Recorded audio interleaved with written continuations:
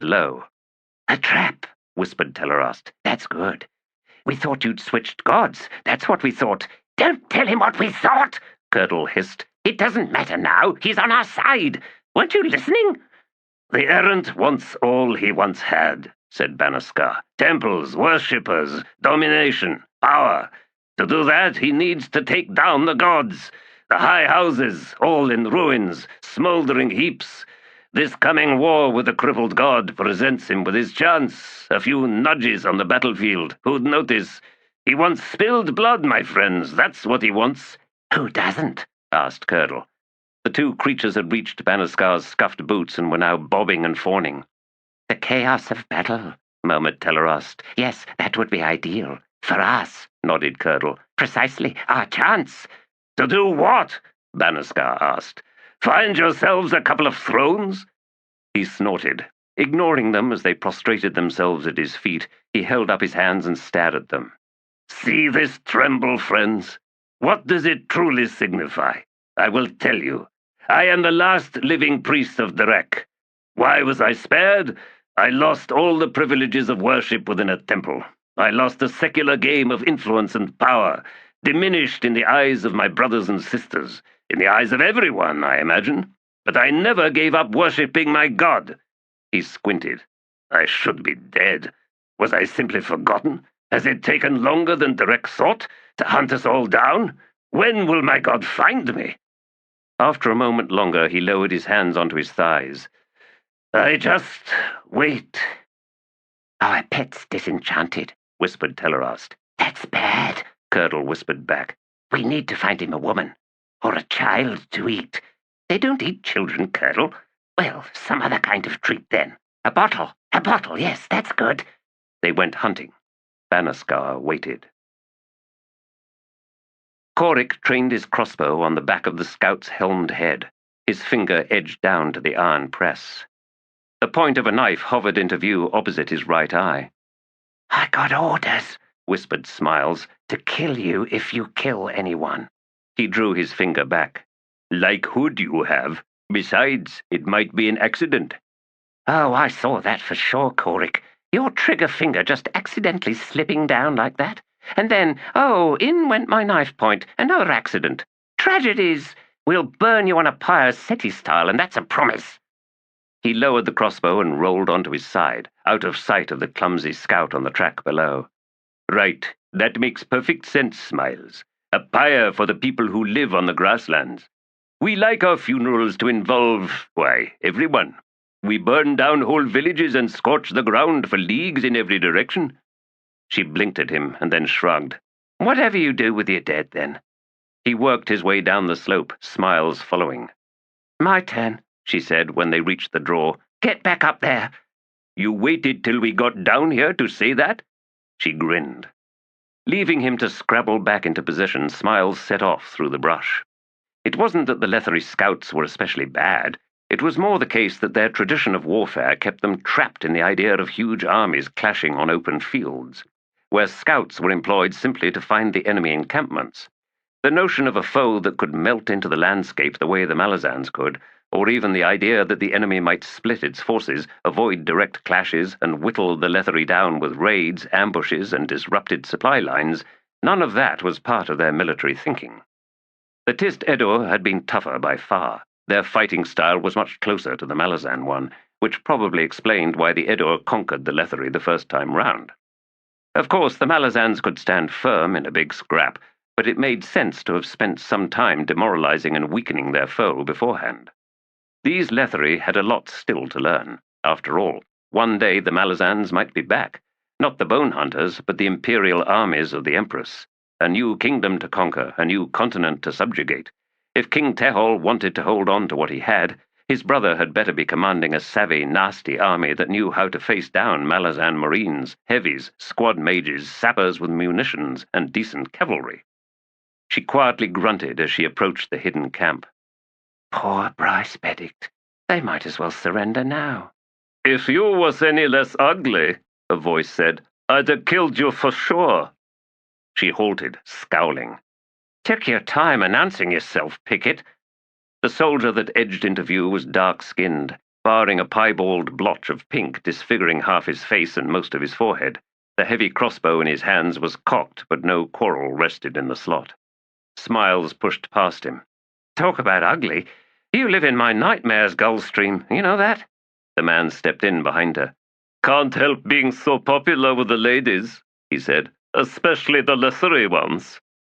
Despite the blotch, there was indeed something about Gulfstream that made women take a second and third look. She suspected he might have some Tist Andy blood in his veins, the almond-shaped eyes that never seemed to settle on any one color, his way of moving, as if he had all the time in the world, and the fact that he was, according to rumor, well hung. Shaking her head to clear away stupid thoughts, she said, "Their scouts have gone right past, staying on the track mostly, so the fist can move us all up. We'll fall on the main column screaming our lungs out, and that will be that."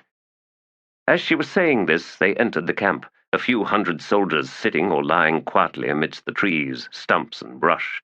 Seeing Keneb, Smiles headed over to make her report. The fist was sitting on a folding camp stool, using the point of his dagger to scrape mud from the soles of his boots. A cup of steaming herbal tea rested on a stump beside him. Sprawled on the ground a few paces away was Sergeant Fiddler, and just beyond him Sergeant Balm sat cross-legged, studying the short sword he was holding, his expression confused. A dozen heavies waited nearby, grouped together and seeming to be engaged in comparing their outthrust hands. "Counting knuckle hairs, I bet." "Fist, Scout Smiles reporting, sir." Keneb glanced up. "As predicted?" "Aye, sir. Can we go kill 'em all now?" The fist looked over at Fiddler. "Looks like you lost your bet, Sergeant." Eyes still closed, Fiddler grunted, then said, "We ain't done any killing yet, sir. Bryce Beddick's been fishing in our brains for some time now. He's bound to have snagged a fin or gill or two. Smiles, how many scouts on the track?" "Just the one, Sergeant, picking his nose." Fiddler opened his eyes and squinted over at Keneb. "Like that, Fist.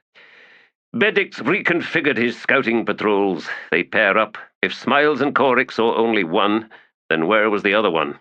He shifted to get more comfortable and closed his eyes again. "And he runs 5 units, 5 pairs, in advance of his main body. So, repeated Keneb, frowning.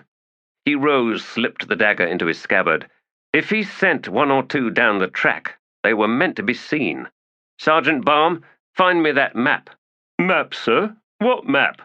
Muttering under his breath, Keneb walked over to the heavies. "You there. Yes, you. Name?" "Relico, sir." "What are you doing with those heavies, Relico?" "Why, 'cause I am one, sir." Watching this, Smiles snorted. The top of Relico's gnarly head barely reached her shoulder. The man looked like a prune with arms and legs. "Who's your sergeant?" Keneb asked the Dalhanese soldier.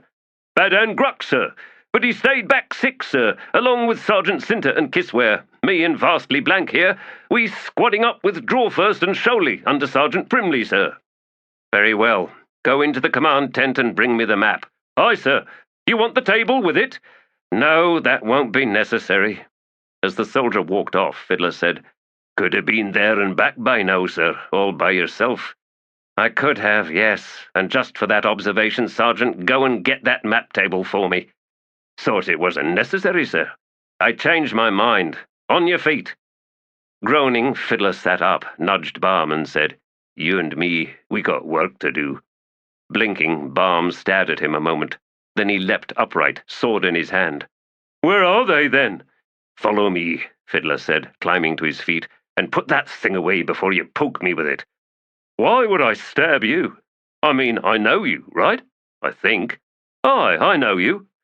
They passed Relico on their way to the tent. As the soldier stepped up, Keneb took the rolled-up hide. "Thank you. Relico, before you go, a question.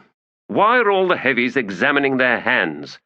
"We was adding up lost bits, sir, to see if it made up a whole hand." "Does it?" "We're missing a thumb, but we heard there's a heavy without any thumbs. Might be over in Blistig's Legion." "Indeed, and what would his name be?" "Nefarious Bread, sir." "And how would this soldier be able to wield any weapons without thumbs?" Relico shrugged. "Can't say, sir, as I only seen him once, and that was from too far away. I expect he ties 'em up, sort of, somehow." "Perhaps," ventured Keneb, He's missing only one thumb. Shield hand, perhaps. Might be, sir, might be. In which case, as soon as we find a thumb, why, we'll let him know. Relico returned to his companions. Keneb stared after the soldier, frowning. Kingdoms toppled one by one, said Smiles, because of soldiers like him, sir. Keep telling yourself that. That's how I do it. Do what, Scout? Stay sane, sir. He's the one, you know. Who? What? The shortest heavy in the history of the Malazan Empire, sir. Really? Are you certain of that, Scout? Sir? But he'd unfurled the map and was now studying it. Fiddler and Balm were approaching, a heavy table between them. As soon as they arrived, Keneb rolled up the map and set it on the tabletop. You can take that back now, sergeants. Thank you. Smiles jogged her way back to where Korik was hidden along the ridge. Behind her clunked Corporal Tar, sounding like a damned tinker's cart. She shot him a glare over one shoulder. You should have strapped down. You know that, don't you? This is a damned feint, said Tar. What difference does it make? They reached the base of the ridge. I'll wait here.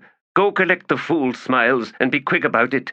Fighting back a retort, she set off up the slope. It'd be different, she knew, if she was the corporal. And this was a perfect example. If she was corporal, it'd be Tar doing this climb, and that was a fact. Korik heard her coming and worked his way down to meet her. No column, huh? No. How'd you guess? Didn't have to. I waited. And no column. They descended the slope side by side to where Tar waited. We lost the enemy, Corporal? Something like that, Korik. And now the fists got us on the move. We're going to be buggered trying catch up, too. He's now thinking we've stuck our heads in a wasp nest. These Leathery couldn't turn an ambush on us, Korik pronounced. We would have sniffed it out by now. But we didn't, Smiles pointed out. We been flashed, Korik. Lazy, pronounced Tar. Overconfident. Fiddler was right. Of course he was, said Smiles. He's Fiddler. It's always the problem. The people in charge never listen to the people in the know. It's like two different worlds, two different languages. She stopped when she noticed both men looking at her. What? Nothing, said Tar, except, well, that was a sharp observation there, Smiles. Oh, and did that shock you too? Shocked me, admitted Korik. She scowled at him, but secretly she was pleased. That's right. I ain't the fool you think I am. I ain't the fool nobody thinks I am. Everybody, I mean. Well, they're the real fools anyway. They hurried on, but long before they caught up to the company, it was all over. The Leathery ambush caught Keneb's mob coming down a forested slope that funneled before reaching the basin. Enemy ranks rose up on both sides from fast-dug foxholes and loosed a few hundred unfletched arrows with soft clay balls instead of barbed iron points. If the flights had been real, half the Malazans would have been downed, dead or wounded. A few more salvos and most of the rest would be out of commission.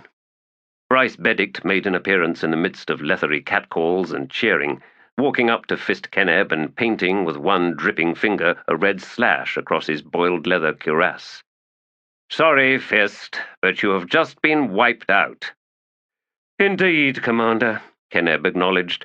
300 dead bone hunters cut down in a pocket. Very well done, although I suspect it highlights a lesson as yet undiscovered. The smile on Bryce's face faded slightly. Fist, I'm afraid I don't understand you.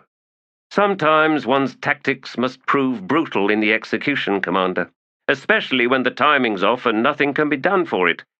I'm sorry? Horns sounded suddenly from the ridgelines beyond the Leathery units, on all sides, in fact. Keneb said, 300 dead bone hunters, Commander, and 800 dead Leathery, including their supreme commander. Not an ideal exchange for either side, but in a war, probably one the adjutant could stomach. Bryce sighed, his expression wry. Lesson delivered, Fist Keneb. My compliments to the adjutant. At that moment, Fiddler walked up to them. Fist, you owe me and my squad 2 nights' leave, sir. Keneb grinned at Bryce Benedict. As much as the adjutant would appreciate the compliments, Commander, they in fact belong to this sergeant here. Ah, I see. That's another lesson to mull over, Keneb said. The one about listening to your veterans regardless of rank. Well, mused Bryce, I may have to go hunting for my few surviving veterans then. Nonetheless, Fist, the sacrifice of 300 of your soldiers strikes me as a loss you can ill afford, regardless of the battle's outcome. True. Hence my comment about timing, Commander. I sent a rider to Fist Blistig, but we could not respond in time to your ambush. Obviously, I would rather have avoided all contact with your troops. But since I know we'd all prefer to sleep in real beds tonight, I thought it more instructive to invite the engagement. Now, he added, smiling, we can all march back to Letheras. Bryce drew out a handkerchief, wetted it from his canteen, and then stepped up to Fist Keneb and carefully cleaned off the streak of red paint. Captain Faradan Sort entered Kindly's office to find her counterpart standing to one side of his desk and staring down at an enormous mound of what looked like hair heaped on the desktop. Gods below, what is that? Kindly glanced over. What does it look like? Hair. Correct. Animal hair, as best as I can determine. A variety of domestic beasts. It reeks. What is it doing on your desk? Good question. Tell me, was Lieutenant Pors in the outer office? She shook her head. No one there, I'm afraid. He grunted. Hiding, I expect. I doubt he'd do something like this, Kindly. Oh, never directly, no. But I would wager a wagon-load of Imperials he's had a hand in it. He imagines himself very clever, does my lieutenant. If he owns anything he values greatly, she said, crush it under a heel. That's how I took care of the one I sensed was going to give me trouble. That was back in 7 Cities, and to this day he looks at me with hurt in his eyes. He glanced at her. Hurt? Truly? Truly. That's exceptional advice, Faradan. Thank you. You're welcome. Anyway, I was coming by to see if you'd had any better luck finding our 2 wayward mages. No, we need to get High Mage Quick Ben involved in the search, I believe. Assuming, he added, they're worth finding. She turned away, walked to the window. Kindly, Sin saved many, many lives at Yagatan. She did so the night of the assault, and again with the survivors under the city. Her brother, Corporal Shard, is beside himself with worry. She is precipitous, yes, but I do not consider that necessarily a fault. And the adjunct has, it seems, desperate need for mages, said Kindly. Why is that? She shrugged. I know as little as you, Kindly. We will march soon, away from the comforts of Letheras. The man grunted. Never let a soldier get too comfortable. Leads to trouble every time. She's right in kicking us into motion. Still, it'd be a comfort to know what we're heading into. And a greater comfort to have more than one half-mad high mage to support 8,000 soldiers. She paused, and then said, We won't find ourselves another beak hiding among the squads. We've had our miracle, Kindly. You're starting to sound as grim as Blistig. She shook herself. You're right. Apologies. I'm just worried about Sin, that's all. Then find Quick Ben. Get him looking into those closets, or whatever they're called. Warrens. Right. Sighing, she swung round and went to the door. I'll send Pors to you if I see him. You won't, Kindly said. He'll come up for air sooner or later, Faradan. Leave the lieutenant to me. Sergeant Sinter and her sister sat playing the Dalhanese version of Bones with Badan Gruk. The human finger bones were polished with use, gleaming amber. The legend was that they'd belonged to 3 Li Heng traders who'd come to the village only to be caught thieving. They'd lost more than their hands, naturally. Dalhanese weren't much interested in delivering lessons. They preferred something more succinct, and, besides, executing the fools just left the path open for more to come wandering in, and everyone liked a good torture session. That was before things got civilized, of course. Kellanved had put an end to torture. A state that employs torture invites barbarism, and deserves nothing better than to suffer the harvest of its own excesses. That was said to have been from the Emperor himself, although Sinter had her doubts. Sounded too literate, especially for a damned Dalhanese thief. Anyway, life stopped being much fun once civilization arrived, or so the old ones muttered. But then they were always muttering. It was the last career to take up before dying of oldness, the reward for living so long, she supposed. She didn't expect to survive her career as a soldier. It was interesting to see how it was the green, fresh ones who did all the complaining. The veterans just stayed quiet. So maybe all that bitching was at both ends of life, the young and the old, trapped inside chronic dissatisfaction. Kisware collected up the bones and tossed them again. Ha! Poor Badan Gruck! You won't ever match that. Let's see you try. It was a pretty good cast, Sinter had to acknowledge. 4 of the core patterns, with only a couple of spars missing and 1 true bridge. Badan would need a near-perfect throw to top Kisware's run. "I'll stop there," I said. "Toss 'em, Badan, and no cheating." "I don't cheat," he said as he collected up the bones. "Then what's that you just palmed?" Badan opened his hand and scowled. "This one's gummed. No wonder you got those casts." "If it was gummed," Kisware retorted, "then it was from my sister's last throw." "Hood's breath," sighed Sinter. "Look, you fools, we're all cheating. It's in our blood. So now we've got to accept the fact that none of us is going to admit they were the one using the gum to get a stick. Clean the thing off and let's get on with it." The others subsided, and Sinter was careful to hide her relief. That damned gum had been in her pouch too long, making it dirty, and she could feel the stuff on her fingers. She surreptitiously brought her hands down to her thighs and rubbed as if trying to warm up. Kisware shot her a jaded look. The damned barracks was hot as a head shrinker's oven. They made a point of ignoring the clump of boots as someone marched up to their table. Badan Gruck threw the bones, and achieved 6 out of 6 in the core. "Did you see that? Look!" Badan's smile was huge and hugely fake. "Look, you two! Look at that cast!" But they were looking at him instead, because cheaters couldn't stand that for long. They'd twitch, they'd bead up, they'd squirrel on the chair. "Look!" he said again, pointing, but the command sounded more like a plea, and all at once he sagged back and raised his hands. "Fingers clean, darlings." "That would be a first," said the man standing now at their table. Badan Gruck's expression displayed hurt and innocence, with just a touch of indignation. "That wasn't called for, sir. You saw my throw. You can see my fingers, too, clean as clean can be. No gum, no tar, no wax. Soldiers can't be smelly or dirty. It's bad for morale." "You sure about that?" Sinter twisted in her chair. "Can we help you, Lieutenant Paws?" The man's eyes flickered in surprise. "You mistake me, Sergeant Sinter. I am Captain—" "Kindly was pointed out to us, sir." "I thought I ordered you to cut your hair." "We did," said Kisware. "It grew back. It's a trait among Dalhoneys, right in the blood, an aversion. Is that the word, Sint? Sure it is, aversion to bad haircuts. We get them, and our hair insists on growing back to what looks better. Happens overnight, sir." "You might be comfortable," said Paws, "believing that I'm not Captain Kindly, that I'm not, in fact, the man who was pointed out to you. But can you be certain that the right one was pointed out to you? If Lieutenant Paws was doing the pointing, for example? He's one for jokes and bad taste, infamous for it, in fact. He could have elected to take advantage of you. It's a trait of his, one suspects, in the blood, as it were." "So," asked Sinter, "who might he have pointed to, sir?" "Why, anyone at all." "But Lieutenant Paws isn't a woman now, is she?" "Of course not, but—" "It was a woman," continued Sinter, "who did the pointing out."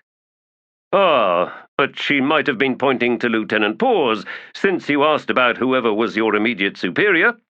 Well," said Paws, "now that that's cleared up, I need to check if you 2 women have put on the weight you were ordered to." Kisware and Sinter both leaned back to regard him. The man gave them a bright smile. "Sir," said Sinter, "how precisely do you intend to do that?" The smile was replaced by an expression of shock. "Do you imagine your captain to be some dirty old codger, Sergeant? I certainly hope not. No, you will come to my office at the 9th bell tonight. You will strip down to your undergarments in the outer office. When you are ready, you are to knock, and upon hearing my voice, you are to enter immediately. Am I understood, soldiers?"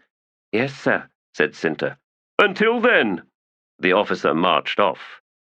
"How long," asked Kisware after he'd left the barracks, "are we going to run with this, Sint?" "Early days yet," she smiled, collecting the bones. "Badan, since you're out of the game for being too obvious, I need you to do a chore for me. Well, not much of a chore. Anyway, I need you to go out into the city and find me two of the fattest, ugliest whores you can." "I don't like where this is all going," Badan Gruck muttered. "Listen to you," chided Cinta. "You're getting old." "What did she say?" Sandalath Drukolat scowled. "She wondered why we'd waited so long." Withal grunted. "That woman, Sand." "Yes." She paused just inside the doorway and glared at the three Nachts huddled beneath the windowsill. Their long, black, muscled arms were wrapped about one another, forming a clump of limbs and torsos from which three blunt heads made an uneven row, eyes thinned and darting with suspicion. "What's with them?" "I think they're coming with us," Withal replied. "Only, of course, they don't know where we're going." "Tie them up. Lock them up. Do something. Just keep them here, husband. They're grotesque." "They're not my pets," he said. She crossed her arms. "Really?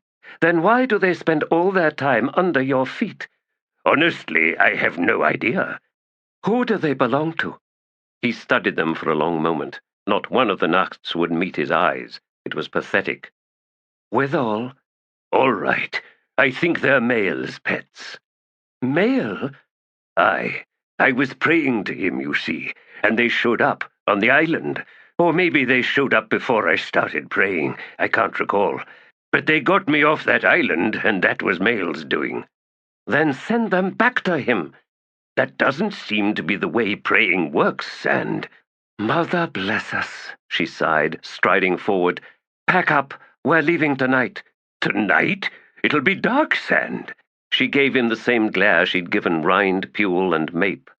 "Dark, aye. Never mind." The worst of it was, in turning away, he caught the looks of sympathy in the Nacht's beady eyes, tracking him like mourners at a funeral. "Well, a man learns to take sympathy where he can get it." "If this is a new warren," whispered Grubb, "then I think I'd rather we kept the old ones." Sin was quiet, as she had been for most of what must have been an entire day, maybe longer, as they wandered this terrible world. Windswept desert stretched out in all directions. The road they walked cut across it straight as a spear. Here and there, off to one side, they spied fields of stones that might have once been dwellings, and the remnants of sun-fired mud-brick pen or garden walls, but nothing grew here, nothing at all.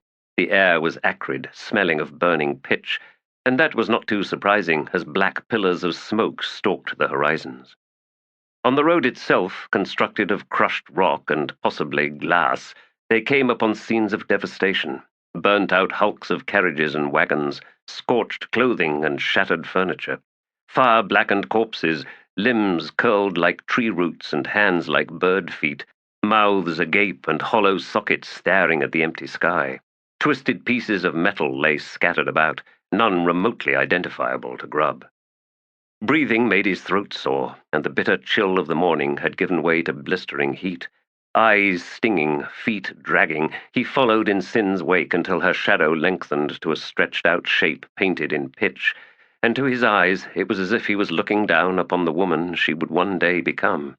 He realized that his fear of her was growing, and her silence was making it worse. "Will you now be mute to me as well?" he asked her. She glanced back over her shoulder, momentarily. It would soon grow cold again. He'd lost too much fluid to survive a night of shivering. "We need to camp, Sin. Make a fire." She barked a laugh, but did not turn round. "Fire," she said. "Yes, fire. Tell me, Grubb, what do you believe in?" "What?" "Some things are more real than others. For everyone. Each one different, always different. What's the most real to you?" "We can't survive this place. That's what's most real, Sin. We need water, food, shelter." He saw her nod. "That's what this warren is telling us, Grubb. Just that. What you believe has to do with surviving. It doesn't go any further, does it? What if I told you that it used to be that for almost everybody? Before the cities, before people invented being rich?" "Being rich? I don't know what you're talking about." "Before some people found other things to believe in. Before they made those things more real than anything else. before they decided it was all right even to kill for them, or enslave people, or keep them stupid and poor. She shot him a look. Did you know I had a Tano tutor, a spirit walker? I don't know anything about them. 7 cities priests, right? He once told me that an untethered soul can drown in wisdom. What? Wisdom grows by stripping away beliefs until the last tether is cut, and suddenly you float free. Only because your eyes are wide open, you see right away that you can't float in what you're in. You can only sink. That's why the meanest religions work so hard at keeping their followers ignorant. Knowledge is poison. Wisdom is depthless. Staying ignorant keeps you in the shallows. Every Tano one day takes a final spirit walk. They cut the last tether, and the soul can't go back. When that happens, the other Tanos mourn, because they know that the spirit walker has drowned. His mouth was too dry, his throat too sore, but even if that had been otherwise, he knew he would have nothing to say to any of that. He knew, after all, about his own ignorance. Look around, Grub. See? There are no gifts here. Look at these stupid bodies in their stupid wagon loads of furniture. The last thing that was real for them, the only thing, was fire. His attention was drawn to a dust cloud, rising in a slanted shroud of gold. Something was on a track that would converge with this road. A herd? An army? Fire is not the gift you think it is, Grub. We'll die tonight without it. We need to stay on this road. Why? To find out where it leads. We'll die here, then. This land, Grub, she said, has generous memories. The sun was low by the time the army arrived, horse-drawn chariots and massive wagons burdened with plunder. The warriors were dark-skinned, tall and thin, bedecked in bronze armor. Grub thought there might be 1,000 of them, maybe more. He saw spearmen, archers, and what must be the equivalent of heavy infantry, armed with sickle-bladed axes and short-curved swords. They cut across the track of the road as if blind to it, and as Grub stared, he was startled to realize that the figures in their horses and chariots were vaguely transparent. They are ghosts. These, he said to Sin, who stood beside him, are this land's memories? Yes. Can they see us? She pointed at one chariot that had thundered past only to turn round at the urging of the man behind the driver, and was now drawing up opposite them. See him? He's a priest. He can't see us, but he senses us. Holiness isn't always in a place, Grub. Sometimes it's what's passing through. He shivered, hugged himself. Stop this, Sin. We're not gods. No, we're not. We're, and she laughed, more like divine messengers. The priest had leapt down from the chariot. Grub could now see the old blood splashed across the spokes of the high wheels, and saw where blades were fitted in times of battle, projecting out from the hubs. A mass charge by such instruments of war would deliver terrible slaughter. The hawk-faced man was edging closer, groping like a blind man. Grub made to step back, but Sin caught him by the arm and held him fast. Don't, she murmured. Let him touch the divine, Grub. Let him receive his gift of wisdom. The priest had raised his hands. Beyond, the entire army had halted, and Grub saw what must be a king or commander, perched on a huge ornate chariot, drawing up to observe the strange antics of his priest. We can give him no wisdom, Grub said. Sin! Don't be a fool. Just stand here. Wait. We don't have to do anything. Those 2 outstretched hands came closer. The palms were speckled with dried blood. There were, however, no calluses upon them. Grub hissed. He is no warrior. No, Sin agreed, but he so likes the blood. The palms hovered, slipped forward, and unerringly settled upon their brows. Grub saw the priest's eyes widen, and he knew at once that the man was seeing through to this road and its litter of destruction, to an age either long before or yet to come. The age in which Grub and Sin existed, solid and real. The priest lurched back and howled. Sin's laughter was harsh. He saw what was real. He saw. She spun to face Grub, her eyes bright. The future is a desert and a road, and no end to the stupid wars, the insane slaughter. She whirled back and jabbed a finger at the wailing priest who was staggering back to his chariot. He believed in the sun god. He believed in immortality, of glory, of wealth, golden fields, lush gardens, sweet rains, and sweet rivers flowing without cease. He believed his people are, chosen. They all do, don't you see? They do, we do, everyone does. See our gift, Grub? See what knowledge yields him? The sanctuary of ignorance is shattered, garden into wilderness, cast out into the seas of wisdom. Is not our message divine? Grub did not think he had any tears left in him. He was wrong. The army and its priest and its king all fled, wild as the wind. But before they did, slaves appeared and raised a cairn of stones, which they then surrounded with offerings, jars of beer and wine and honey, dates, figs, loaves of bread, and 2 throat-cut goats spilling blood into the sand. The feast was ghostly, but Sin assured Grub that it would sustain them. Divine gifts, she said, were not gifts at all. The receiver must pay for them. And he has done that, has he not, Grub? Oh, he has done that. The errant stepped into the vast, impossible chamber. Gone now the leisure of reminiscences, the satisfied stirring of brighter days long since withered, colourless, almost dead. Knuckles trailed a step behind him, as befitted his role of old and his role to come. She was awake, hunched over a scattering of bones, trapped in games of chance and mischance, the brilliant, confounding offerings of Sir Chul Lath, lord of the hold of chance, the toppler, the conniver, the wastrel of ruin. Too foolish to realize that she was challenging, in the Lord's cast, the very laws of the universe, which were, in truth, far less predictable than any mortal might believe. The errant walked up and with one boot kicked the ineffable pattern aside. Her face stretched into a mask of rage. She reared, hands lifting, and then froze as she fixed her eyes upon the errant. Kilmandaros.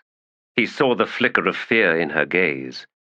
I have come, he said to her, to speak of dragons. Chapter 8. In my lifelong study of the scores of species of ants to be found in the tropical forests of Dalhon, I am led to the conviction that all forms of life are engaged in a struggle to survive, and that within each species there exists a range of natural but variable proclivities, of physical condition and of behavior, which in turn weighs for or against in the battle to survive and procreate. Further, it is my suspicion that in the act of procreation such traits are passed on. By extension, one can see that ill traits reduce the likelihood of both survival and procreation. On the basis of these notions, I wish to propose to my fellow scholars at this noble gathering a law of survival that pertains to all forms of life. But before I do so, I must add one more caveat, drawn from the undeniable behavioral characteristics of, in my instance of speciality, ants, to wit, success of one form of life more often than not initiates devastating population collapse among competitors, and indeed sometimes outright extinction, and that such annihilation of rivals may in fact be a defining feature of success. Thus, my colleagues, I wish to propose a mode of operation among all forms of life, which I humbly call, in my 4-volume treatise, The Betrayal of the Fittest. Obsessional Scrolls, 6th Day Proceedings, Address of Scavat Gill, Unter, Malazan Empire, 1097, Burns Sleep. As if riding a scent on the wind, or through the tremble in the ground underfoot, or perhaps the air itself carried alien thoughts, thoughts angry, malign. Whatever the cause, the K'chain Chemal knew they were now being hunted. They had no patience for Calith and her paltry pace, and it was Gunth Mak whose posture slowly shifted, spine drawing almost horizontal to the ground, as if in the course of a single morning some force reshaped her skeleton, muscles, and joints, and before the sun stood high, she had gathered up the destriant and set her down behind the humped shoulder blades, where the dorsal spikes had flattened, and where the thick hide had formed something like a saddle seat. And Calith found herself riding a K'chain Chemal, the sensation far more fluid than that she recalled of sitting on the back of a horse, so that it seemed they flowed over the broken scrubland at a speed somewhere between a canter and a gallop. Gunth Mak made use of her forelimbs only as they skirted slopes or ascended the occasional low hill, Mostly the scarred, scale-armored arms remained drawn up like the pincers of a mantis. The Kel hunters Rythok and Thoran flanked her, with Sag Churok almost a third of a league ahead. Even from her vantage point atop Gunth Mak, Calith rarely caught sight of the huge creature, a speck of motion betrayed only by its shadow. All of the K'chain Shemal now bore on their scaled hides the mottled hues of the ground and its scant plant cover. And yet, they were afraid. Not of those human warriors who pursued them. That was little more than an inconvenience, an obstacle to their mission. No, instead, the fear within these terrible demons was deeper, visceral. It rode out from Gunthsan Asil, the matron, in ice-laden ripples, crowding up against each and every one of her children. The pressure built, grinding, thunderous. A war is coming. We all know this. But as to the face of this enemy, I alone am blind. Destriant, what does it mean to be one? To these creatures, what faith am I supposed to shape? I have no history to draw from, no knowledge of K'chain Shemal legends or myths, assuming they have any. Gunthsan Asil has fixed her eyes upon humankind. She would pillage the beliefs of my kind. She is indeed mad. I can give them nothing. She would pluck not a single fragment from her own people. They were all dead, after all, betrayed by their own faiths. That the rains would always come, that the land would ever provide, that children would be born and mothers and aunts would raise them, that there would be campfires and singing and dancing and loves and passions and laughter. All lies, delusions, false hopes. There was no point in stirring those ashes. What else was left to her, then, to make this glorious new religion? When countless thousands of lizard eyes fixed unblinking on her, what could she offer them? They had travelled east for the morning, but were now angling southward once more, and Calith sensed a gradual slowing of pace, and as they slipped over a low rise, she caught sight of Sag Churok, stationary and apparently watching their approach. Something had happened. Something had changed. A gleam of weathered white, the trunk of a fallen tree, amidst the low grasses directly ahead, and for the first time Calith was jolted as Gunth Mak leapt to one side to avoid it. As they passed the object, the Destriant saw that it was a long bone. Whatever it had belonged to, she realized, must have been enormous. The other K'chain Shemal were reacting in a like manner as each came upon another skeletal remnant, dancing away as if the splintered bones exuded some poison aura that assailed their senses. Calith saw that the Kel's flanks glistened, dripping with oil from their glands, and so she knew that they were all afflicted by an extremity of emotion. Terror, rage, she had no means of reading such things. Was this yet another killing field? She wasn't sure, but something whispered to her that all of these broken bones belonged to a single gargantuan beast. A dragon? Think of the nests, the rooted, carved in the likeness of dragons. Dawn's breath, can this be the religion of the K'chain Shemal? The worship of dragons? It made a kind of sense. Were these reptiles not physically similar to such mythical beasts? Though she had never seen a dragon, even among her own people there were legends, and in fact she recalled one tale told to her as a child, a fragmented, confused story which made its recounting rare, since it possessed little entertainment value. Dragons swim the sky. Fangs slash and blood rains down. The dragons warred with one another, scores upon scores, and the earth below, and all things that dwelt upon it, could do naught but cower. The breath of the dragons made a conflagration of the sky. They arrived where waited Sag Churok. As soon as Gunth Mak halted, Calith slipped down, her legs almost folding under her. Righting herself, she looked around. Skull fragments, massive fangs chipped and split. It was as if the creature had simply blown apart. Calith looked upward and saw directly overhead a dark speck, wheeling, circling. He shows himself. This is important. She finally understood what had so agitated the K'chain Shemal. Not fear, not rage. Anticipation. They expect something from me. She fought down a moment of panic. Mouth dry, feeling strangely displaced inside her own body, She wandered into the midst of the bone field. There were gouges scored into the shattered plates of the dragon's skull, the tracks of bites or talons. She found a dislodged tooth and pulled it up from its web of grasses, heavy as a club in her hands, sun-bleached and polished on one side, pitted and stained amber on the other. She thought she might laugh. A part of her had never even believed in dragons.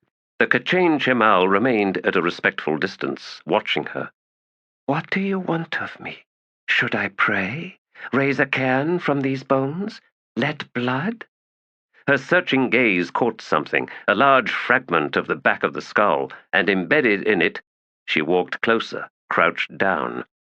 A fang, much like the one she still carried, only larger and strangely discolored. The sun had failed to bleach this one. The wind and the grit it carried had not pitted its enamel. The rain had not polished its surface. It had been torn from its root, so deeply had it impaled the dragon's skull, and it was the hue of rust. She set down the tooth she had brought over and knelt. Reaching out, she ran her fingers along the reddish fang. Cold as metal, a chill defying the sun and its blistering heat. Its texture reminded Calith of petrified wood. She wondered what creature this could have belonged to. An iron dragon? But how can that be? She attempted to remove the tooth, but it would not budge. Sag Churok spoke in her mind, in a voice strangely faint. "Destriant, in this place it is difficult to reach you. Your mind, the Otataral, would deny us." "The what?" "There is no single god. There can never be a single god. For there to be one face, there must be another. The Naruk did not see it in such terms, of course. They spoke of forces in opposition, of the necessity of tension. All that binds must be bound to two foci, at the minimum. Even should a god exist alone, isolated in its perfection, it will come to comprehend the need for a force outside itself, beyond its omniscience. If all remains within, Destriant, exclusively within, that is, then there is no reason for anything to exist, no reason for creation itself. If all is ordered, untouched by chaos, then the universe that was, is, and will ever be, is without meaning, without value. The god would quickly comprehend, then, that its own existence is also without meaning, and so it would cease. It would succumb to the logic of despair." She was studying the rusty fang as Sag Churok's words whispered through her head. "I'm sorry," she sighed. "I don't understand." But then maybe she did. The K'chain Shemal resumed.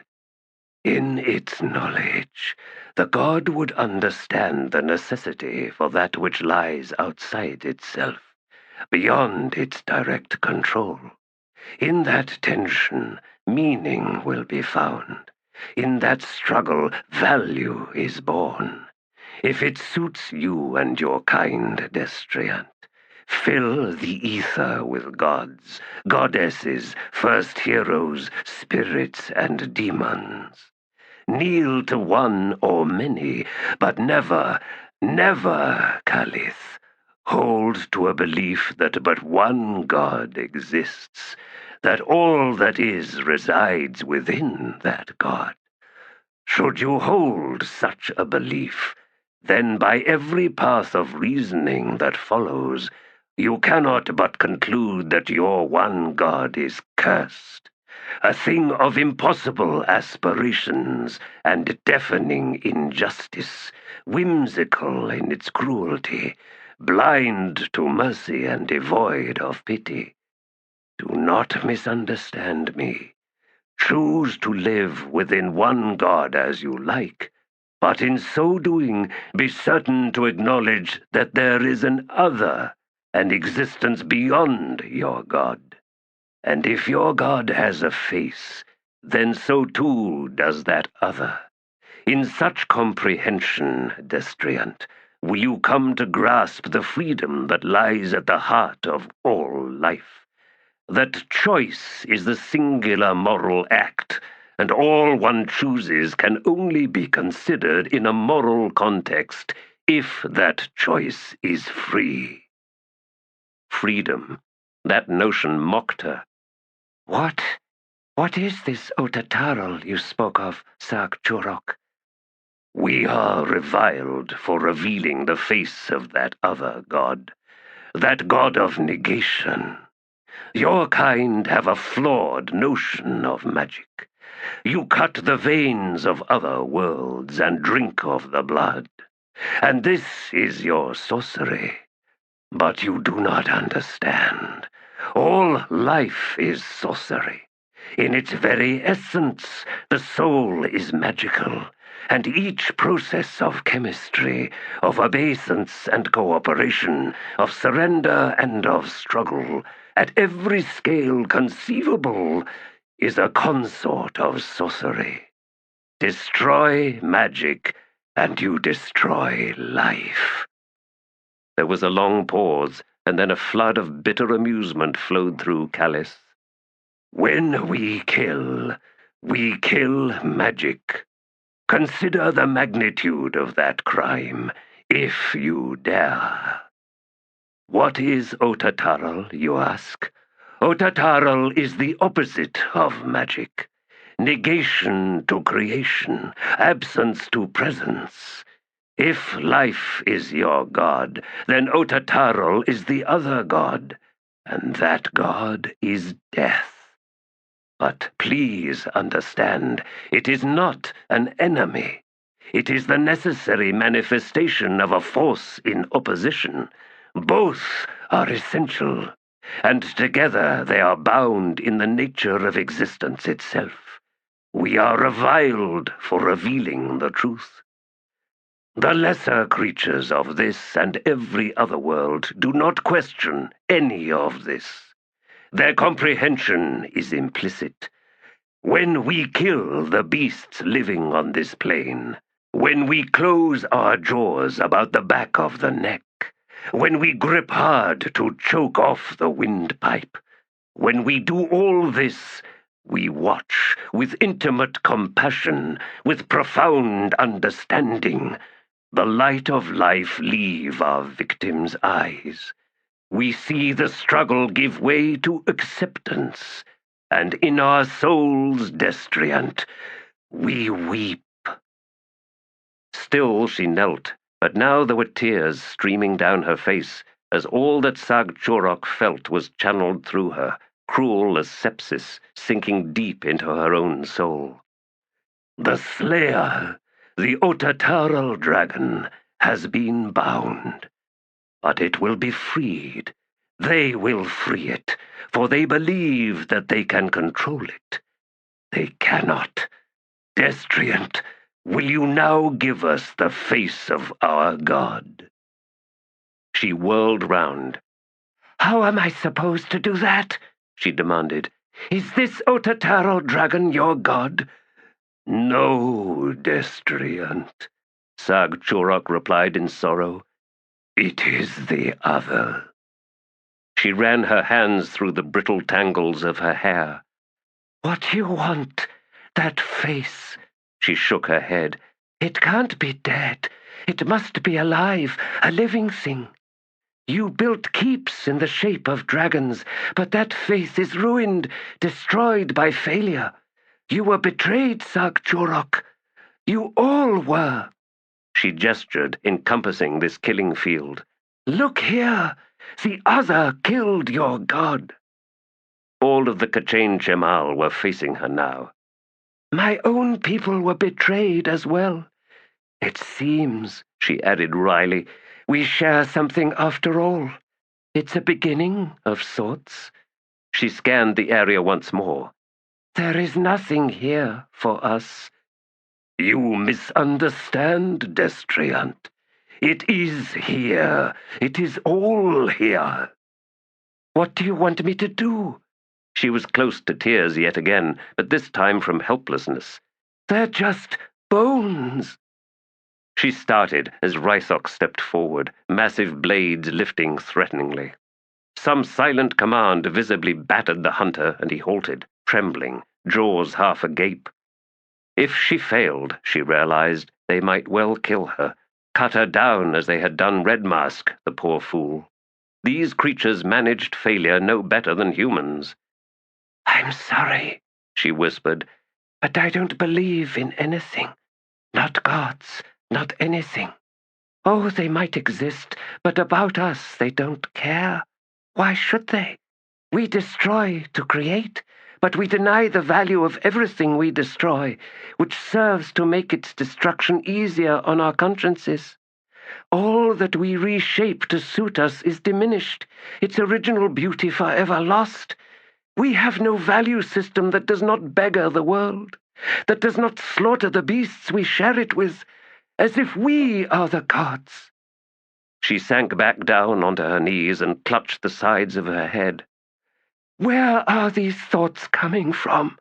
It was all so much simpler once, here, in my mind, so much simpler. Spirits below, I so want to go back."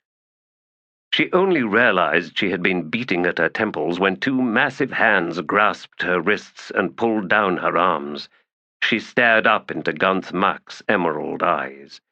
And for the first time, the daughter spoke inside her mind. "Release now. Breathe deep my breath, Destriant." Calith's desperate gasping now caught a strange pungent scent emanating from T'lan Imass. The world spun. She sagged back, sprawled to the ground. As something unfolded in her skull like an alien flower, virulent, beguiling, she lost grip of her own body, was whipped away, and found herself standing on cold, damp stone, nostrils filling with a pungent, rank stench. Her eyes adjusted to the gloom, and she cried out and staggered back. A dragon reared above her, its slick scales the color of rust. Enormous spikes pinned its forelimbs, holding the creature up against a massive, gnarled tree. Other spikes had been driven into it, but the dragon's immense weight had pulled them loose. Its wedge-shaped head, big as a migrant's wagon, hung down, streaming drool. The wings were crumpled like storm-battered caravan tents. Fresh blood surrounded the base of the tree, so that it seemed that the entire edifice rose from a gleaming pool. "The Slayer, the Otataral dragon, has been bound, but it will be freed." Sag Chorok's words echoed in her mind. "They will free it." Who? No matter, she realized. It would be done. This Otataral dragon would be loosed upon the world, upon every world. A force of negation, a slayer of magic. And they would lose control of it. Only mad fools could believe they could enslave such an entity. "Wait," she hissed, thoughts racing. "Wait! Forces in opposition. Take away one, spike it to a tree, and the other is lost. It cannot exist, cannot survive looking across the abyss and seeing nothing, no one, no foe. This is why you have lost your god, Sag Chorok, or if it still lives, it has been driven into the oblivion of insanity. Too alone, an orphan, just like me." A revelation of sorts. What could she make of it? Calith stared up at the dragon. "When you are finally freed, then perhaps your other will return to engage with you once more in that eternal battle." But even then, this scheme had failed before. It would fail again, because it was flawed. Something was wrong. Something was broken. "Forces in opposition, yes. That I do understand. And we each play our roles. We each fashion our others, and chart the course of our lives as that eternal campaign, seasons of gain, seasons of loss. Battles and wounds and triumphs and bitter defeats. In comforts we fashion our strongholds. In convictions we occupy our fortifications. In violence we forge our peace. In peace we win desolation." Somewhere far behind her, Calith's body was lying on half-dead grasses. cast down onto the hearthstone of the wastelands. It is here. It is all here. We are broken indeed. We are fallen. What to do, then, when the battle cannot be won? No answers burgeoned before her. The only truth rearing to confront her was this blood-soaked sacrifice, destined to be undone. Is it true, then, that a world without magic is a dead world? Is this what you promise? Is this to be your future? But no, for when you are at last freed, then your enemy will awaken once more, and the war will resume. There was no place in that scheme for mortals. A new course for the future was needed, for the K'chain Shemal, for all humans in every empire, every tribe. If nothing changed in the mortal world, then there would be no end to the conflicts, to the interminable forces in opposition, be they cultures, religions, whatever. She had no idea that intelligent life could be so stupid. They want a face from me, a religion. They want to return to the vanity of the righteous. I can't do it. I can't. Rythok had better kill me, for I will offer them nothing they want to hear. Abruptly, she was staring up at a cloudless blue sky, heat rustling across her bare limbs, her face, the tracks of dried tears tight on her cheeks. She sat up.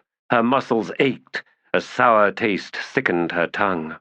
Still the K'chain Shemal faced her. Very well, she said, rising to her feet. I give you this. Find your faith in each other. Look no further. The gods will war, and all that we do will remain beneath their notice. Stay low. Move quietly, out of sight. We are ants in the grass, lizards among the rocks. She paused. Somewhere out there, you will find the purest essence of that philosophy, perhaps in one person, perhaps in 10,000, looking to no other entity, no other force, no other will, bound solely in comradeship, in loyalty honed absolute, yet devoid of all arrogance, wise in humility, and that one, or 10,000, is on a path. Unerring, it readies itself not to shake a fist at the heavens, but to lift a lone hand, a hand filled with tears. She found she was glaring at the giant reptiles. You want a face? You want someone or something to believe in? No. Do not worship the one or the 10,000. Worship the sacrifice they will make, for they make it in the name of compassion, the only cause worth fighting and dying for. Suddenly exhausted, she turned away, kicked aside the bleached fang at her feet. Now, let us go find our champions. She led the way, and the K'chain Shemal were content with that. Sag Churok watched the frail, puny human taking her meager strides, leaving behind the rise where 2 dragons had done battle. And the Kel hunter was well pleased. He sensed in a sweet wave Gunth Mak's pride. Pride in their destriant. Drawn by 4 oxen, the large wagon rolled into the camp, mobbed by mothers, husbands, wives, and children who raised their voices in ululating grief. Arms reached out as if to grab hold of their dead loved ones who lay stacked like felled bowls on the flat bed, as the burden of the slain rocked to a halt. The mob churned. Dogs howled. On a nearby hill, Setok stood watching the bedlam in the camp, the only motion from her the stirring of her weathered hair. Warriors were running back to their yurts to ready themselves for war, although none knew the enemy's face, and there was no trail to track. Would-be war leaders shouted and bellowed, beating on their own chests or waving weapons in the air. For all the grief and anger, there was something pathetic to the whole scene, something that made her turn away, suddenly weary. No one liked being a victim of the unknown. They were driven to lash out, driven to deliver indiscriminate violence upon whoever happened to be close. She could hear some of those warriors vowing vengeance upon the Akrinai, the Drasilhani, even the Lethari. The Gadra clan was going to war. War Chief Stolman was under siege in his own tent, and to deny the murderous hunger of his warriors would see him deposed bloodily. No, he would need to stand tall, drawing his Bedouin cloak about his broad shoulders, and take up his twin-bladed axe. His wife, if anything fiercer than Stolman himself, would begin painting the white mask of death, the slayer's bone grin upon her husband's scarred features. Her own mother, a wrinkled, hatchet-faced hag, would do the same to her.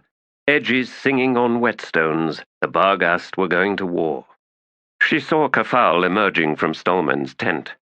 Even at this distance, she could read his frustration as he marched towards the largest crowd of warriors, and when his steps slowed and he finally halted, Setok understood him well enough. He had lost the Gadra. She watched as he looked round until he caught sight of yet another solitary figure. Torrent was already saddling his horse, not to join in this madness, but to leave. As Kafal set out towards the all-warrior, Setok went down to meet them. Whatever words they exchanged before she arrived were terse, unsatisfying to the great warlock. He noted her approach and faced her. "You too?" he asked. "I will go with you," she said. "The wolves will join none of this. It is empty." "The Gadra mean to wage war against the Akrenai," said Kafal. "But the Akrenai have done nothing." She nodded, reaching up to pull her long fair hair from her face as the hot wind gusted. Torrent was lifting himself onto his horse. His face was bleak, haunted. He had the look of a man who did not sleep well at night.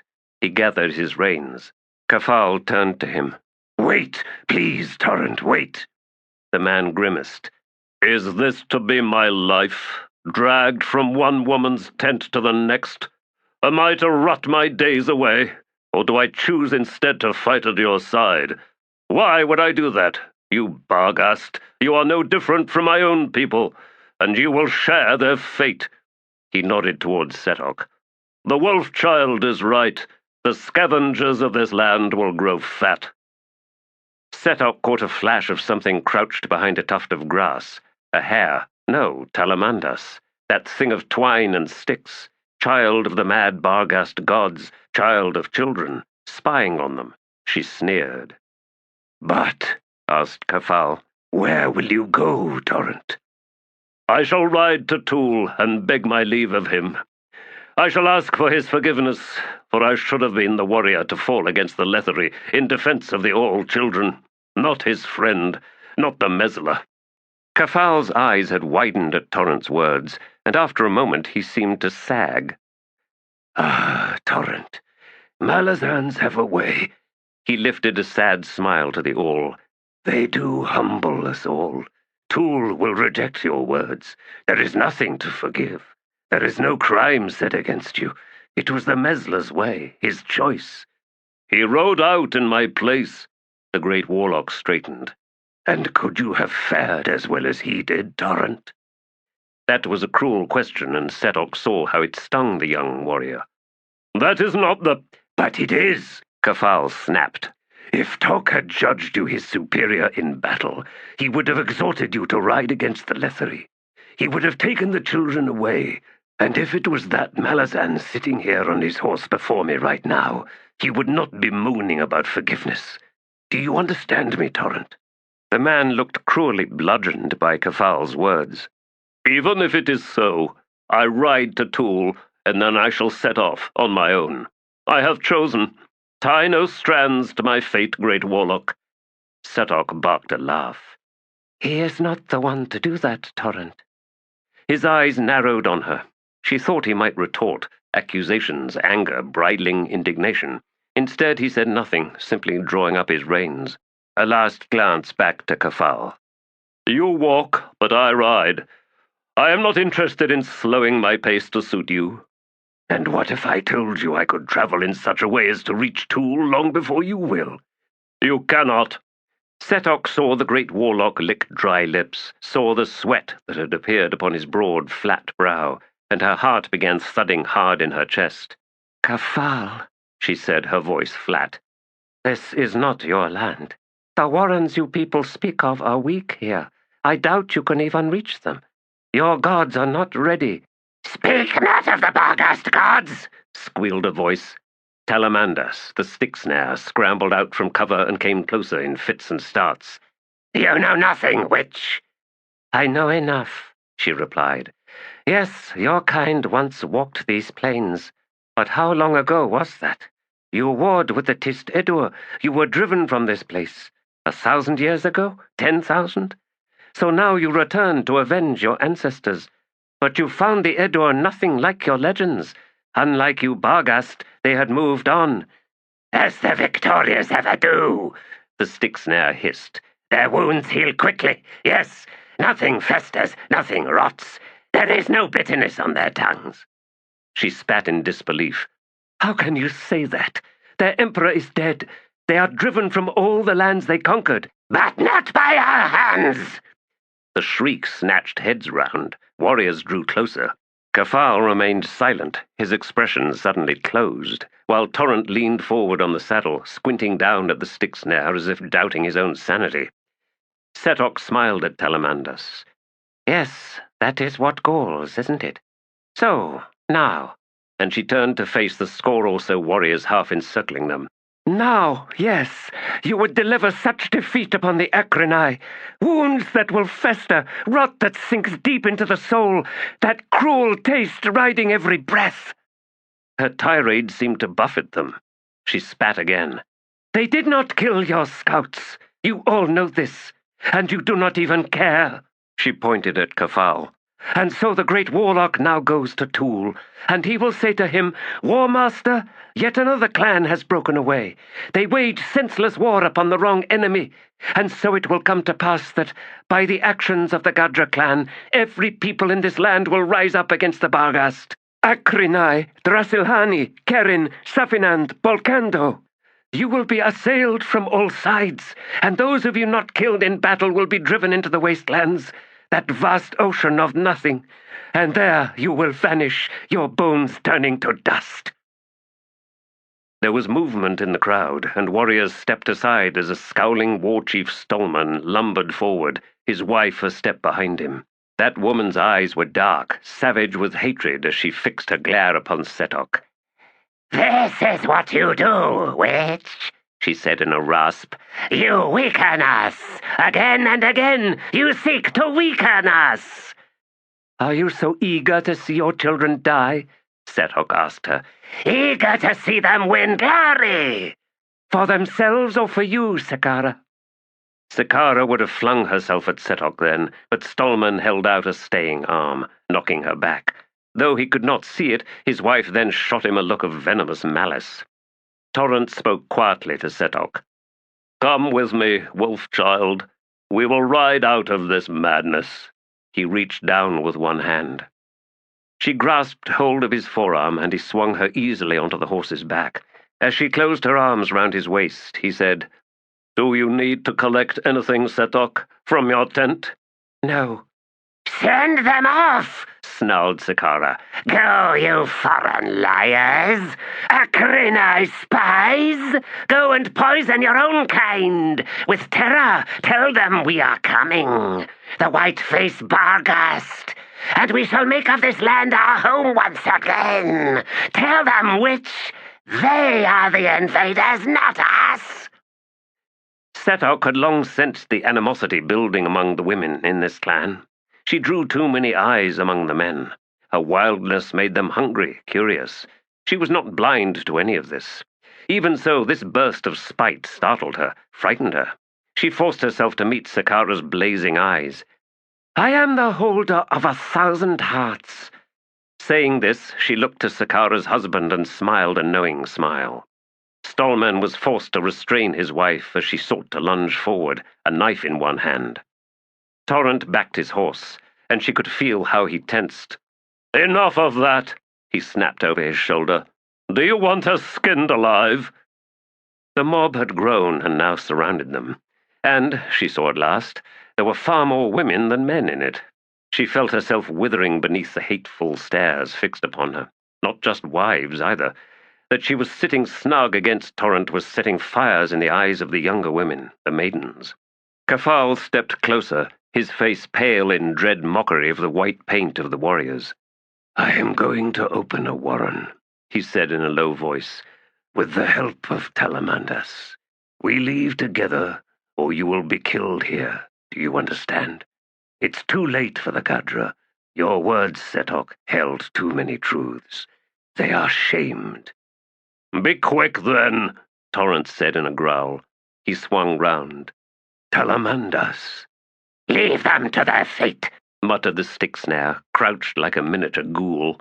It seemed to be twitching as if plucked and prodded by unseen hands. No, all of us. You will regret your generosity, Kafal. The warren, T'lan Imass.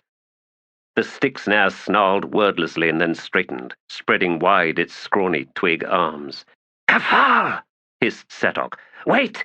There is a sickness! White fire erupted around them in a sudden deafening roar. The horse screamed, reared. Setok's grip broke and she tumbled back. Searing heat, stunning cold. As quickly as the flames arrived, they vanished with a thunderous clap that reverberated in her skull. A kick from a hoof sent her skidding, pain throbbing from a bruised thigh. There was darkness now, or, she thought with a shock, she was blind. Her eyes curdled in their sockets, cooked like eggs. Then she caught a glimmer, something smeared, a reflected blade. Torrance's horse was backing, twisting from side to side. The all-warrior still rode the beast, and she could hear him cursing as he fought to steady the animal. He had drawn his scimitar. Gods below! That cry had come from Kafal. Setok sat up, stony, damp earth, clumps of mold or guano squishing beneath her. She smelled burning grasses. Crawling to the vague blot in the gloom, whence came the warlock's voice, she struggled against waves of nausea. You fool, she croaked. You should have listened. Kafal! T'lan Imass. He's destroyed. The stench of something smouldering was stronger now, and she caught the gleam of scattered embers. He burned? He burned, didn't he? The wrong warren. It ate him, devoured him.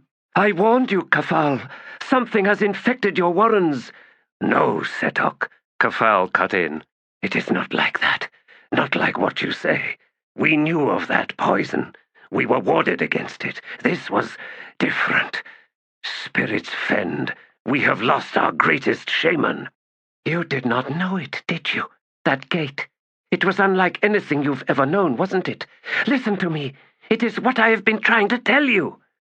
They heard Torrent dismount, his moccasins thudding on the yielding, strangely soft ground. Be quiet, both of you. Argue what happened later. Listen to the echoes. I think we are trapped inside a cavern. Well, said Setok, carefully climbing to her feet, there must be a way out. How do you know that? Because there's bats. But I have my damned horse. Kafal, take us somewhere else. I cannot. What? The power belonged to T'lan Imass. A binding of agreements, promises, with countless human gods. With Hood, Lord of Death. The Barghast gods are young, too young. I cannot even sense them. I am sorry. I do not know where we are. I am cursed to follow fools! Setok flinched at the anguish in that shout. Poor Torrent. You just wanted to leave there, to ride out, away. Your stupid sense of honor demanded you visit T'ool, and now look! No one spoke for a time, and the only sounds their breathing and anxious snorts from the horse. Setok sought to sense some flow of air, but there was nothing. Her thigh aching, she sank back down. She then chose a direction at random and crawled. The guano thickened so that her hands plunged through up to her wrists, and then she found a stone barrier. Wiping the mess from her hands, she tracked with her fingers. Wait, these stones are set. I've found a wall. Scrabbling sounds behind her, and then the scratch of flint and iron. Sparks, actinic flashes, and then a burgeoning glow.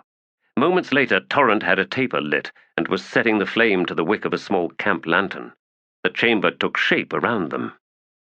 The entire cavern was constructed of set stones, the ones overhead massive, wedged in place in seemingly precipitous disorder. In seething patches here and there clung bats, chittering and squeaking now in agitation. Look there! Kafal pointed. The bats were converging on a conjoining of ill-set stones, wriggling into cracks. There's the way out! Torrent's laugh was bitter. We are entombed. One day looters will break in, find the bones of 2 men, a child and a damned horse. For us to ride into the death world, or so they might think. Then again, they might wonder at the gnaw marks on all but one set of bones, and at the scratchings and gougings on the stone. Tiny bat bones and heaps of dried-out scat. Crush that imagination of yours, Torrent, advised Kafal. Though the way out is nothing but cracks, we know the world outside is close. We need only dig our way out. This is a stone barrow or something much like it, Kafal. If we start dragging stones loose, the whole thing is likely to come down on us. We have no choice. He walked over to the wall where the bats had swarmed through moments earlier. Drawing a dagger, he began probing. A short time later, Torrent joined him, using his hunter's knife. To the sounds of scraping and sifting earth, Setok sat down closer to the lantern. Memories of that white fire haunted her. Her head ached as if the heat had seared parts of her brain, leaving blank patches that pulsed behind her eyes. She could hear no muted howls. The wolves were lost to her in this place. What world have we found? What waits beyond these stone walls? Does the sun shine out there? Does it blaze with death? Or is this a realm forever dark, lifeless? Well, someone built this place, but if this is indeed a barrow, where are the bones? She picked up the lantern, wincing at the hot handle which had not been tilted to one side. Gingerly rising, she played the light over the damp, mottled ground at her feet. Guano, a few stones dislodged from above. If there had ever been a body interred in this place, it had long since rotted down to crumbs. And it had not been adorned with jewelry, no buckles nor clasps to evince clothing of any sort. This, she ventured, is probably thousands of years old. There's nothing left of whoever was buried here. A muted mutter from Torrent, answered by a grunt from Kafal, who then glanced back at her. Where we're digging, Setok, someone has been through this way before. If this is a barrow, it's been long since looted, emptied out. Since when does loot include the corpse itself? The guano is probably acidic, Kafal said. It probably dissolved the bones. The point is, we can dig our way out, and it's not likely everything will collapse down on us. Don't be so sudden of that, Torrent said. We need to make a hole big enough to get my horse out. The looters had no need to be so ambitious. You had best prepare yourself for the notion of killing your mount, Kafal said. No, she is an all-horse, the last all-horse, and she is mine. No, we belong to each other, both alone. If she must die, then I will die with her. Let this barrow be our home in the death world. You have a morbid cast of mind, Kafal said.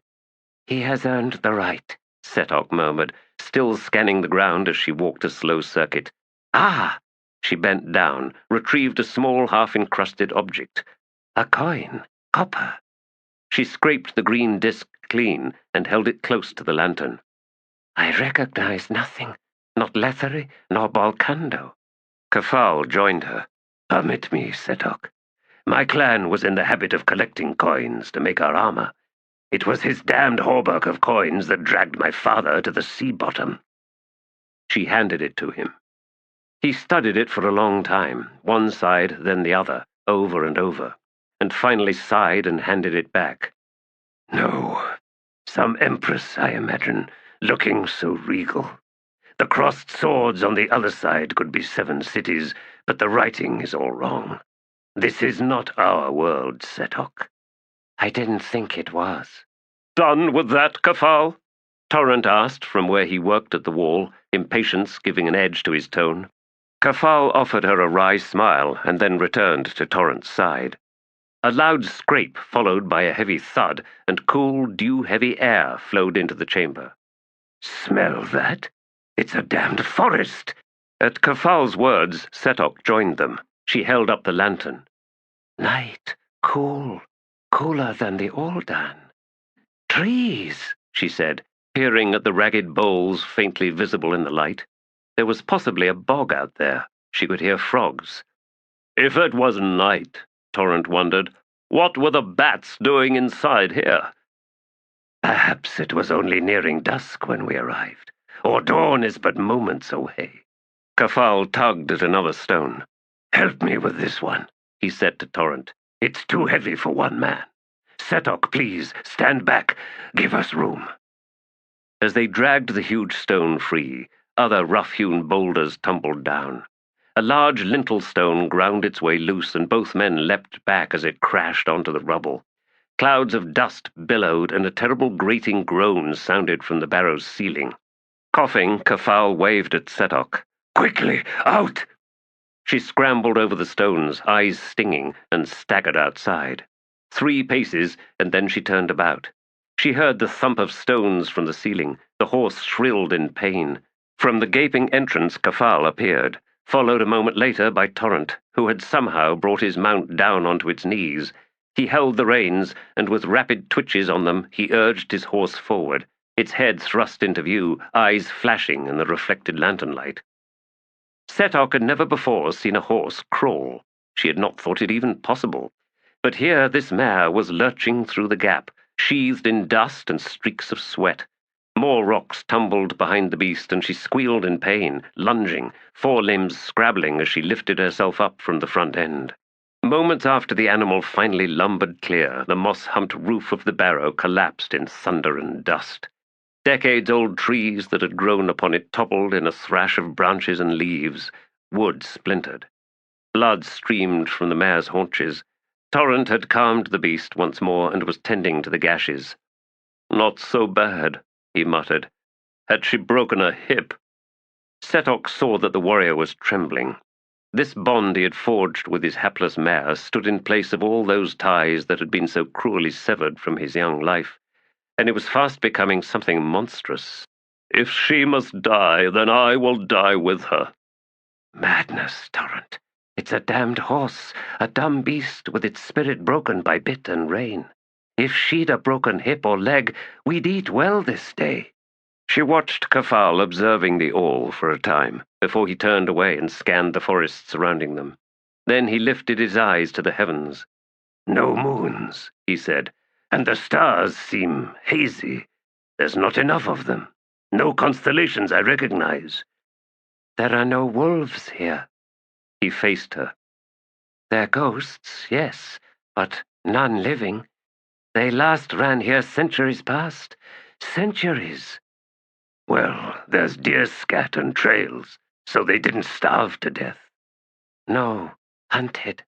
She hugged herself. Tell me the mind of those who would kill every last wolf, who would choose to never again hear their mournful howls, or to see, with a shiver, a pack standing proud on a rise. Great warlock, explain this to me, for I do not understand. He shrugged. We hate rivals, Setok. We hate seeing the knowing burn in their eyes. You have not seen civilized lands. The animals go away, and they never return. They leave silence, and that silence is filled with the chatter of our kind. Given the ability, we kill even the night. His eyes fell to the lantern in her hand. Scowling, she doused it. In the sudden darkness, Torrent cursed.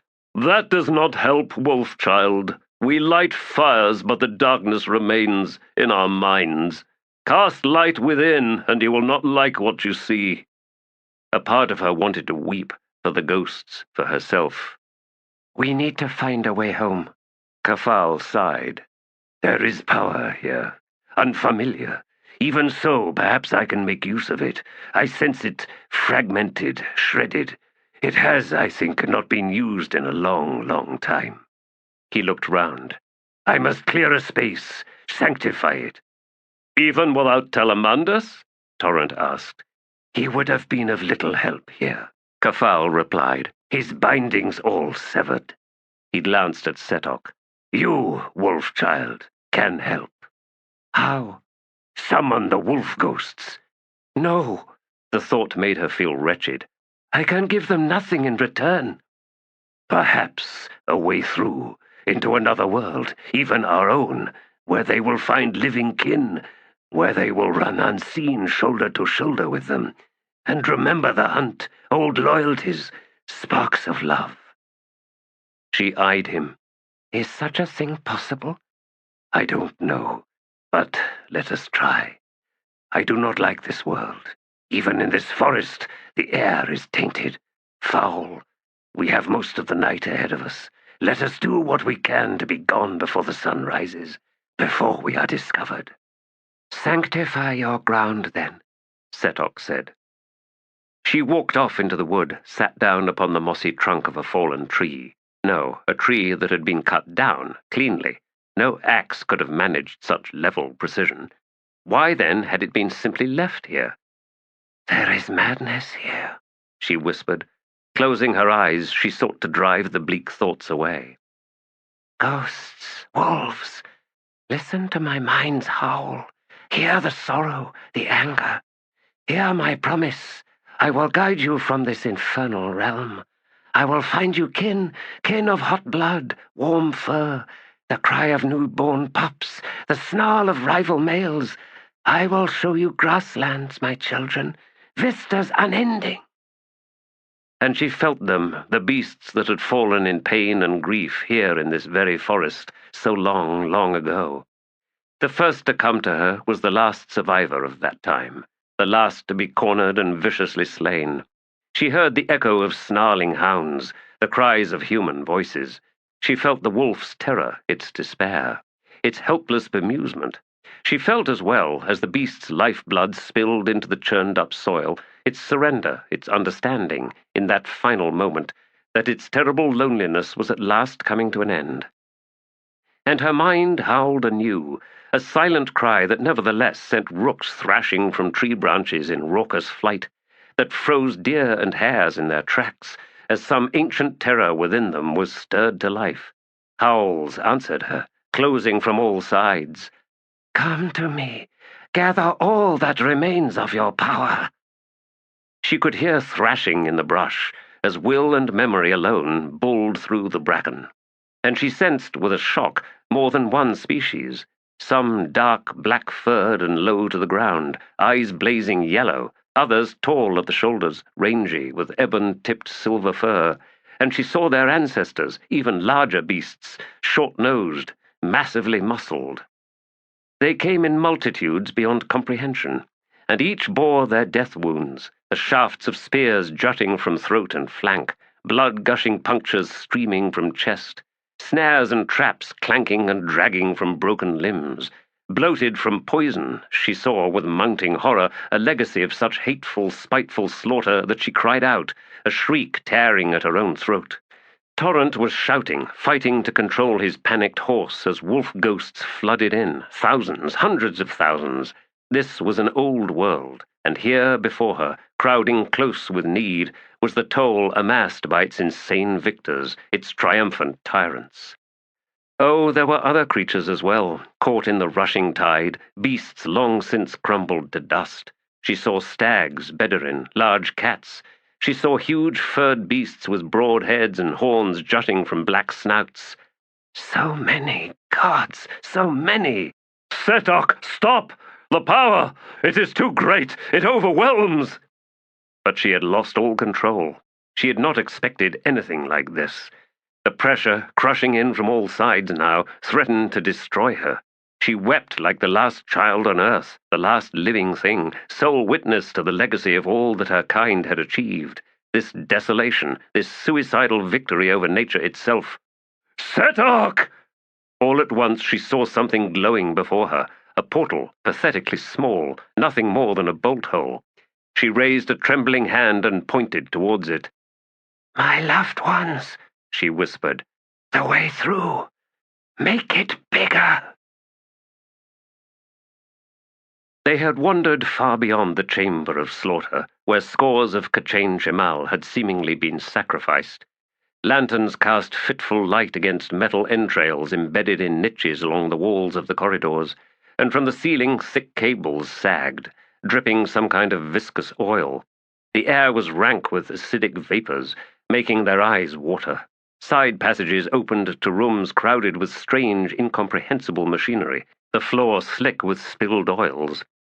Taxilian led the others in their exploration, wending ever deeper into the maze of wide, low-ceilinged corridors. Moving a step behind him, Rortos could hear the man muttering, but he could not make out the words. He feared Taxilian might be going mad. This was an alien world, shaped by alien minds.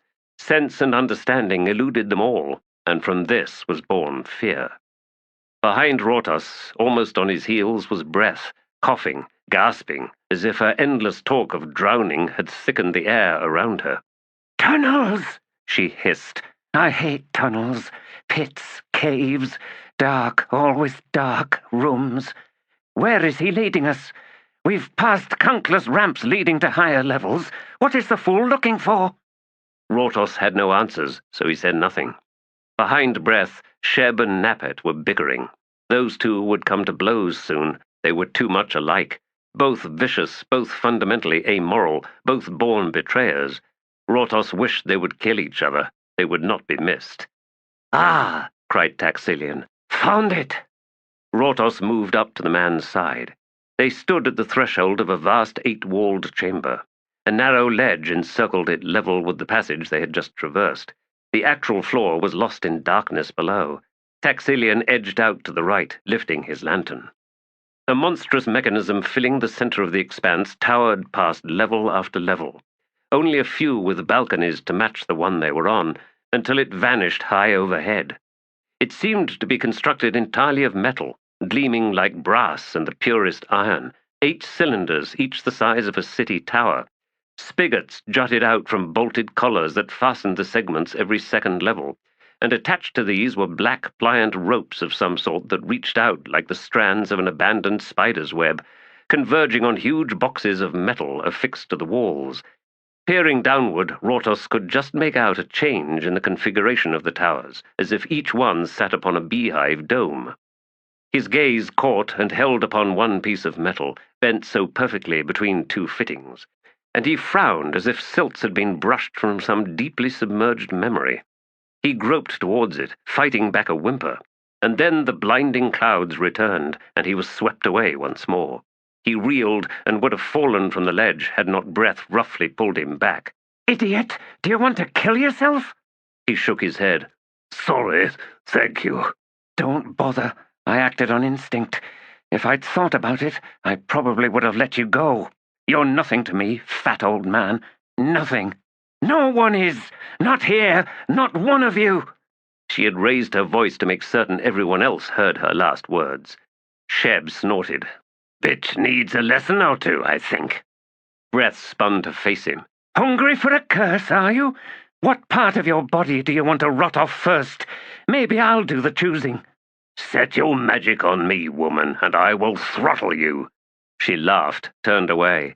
"Play with Asana if you have the need." Rortos, after a few deep, calming breaths, set out after Taxilian, who had begun walking round the ledge, eyes fixed on the edifice. "It's an engine," he said when Rortos drew close. "A what? As in a mill? But I see nothing like gears or—" "Like that, yes. You can hide gears and levers inside, in housings to keep them clean of grit and whatnot. Even more relevantly, you can seal things and make use of alternating pressures, and so move things from one place to another. It's a common practice in alchemy, especially if one conjures such pressures using heat and cold. I once saw a sorceress invention that could draw the ether out of a glass jar, thus quenching the lit candle within it. A pump bound in wards was used to draw out the life force that exists in the air." He waved one hand at the towers. "Heat, cold. I think these are vast pressure chambers of some sort." For what purpose? Taxilian looked at him with glittering eyes. "That's what I mean to find out." There were no ladders or bridges across to the towers. Taxilian led him back to the entranceway. "We're going up now," he said. "We need food," said Last, his expression worried, frightened. "We could get lost in here." "Stop whimpering," growled Nappet. "I could walk us out of here in no time." "None of you," cut in Asana, startling everyone. "Wants to talk about what we found in the first room. That's what you're all running from. Those monsters, they were all slaughtered." She glared at them, diffident, and rushed on. "What killed them could still be here. We don't know anything about any of this." "Those monsters didn't die in battle," said Sheb. "That was a ritual killing we saw. Sacrifices, that's what they were." "Maybe they had no choice," Sheb snorted. "I can't think of many beasts choosing to be sacrificed. Of course they had no choice. This place is abandoned. You can feel it. Smell it in the stale air." "When we climb higher," said Last, "we'll get out of the wet, and we can see if there's tracks in the dust." "Gods below, the farmer's good for something after all," said Nappet with a hard grin. "Let's go, then," said Taxilian, and he set off. Once more the others fell in behind him. Drifting between all of them, voiceless, half-blinded with sorrow that swept down like curtains of rain, the ghost yearned to reach through. To Taxilian, Rortos, even stolid, slow-thinking Last. In their journey through the bowels of the Dragon Keep, knowledge had erupted, thunderous, pounding concussions that sent him reeling. He knew this place. He knew its name. Kals Rooted. A domain of the K'chain Shemal, a border keep. A vast body now drained of all life, a corpse standing empty-eyed on the plain. And he knew that a Shigal assassin had slain those Kel hunters, to seal the failure of this fortress. Defeat was approaching, the whispering chant, the song of scales. The great army sent out from here had been annihilated, naught but a pathetic rearguard left behind. The Jan sentinels would have taken the matron away to the field of the fallen, there to entomb her forevermore. Taxilian, hear me. What is lifeless is not necessarily dead. That which falls can rise again. Take care, take great care in this place." But his cries were not heard. He was trapped outside, made helpless with all that he understood, with this cascade of secrets that could do little more than tumble into an abyss of ignorance. He knew how Asana railed in her own mind, how she longed to escape her own flesh. She wanted out from all that had failed her, her damned flesh, her dying organs, her very mind. She had been awakened to the comprehension that the body was a prison, but one prone to terrible, inexorable decay. Oh, there was always that final flight, when the corroded bars ceased to pose a barrier, when the soul was free to fly, to wing out in search of unseen shores. But with that release, for all she knew, all that she called herself would be lost. Asana would end, cease, and that which was born from the ashes held no regard for the living left behind, no regard for that world of aches, pain, and suffering. It was transformed into indifference, and all that was past, all that belonged to the mortal life now done, meant nothing to it. She could not comprehend such a cruel rebirth. She longed for death nonetheless, longed to escape her withered husk with all its advancing decrepitude, its sundering into the pathos of the broken. Fear alone held her back from that ledge in the eight-sided chamber, back from that fatal drop to some unseen floor far below. And that same fear clawed at her now. Demons stalked this keep. She dreaded what was coming. Walking a step behind her was Last, aptly choosing a rearguard position. His shoulders were hunched, head ducked as if the corridor's ceiling were much lower than it was. He was a man born to open spaces, boundless skies overhead, the sweep of vistas. Within this haunted maze he felt diminished, almost crippled. Vertigo lunged at him with each turn and twist. He saw how the walls closed in. He felt the mass looming over them all, the unbearable weight of countless stories overhead. He had a sudden memory of his childhood. He had been helping his father before the debts arrived, before everything was taken away that meant anything at all. He had been helping his father, he recalled, dismantle a shed behind the stables.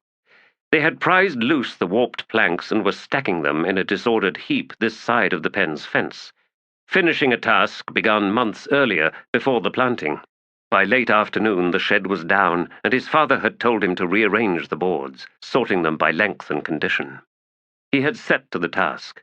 Recollection grew hazy then, up until the moment he lifted a grey, weathered plank, one from last season's work, and saw how its recent shifting from the day's work just done had crushed a nest of mice, a woven bundle of grasses flattened, smeared in a tangle of blood and tiny entrails. Hairless pink pups scattered about, crushed, each one yielding up their single drop of lifeblood. Both parents suffocated beneath the weight of the overburden. Kneeling before this tableau, his presence looming like a god come too late, he stared down at this destroyed family. Silly to weep, of course. There were plenty of other mice. Errant knew the yard's cats stayed fat. So foolish, these tears. Yes, he'd been just a child, a sensitive age, no doubt. And later that night his father took him by the hand and led him out to the modest barrow on the old plot, continuing what had been their post-supper ritual ever since his mother was put into the ground. And they burned knotted hoops of wrinkled grass with their dried blossoms that flared bright the instant flames touched them. Bursts of fire that blotted the eyes with pulsing afterglows. And when his father saw the tears on his son's cheeks, he drew him close and said, "I've been waiting for that." Yes, the levels above seemed well built, the walls solid and sturdy. No reason to think it would all come down at the careless toss of some child god. These kinds of thoughts, well, they could only make a man angry, in ways every child would understand. He walked with his huge hands balled into fists. Sheb was fairly certain that he had died in prison, or come close enough to dead that the cell cutter simply ordered the bearers to carry him out to the lime pits, and they spilled him down onto a bed of dusted corpses. Searing pain from the lime had roused him from his fevered oblivion, and he must have climbed his way out, pushed through the bodies that had been dumped on top of him. He recalled struggling, vast, unshifting weights. He recalled even thinking that he had failed, that he was too weak, that he would never get free. He even remembered seeing swaths of red, blistered skin on his arms, sloughing away in his frenzied thrashing, and a nightmare instant where he gouged out his own burning eyes to bring an end to their agony. Mad delusions, of course. He had won free. Had he not, would he be alive now, walking at Napet's side? No, he had cheated them all. Those Havana agents who brought the embezzlement charges against him, the advocates who bribed him out of the drownings, where he knew he would have survived, seeing him instead sent to the work camps, 10 years hard labor. No one survived that. Except me, Sheb the Unkillable. And one day, Zaranthos, Havana, I will come back to steal the rest of your wealth. I still know what I know, don't I? And you will pay to keep me quiet, and this time round I won't get careless. I'll see your corpse lying in a pauper's pit. I swear it before the errant himself. I swear it. Walking at Sheb's side, Napet held on to his cold, hard grin. He knew Sheb wanted to be the bully in this crowd. The man had a viper's heart, a stony knuckle of a thing beating out venom in turgid spurts. One of these nights, he vowed, he'd throw the fool on his back and give him the old snake head where it counted. Sheb had been in a leathery prison. Napet was certain of it. His habits, his manners, his skittish way of moving, they told him all he needed to know about ratty little Sheb. He'd been used and used well in those cells. Calluses on the knees, fish breath, slick cheeks. There were plenty of names for men like him. Sheb had got it enough to start liking it. And all this bitching back and forth between Napet and Sheb, well, that was just seeing who'd be the first one doing the old cat stretch. 4 years back-breaking quarrying up near Blue Rose. That had been Napet's sentence for that little gory mess back in Letherus, the sister's husband who'd liked throwing the frail thing around. Well, no brother was going to let that just sidle past. No brother worth anything. The only damned shame was that he hadn't managed to kill the bastard. Close, though. Enough broken bones so that the man had trouble sitting up, never mind stalking the house, breaking things and hitting defenseless women. Not that she'd been grateful. Family loyalty only went one way, it turned out. He forgave her quick enough for ratting on him. She'd walked in on a messy scene, after all, screams aplenty. Her poor mind was confused. She'd never been very sharp to begin with. If she had been, why, she'd never have married that nub-nosed, swaggering turd in the first place. Anyway, Napet knew he'd get Sheb sooner or later. so long as Sheb understood that between them he was the man in charge, and he knew that Sheb would want it rough, at least to start with, so he could look outraged, wounded, and all that. The two of them, they'd played in the same yard, after all. Breath stumbled and Nappet shoved her forward. "Stupid woman. Frail and stupid, that's what you are, like every other woman. Almost as bad as the hag back there. You got a swamp drying out in that blonde hair, did you know that? You stink of the swamp. Not that we've been through one." She shot him a glare before hurrying on. Breath could smell mud. Its stench seemed to ooze from her pores. Nappet was right in that, but that didn't stop her thinking about ways to kill him. If not for Taxillian, and maybe last, he and Sheb would have raped her by now. Once or twice to convince her about who was in charge. After that, she knew they'd be happy enough with each other. She'd been told a story once, although she could not recall who had told it to her, or where they had been. It was a tale about a girl who was a witch, though she didn't know it yet. She was a seer of the tiles long before she saw her first tile, a gift no one thought to even look for in this small wheat-haired child. Even before her first blood flow, men had been after her. Not the tall, grey-skinned ones, though the girl feared them the most, for reasons never explained, but men living in the same place as her. Leathery, slaves, yes, slaves, just like she'd been. That girl, that witch. And there was one man, maybe the only one among them all, who did not look on her with hunger. No, in his eyes there had been love. That real thing, that genuine thing that girls dreamed of finding. But he was low-born, he was nothing. A mender of nets, a man whose red hands shed fish scales when he returned from his day's work. The tragedy was this, then. The girl had not yet found her tiles. Had she done so early enough, she would have taken that man to her bed. She would have made him her first man. So that what was born between her legs was not born in pain, so that it would not become so dark in its delicious desires. Before the tiles, then, she had given herself to other men, unloving men. She'd given herself over to be used. The same men who then in turn gave her a new name, one born of the legend of the White Crow, who once offered the gift of flight to humans in the form of a single feather, and, urged on by promises, men would grasp hold of that feather and seek to fly, only to fall to their deaths, with the crow laughing as they fell. Crows needed to eat just like everything else, after all. "I am the White Crow, and I will feed on your dreams, and feed well." They called her Feather for the promise she offered and never delivered. Had she found the tiles, Breath was certain she would have been given a different name, that little blonde girl, whoever she was. Rortos, who had yet to discover his family name, was thinking of his wife, trying to recall something of their lives together, something other than the disgusting misery of their last years. A man does not marry a girl, nor a woman. He marries a promise, and it shines with a bright purity that is ageless. It shines, in other words, with the glory of lies. The deception is self-inflicted. The promise was simple in its form, as befitted the thick-headedness of young men, and in its essence it offered the delusion that the present moment was eternal, that nothing would change. Not the fires of desire, not the flesh itself, not the intense look in the eye.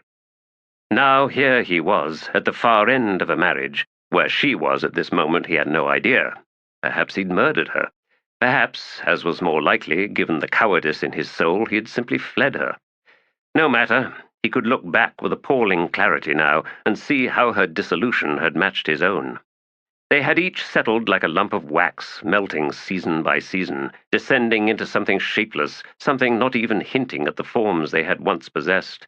Smeared, sagging, two heaps of sour smells, chafed skin, groans born of fitful motion.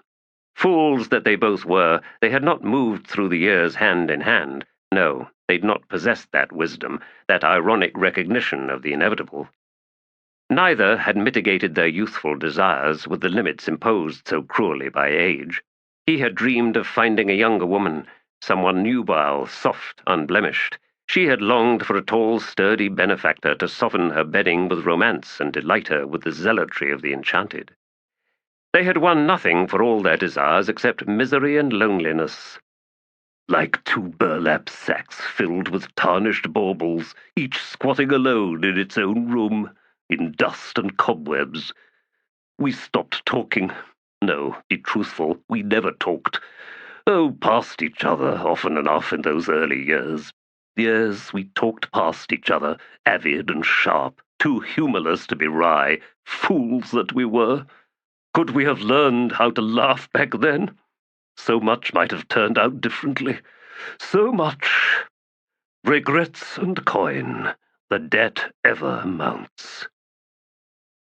This nightmarish keep was the perfect match to the frightening chaos in his mind. Incomprehensible workings, gargantuan machines, corridors and strange ramps leading upward to the next levels, mysteries on all sides, as if Rortos was losing his sense of himself, was losing talents he had long taken for granted. How could knowledge collapse so quickly? What was happening to him?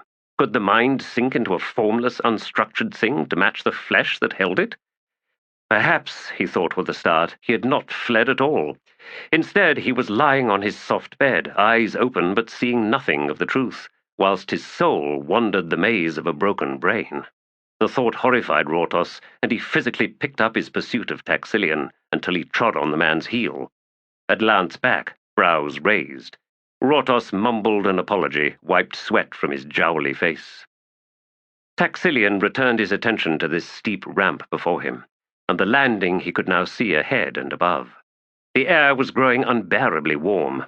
He suspected there were chutes and vents that moved currents of warmth and cold throughout this alien city, but as yet he'd found none, not a single grated opening, and there were no drafts flowing past. If currents flowed in this air, they were so muted, so constrained, that human skin could not sense their whispering touch. The city was dead, and yet it lived, it breathed, and somewhere a heart beat a slow syncopation, a heart of iron and brass, of copper and acrid oil. Valves and gears, rods and hinges, collars and rivets. He had found the lungs, and he knew that in one of the levels still awaiting them he would find the heart. Then, higher still, into the dragon's skull, where slept the massive mind. All his life, dreams had filled his thoughts, his inner world, that played as would a god, maker of impossible inventions, machines so complex, so vast, they would strike like bolts of lightning should a mortal mind suddenly comprehend them. Creations to carry people across great distances, swifter than any horse or ship. Others that could surround a human soul, preserve its every thought and sense, its very knowledge of itself, and keep it all safe beyond the failing of mortal flesh. Creations to end all hunger, all poverty, to crush avarice before it was born, to cast out cruelty and indifference, to defy every inequity and deny the lure of sadistic pleasure. Moral constructs. Oh, they were a madman's dreams, to be sure. Humans insisted on others behaving properly, but rarely forced the same standards upon themselves. Justifications dispensed with logic, thriving on opportunism and delusions of pious propriety. As a child, he had heard tales of heroes, tall, stern-faced adventurers who claimed the banners of honor and loyalty, of truthfulness and integrity. And yet, as the tales spun out, Taxilian would find himself assailed by a growing horror, as the great hero slashed and murdered his way through countless victims, all in pursuit of whatever he and the world deemed a righteous goal. His justice was sharp, but it bore but one edge, and the effort of the victims to preserve their lives was somehow made sordid, even evil. But a moral machine, would it not be forced by mechanics alone to hold itself to the same standard it set upon every other sentient entity? Immune to hypocrisy, its rule would be absolute, and absolutely just. A young man's dreams, assuredly. Such a machine, he now knew, would quickly conclude that the only truly just act was the thorough annihilation of every form of intelligent life in every realm known to it. Intelligence was incomplete. Perhaps it always would be. It was flawed. It could not distinguish its own lies from its own truths. Upon the scale of the self, they often weighed the same. Mistakes and malice were arguments of intent alone, not effect. There would always be violence, catastrophe, short-sighted stupidity, incompetence and belligerence. The meat of history, after all, was the fly-blown legacy of such things. And yet, the dragon is home to a city, the city that lives when not even echoes survive to walk its streets. Its very existence is a salutation. Taxilian believed, well, he so wanted to believe, that he would discover an ancient truth in this place.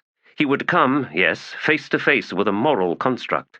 And as for Asana's words earlier, her fretting on the slaughtered K'chain Shemal in the first chamber, such a scene made sense now to Taxilian. The machine mind had come to its inevitable conclusion. It had delivered the only possible justice. If only he could awaken it once more, perfection would return to the world. Taxilian could sense nothing, of course, of the ghost's horror at such notions. Justice without compassion was the destroyer of morality, a slayer blind to empathy. Leave such things to nature, to the forces not even the gods can control. If you must hold to a faith, Taxilian, then hold to that one. Nature may be slow to act, but it will find a balance. And that is a process not one of us can stop, for it belongs to time itself. And the ghost now knew he had a thing about time. They came upon vast chambers crowded with vats in which grew fungi and a host of alien plants that seemed to need no light. They stumbled upon seething nests of scaled rats, orphan, that scattered squealing from the lantern's harsh light. Dormitories in rows upon rows, assembly halls and places of worship, work stalls and low-ceilinged expanses given over to arcane manufacture, stacks of metal, each one identical, proof of frightening precision.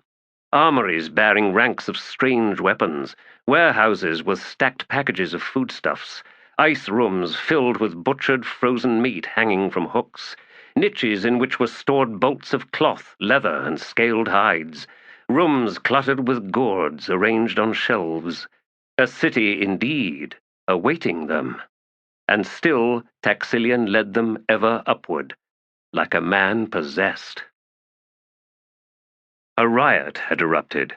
Armed camps of islanders raged back and forth along the shoreline, while mobs plunged into the forests, weapons slick and dripping, into the makeshift settlements, conducting pathetic looting and worse among the poorest refugees.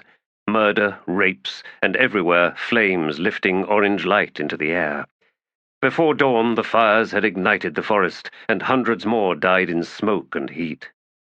Jan Tovis had drawn her shake down onto the stony shoreline, where numbers alone kept the worst of the killers at bay. The ex-prisoners of Second Maiden Fort had not taken well the rumor, sadly accurate, that the Queen of Twilight was preparing to lead them into an unknown world, a realm of darkness, a road without end. That, if she failed and lost her way, would find them all abandoned, trapped forever in a wasteland that had never known a sun's light, a sun's blessed warmth. A few thousand islanders had taken refuge among the shake. The rest, she knew, were busy dying or killing each other amidst grey smoke and raging flames. Standing facing the ravaged slope with its morbid tree stumps and destroyed huts, her face smeared with ash and sweat, her eyes streaming from the smoke, Jan Tovis struggled to find her courage, her will to take command once more. She was exhausted, in her bones and in her soul. Waves of ash-filled heat gusted against her. Distant screams drifted through the air, cutting through the surly growl of the motley rabble edging ever closer. Someone was pushing through the crowd behind her, snarling curses and dire warnings. A moment later, Squish scrambled forward. There's near 1,000 gulping down over there, Queen.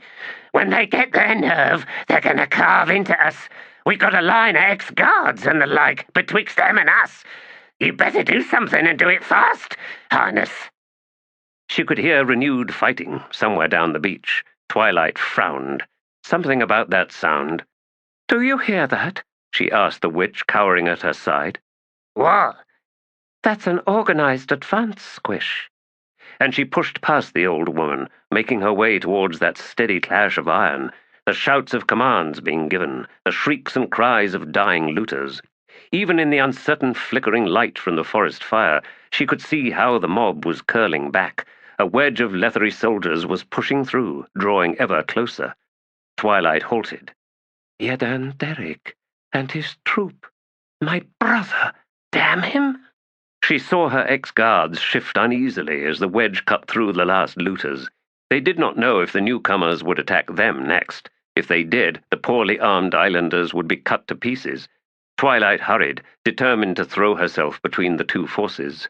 She heard Hetan snap an order and saw the perfect precision of his 30 or so soldiers wheeling round, the wedge dispersing, flattening out to form a new line facing the churning crowd of looters, locking shields, drawing up their weapons.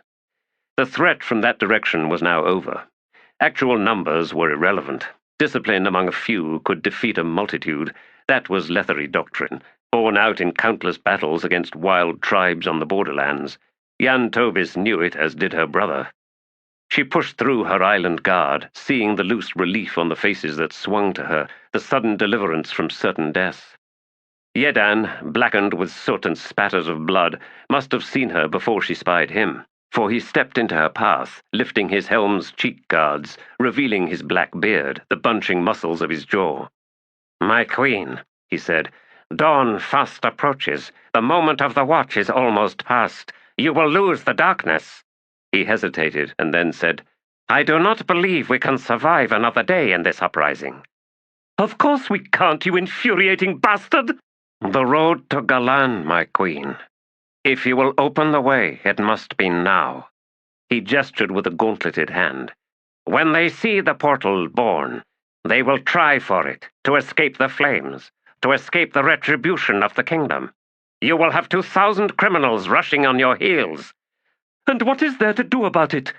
Even as she asked, she knew how he would answer, knew and wanted to scream. "Queen, my soldiers will hold the portal." "And be slaughtered!"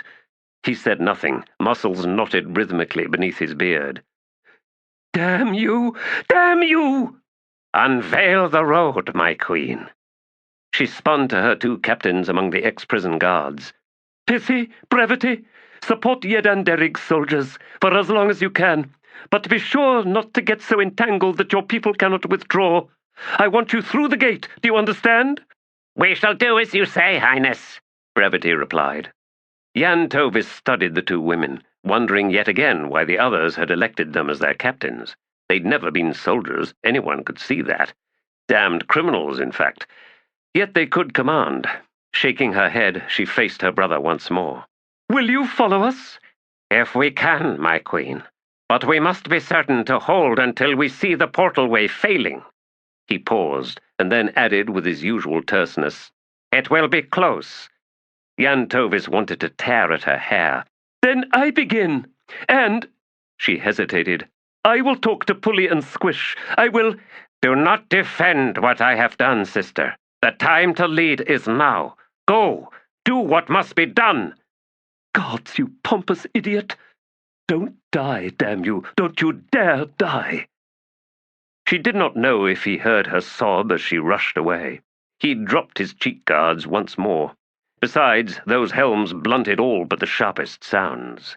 The road to Galan, the road home, ever leading me to wonder, why did we leave in the first place? What drove us from Galan? The first shoreline? What so fouled the water that we could no longer live there? She reached the ancient shell midden where she and the witches had sanctified the ground, climbed achingly, raw with desperation, to join the pair of old witches. Their eyes glittered with madness or terror. She could never tell with these two hags. "Now?" asked Pulley. "Yes, now." And Jan Tovis turned round. From her vantage point, she looked upon her cowering followers, her people crowded along the length of beach. Behind them the forest was a wall of fire, ashes and smoke, a conflagration. This is what we leave. Remember that." From where she stood, she could not even see her brother. "No one need ever ask why we fled this world." She whirled round, drawing her blessed daggers, and laid open her forearms, the gift of royal blood, to the shore. Pulley and Squish screamed the words of sundering, their twisted hands grasping her wrists, soaking in her blood like leeches. "They should not complain, that but two remain.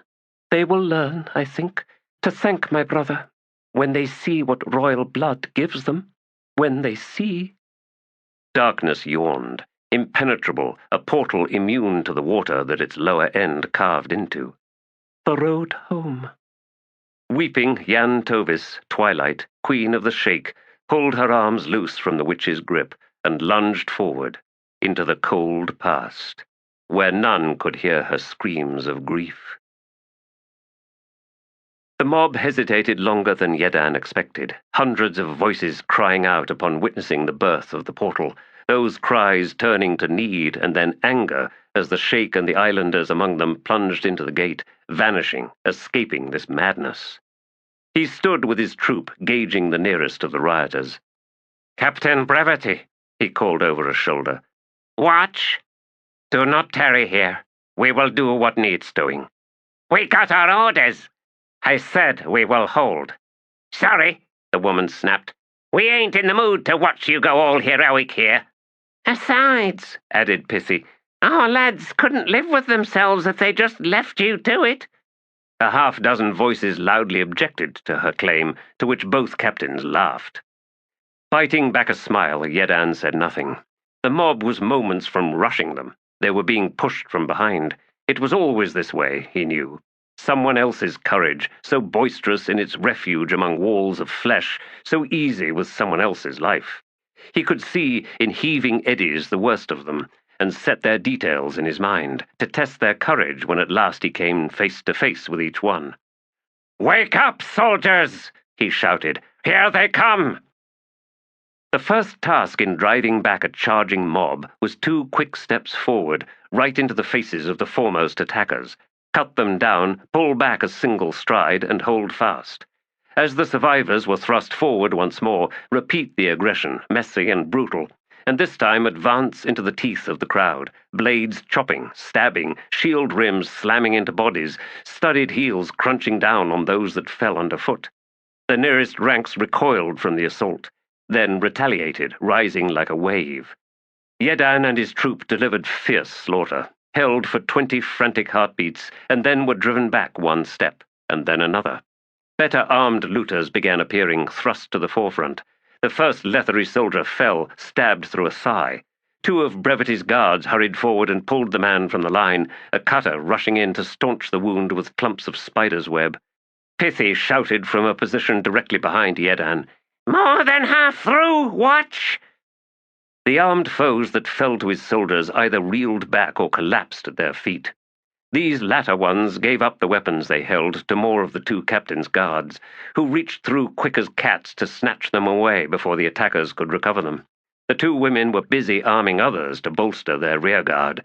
Hetan could imagine no other reason for the risky and, truth be told, irritating tactic. His soldiers were tiring. It had been some time since they'd last worn full armor. He'd been slack in keeping them fit. Too much riding, not enough marching. When had any of them last drawn blood?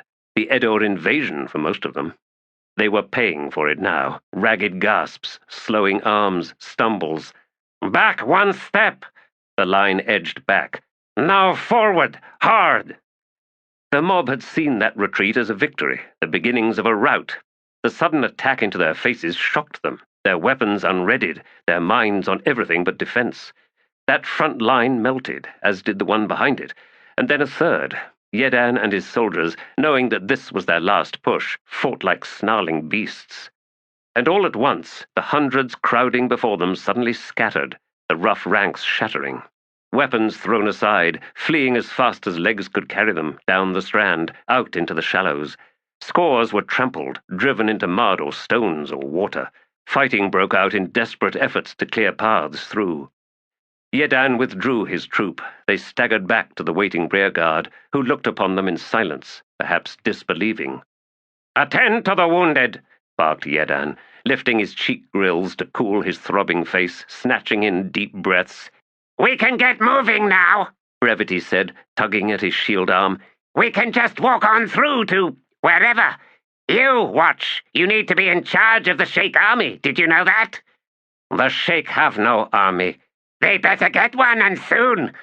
Besides, I am an outlaw. I slaughtered—" "We know what you did. You're an errant, damned up-the-wall madman, Yedan Derrig. Best kind of commander an army could have." Pithy said, "Leave the petitioning to us, sweetie. and she smiled. He looked round. One wounded, none dead. None dead that counted, anyway. Screams of pain rose from the killing field.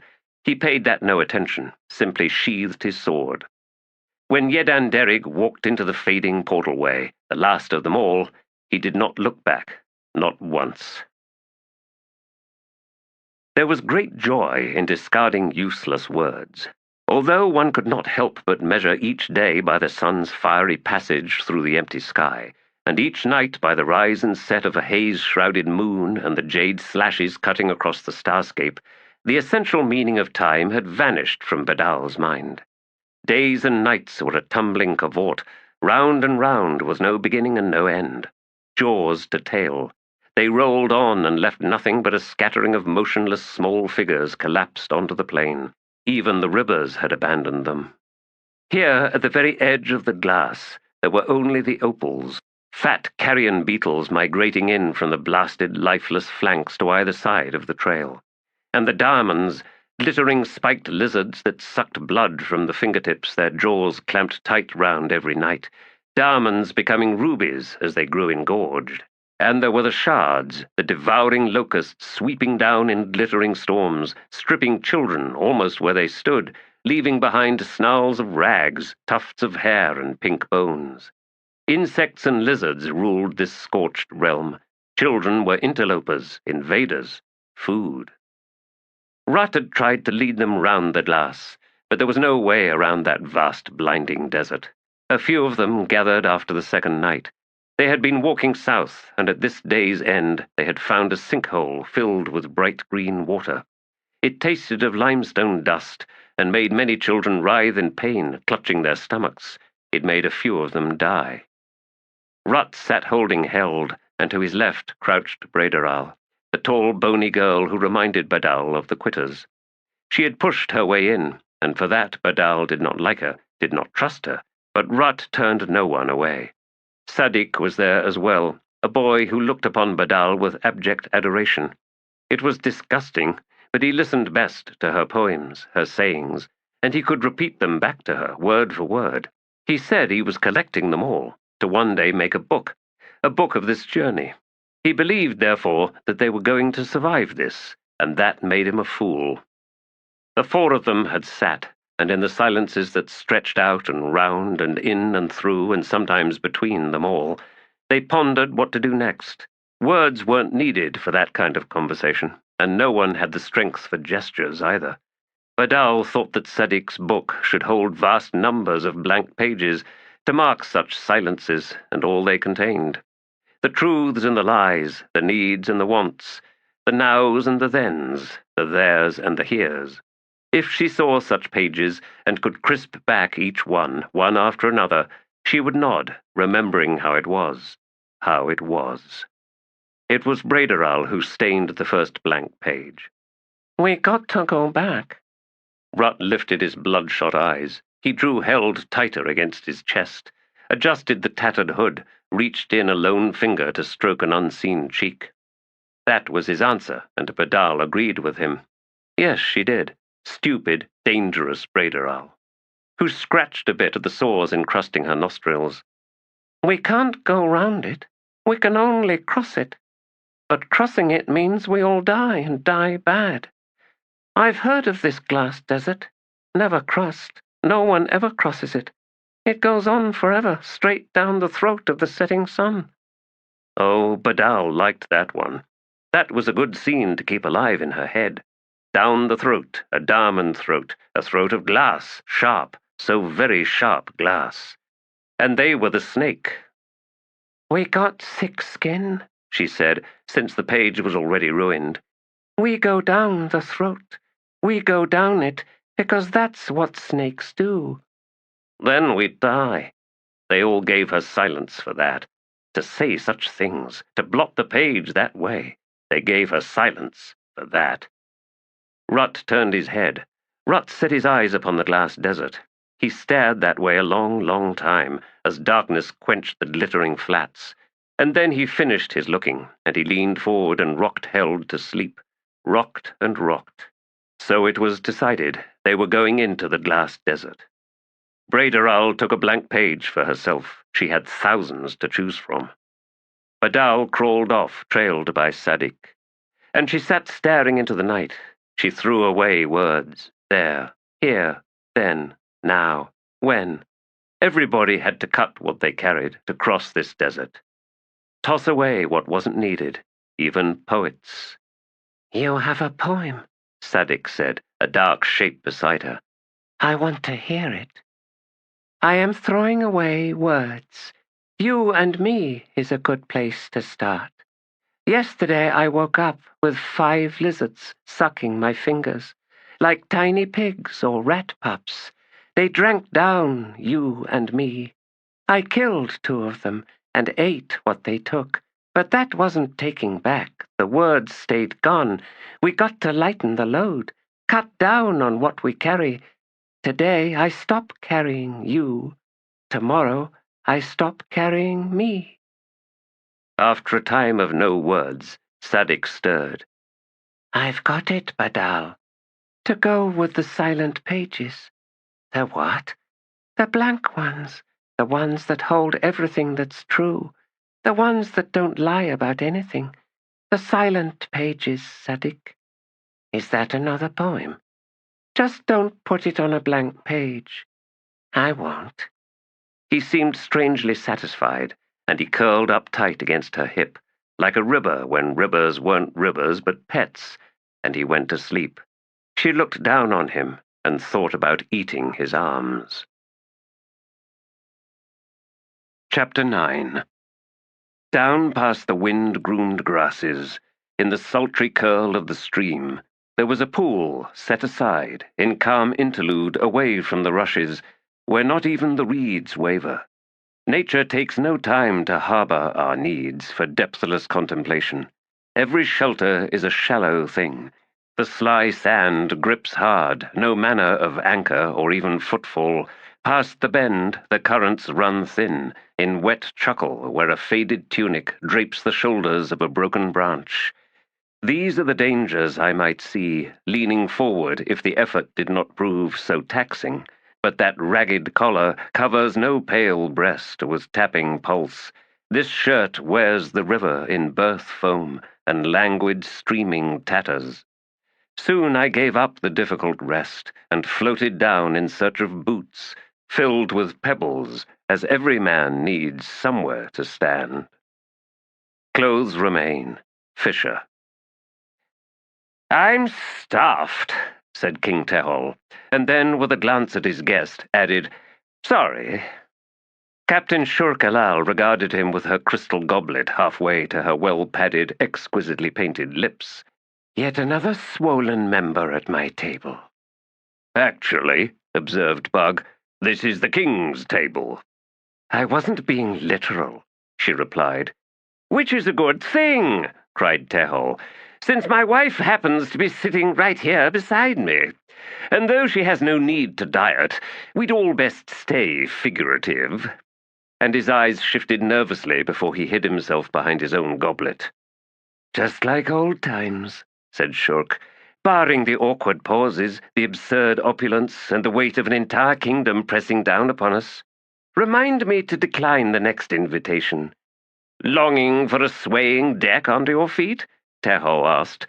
Oh, how I miss the sea.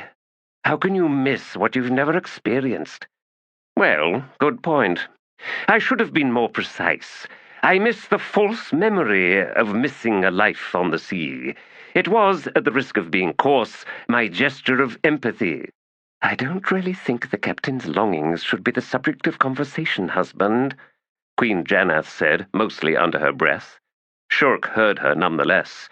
Highness, this night has made it grossly obvious that you hold to an unreasonable prejudice against the dead. If I was still alive, I'd be offended. No, you wouldn't. In a gesture of empathy, indeed, I would. Well, I do apologize, said the Queen. I just find your, excessively overt invitations to be somewhat off-putting. My excessively overt what? It's called makeup and clothes. More like dressing the feast, murmured Janath. Tehol and Bug shared a wince. Shurkalal smirked. Jealousy does not become a queen. Jealousy? Are you mad? The volume of the exchange was escalating. Yes, jealousy. I'm not getting any older, and that fact alone. Not any older, true enough, just more and more putrid. No less putrid than your unseemly bigotry, and all I need do by way of remedy is a bag full of fresh herbs. That's what you think. Not a single man's ever complained. I bet you can't say the same. What's that supposed to mean? Shurkelal then chose the most vicious reply of all. She said nothing, and took another delicate mouthful of wine. Janath stared, and then turned on her husband, who flinched. In a tight, low voice, Janath asked, Dear husband, do I fail in pleasing you? Of course not. Am I the subject of private conversations between you and this creature? Private? You? Her? Not at all. Oh, so what then is the subject of those conversations? No subject. Too busy to talk then, is it? You two... What? No. Oh, there's always time for a few explicit instructions, naturally. We don't... This is insane, snapped Shurkelal. When I get a man like Ublala Pang, why should I bother with Tehol here? The king vigorously nodded, and then frowned. Janath narrowed her gaze on the undead captain. Am I to understand that my husband is not good enough for you? Bug clapped his hands and rose. Think I'll take a walk in the garden, by your leave, sire? No, not for a moment. Not unless I can go with you. Don't even think it, hissed Janath. I'm defending your honor here. Bah! Barked Shurkelal. You're defending your choice in men. That's different. Tehol straightened, pushing his chair back and mustering the few remaining tatters of his dignity. We can only conclude, he intoned loftily, that nostalgic nights of reminiscences are best contemplated in the abstract. The figurative, suggested Bug. Rather than the literal, yes, precisely. And now my chancellor and I will take the night air for a time. Court musicians, you, over there, wax up those instruments or whatever you have to do. Music, something friendly, forgiving. And forgiving. Pacifying. Pacifying. But not patronizing. But not... All right, that will do, Bug. Of course, sire. Shurk watched the two cowards flee the dining hall. Once the door had closed and the dozen or so musicians had finally settled on the same song, the captain leaned back in her chair and contemplated the queen for a moment, and then said, So, what's all this about? I had some guests last night, ones that I think you should meet. All right. In what capacity? They may have need of you and your ship. It's complicated. No doubt. Janath waved a handmaiden over and muttered some instructions. A short, overweight woman with the pimply face waddled off. You really don't trust Tehol, do you? Shurk asked, watching the handmaiden depart.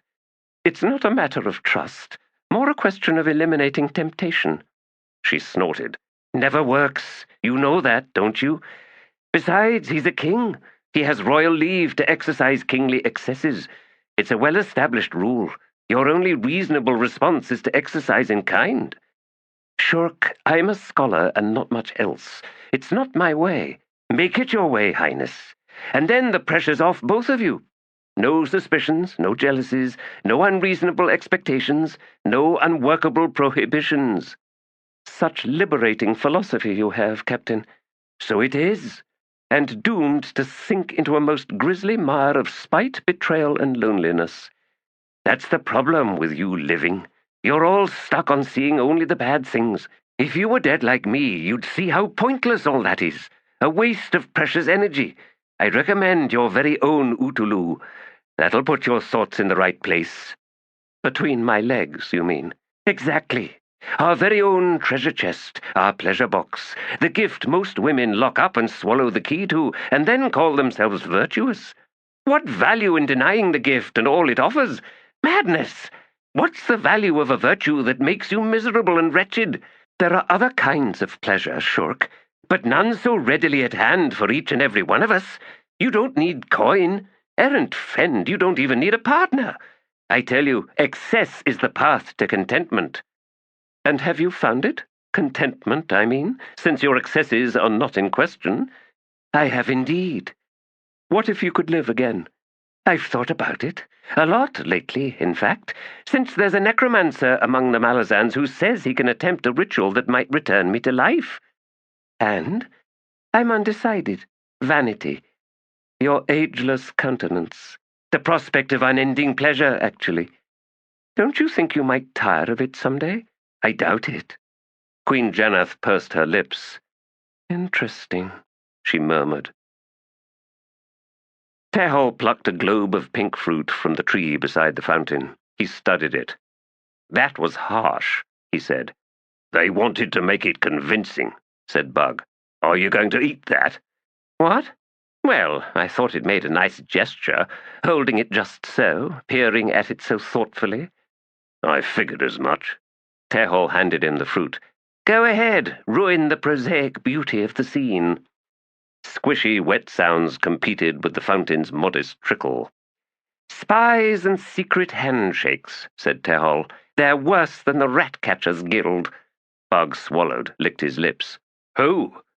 Women, lovers and ex-lovers, old acquaintances, I don't know. Them, they. This is a court, sire. The court plots and schemes with the same need that you, breathe. A necessity. It's healthy, in fact. Oh, no, really. All right, not healthy, unless, of course, one can achieve a perfect equilibrium, each faction played off against the others, the true measure of success for a king's intelligence wing. Tehol frowned. Who's flapping that, by the way? Your intelligence wing?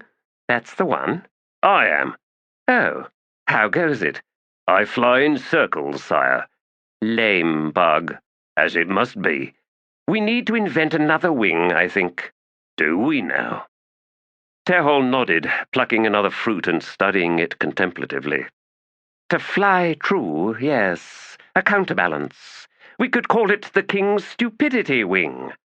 Bug took the fruit and regarded it. No need. We already have it. We do? Yes, sire. Ha ha. Bug bit into the globe and then spat it out. Unripe! You did that on purpose! How stupid of me. Bug glared. The two women who followed the spotty handmaiden back into the dining room were an odd study in contrast. The short, curvy one dripped and dangled an astonishing assortment of gaudy jewelry. The clothing she wore stretched the definition of the word. Shurk suspected it had taken half the night to squeeze into the studded leggings, and the upper garment seemed to consist of little more than a mass of thin straps that turned her torso into a symmetrical display of dimples and pouts. Her plumpness was, perhaps, a sign of her youth as much as of soft living, although there was plenty of indolence in her rump-swaying, overly affected manner of walking, as if through a crowd of invisible but audibly gasping admirers, perched so perfectly atop high spiked-heeled shoes with one hand delicately raised. Her petite features reminded Shurk of the painted exaggeration employed by stage actors and weeping orators, with ferociously dark eyeliner flaring to glittering purple below the plucked line of her eyebrows, white dust and false bloom to the rounded plump cheeks, pink and amber gloss on the full lips in diagonal barbs converging on the corners of her faintly downturned mouth. Her hair, silky black, was bound up in a frenzied array of braided knots speared with dozens of porcupine quills, each one tipped with pearls. It was likely Shurk gaped for a moment, sufficient to earn an indulgent smile from the haughty little creature as she flounced closer. A step behind this two-legged tome of fashion travesty walked the handmaiden. At least, that's what the captain assumed she was. A head taller than most men, burly as a stevedore, the woman was dressed in an embroidered pink gown of some sort, shrieking femininity with a desperate air, and utterly failing to render the wearer any sort of elegance whatsoever. Diamond studs glinted high on her cheeks, and Shurk frowned, realizing with a start that the handmaiden's face was surprisingly attractive. Even features, the eyes deep, the lips full and naturally sultry. Her hair was cut close to the scalp, so blonde as to be very nearly white. The curtsy the high-born girl presented before Queen Janath was elaborate and perfectly executed. Highness, at your service. Janath cleared her throat. Princess Falash, welcome. May I present Shurk Elal, captain of Undying Gratitude, a seaworthy vessel engaged in independent trade.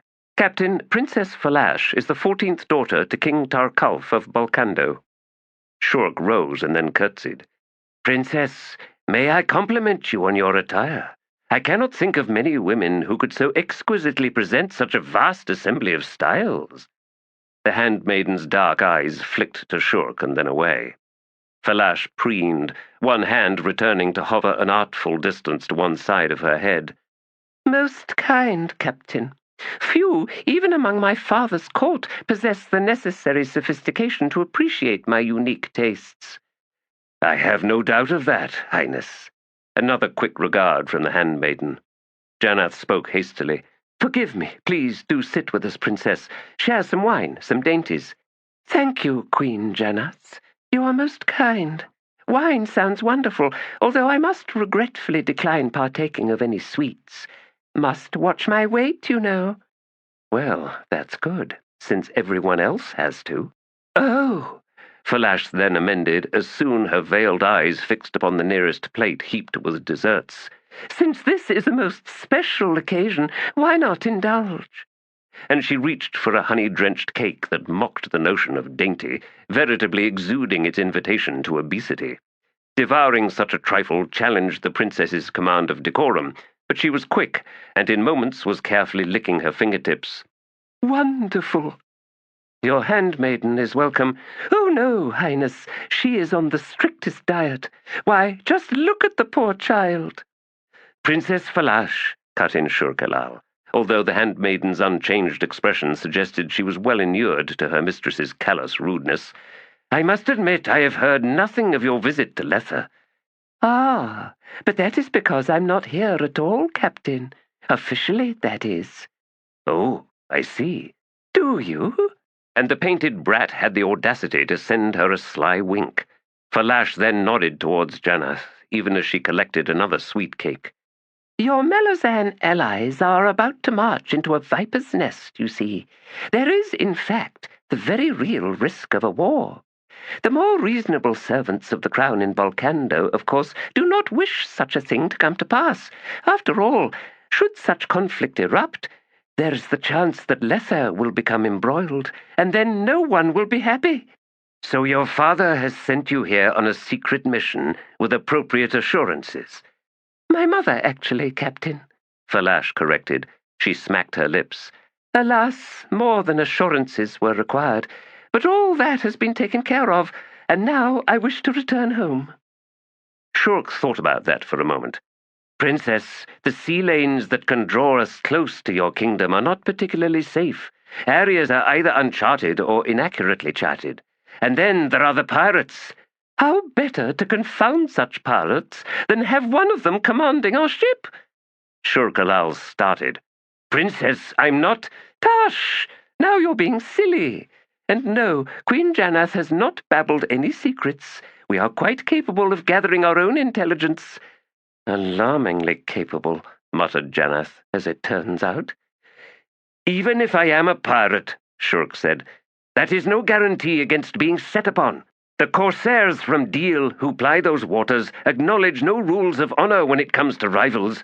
In any case, I am in fact committed to transport a cargo which unfortunately will take me in the opposite direction. Would that cargo be one Ublala Pung? Janath asked. Yes.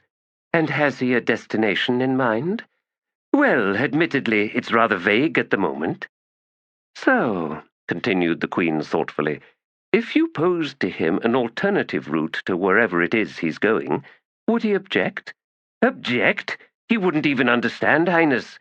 He'd just smile and nod and try and tweak one of my... Then it is possible you can accommodate Princess Falash, even with Ublala Pung aboard, yes? Shurk frowned at the Queen, and then at Falash. Is this a royal command, Highness? Let's just say we would be most pleased. Then let me just say that the pleasure of however many of you exist isn't good enough, Highness. Pay me, and pay well, and we agree on a contract, and I want it in writing, from either you, Queen, or you, Princess. But the whole point of this is that it must remain unofficial. Really, Shurk. Really nothing, Janath. Falash waved one sticky, crumb-dusted hand. Agreed. I will have a contract written up. There is no problem with the captain's conditions. None at all. Well, I am delighted that everything's now arranged to everyone's satisfaction. Janath blinked. Well, that's fine then, said Shurk Elal. Oh, these sweets are a terror. I must not... Oh, one more, perhaps. A short time later, and the two Bolkando guests were given leave to depart. As soon as the door closed behind them, Shurk Elal fixed a level gaze upon Janath. So, O Queen, what precisely is the situation in Bolkando? Errant knows, Janath sighed, refilling her goblet. A mess. There are so many factions in that court it makes a college faculty look like a neighborhood sandbox. And you may not know it, but that is saying something. A sandbox? You know, in the better-off streets, the community commons, there's always a box of sand for children to play in, where all the feral cats go to defecate. You privileged folk have strange notions of what your children should play with. Ever get hit on the head by a gritty sausage of scat? Well then, enough of that attitude, Shurk. We were as vicious as any rags gang you ran with, let me tell you. All right, sorry. Have you warned the Malazans that Bolkando is seething and about to go up in their faces? They know. Their allies are in the midst of it right now, in fact. So what was that princess doing here in Letheras? Janath made a face. As far as I can tell, annihilating rival spy networks, the ones Bug left dangling out of indifference, I suppose. Shurk grunted. Falash? She's no killer. No, but I'd wager her handmaiden is. How old is this 14th daughter anyway? 16, 17? 14, actually. Abyss below! I can't say I'm looking forward to transporting that puffed-up pastry mauler all the way to the Akrenai range. Just go light on ballast. Shurk's eyes widened. Janath scowled. The pilot charts we possess indicate shallow reefs, Captain. What did you think I was referring to? No idea, Highness. Honest. Janath rose. Let's go pounce on the men in the garden, shall we? Departing the palace unseen was enabled by the Queen's silent servants leading the two Bolkando women down a maze of unused corridors and passageways, until at last they were ushered out into the night through a recessed postern gate. They walked to a nearby street, and there awaited the modest carriage that would take them back to their rooms in a hostel of passing quality down near the harbour front. Falash held one hand in the air, fingers moving in slow, sinuous rhythm, an affectation of which she seemed entirely unaware. A contract! Ridiculous! Her handmaiden said nothing. Well, said Falash, if the captain proves too troublesome. And into that uplifted hand snapped a wedge-bladed dagger, appearing so suddenly it might well have been conjured out of the thin night air. Mistress, said the handmaiden in a low, smooth, and stunningly beautiful voice, that will not work. Falash frowned. Oh, grow up, you silly girl. We can leave no trail, no evidence at all. I mean, mistress, that the captain cannot be killed, for I believe she is already dead. That's ridiculous. Even so, mistress. Furthermore, she is enlivened by an Utulu. Oh, now that's interesting. And exciting. The dagger vanished as quickly as it had appeared. Fix me a bowl, will you? I need to think. Here they come, murmured Bug. Tehol turned. Ah, see how they've made up and everything. How sweet. My darlings, so refreshing this night air, don't you think? I'm not your darling, said Shurk Elal. She is. And isn't she just? Am I not the luckiest man alive? Errant knows it's not talent. Or looks, added Janath, observing her husband with gauging regard. It was better, Tehol said to Bug, when they weren't allies. Divide to conquer the divide, sire. That's my motto. And a most curious one at that. Has it ever worked for you, Bug? I'll be sure to let you know as soon as it does. 30 leagues north of Li Heng on the Quantalian mainland was the village of Gethran, an unremarkable clump of middling dry stone homes, workshops, a dilapidated church devoted to a handful of local spirits, a bar and a jail blockhouse where the tax collector lived in one of the cells and was in the habit of arresting himself when he got too drunk, which was just about every night. Behind the squat temple with its 32 rooms was a tiered cemetery that matched the 3 most obvious levels of class in the village. The highest and furthest from the building was reserved for the wealthier families, the tradesfolk and skilled draft workers whose lineages could claim a presence in the town for more than 3 generations. Their graves were marked by ornate sepulchres, tombs constructed in the fashion of miniature temples, and the occasional tholos-bricked tomb, a style of the region that reached back centuries. The second level belonged to residents who were not particularly well off, but generally solvent and upstanding. The burials here were naturally more modest, yet generally well maintained by relatives and offspring, characterized by flat-topped shrines and capped stone-lined pits. Closest to the temple, and level with its foundations, resided the dead in most need of spiritual protection and, perhaps, pity. The drunks, wastrels, addicts, and criminals, their bodies stacked in elongated trenches with pits reopened in a migratory pattern, up and down the row, to allow sufficient time for the corpses to decompose before a new one was deposited. A village no different from countless others scattered throughout the Malazan Empire. Entire lives spent in isolation from the affairs of imperial ambition, from the marching armies of conquest and magic-ravaged battles. Lives crowded with local dramas and every face a familiar one, every life known from blood-slick birth to blood-drained death. Hounded by 4 older sisters, the grubby, half-wild boy, who would one day be named Dead Smell, was in the habit of hiding out with old Skez, who might have been an uncle, or maybe just one of his mother's lovers before his father came back from the war. Skez was the village dresser of the dead, digger of the graves, and occasional mason for standing stones.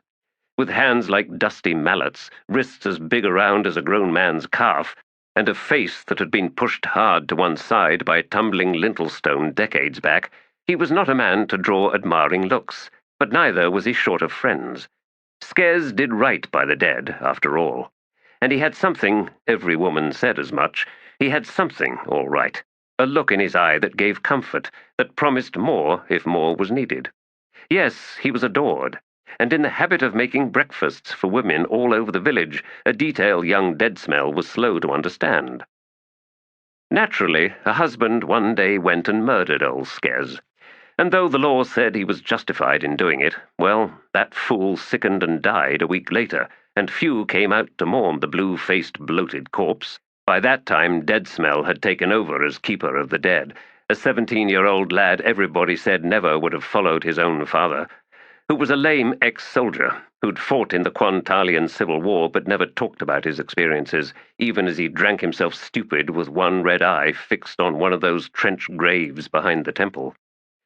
Young Dead Smell, who'd yet to find that name, had been pretty sure of his future once he had taken over Skez's responsibilities. It was respectable enough, all things considered, a worthy profession, a worthy life. In his 19th year, he was well settled into the half-sunken, flat-roofed stone house just outside the cemetery, a house that Skez had built with his own hands, when word arrived that Hester Vil, the temple's priest, had fallen with a stroke and was soon to enter the embrace of the spirits. It was long in coming. Hester was nearly a century old, after all, a frail thing who, it was said, had once been a hulk of a man. Boar tusks rode his ears, pierced through the lobes that had stretched over the decades until the curved yellow tusks rested on the man's bony shoulders. Waves of fur tattoos framed Vil's face. There had never been any doubt that Hester Vil was a priest of Fenner, that he looked upon the local spirits with amused condescension, though he was ever proper in his observances on behalf of the villagers. The priest's approaching death was a momentous one for the village. The last acolyte had run off with a month's worth of tithings a few years previously. Dead Smell remembered the little shit. He and Skez had once caught the brat pissing on a high-tier tomb, They'd beaten the boy and had taken pleasure in doing so. Once Vil was gone, the temple would stand abandoned, the spirits unappeased. Someone would have to be found, perhaps even a stranger, a foreigner. Word would have to be sent out that Gethran village was in need. It was the keeper's task to sit with the one sliding into death, if no family was available, and so the young man had thrown on old Skez's grey man's cloak, and had taken in one hand his wooden box of herbs, elixirs, knives, and brain scoop, and crossed the graveyard to the refectory attached to one side of the temple. He could not recall the last time he'd visited Vil's home, but what he found on this night was a chamber transformed. The lone center hearth raged, casting bizarre, frightening shadows upon all the lime-coated walls, shadows that inscribed nothing visible in the room, but skeletal branches wavering as if rattled by fierce winter winds. Half paralyzed, Hester Vil had dragged himself into his house, refusing anyone else's assistance, and Deadsmell found the old priest lying on the floor beside the cot. He'd not the strength to lift himself to his bed, and had been there for most of a day. Death waited in the hot, dry air, pulsed from the walls and swirled round the high flames. It was drawn close with every wheezing gasp from Vil's wrinkled mouth, feebly pushed away again in shallow, whispery exhalations. Deadsmell lifted the frail body to the bed, tugged the threadbare blanket over Vil's emaciated form, and he then sat, sweating, feeling half feverish, staring down at Vil's face. The strike was drawn heavily across the left side of the priest's visage, sagging the withered skin and ropey muscles beneath it, plucking at the lids of the eye. Trickling water into Vil's gaping mouth did not even trigger a reflex swallow, telling Deadsmell that very little time remained to the man. The hearth's fire did not abate, and after a time that detail reached through to Deadsmell, and he turned to regard the stone-lined pit. He saw no wood at the roots of the flames, not even glowing dusty coals or embers. Despite the raging heat, a chill crept through him. Something had arrived, deep inside that conflagration. Was it Fenner? He thought that it might be. Hester Vil had been a true priest, an honorable man, insofar as anyone knew. Of course his god had come to collect his soul. This was the reward for a lifetime of service and sacrifice. Of course, the very notion of reward was exclusively human in origin, bound inside precious beliefs in efforts noted, recognized, attributed value. That it was a language understood by the gods was not just given, but incumbent. Why else kneel before them? The god that reached out from the flames to take Vil's breath, however, was not Fenner.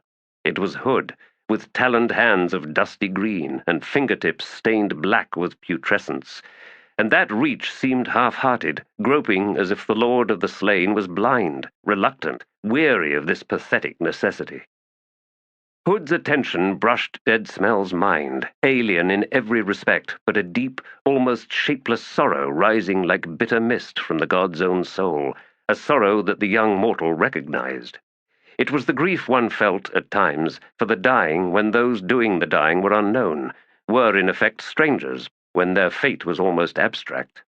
Impersonal grief, a ghost cloak one tried on only to stand motionless, pensive, trying to convince oneself of its weight, and how that weight, when it ceased being ghostly, might feel sometime in the future.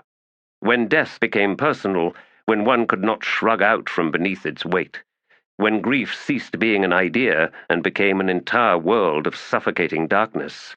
Cold, alien eyes fixed momentarily upon Deadsmell, and a voice drifted into his skull. You thought they cared. But he is Fenner's very own. There is no bargain when only one side pays attention. There is no contract when only one party sets a seal of blood. I am the harvester of the deluded, mortal. And this is why you grieve, isn't it? I can feel it, your sorrow. So you can. Perhaps, then, you are one of my own. I dress the dead. Appeasing their delusions, yes, but that does not serve me. I say you are one of my own, but what does that mean? Do not ask me, mortal. I am not one to bargain with.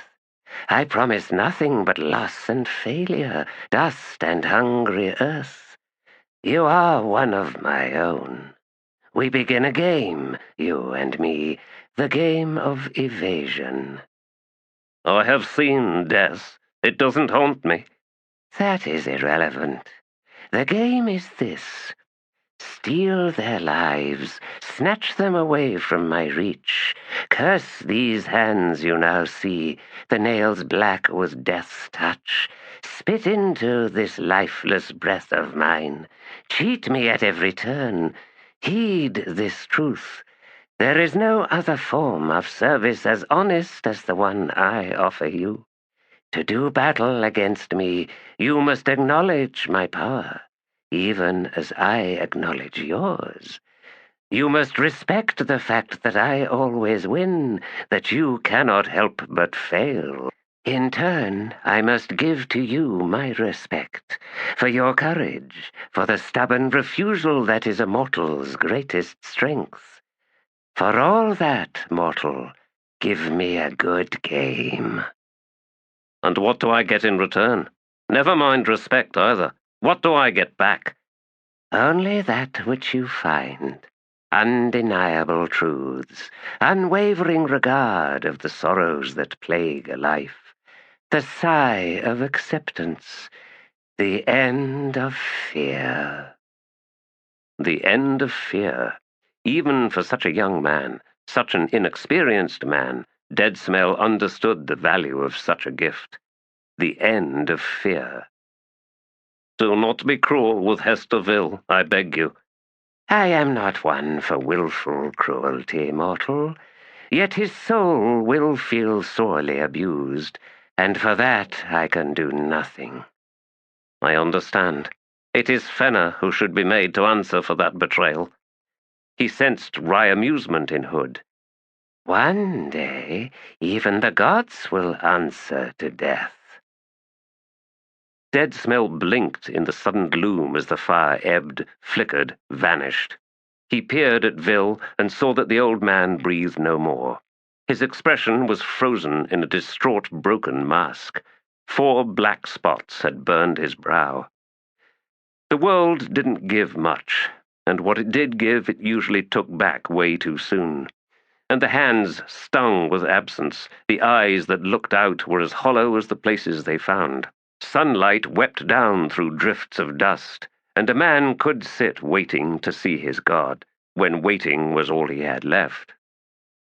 Dead Smell was kicking through his memories, a task best done in solitude, drawn to this overgrown, abandoned ruin in the heart of Letheras, with its otherworldly insects, its gaping pits, and its root-bound humps of rotted earth. He wandered as if lost. The Lord of Death was reaching into this world once again, swirling a finger through pools of mortal blood. But Dead Smell remained blind to the patterns so inscribed, this intricate elaboration on the old game. He found that he feared for his god, for Hood, his foe, his friend, the only damned god he respected. The necromancer's game was one that others could not understand. To them, it was the old rat dodging the barn cat, a one-sided hunt bound in mutual hatred. It was nothing like that, of course. Hood didn't despise necromancers. The god knew that no one else truly understood him and his last of last worlds. Ducking the black touch, stealing back souls, mocking life with the animation of corpses, they were the vestments of true worship. Because true worship was, in its very essence, a game. There is no bargain when only one side pays attention. Moments after voicing that quote, Dead Smell grunted in sour amusement. Too much irony in saying such a thing to ghosts, especially in a place so crowded with them as here, less than a dozen paces from the gate to the Azath house. He had learned that Bryce Benedict had been slain once, only to be dragged back. A most bitter gift. It was a wonder the king's brother hadn't gone mad. When a soul leaves the path, a belated return has the fool stumbling again and again, every step settling awkwardly, as if the imprint of one's own foot no longer fitted, as if the soul no longer matched the vessel of its flesh and bone and was left jarred, displaced. And now he had heard about a woman cursed undead. Ruthen Gudd had gone so far as to hint that he'd bedded the woman, and how sick was that? Dead Smell shook his head. As bad as sheep, cows, dogs, goats, and fat Bocarala? No, even worse. And did she want the curse unraveled? No. At least with that, he had to agree. It does no good to come back. One gets used to things staying the same, more used to that than how a living soul felt about its own sagging, decaying body. Besides, the dead never come back all the way. It's like knowing the secret to a trick. The wonder goes away. They've lost all the delusions that once comforted them. Dead smell. He turned to see Bottle picking his way round the heaps and holes. Heard you saying something. Ghosts never got anything good to say. Why bother talking with them? I wasn't. The young mage reached him and then stood, staring at the old jagged tower. Did you see the baggage train forming up outside the city? Gods, we've got enough stuff to handle an army 5 times our size. Maybe, maybe not. Bottle grunted. That's what Fiddler said. We'll be marching into nowhere. Resupply will be hard to manage, maybe impossible. Into nowhere. That seems about right. Dead Smell pointed at the Azath house. They went in there, I think. Sin and Grub? Aye. Something snatched them? I don't think so. I think they went through the way Kellenved and Dancer learned how to do. Where? No idea, and no, I have no plans to follow them. We have to consider them lost, permanently. Bottle glanced at him. You throw that at the adjunct yet? I did. She wasn't happy. I bet she wasn't. He scratched at the scraggy beard he seemed intent on growing. So tell me why you think they went in there. Dead Smell grimaced. I remember the day I left my home. A damned ram had got onto the roof of my house. The house I inherited, I mean. A big white bastard, eager to hump anything with legs. The look it gave me was empty and full, if you know what I mean. No. All right, yes. When winter's broken, the season, and those eyes. Empty and full. And from its perch up there, it had a damned good view of the graveyard, all 3 tiers, from paupers to the local version of nobility. I'd just gone and buried the village priest. Hope he was dead when you did it. Some people die looking peaceful. Others die all too knowing. Empty and full. He didn't know until he did his dying. And that kind of face is the worst kind to look down on. He scowled. The worst kind, Bottle. Go on. What have you got to be impatient about, soldier? Bottle flinched. Sorry, nothing. Most impatient people I meet are just like that. Once you kick through all the attitude, they're in a lather, in a hurry about nothing. The rush is in their heads, and they expect everyone else to up the pace and get the fuck on with it. I got no time for such shits. They make you impatient, do they? No time, I said, meaning the more they push, the longer I take. Bottle flashed a grin. I hear you. Good. Dead Smell paused, working back round to his thoughts. That ram, looming up there. Well, it just hit me, those eyes. We all got them, I think, some worse than others. For the priest, they came late, but the promise was there all his life, same for everyone. You see that it's empty, and that revelation fills you up. Wait, what's empty? The whole hood-forsaken mess, Bottle, all of it. Well, now, aren't you a miserable crudge, Dead Smell? I'll grant you, this particular place eats on me. Chews up memories I'd figured were long buried. Anyway, there I was, standing, ram on one side, the priest's tomb on the other. High ridge, highest I could find, and the high-born locals were going to howl when they saw that. But I didn't care any longer. Because you left that day? Aye. Down to Lee Heng, first in line at the recruiting office. A soldier leaves the dead behind, and the ones a soldier does bury, well, most of the time, they're people that soldier knows. We don't raise battlefield barrows for just our own dead. That's not what I meant by knowing, Bottle. Ever look down on an enemy's face? A dead one, I mean. A few times, aye. What did you see? Bottle shifted uneasily, squinted at the tower again. Point taken. No better place to piss on Hood's face than in an army. When piss is all you got, and let's face it, it's all any of us has got. I'm waiting, patiently, to see how all this comes back to Sin and Grub and the Azath. Last night, I went to the kennels and got out Bent and Roach. The lapdog's the one of them with the real vicious streak, you know. Old Bent, he's just a damned cattle dog. Pretty simple, straightforward. I mean, you know what he really wants to do is rip out your throat. But no games, right? Not Roach, the simpering fanged demon. Well, I thumped Bent on the head, which told him who's boss. Roach gave me a tail wag and then went for my ankle. I had to near strangle it to work its jaws loose from my boot. You collected the dogs? Then I unleashed them both. They shot like siege bolts, up streets, down alleys, round buildings, and right through screaming crowds, right up to that door over there, the Azath. How'd you keep up with them? I didn't. I set a gaff on them both and just followed that. By the time I got here, Roach had been throwing itself at the door so often it was lying stunned on the path, and Bent was trying to dig through the flagstones. So why didn't any of us think of doing something like that? Because you're all stupid, that's why. What did you do then? Bottle asked. I opened the door. In they went.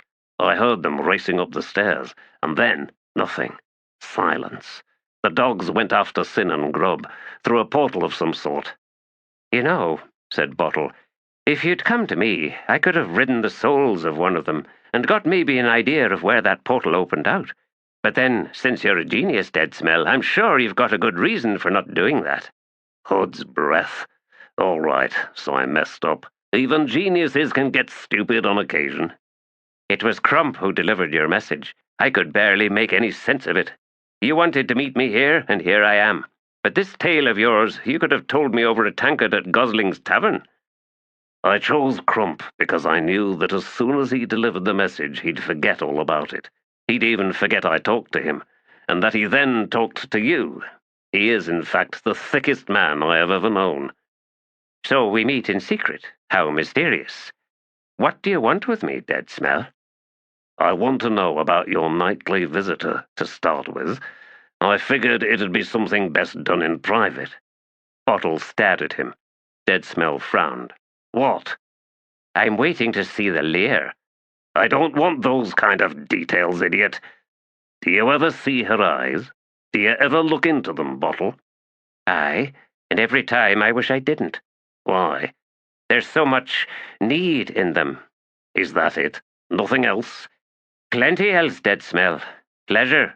Maybe even love. I don't know. Everything I see in her eyes, it's in the now. I don't know how else to explain it. There's no past, no future, only the present. Empty and full. Bottle's gaze narrowed. Like the ram, aye, the animal side of her. It freezes me in my tracks, I admit, as if I was looking into a mirror and seeing my own eyes, but in a way no one else can see them. My eyes with, he shivered, nobody behind them, nobody I know. Nobody anyone knows, Dead Smell said, nodding. Bottle, I once looked into Hood's own eyes, and I saw the same thing. I even felt what you just described. Me, but not me. Me, but really nobody. And I think I know what I saw. What you keep seeing in her as well. I think I finally understand it. Those eyes, the empty and full, the solid absence in them. He faced Bottle. It's our eyes in death. Our eyes when our souls have fled them. Bottle was suddenly pale. God's below, Dead Smell. You just poured cold worms down my spine. That's just horrible. Is that what comes of looking into the eyes of too many dead people? Now I know to keep my own eyes averted when I walk a killing field. Gods! The ram was full of seed, said Dead Smell, studying the Azath once more, and needed to get it out. Was it the beast last season? Did it know it? Does it believe it every spring? No past and no future, full and empty, just that. Always that. Forever that. He rubbed at his face. I'm out of moves, Bottle. I can feel it. I'm out of moves. Listen, she said. Me putting my finger in there does nothing for me. Don't you get that? Ah! And she rolled away from him, thinking to swing her feet down and then maybe stand up, but someone had cut the cot down the middle, and she thumped onto the filthy floor. Ow! I think. Skulldeath popped up for a look, his huge liquid woman's eyes gleaming beneath his ragged fringe of inky black hair.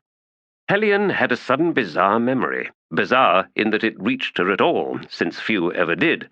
She'd been a child, only a little drunk, ha-ha, stumbling down a grassy bank to a trickling creek, and in the shallows she'd found this slip of a minnow, dead but fresh dead. Taking the limp thing into her hand, she peered down at it, a trout of some kind, a flash of the most stunning red she'd ever seen, and along its tiny back ran a band of dark iridescent green, the color of wet pine boughs. Why Skulldeath reminded her of that dead minnow she had no idea. Wasn't the colors, because he wasn't red or even green. Wasn't the deadness, because he didn't look very dead, blinking like that. The slippiness? Could be. That liquid glisten, aye, that minnow in the bowl of her hand, in its paltry pool of water, wrapping it like a coffin or a cocoon. She remembered now, suddenly, the deep sorrow she'd felt. Young ones struggled so, lots of them died, sometimes for no good reason. What was the name of that stream? Where the hood was it? Where did I grow up? She whispered, still lying on the floor. Who was I? In a city? Outside a city? Farm? Quarry? Skulldeath slithered to the cot's edge and watched her in confused hunger. Hellion scowled. Who am I? Damned if I know.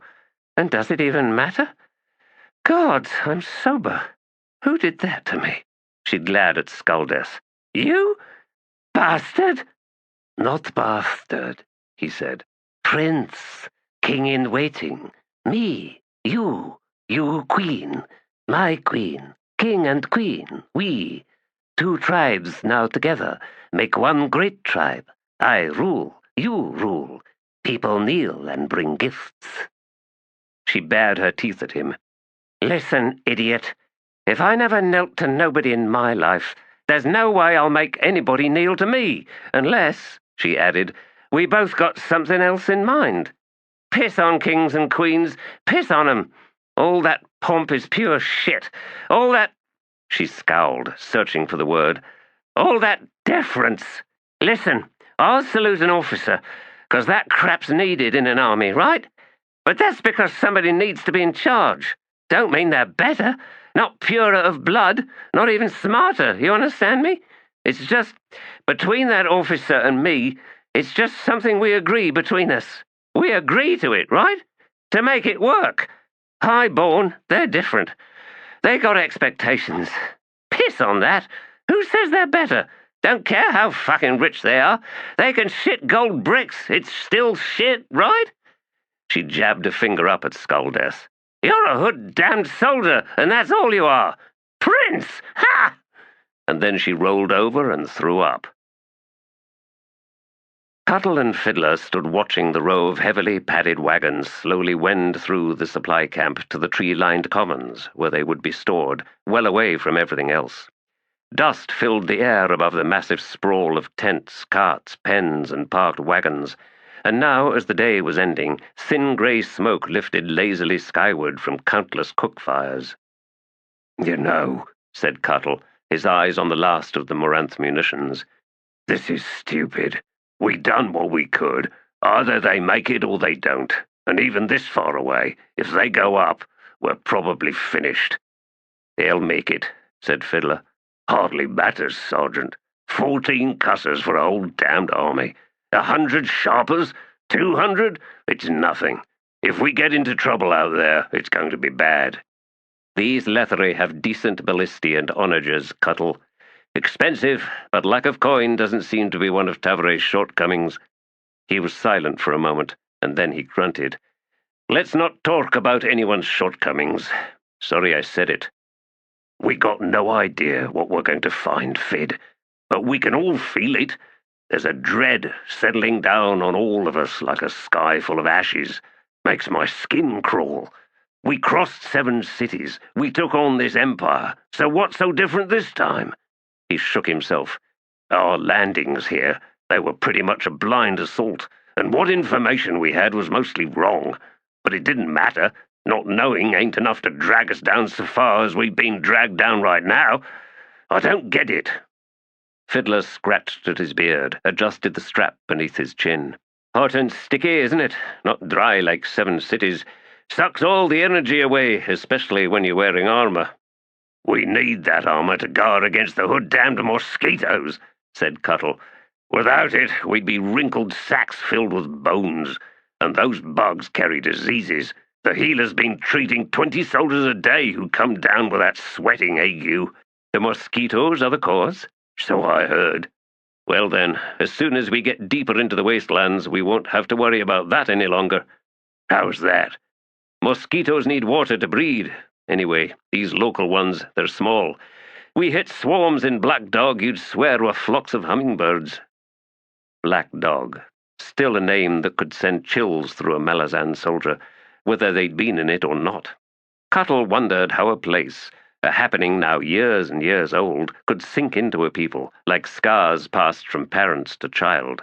Scars, aye, and stains, and the sour taste of horror and misery. Was it even possible? Or was it the stories like the one Fiddler just told? Not even a story, was it? Just a detail. Exaggerated, aye, but still a detail. Enough details, muttered here and there, every now and then, and something started clumping up inside, like a ball of wet clay, smearing everything. And before too long, there it is, compacted and hard as a damned rock, perfect to rattle around inside a man's head, knocking about his thoughts and confusing him. And confusion was what hid behind fear, after all. Every soldier knew it, and knew how deadly it could be, especially in the storm of battle. Confusion led to mistakes, bad judgments, and sure enough, blind panic was the first stinking flower confusion plucked when it was time to dance in the fields. "Looking way too thoughtful there, Sapper," said Fiddler. "Bad for your health." "Was thinking about dancing in the fields." "Hood's breath, it's been years since I heard that phrase. No reason to dredge that up just yet, Cuttle. Besides, the bone hunters haven't shown any inclination to break and run." "I know it makes sense to keep us all dumb and ignorant, Sergeant, but sometimes that can go too far." "Our great unknown purpose." Cuttle nodded sharply. "If we're mercenaries now, we should be for hire. But we aren't, and even if we were, there's nobody around wants to hire us, is there? And not likely anybody out in the wastelands or even beyond. And now I caught them rumors of scraps in Volcando, the burned tiers, and maybe even the Perish. Now, going in and extricating our allies is a good cause, a decent one. Waves all the right banners." "Exactly. But it wouldn't be our reasons for being here in the first place, would it?" "We kicked down a mad emperor, Sapper, and delivered to the Lethery a message about preying on foreign shores." "They didn't need it. The Tist Edor did." "And don't you think we humbled them enough, Cuttle?" "So now what? We're really getting nothing here, Fid, and less than nothing." "Give it up," drawled Fiddler. "You wasn't invited to the reading. Nothing that happened then was for you. I've already told you so." "Plenty for Tavaray, though. And hey, look, we just happened to be following her around." The last of the wagons reached the makeshift depot, and the oxen were being unhitched. Sighing, Fiddler unclipped his helm and drew it off. "Let's go look in on Corrick." Cuttle frowned as he fell in beside his sergeant. "Our squad's all over the place these days." "Bottle likes wandering off, nobody else. You can't count Corrick, can you? It's not like he camped out in the infirmary because of the decor." "Bottle's your problem, Sergeant. Ducking out of stuff, disappearing for days on end. He's just bored." "Who ain't? I just got this feeling we're going to fit badly for a week or two once we start marching." Fiddler snorted. "We've never fit well, Cuttle. You telling me you've never noticed?"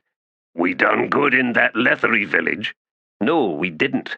If it wasn't for Hellions and Gessler's squads, and then Badan Grucks, why our fingernails would be riding flower buds right about now, like cute hats. We were all over the place, Cuttle. Corrick and Smiles running off like 2 love-struck hares. Turned out Corab was my best fist." "You're looking at it bad, Fiddler. All that. Edur were coming in on all sides. We had to split 'em up." Fiddler shrugged. "Maybe so. And granted, we did better in Yagatan." I guess I can't help comparing times. A useless habit, I know. Stop looking at me like that, sapper. So you had Hedge and Quick Ben, and that assassin, what was his name again? Callum. Aye, that boar with knives. Stupid, him getting killed in Malaz City. Anyway, my point is, we had a Barghast for a squad fist, and then there was Surrey, never mind her, and Whiskey Jack, and who knows I'm no Whiskey Jack.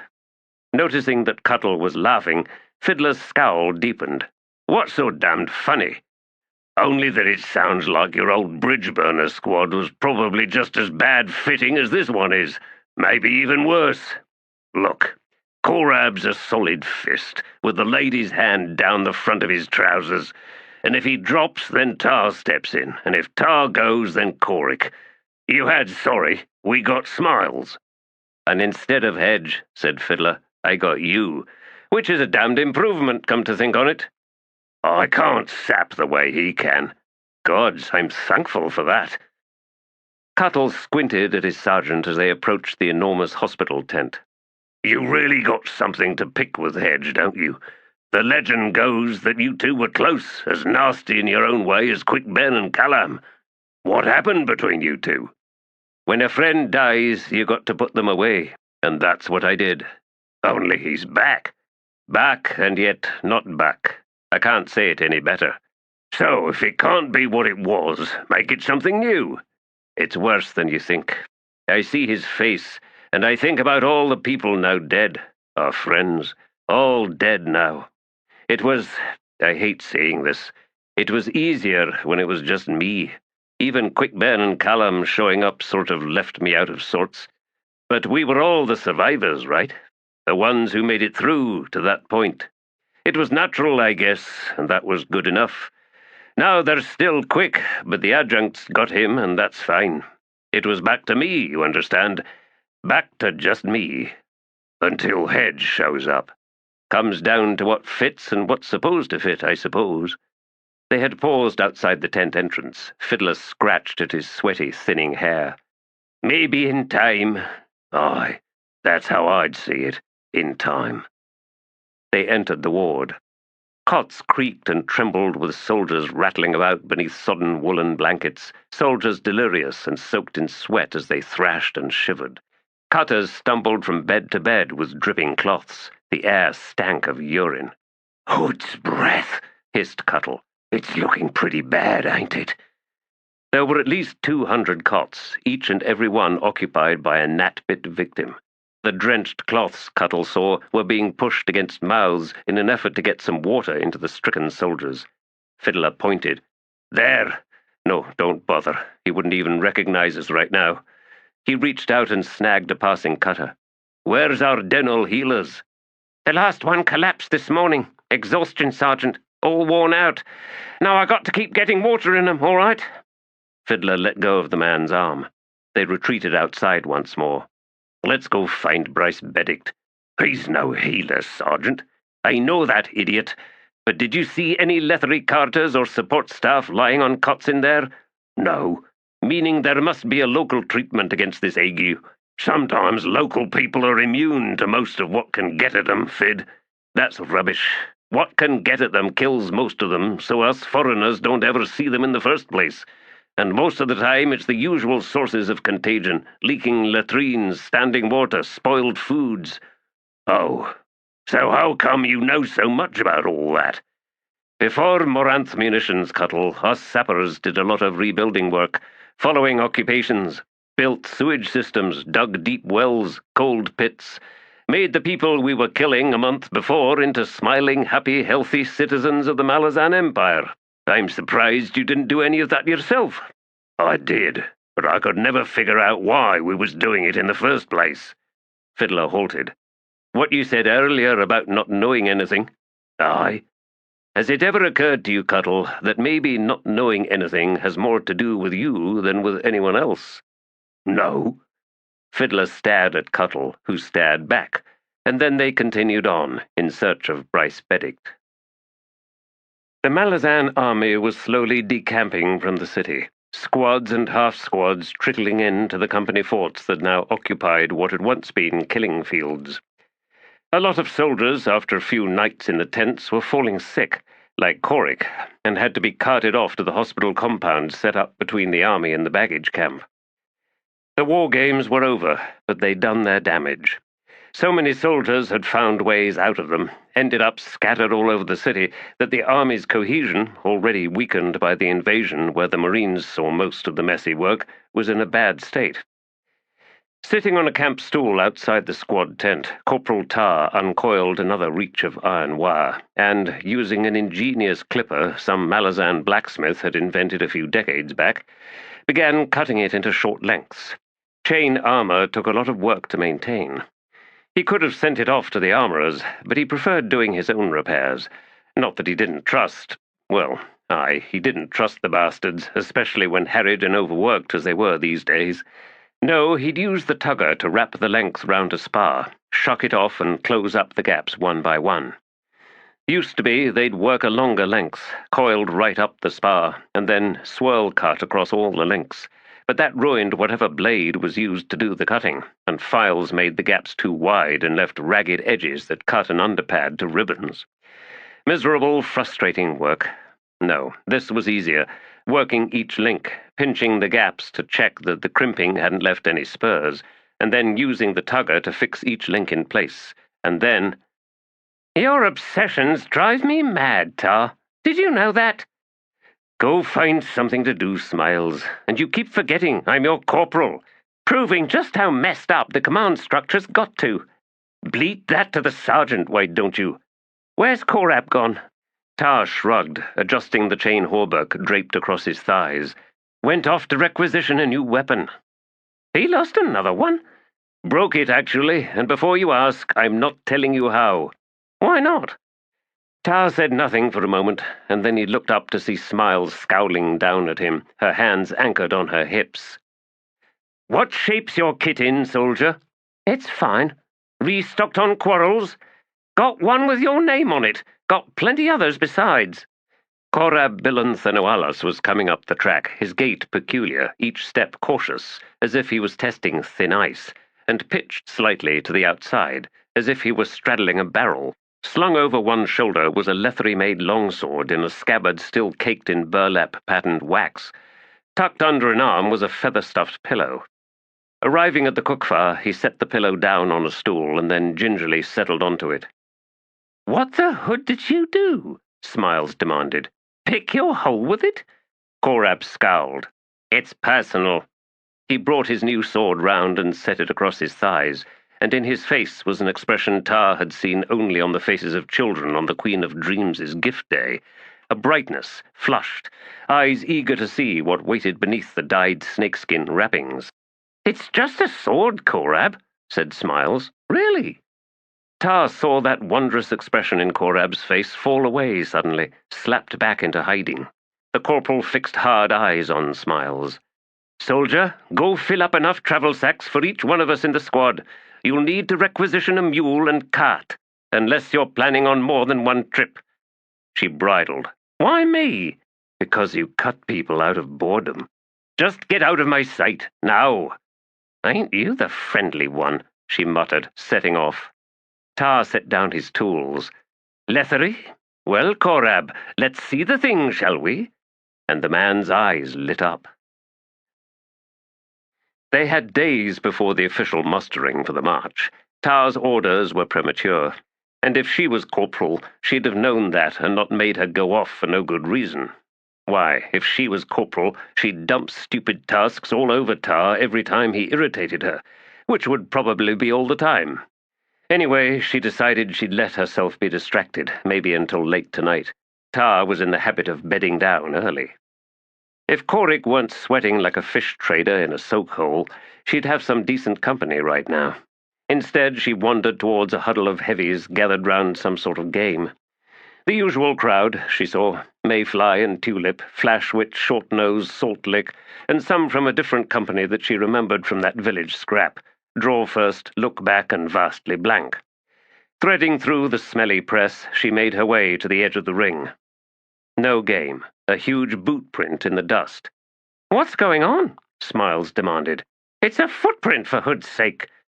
Huge faces peered at her from all sides, and then Mayfly said, in a tone of stunned reverence, "It's from him!" "Who?" "Him, like she said," said Short-Nose. Smiles looked back down at the print. "Really? Not a chance. How can you tell?" Flashwit wiped at her nose, which had been dripping ever since they arrived on this continent. "It ain't none of ours. See that heel? That's a marine heel. Them iron studs in a half-ring like that." Smiles snorted. "You idiots! Half the army wears those." She looked round. "Gods below, you're all wearing those." "Exactly," said Flashwit, and everyone nodded. "So let's just follow the tracks and get a real good look at him, then." "We thought of that," said Short-Nose. "Only there's only the one, see?" "What do you mean? One print? Just one? But that's ridiculous. You must have scuffed up the others." "No," said Lookback, thick fingers twisting greasy hair beside a cabbage ear. "I was the first to come on it, right? And it was all alone, just like that, all alone. Who else could have done something like that but him?" "You're all idiots. I don't think nefarious bread even exists." "That's because you're stupid," shouted Vastly Blank. "You're a stupid... You're just stupid, and I don't like you. Draw first, that's right, isn't it? I don't like her, do I? Do I?" "Do you know her, Vastly? Know who she is?" "No, draw first, I don't. Not even that." "Well then, it's got to be you don't like her then. It's got to be. You're right, Vastly." "I knew it." "Listen," said Smiles. "Who wants to play Bones?" "With what?" Mayfly asked. "With Bones, of course." "We ain't got none." "But I do." "You do what?" Smiles gave everyone a bright, happy smile, and even that made her face hurt. She drew out a small leather pouch. "Lay your bets down, soldiers, and let's have us a game. Now listen carefully while I explain the rules." "We know the rules," said Short-Nose. "Not my rules, you don't. Mine are different." She scanned the suddenly interested faces and all those tiny eyes fixed on her. "Listen now, and listen carefully, because they're kind of complicated. Vastly, you come stand beside me, right here, the way best friends do, right?" Vastly Blank nodded. "Right." And, chest swelling, he pushed through the others. "A word with you, Lieutenant." Paws snapped to his feet. "Aye, sir." "Follow me." Captain Kindly walked sharply out from the headquarters, and soldiers busy packing equipment ducked desperately out of the man's path, furtive as cats underfoot. There was a certain carelessness when it came to getting out of Lieutenant Paws' way, however, forcing him to kick a few shins as he hastened after the captain. They emerged into the parade square and halted before a ragged row of what looked like civilians with nowhere to go but up, an even dozen in all. Seeing the two at the far end, Paws' spirits sank. "I am promoting you sideways," Kindly said to him. "Master Sergeant." "Thank you, sir." "I do this out of recognition of your true talents, Master Sergeant Paws, in the area of recruiting from the local population."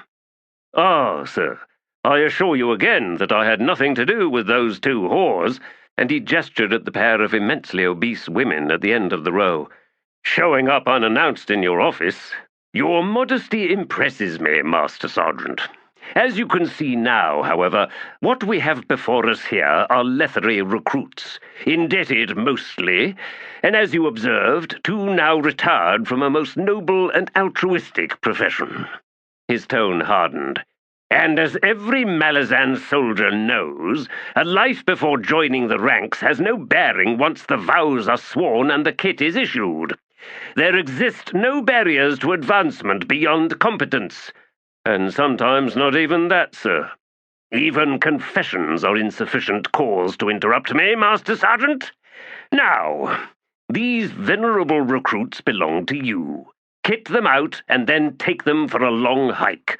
They clearly need to be worked into fighting trim. We march in 2 days, Master Sergeant." "Fighting trim in just 2 days, sir? Your recruits rely upon your competence, as do I, said Kindly, looking nauseatingly satisfied. Might I suggest that your first task lies in sobering them up? Now, I leave you to it, Master Sergeant. Thank you, sir, and he saluted. Captain Kindly marched back into the headquarters. Paws stared after him. This, he whispered, is war. The nearest recruit, a scrawny man of 40 or so with a huge stained moustache, suddenly brightened. Can't wait, sir. Paws wheeled on him. I'm no sir, dung beetle. I am Master Sergeant. Sorry, Master Sergeant. You don't think, I trust, that my sideways promotion is not a bold announcement of Captain Kindly's confidence in me? Absolutely not, Master Sergeant. Paws strode down to the far end of the row and glared at the two whores. Gods below, what are you two doing here? The blonde one, her face glowing in the manner of overweight people the world over, when made to stand for any length of time, belched and said, Master Sergeant, look at us. I am looking. We ain't had no luck cutting the lard, you see, but in an army, well, we got no choice, do we? You're both drunk. We give up that too, said the black-haired one. And the whoring? Oh, Master Sergeant, leave us a little fun. You're both standing here out of breath. Kitting you out and running you will kill you both. We don't mind, Master Sergeant. Whatever works. Tell me the name of the soldier who hired you to visit the captain. The women exchanged sly looks, and then the blonde said, Never gave it to us. Man or woman? Never said either way, Master Sergeant. It was dark that day, added the black-haired woman. Anyway, Big Kindly said, I'm sorry, what did you say? Oh, Captain Kindly is what I meant, now that he's back in uniform, I mean. And it's a nice uniform, chimed in the blonde. And he said that you was the best and the hardest working, most fit-like and healthy soldier in the whole miserable army. That's Malazan army. Right. Sorry, Master Sergeant. It's all the foreign names done us in. And the jug of rum, I'd wager. She nodded. And the jugs of rum. At the plural pause, two eyes found a pernicious will of their own, and fell slightly down from the woman's face. He coughed and turned to study all the other recruits. Running from debt, I understand, he said. Same for armies the world over. Indebted, criminal, misfit, pervert, patriot, and insane. And that lists from my very own military application. And look at me, promoted up to lieutenant and sideways to master sergeant. So, dear recruits, and Paws slapped on a broad smile which was answered by everyone in the line, nobody knows better where you're coming from, and nobody knows better where you're going to end up, which is probably in either the infirmary or the stockade. And I mean to get you there in no time flat. Yes, Master Sergeant, shouted the moustached idiot. Paws stamped up to the man, whose grin suddenly wavered. In the Malazan army, he said, old names are tossed. They were bad names anyway, every one of them. You are now Twit, and you're my first squad leader. Yes, Master Sergeant. Thank you, Master Sergeant. Now, Paws continued, hands behind his back as he began strolling up and down the row. 2 days to turn you earwigs into soldiers, even for me, is simply impossible. No. What I need to do is attach you to a real squad, and I have the perfect squad in mind. And then he halted and wheeled to face them. But first, we're all going to march to the privy, where each and every one of you is going to, in perfect unison, as befits soldiers, shove a finger down your throat and vomit into the trough. And then we're going to collect uniforms from the quartermaster and your training kits. Now, Sergeant Twit, fall 'em in behind you and follow me. Yes, Master Sergeant. We're off to war. And the others cheered. The cook fires were coal-bedded and simmering pots hung over them by the time Master Sergeant Paws led his sickly, gasping crew up to the squad tents of the 3rd Company. 3rd Company, sergeants! He bellowed. Front and forward this instant! Watched by a score of faces half lit by firelight, Badan Gruk, Sinter, and Primley slowly converged to stand in front of Paws. "I am Master Sergeant Paws, and this—" "Thought you was Captain Kindly," said Sinter. "No, that would be my twin, who sadly drowned in a bucket of his own puke yesterday. Interrupt me again, Sergeant, and I've got a whole trough of puke waiting just for you." Badan Gruk grunted. "But I thought he was Lieutenant Paws." Paws scowled at him. "My other twin, now detached from the Bone Hunters and serving as bodyguard and consort to Queen Frappalava of the Kidgestool Empire. Now, enough yabbering. As you can see behind me, we have new recruits who need to be ready to march in 2 days." "March where, Master Sergeant?" Paws sighed. "Why, with the rest of us, Sergeant Sinter. In fact, right beside your 3 squads, as they are now your responsibilities." He turned and gestured at his row. 2 recruits stepped out on cue. "Acting Sergeants Twit and Nosestream." He gestured again, and 2 more emerged. "Acting Corporals Rumjugs and Sweetlard. I suggest Corporal Kissware take them under her personal care. Now, you will note that they've brought tents. Unfortunately, none of the recruits know how to put them up. Get them to it. Any questions? Good. Dismissed." A short time later, Paws sighted one of the newer tents in the camp, and after eyeing the 3 soldiers squatting round the nearest cook fire, he drew himself up and marched up to them. "Soldiers, at ease. Is there a partition at the back of that tent? I thought so." "Sergeant Herbs commandeered that bit, Lieutenant." "Commendable. Alas, my friends, and I know this is miserable news, but Captain Kindly is now requisitioning it on my behalf. I argued against it. I mean, the injustice of such a thing, but, well, you all know about Captain Kindly, don't you?" And he was pleased to see the sullen nods. Paws patted a satchel at his hip. "Supply lists. I need somewhere private, and now that the HQ's been shut down, well, you're to provide me with my office. But listen, friends, and be sure to tell this to Sergeant Herb, since I'm working on supplies, materiel, and, did I mention, foodstuffs for the officers, which of course includes wines of passing vintage. Well, even one as perfect as me can't help but lose a crate or 2 from the inventory." And see how they smiled. "All yours, Lieutenant." "Excellent. Now, be sure not to disturb me." "Aye, Lieutenant." Paws made his way in, stepping over the bedrolls and kits, and through the curtain where he found a decent camp cot, clean blankets, and a well-maintained pillow. Kicking his boots off, he settled down on the cot, turned the lantern down, and drew out from his satchel the first of the 5 flasks he'd confiscated from his recruits. One could learn a lot about a man or woman by their alcohol or drug of choice. Time to look more closely at the Bone Hunters' latest members, maybe work up something like a profile of their gumption. He tugged loose the first stopper. "He made us puke," said Rumjugs. "He makes all of us do that," Kissware replied. "Now, angle that peg out a bit before your sister starts pounding it." "She ain't my sister." "Yes, she is. We all are now. That's what being a soldier is all about. Sisters, brothers." Sweetlard hefted the wooden mallet. "So the officers, they're like parents?" "Depends. On what?" "Well, if your parents were demented, deluded, corrupt, useless, or sadistic, or any combination of those, then yes, officers are just like them."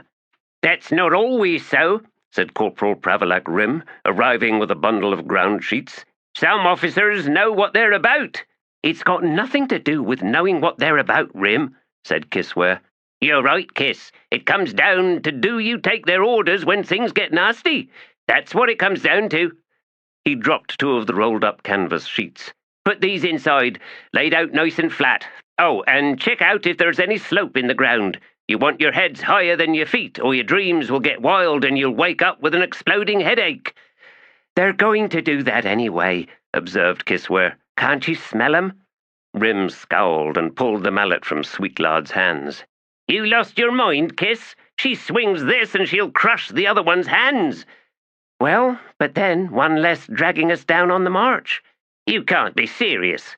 "Not really. So, I wasn't thinking. I'm no good being in charge of people. Here, you take over. I'm going into the city to drag Skulldeath back out here. Out of Hellion's clutches, I mean." As she walked off, Rumjugs licked her plump lips. "Corporal Rim? Aye? You got a soldier in your squad named Skulldeath?" Rim smiled. "Oh, yeah, and wait till you meet him." "I don't like the name he gave me," muttered Twit. "I mean, I tried looking at all this in the right spirit, you know, so it feels less like a death sentence. Made myself look all eager, and what does he do? He calls me Twit." Ruffle patted him on an arm. "Don't like your name? That's fine. Next time Captain Lieutenant Master Sergeant Kindly Paws comes by, we'll tell him that Sergeant Twit drowned in a sop bucket, but his brother showed up, and his name is... Well, what name do you want?" Twit frowned. He scratched his head. He stroked his moustache. He squinted. He shrugged. "I have to think on it, I think." Ruffle smiled sweetly. "Let's see if I can help you some. You an indebted?" "I am. And it wasn't fair at all, Ruffle. I was doing fine, you see. Living good, even. Had a pretty wife who I always figured was on the thick side. Thicker than me, I mean. Which was perfect, since it put me in charge, and I like being in charge." "Don't let anybody know that. Not here." "Oh, so I already messed up, then?" "No, you didn't. That was your drowned brother." "What? By the errant, he's drowned. But how did you hear about that? Hold on, wait. Oh, I get it. Right. Ha! That's perfect." "So you was doing fine." "Huh? Yes, that's just it. I was doing good. In fact, business was good enough so that I made some investments. First time in my life, some real investments. Construction. Not my area, but..." "Which was? Your area, I mean." "Made and sold oil lamps, the big temple ones. Mostly bronze or copper, sometimes glazed clay." "And then you invested in the building trade." "And it all went down. Just before you all arrived, all went down. I lost everything, and my wife, why, she told me she'd only been waiting around until somebody better and richer showed up. So off she went too." He wiped at his face. "Thought about killing myself, but I couldn't figure out the best way. And then it hit me. Join the army. But not the Leathery army, since the new king's not looking to start any wars, is he? Besides, I'd probably get stationed here in the city, and there I'd be, seeing all the people I once knew and thought my friends, and they'd be pretending I wasn't even there. And then I heard you Malazans was marching into a war." "Really? First I've heard of that." "Well, something like that. The thing was, it hit me then that maybe it wasn't a place to just up and get myself killed. No, it was a place where I could start over. Only," and he pounded his thigh, "first thing I do is mess up. Some new beginning." "You're fine," said Ruffle, grunting softly as she climbed to her feet. "Twit was the one who messed up, right?" "What? Oh, that's right." "I think maybe I come up with a new name for you," she said, looking down at him where he squatted behind his bundled kit. "How does Sunrise sound to you?" "Sunrise?"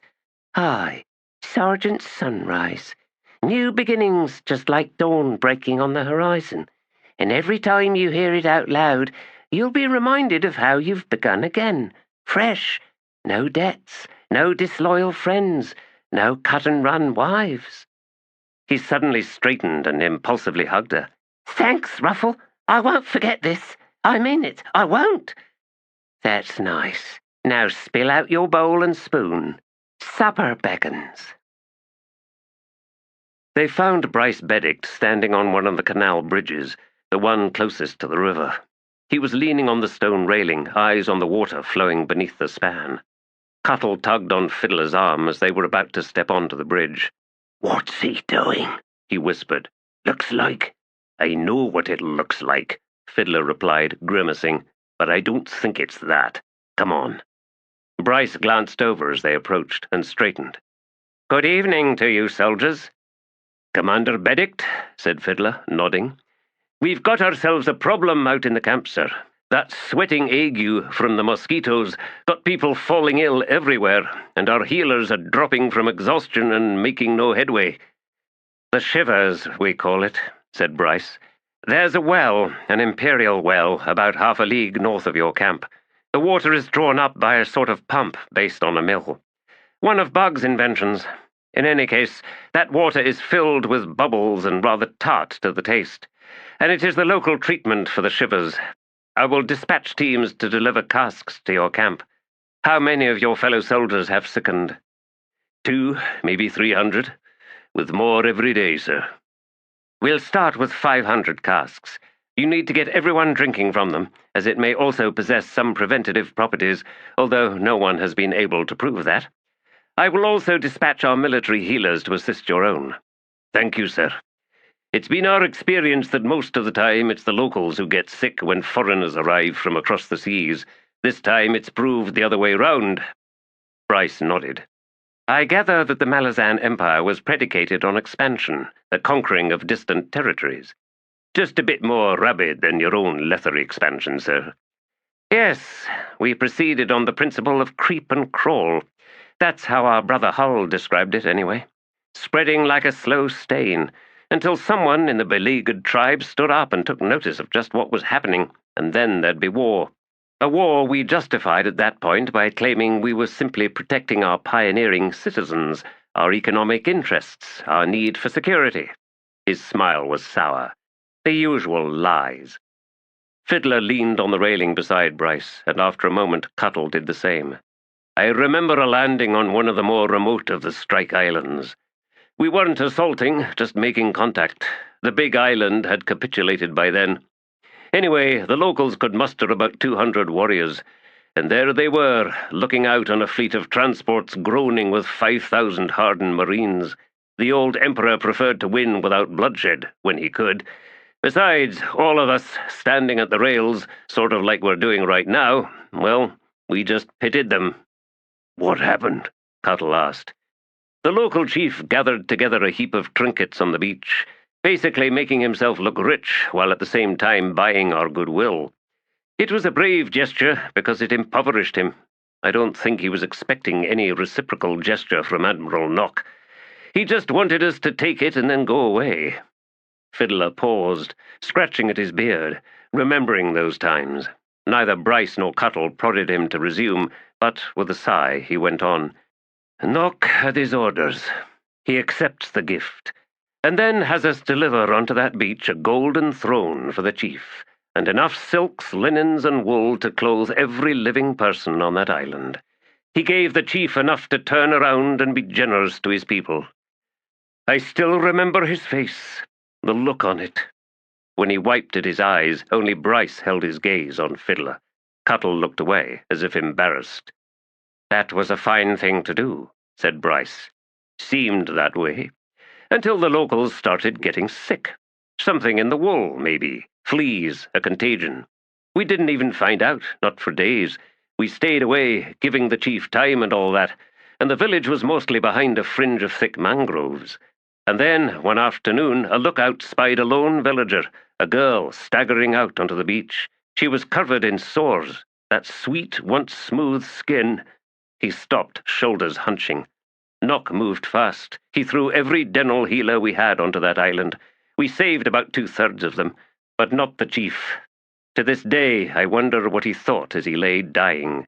If an instant of calm spread out to flatten the storm of his fever. A single instant, when he thought that he had been betrayed, deliberately poisoned.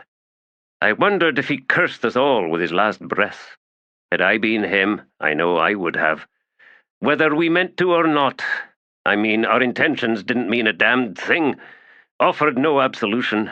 They rang hollow then, and they still do. After a long moment, Bryce returned his attention to the canal waters below. This all flows out to the river, and the river into the sea, and out in the sea, the silts collected back here end up raining down to the bottom, down onto the valleys and plains that know no light. Sometimes, he added, souls take the same journey, and they rain down, silent, blind, lost. You two keep this up, Cuttle said in a growl, and I'll do the jumping." Fiddler snorted. "Sapper, listen to me.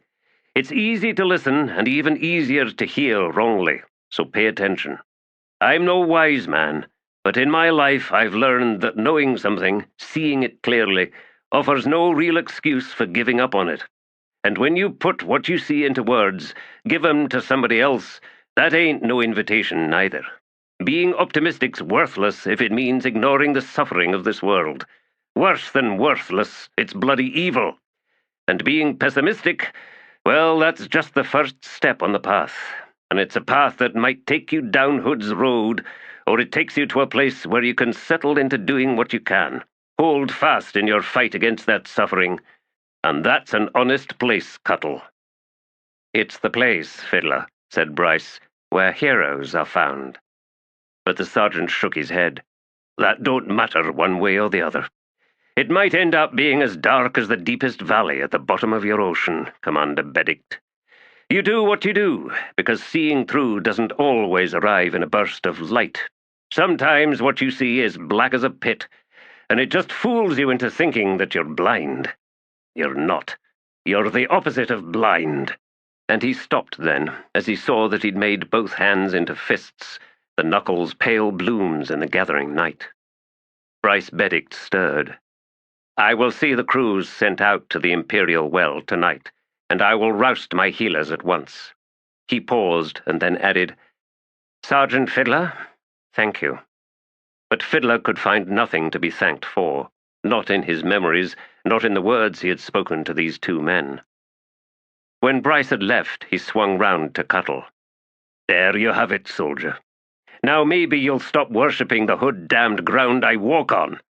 And then he marched off. Cuttle stared after him, and then, with a faint shake of his head, followed his sergeant. Chapter 10. Is there anything more worthless than excuses? Emperor Kellanved. It was the task of a pregnant woman's sister, or, if there were none, the nearest woman by blood, to fashion from clay a small figurine, its form a composite of spheres, and to hold it in waiting for the child's birth. Bathed in the blood and fluids of the issue, the human-shaped vessel was then ritually bound to the newborn, and that binding would remain until death. Fire was the brother and husband life-giver of the Elan, the spirit god with its precious gifts of light, warmth, and protection. Upon dying, the Elan's figurine, now the sole haven of his or her soul, was carried to the flames of the family hearth. The vessel, in its making, had been left faceless, because fire greeted every soul in the same manner. When choosing, it favored not by blunt features, which were ever a mask to truth, but upon the weighing of a life's deeds. When the clay figurine, born of water, sister, and wife life-giver, finally shattered in the heat, thus conjoining the spirit gods, the soul was embraced by the life-giver, now the life-taker. If the figurine did not break, then the soul had been rejected, and no one would ever again touch that scorched vessel. Mourning would cease, all memory of the fallen would be expunged. Calith had lost her figurine, a crime so vast that she should have died of shame long ago. It was lying somewhere, half buried in grasses perhaps, or swallowed up beneath drifts of dust or ashes. It was probably broken, the binding snapped, and so her soul would find no haven when she died. Malign spirits would close in on her and devour her piece by piece. There would be no refuge, no judgment by the life-giver.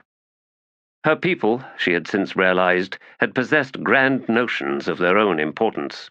But then she was sure it was the same for every people, every tribe, every nation. An elevation of self, blistering in its conceit. Believers in their own immortality, their own eternal abiding, until came the moment of sudden, crushing revelation. Seeing the end of one's own people, identity crumbling, language and belief and comfort withering away. Mortality arriving like a knife to the heart. A moment of humbling, the anguish of humility, all the truths once thought unassailable now proved to be fragile delusions. Kneeling in the dust, sinking still lower, lying prostrate in that dust, pallid taste on the tongue, a smell of desiccated decay stinging the nostrils. Was it any wonder that all manner of beasts enacted the mission of surrender by lying prone on the ground, in a posture of vulnerability, beseeching mercy from a merciless nature, the throat-bared submission to knives and fangs dancing with the sun's light? Playing out the act of the victim, she recalled once seeing a bull Bedouin, javelin pierced half a dozen times, the shafts clattering and trailing, the enormous creature fighting to remain standing, as if to stand was all that mattered, all that defined it as being still alive, as being worthy of life, and in its red-rimmed eyes such stubborn defiance. It knew that as soon as it fell, its life was over. And so it stood, weeping blood, on a crest of land, encircled by hunters who understood enough to keep their distance, to simply wait.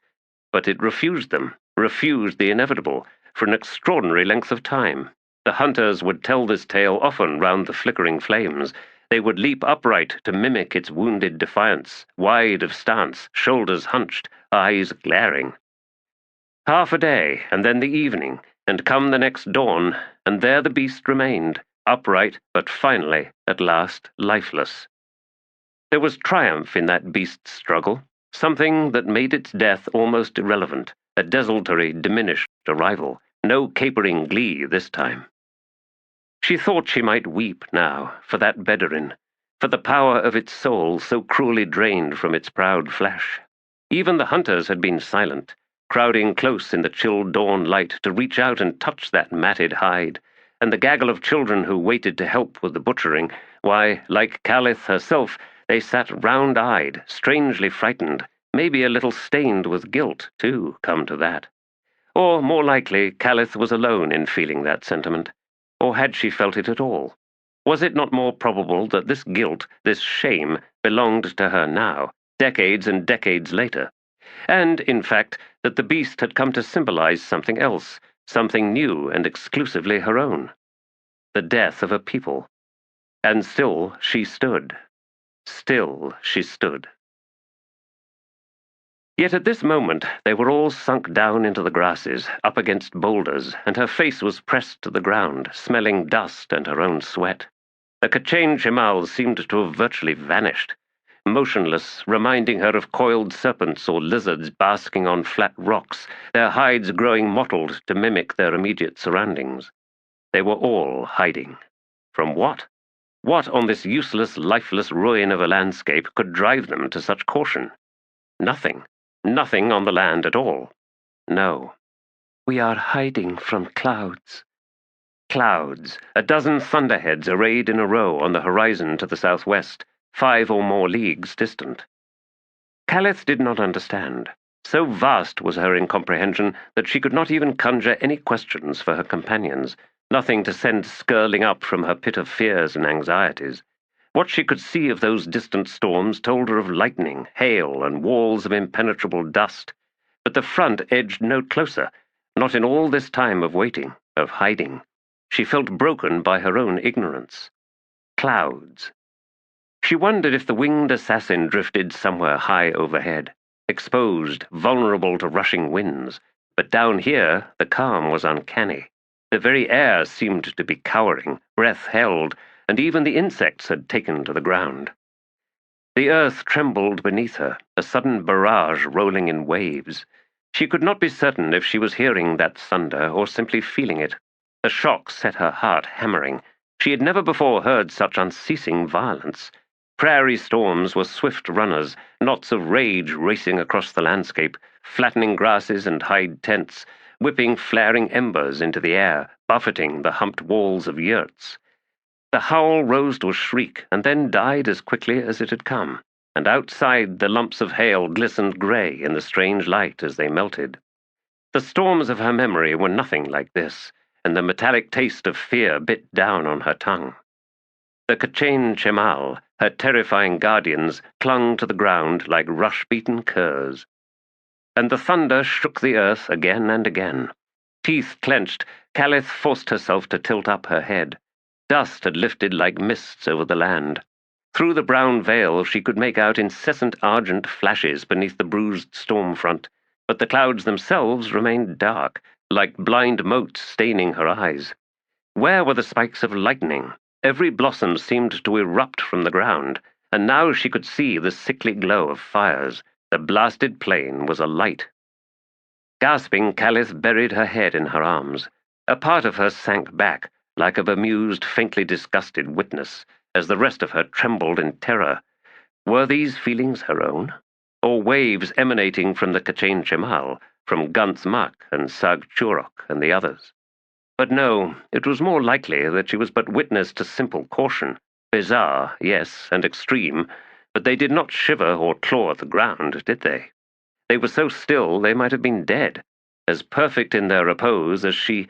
Taloned hands snatched her up. She shrieked. The K'chain Chemal was suddenly running, low, faster than she had thought possible, and she hung in the grip of Gunth Mak like a Bedouin flank torn from a kill. They fled the storm, north and east, for Callis a blurred passage, nightmarish in her helplessness.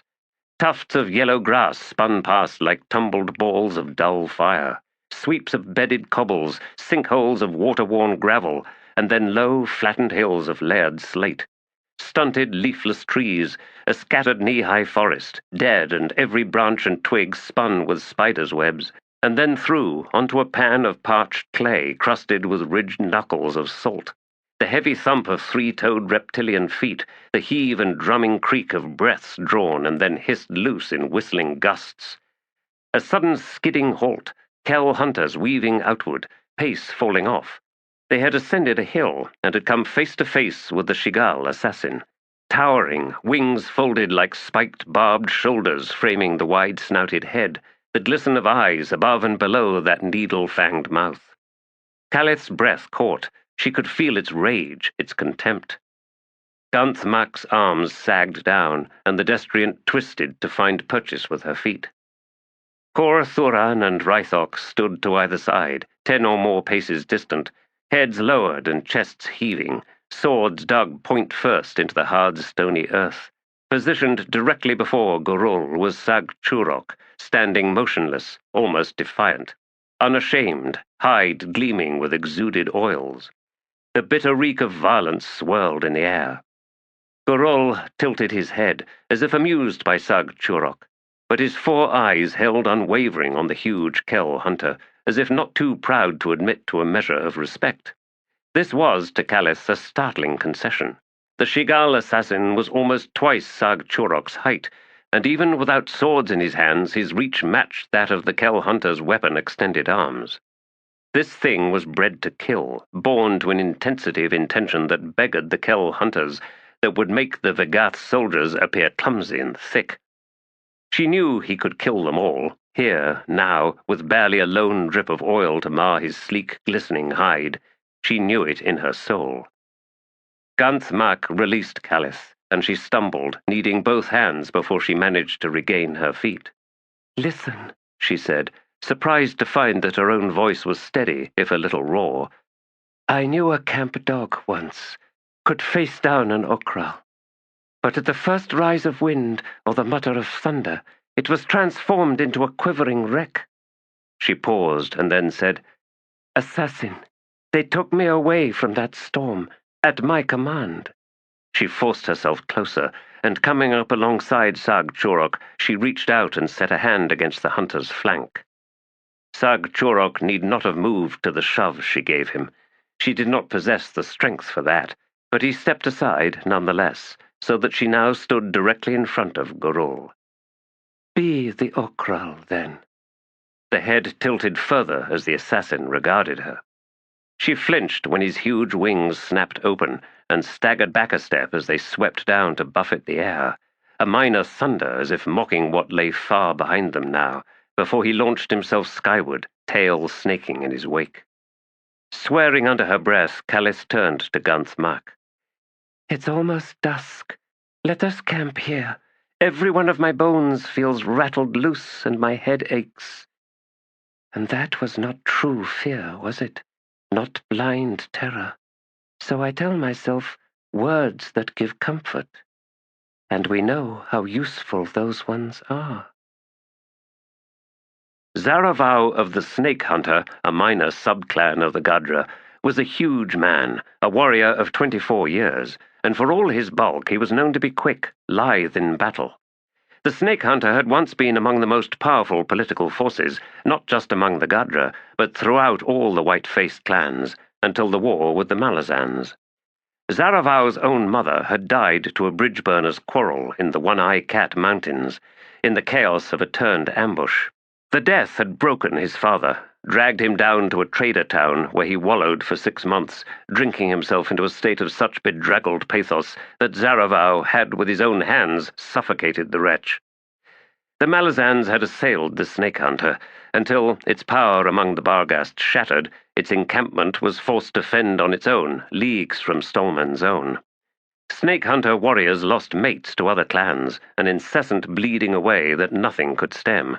Even Zaravau, who had once claimed 3 wives from rivals he'd slain, was now down to 1, and she had proved barren and spent all her time with widows complaining about Zaravau and every other warrior who had failed the snake hunter. Rubbish littered the paths between rows of tents. The herds were scrawny and ill-kempt. Bitterness and misery were a plague. Young warriors were getting drunk every night on Duras beer, and in the mornings they huddled round smouldering hearths, shivering in the aftermath of the yellow bitter root they'd become addicted to. Even now, when the word had gone out that the Gadra would soon unleash war upon the liars and cheaters of this land, the mood remained sour and sickly. This great journey across the ocean, through foul warrens with all those lost years heaving up one upon another, had been a mistake, a terrible, grievous mistake. Zaravau knew that war leader T'oolan had once been an ally of the Malazans, and if he had possessed greater influence in the council, he would have insisted that T'oolan be rejected, and more, flayed alive, his beget throat-slit, his wife raped and the toes clipped from her feet, so making her a hobbler, lower than a camp cur, forced to lift her backside to any man at any time and in any place. And all of that, well, even then it would not be enough. He had been forced to apply his own death mask this day. His damned wife was nowhere to be found among the 500 yurts in the snake hunter camp, and he was crouched in front of the cook fire, face thrust at the rising heat to hasten the hardening of the paint, when he saw her appear up on the goat trail of the hill to the north, walking loosely. Maybe she was drunk, but no, that gait recalled to him something else, in the mornings long ago now, after a night of sex, as if in spreading her legs she untied all the knots inside her. And a moment later he saw, farther up the trail, Bendon Ladag, that scrawny young warrior with the quick smile that always made Zaravau want to smash his even white teeth into bloody stumps. Tall, thin, awkward, with hands big as the wooden paddles used to pattern grain pots. And in a flash, Zaravau knew what those hands had been doing a short time earlier. And he knew, as well, the mocking secret behind the smile he offered Zaravau every time their paths crossed. Not widows, after all, for his wife. She'd moved past complaining about her husband. She'd decided to shame him. He would make the shame hers. This day, then, he would challenge Bendon. He would cut the bastard to pieces, with his wife right there in the crowd, a witness, and she would know, everyone would know, that her punishment would follow. He'd take the front half of her feet, a single merciful chop of his cutlass, once, twice, and then he'd rape her, and then he'd throw her out, and all his friends would take their turn. They'd fill her, her mouth, the places between her thighs and cheeks. 3 could take her all at once. Breath hissed from his nostrils. He was growing hard. No, there would be time for that later. Zaravau unsheathed his cutlass and worked a thumb crossways, back and forth down the cutting edge. The Arn lived for the blood it would soon drink. He'd never liked Bendon anyway. He rose, adjusting his patchy Bedouin half-cloak with a rippling shrug of his broad shoulders, and leaned the cutlass against the side of his right leg as he worked the chain gauntlets onto his hands. His wife, he saw from the corner of his eye, had seen him, had halted at the last low ridge girdling the hill, and was watching. With sudden, icy comprehension, hearing her shout back up the hill, he collected his cutlass and, mind blackening with rage, wheeled round. No, that rutting shit wasn't going to get away. But her screams were not being flung back at Bendon, and she was still facing the camp, and even at this distance Zaravau could see her terror. Behind him other voices rose in scattered alarm. Zaravau spun. The bank of storm clouds filled half the sky. He had not even seen their approach. Why, he could have sworn. Dust descended like the bowls of enormous columns beneath each of at least a dozen distinct thunderheads, and those grey, impenetrable pillars formed a cordon that was marching straight for the camp. Zarevau stared, mouth suddenly dry, as the base of those pillars began to dissolve, revealing... Some titles were worthy of pride, and Sakara, wife to War Chief Stolman and known to all as Sakara the Vile, was proud of hers. She would burn to the touch, and everyone knew it, knew the acid of her sweat, the vitriol of her breath. Wherever she walked, the path was clear, and when the sun's light cut upon her, someone would always move to stand so that blessed shade settled over her. The tough gristle that would make her gums bleed was chewed first by someone else.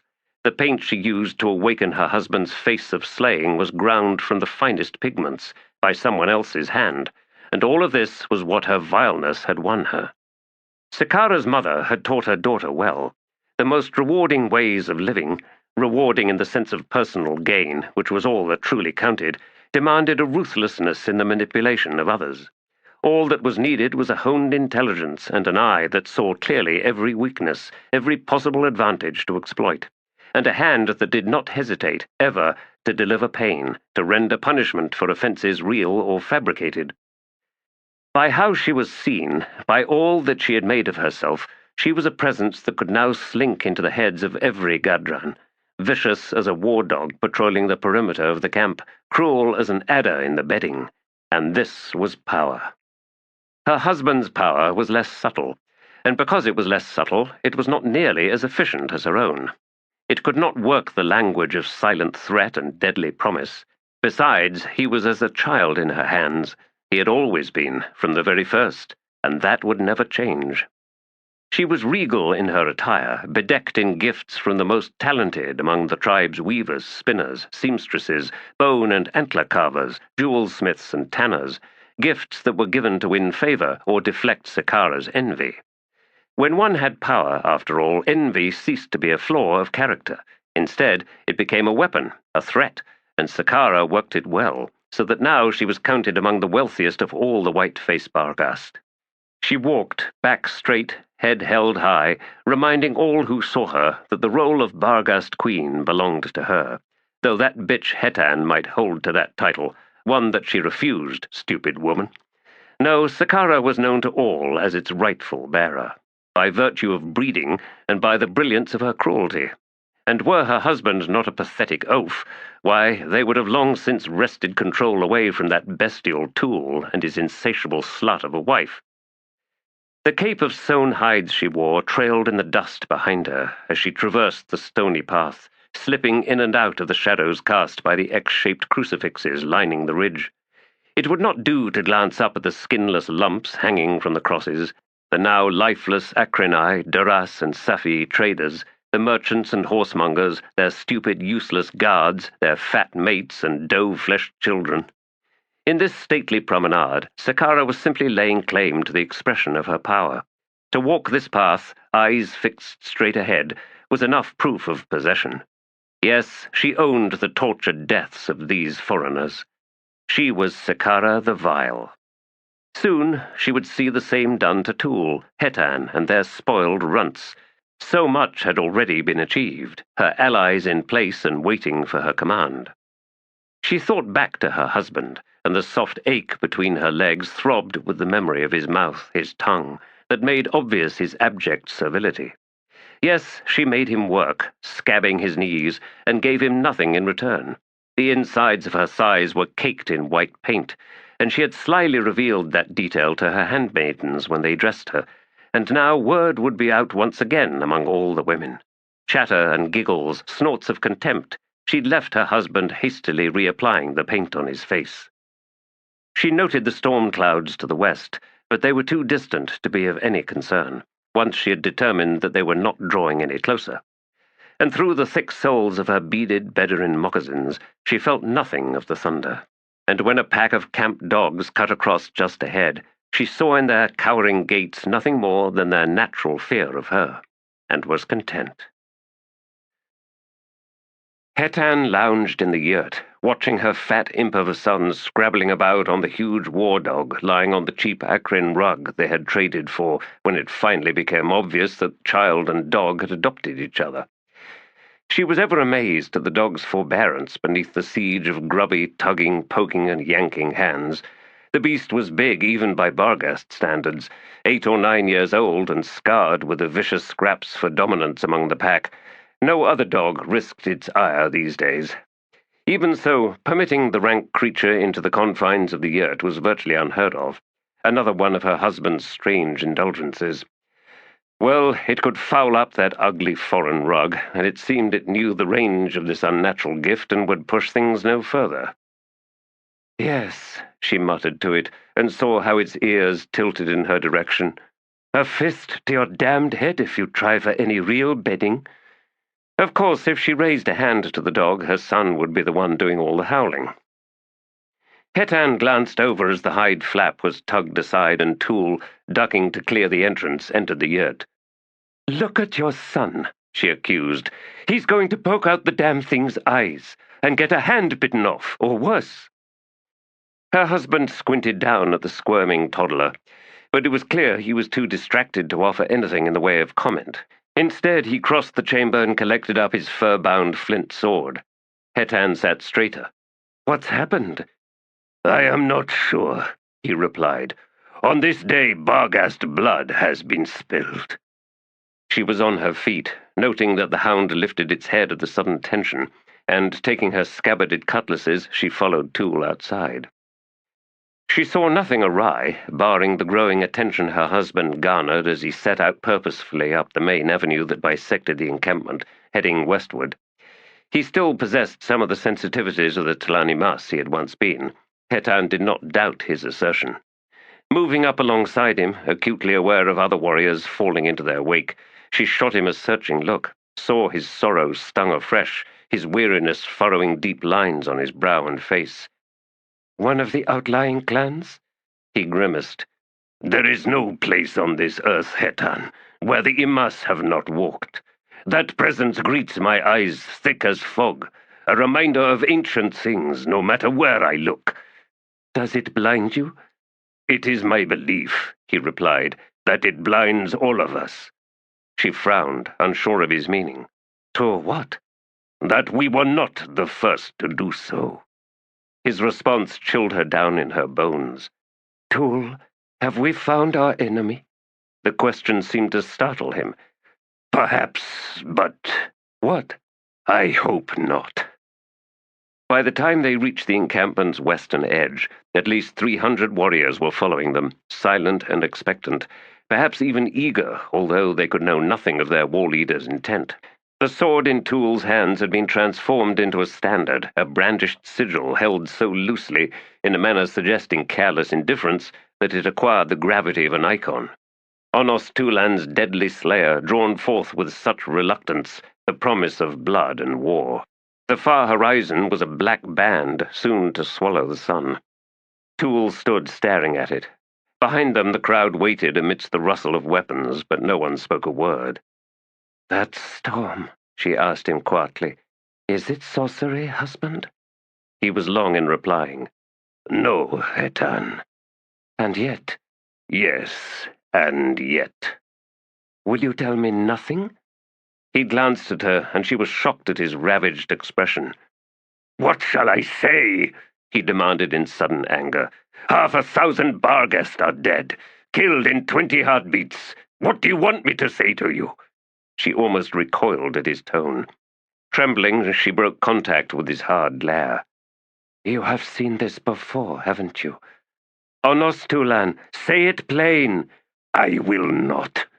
So many bonds forged between them, years of passion and the deepest of loves, all snapped with his denial. She reeled inside, felt tears spring to her eyes. "All that we have, you and me, all of it, does it mean nothing then?" "It means everything. And so, if I must, I will cut my tongue from my mouth rather than reveal to you what I now know." "We have our war, then." "Beloved." His voice cracked on the word, and he shook his head. "Dearest wife, forge of my heart. I want to run. With you, with our children. Run, do you hear me? An end to this rule. I do not want to be the one to lead the Barghast into this. Do you understand?" The sword fell at his feet, and a shocked groan erupted from the mob behind them. She so wanted to take him into her arms, to protect him from all this, from the knowledge devouring him from the inside out, but he gave her no opening, no pathway back to him. "I will stand with you," she said, as the tears spilled loose and tracked down her cheeks. "I will always do so, husband, but you have taken away all my strength. Give me something, please, anything, anything." He reached up to his own face and seemed moments from clawing deep gouges down its length. If I am to refuse them, your people, Hetan, if I am to lead them away from here, from this prophesied fate you are all so desperate to embrace, do you truly believe they will follow me?" "No, they will kill you, and our children, and for me, something far worse." In a low whisper, she then asked, "Shall we flee, then, in the night, unseen by anyone?" He lowered his hands and, eyes on the storm, offered up a bleak smile that lanced her heart. "I am to be the coward I so want to be. And I do, beloved, I so want to be a coward. For you, for our children, gods below, for myself." How many admissions could so crush a man like this? It seemed that in these past few moments she had seen them all. "What will you do?" she asked, for it seemed that her role in all of this had vanished. "Select for me 100 warriors, Hetan. My worst critics, my fiercest rivals." "If you will lead a war party, why just 100? Why so few?" "We will not find the enemy, only what they have left behind." "You will set fire to their rage, and so bind them to you." He flinched. "Ah, beloved, you misunderstand. I mean to set fire not to rage, but fear." "Am I permitted to accompany you, husband?" "And leave the children? No. Also Kafal will return soon with T'lan Imass. You must keep them here to await our return." Without another word, she turned about and walked down to the throng. Rivals and critics, yes, there were plenty of those. She would have no difficulty in choosing 100, or indeed 1,000. With the smoke of cook fires spreading like grey shrouds through the dusk, Onos T'oolan led 100 warriors of the White Face Barghast out from the camp, the head of the column quickly disappearing in the darkness beyond. Hetan had chosen a raised ridge to watch them leave. Off to her right a massive herd of Beduin milled, crowded together as was their habit when night descended. She could feel the heat from their bodies, saw the plume of their breaths drifting in streams. The herds had lost their caution with an ease that left Hetan faintly surprised. Perhaps some ancient memory had been stirred to life, the muddled comprehension that such proximity to the two-legged creatures kept away wolves and other predators. The Barghast knew to exercise tact in culling the herd, quietly separating the beasts they would slay from all the others. So too, she realized, were the Barghast scattered, pulled apart, but not by the malevolent intent of some outside force. No, they had done this to themselves. Peace delivered a most virulent poison to those trained as warriors. Some fell into indolence, others found enemies closer to hand. "Warrior, fix your gaze outward," an ancient saying among the Barghast, an admonition born of bitter experience, no doubt, reminding her that little had changed among her people. She looked away from the Beduin, but the column was well and truly gone, swallowed by the night. T'ool had not waited long to set the league-devouring pace that made Barghast war parties so dangerous to complacent enemies. Even in that, she knew her husband could run those warriors into the ground. Now that would humble those rivals. Her thoughts about her own people, as the 2,000 or so Beduins stood massed and motionless a stone's throw away, had left her depressed, and the squabbling of the twins in the yurt only awaited her return before commencing once again, since the girls adored an audience. She was not quite ready for them, too fragile with the battering she had received. She missed the company of her brother with an intensity that ached in her chest. The faintly lurid glow of the jade slashes drew her eyes to the south horizon. Lifting skyward to claw furrows across the breadth of the night, too easy to find omens beneath such heavenly violence, the elders had been bleating warnings for months now, and she suddenly wondered, with a faint catch of breath, if it had been too convenient to dismiss their dire mutterings as the usual disgruntled rubbish voiced by aching old men the world over. Change as the harbinger of disaster was an attitude destined to live forever, feeding off the inevitable as it did and woefully blind to its own irony. But some omens were just that, true omens, and some changes proved to be genuine disasters, and to stir sands already settled yielded shallow satisfaction. When ruin is coming, we choose not to see it. We shift our focus, blurring the facts, the evidence before us, and we ready our masks of surprise, along with those of suffering and self-pity, and keep our fingers nimble for that oh-so-predictable cascade of innocence, that victim's charade. Before reaching for the sword, because someone's to blame. Someone is always to blame. She spat into the gloom. She wanted to lie with a man this night. It almost did not matter who that man might be. She wanted her own method of escaping grim realities. One thing she would never play, however, was that game of masks. No, she would meet the future with a knowing look in her eye, unapologetic, yet defying the prospect of her own innocence. No, be as guilty as everyone else, but announce the admission with bold courage. She would point no fingers. She would not reach for her weapons blazing with the lie of retribution. Hetan found she was glaring at those celestial tears in the sky. Her husband wanted to be a coward. So weakened by his love for her, for the children they shared, he would break himself to save them. He had, she realized, virtually begged her for permission to do just that. She had not been ready for him. She had failed in understanding what he sought from her. Instead, I just kept asking stupid questions, not understanding how each one tore out the ground beneath him, how he stumbled, how he fell again and again. My idiotic questions, my own selfish need to find something solid under my own feet, before deciding, before making bold judgment. She had unknowingly cornered him, refused his cowardice.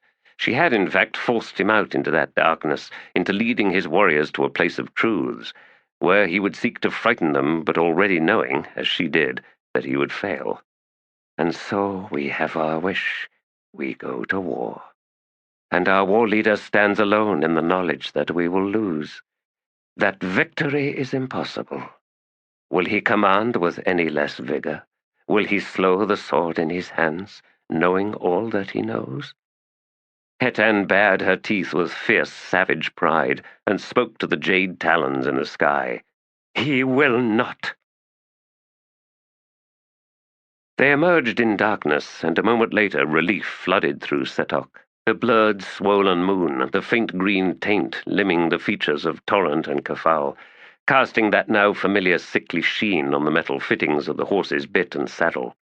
Yet the skirl of stars overhead seemed twisted, subtly pushed, and it was a few heartbeats before she recognized constellations. "We are far to the north and east," said Kafal, "but not insurmountably so." The ghosts from the other realm had flooded the plain, flowing outward and growing ever more ephemeral, finally vanishing entirely from her senses. She felt that absence with a deepening anguish, a sense of loss warring with pleasure at their salvation. Living kin awaited many of them, but not, she was certain, all. There had been creatures in that other world's past unlike anything she had seen or even heard of, limited as her experience was, to be sure, and they would find themselves as lost in this world as in the one they had fled. A vast empty plain surrounded them, flat as an ancient seabed. Torrance swung himself back into the saddle. She heard him sigh. "Tell me, Kafal, what do you see?" "It's night. I can't see much. We are on the northern edge of the wastelands, I think, and so, around us, there is nothing." Torrent grunted, clearly amused by something in the Barghast's reply. Kafal nosed the bait. "What makes you laugh? What do you see, Torrent?" "At the risk of melodrama," he said, "I see the landscape of my soul." It is an ancient one, Setok mused, which makes you old inside, Torrent. They all dwelt here hundreds of generations ago. My ancestors looked out upon this very plain, beneath these same stars. I am sure they did, acknowledged Kafal, as did mine. We have no memory of you, Barghast, but no matter. I will not gainsay your claims. He paused for a time, and then spoke again. It would not have been so empty back then, I imagine. More animals wandering about, great beasts that trembled the ground. He laughed again, but this time it was bitter. We emptied it and called that success. Fucking unbelievable. With that, he reached down to Setok. She hesitated. Torrent, where will you ride from here? Does it matter? It didn't before, but I believe it does now. Why? She shook her head. Not for you. I see nothing of the path awaiting you. No, for me, for the ghosts I have brought to this world. I am not yet quit of them. Their journey remains incomplete. He lowered his hand and studied her in the gloom. You hold yourself responsible for their fate? She nodded. I will miss you, I think. Hold a moment, said Kafal. Both of you. Setok, you cannot wander off all alone. Have no fear, she cut in, for I will accompany you. But I must return to my people. Yes. But she would say no more. She was home to 1,000 hearts, and that blood still ran sizzling like acid in her soul. I shall run at a pace you cannot hope to match. Setok laughed. Let us play this game, Kafal. When you catch up to me, we shall rest. She turned to Torrent. I shall miss you as well, warrior. Last of the all. Tell me, of all the women who hunted you, was there one you would have let snare, Torrent of the all? None other than you, Setok, in about 5 years from now. Flashing a bright smile at Kafal, she set off, fleet as a hare. The Barghast grunted. She cannot maintain such a pace for long. Torrent gathered his reins. The wolves howl for her, warlock. Chase her down if you can. Kafal eyed the warrior. Your last words to her, he said in a low voice, and then shook his head. No matter. I should not have asked. But you didn't, Torrent replied. He watched Kafal find his loping jog, long legs taking him swiftly into Setok's wake. The city seethed. Unseen armies struggled against the ravages of decay, gathered in unimaginable numbers to wage pitched battles with neglect. Leaderless and desperate, legions massing barely a mote of dust sent out scouts ranging far from the well-traveled tracks, into the narrowest of capillaries threading senseless stone. One such scout found a sleeper, curled and motionless, almost lifeless, in a long-abandoned rest chamber in the beneath-the-floor level of feed. A drone, forgotten, mind so somnolent that the Shigal assassin that had last stalked Kalth's rooted had not sensed its presence, thus sparing it from the slaughter that had drenched so many other levels. The scout summoned kin, and in a short time 100,000 soldiers swarmed the drone, forming sheets of glistening oil upon its scaled hide, seeping potent nectars into the creature's body. A drone was a paltry construct, difficult to work with, an appalling challenge to physically transform, to awaken with the necessary intelligence required to take command. 100,000 quickly became 1,000,000, and then 100 million, soldiers dying once used up, hastily devoured by kin that then birthed anew in new shapes with altered functions. The drone's original purpose had been as an excretor, producing an array of flavors to feed newborn Vegas to increase muscle mass and bone density. It was fed in turn by armies serving the matron as they delivered her commands, but this matron had been late in the breeding of Vegas. She had produced fewer than 300 before the enemy manifested and battle was joined. The drone, therefore, was far from exhausted. This potential alone gave purpose to the efforts of the unseen armies, but the desperation belonged to another cause. Exotic flavors now marred Kalth's rooted. Strangers had invaded, and had thus far proved insensible to all efforts at conjoining. At long last the drone stirred. 2 newborn eyes opened, 7 distinct lids peeling back in each one, and a mind that had known only darkness, for excretors had no need for sight, suddenly looked upon a realm both familiar and unknown. Old senses merged with the new ones, quickly reconfiguring the world. Lids flickered up and down, constructing an ever more complete comprehension. Heat, current, charge, composition, and many more, few of which the ghost understood beyond vague, almost formless notions. The ghost, who did not even know his own name, had been drawn away from his mortal companions, swept along on currents that none of them could sense, currents that defied his own efforts at description. In helpless frustration, he settled upon the familiar concepts of armies, legions, scouts, battles, and war, though he knew that none of these was correct. Even to attribute life to such minuscule entities was quite probably wrong, and yet they conveyed meaning to him, or perhaps he was simply capable of stealing knowledge from the clamoring host of instructions that raced through all of Cal's rooted in a humming buzz too faint for mortal ears. And now he found himself looking down upon a drone, a K'chain Chemal unlike any he had ever seen before, no taller than a grown male human, thin-limbed, with a mass of tentacles instead of fingers at the ends of those arms.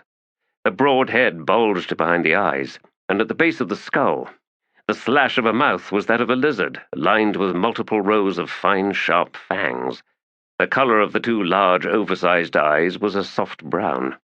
He watched it twitch for a time, knowing the creature was simply exploring the extent of its transformation, unfurling its ungainly limbs, turning its head from side to side in rapid flickers as it caught new and strange flavors. He saw then its growing agitation, its fear. The smell of unknown invaders.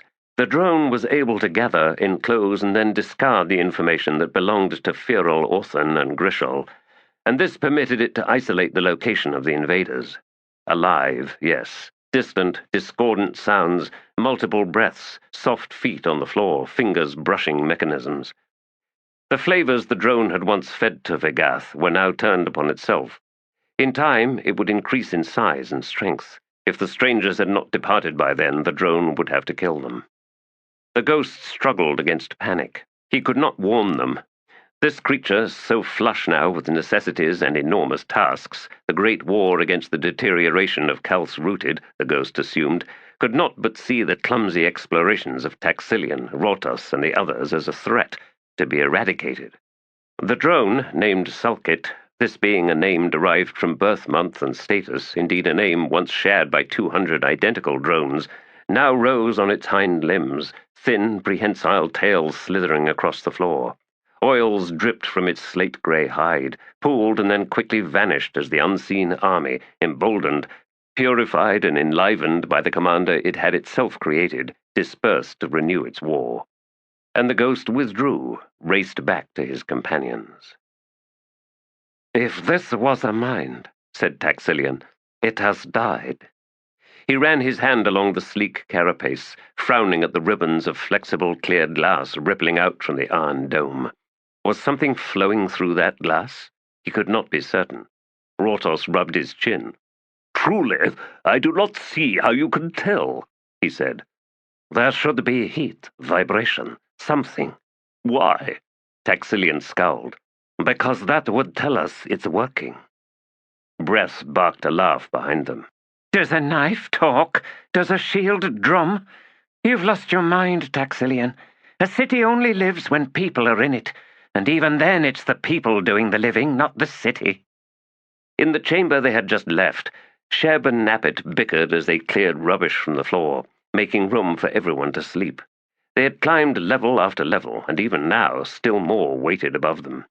But everyone was exhausted. A dozen levels below, Last had managed to kill a nest of Orthan, which he had skinned and gutted, and he was now arranging the 6 scrawny carcasses on skewers, while off to one side Bedarin dung burned in a stone quern, the fire's heat slowly driving back the chilly, lifeless air. Asana was preparing herbs to feed into a tin pot filled with fresh water. Bewildered, the ghost drifted among them. Breath strode back into the chamber, eyes scanning the floor. "Time," she said, "for a casting of the tiles." Anticipation fluttered through the ghost, or perhaps it was terror. He felt himself drawn closer, staring avidly as she drew out her collection of tiles. Polished bone, ivory, glazed clay, All kinds, he realized, shifting before his eyes. Breath whispered, "See, still young. So much to decide." She licked her lips, her hands twitching. The others drew closer, barring Taxilian, who had remained in the other room. "I don't recognize none of them," said Sheb.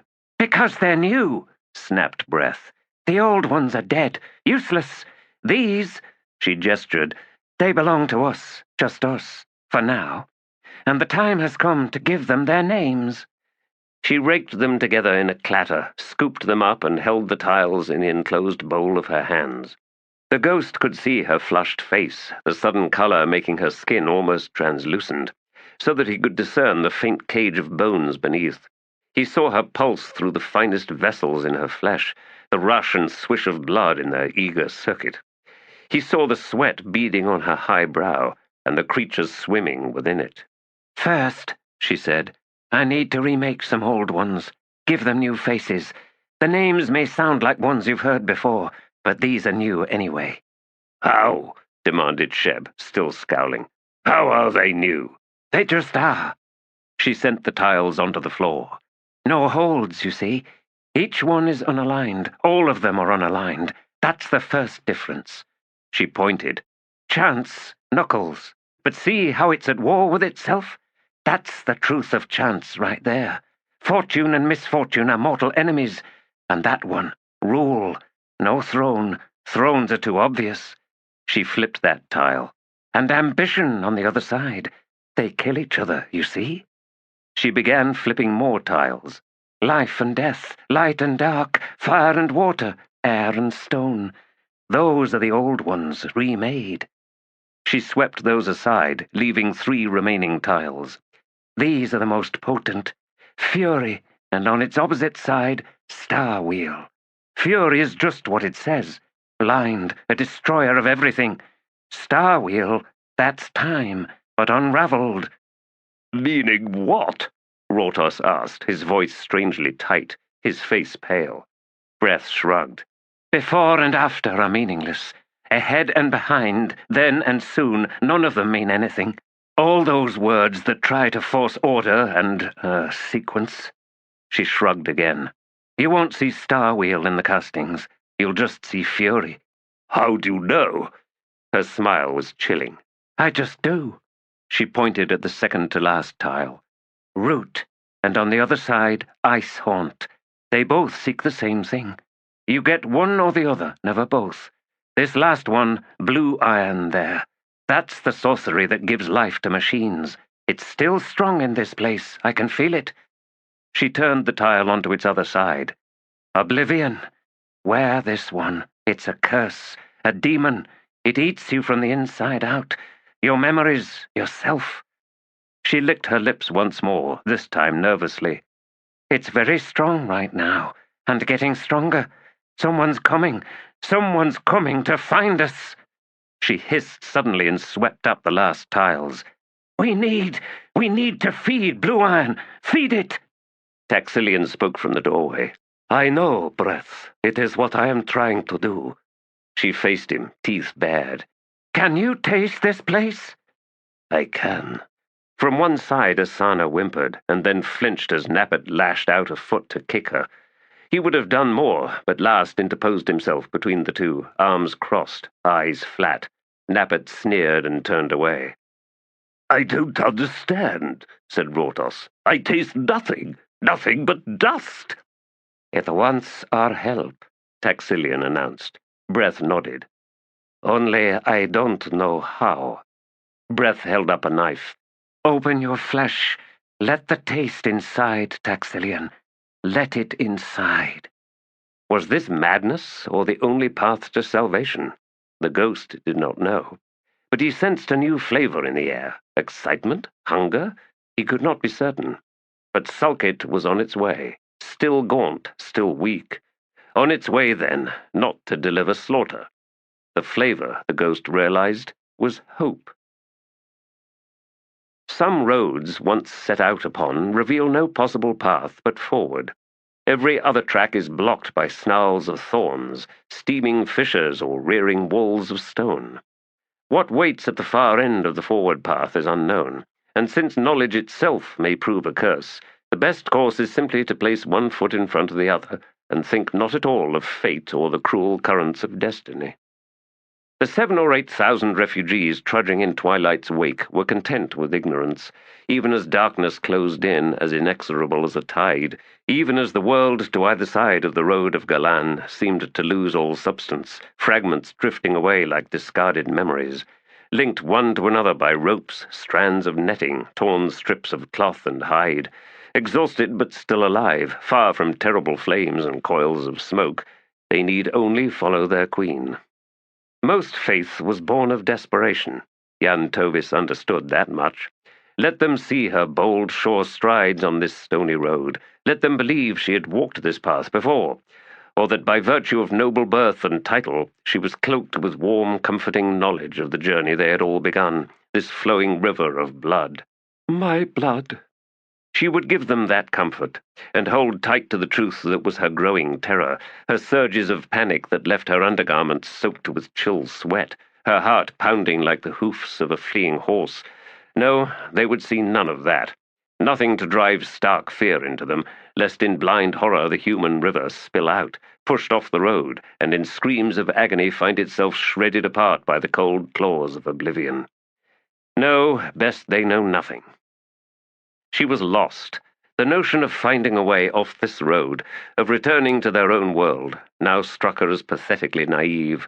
Her blood had created a gate, and now its power was thinning. With each step she grew weaker, mind wandering as if stained with fever, and even the babble of Pulley and Squish behind her was drifting away. Their wonder, their pleasure at the gifts of Twilight's blood had grown too bitter to bear. Old hags no longer, youth snatched back, the sloughing away of wrinkles, dread aches, frail bones. The last two witches of the shake danced and sung as if snake-bitten, too filled with life to even take note of the dissolution closing in on all sides, nor their queen's slowing pace, her drunken weaving on the road. They were too busy drinking her sweet blood. Forward, just walk. Hetan warned you, but you were too proud to listen. You thought only of your shame, your brother, witch-slayer. And do not forget your guilt. At the brutal reprieve he gave you, his perfect logical solution to all of your problems. The watch is as he must be, yet see how you hated his strength. But it was nothing more than hating your own weakness, nothing more than that. Walk, Jan Tovis, it's all you need do. With the sound of a sundered sail, the world tore itself wide open. The road dropped from beneath the two witches, then thundered and cracked like a massive spine as it slammed down atop rolling hills. Dust shot skyward, and sudden sunlight blazed down with blinding fire. Pulley staggered to where Twilight had collapsed, seeing the spatters of blood brown and dull on the road's cracked, broken surface. "Squish, you damned fool!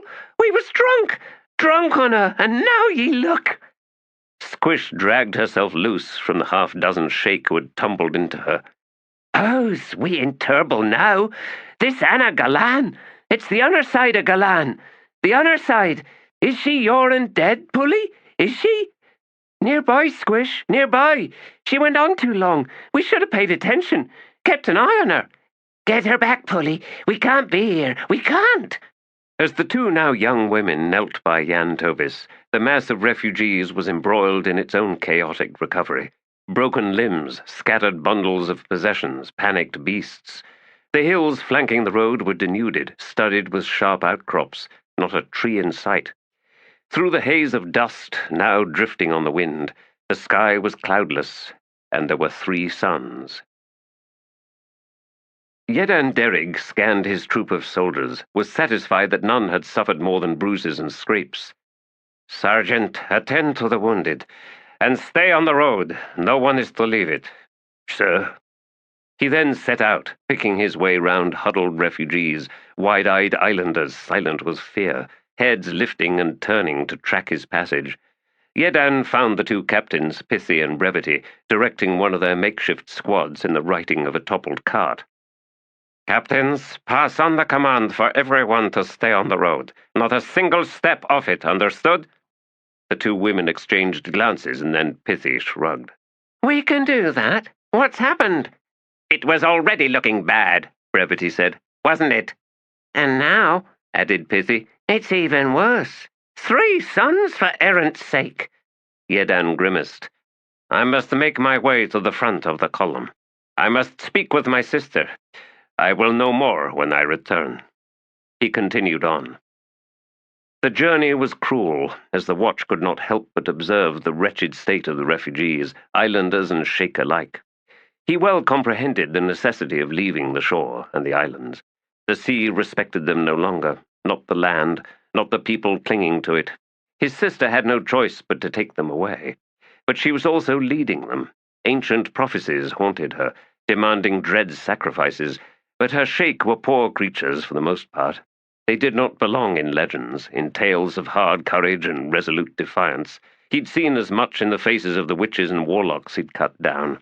And he saw the same here, as he threaded through the crowds. The sheikh were a diminished people, in numbers, in spirit.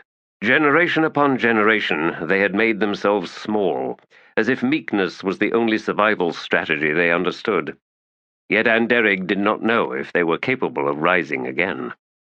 The islanders, he mused, might well prove more competent than the sheikh, if Pithy and brevity were any measure. He could use them.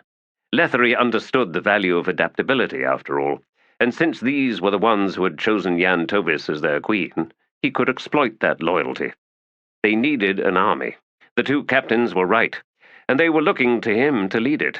That seemed plain enough. His task now was to convince his sister.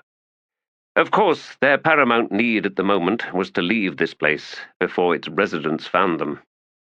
Pushing clear of the last huddle of refugees, he saw that a perimeter of sorts had been established by, he noted with a frown, 2 young women and a half-dozen sheikh youths armed with fishing spears. The women were busy scratching furrows in the road with antler picks, spirals, and wavy circles, fashioning wards, Hetan realized with a start, in the gap between the guards and a small tent surrounded by a rough palisade of carved poles. Witching poles. Yet Anderig walked up to the guards, who parted to let him pass, saving him the effort of beating the fools senseless, and halted before the women. Do you know what you're doing? He demanded. Such rituals belong to elder witches, not their apprentices. Where is my sister? In the tent? Why? The woman closest to him, curvaceous beneath her rags, her black hair glistening in the sunlight, placed 2 fingers beneath her large, dark eyes and then smiled. The watch sees but remains blind, and you're blind and blind. Then she laughed. Hetan narrowed his gaze and then shot the other woman a second look. This one straightened from etching the road. She lifted her arms as if to display herself, the tears and holes in her shirt revealing smooth flesh, the round fullness of her breasts. Hungry, witch slayer? She ran a hand through her auburn hair and then smiled invitingly. See what her blood done to us? The first one exclaimed. You didn't nearby kill us, left the 2 us, and that made us rich wi' our power, and see what it done? Yet Anderig slowly scowled. Polly, Squish. Both women pranced the opening steps to the Sheikh Maiden dance. Growling under his breath, he walked between them, taking care not to scrape the patterns cut into the packed earth of the road. The one he took to be Pulley hurried up to his side. Careful, you fat walrus! These are highest. Wards, yes. You've surrounded my sister with them. Why? She's sleeping. Don't disturb her. I am the watch. We need to speak. Sleeps? He halted, stared at the witch. Do you know where we are? Do you? Hetan stared at her, saw the tremor behind her eyes. If not, he said, the hold of the Liosan, then a neighboring realm within their domain. Pulley flinched. The watch sees and is not blind, she whispered. As he moved to continue to the tent, the witch snapped out a hand to stay him. Listen, not sleep. Nearby a coma. She didn't know to slow her own blood, just let it pour out. Nearby killed her. He ground his teeth, chewed silently for a moment, and then asked, You bound her wounds? We did, answered Squish behind them. But maybe we was too late. Too busy dancing. Neither woman replied. I will look upon my sister. "And then stay close," said Polly, "and bring up your soldiers." Hetan pointed to one of the Sheikh guards. "Send that one back to Captains Pithy and Brevity. They are to take command of the rear guard with their company. Then have your lad lead my troop back here." Squish turned away to comply with his commands. They were flush, yes, these two witches, and frightened. Two forces he could use to ensure their cooperation. That and the guilt they must now be feeling, having drunk deep when, if not for Hetan's slaying of the others, they would have but managed to sip with the rest shared out among scores of parched rivals. He would keep them down from now on, he vowed, serving the royal family. "Polly," he now said, "if I discover you ever again withholding information from me or my sister, I will see you burned alive. Am I understood?" She paled and almost stepped back. He stepped closer, permitting her no retreat. "I am the Watch." "Aye, you are the Watch." "And until the Queen recovers, I command this column, including you and Squish." She nodded. "Make certain your sister witch understands." "I will." He turned and made his way to the tent, crouched at the entrance. He hesitated, thinking, and then reached out to tug aside the hide flap, enough to give him a view inside. Hot, pungent air gusted out. She was lying like a corpse, arms at her sides, palms up. He could just make out the black gut stitchwork seaming the knife cuts. Reaching in, he took one of her bare feet in his hand. Cold, but he could detect the faintest of pulses. He set the foot down, closed the flap, and straightened. "Polly," she was standing where he'd left her. "Yes?" "She might not recover, left just as she is." "Nah, she might not." "She needs sustenance, wine, meat. Can you force that into her without choking her?" Polly nodded. "Need is a snake tube." "Find one." "Squish, I heard." Hetan made his way back through the wards. 4 horses were tethered to his sister's supply wagon. He selected the biggest one, a black gelding with a white blaze on its forehead. The beast was unsaddled but bridled. He drew it out from the others and then vaulted onto its back. Polly was watching him. "Can't ride through the wards." "I don't mean to," he replied, gathering the reins.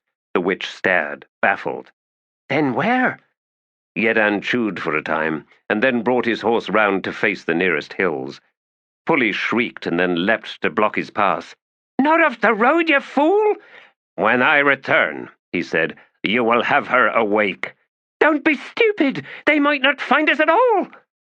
He thought about dismounting, walking up and cuffing her. Instead, he simply stared down at her and then said in a low voice, "Now who is being the fool, witch? I go to meet them, and if need be, I will slow them down, long enough for you to get my sister back on her feet." "And then we wait for you?" "No. As soon as she is able, you will leave this realm. This time," he added, "you will help her, you and Squish." "Of course, we was just careless." "When my troop arrives, inform my sergeant that they are to defend the Queen. Detail them to surround the tent. Do not overcrowd them with your wards, witch." "Hold it to yourself, witch slayer," said Polly. "Hold tight. If your mind wanders for e'en an instant—" "I know," Hetan replied.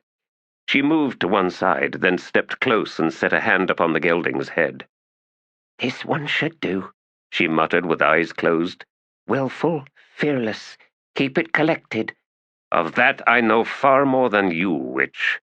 Sighing, she edged back. "A commander does not leave his command. A prince does not leave his people." "This one does." He kicked his horse into motion. Hoofs thumped onto the hard-packed ground beyond the road. This was dependent on his sister reviving, enough to lead them away from this infernal place. A prince must choose when he is expendable. Hetan understood the risk. If she did not awaken, if she died, then well and truly his leaving had damned his people. But then if his sister did not recover, and quickly, then the entire column was doomed anyway. Yes, he could let his own blood, and the witches could take hold of it and do what must be done, but they would also try to enslave him. They could not help it, he knew. He was a man, and they were women. Such things simply were. The greater danger was that they would lose control of the power in their hands. 2 witches, even ancient formidable ones, were not enough. 10 or 20 were needed in the absence of a queen to fashion a simulacrum of the necessary focus demanded upon the road of Galan. No, he could not rely on Pulley and Squish. Squish came up alongside her sister witch. They watched Yedan Derrig riding up the slope of the first hill. That's bad, Pulley. A prince does not. This one does. Listen, Squish, we've got to be careful now. Squish held up the snake tube. If we left her to just live or die like we planned at first, he'll know.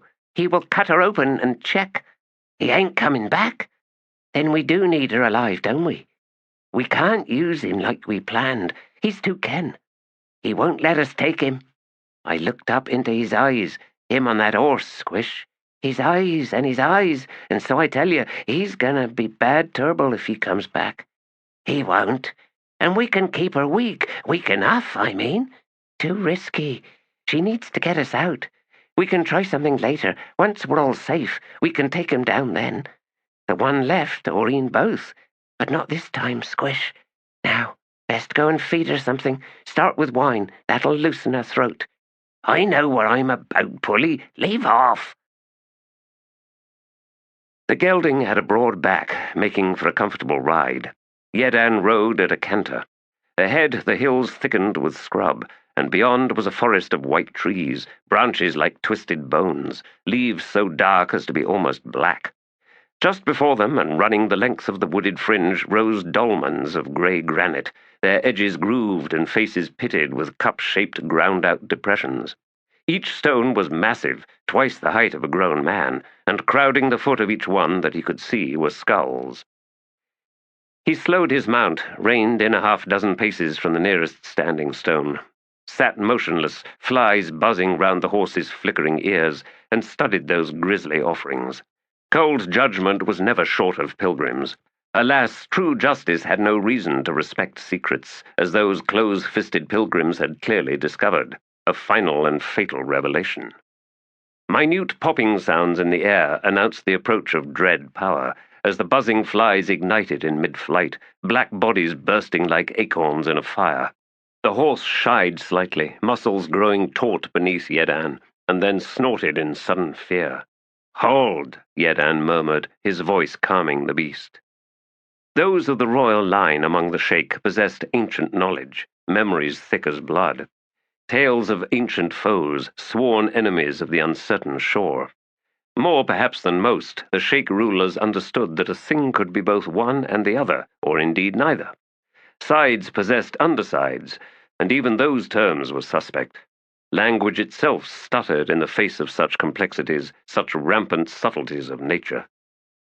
In this place, however, the blended flavors of compassion were anathema to the powers that ruled.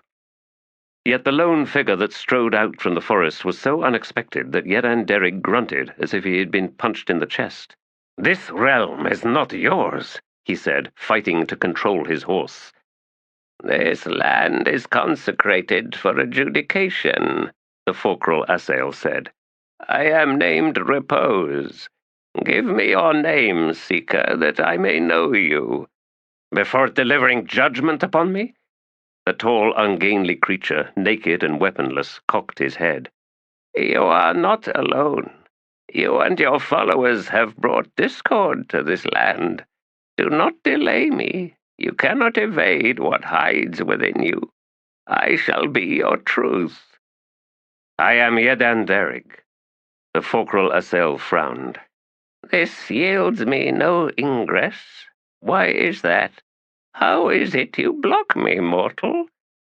"I will give you that answer," Yedan replied, slipping down from the horse. He drew his sword. Repose stared at him. "Your defiance is useless." Yedan advanced on him. "Is it? But how can you know for certain? My name yields you no purchase upon my soul. Why is that?" "Explain this, mortal." "My name is meaningless. It is my title that holds my truth, my title and my blood." The Fulcral Assail shifted his stance, lifting his hands. One way or another, I will know you, mortal. Yes, you will. Repose attacked, his hands a blur, but those deadly weapons cut empty air as Hetan was suddenly behind the fulcral assail, sword chopping into the back of the creature's elongated legs, the iron edge cutting between each leg's two hinged knees, severing the buried tendons. Repose toppled forward, arms flailing.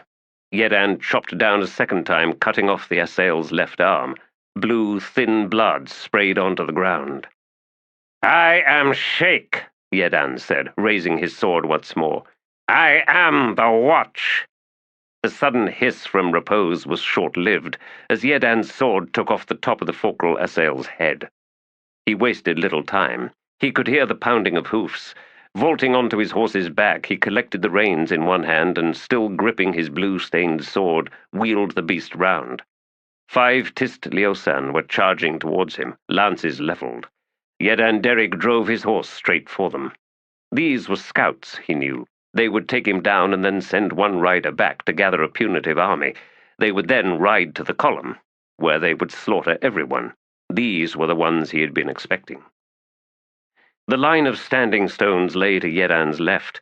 At the last moment, before the gap between him and the T'lan closed, Hetan dragged his horse in between 2 of the stones.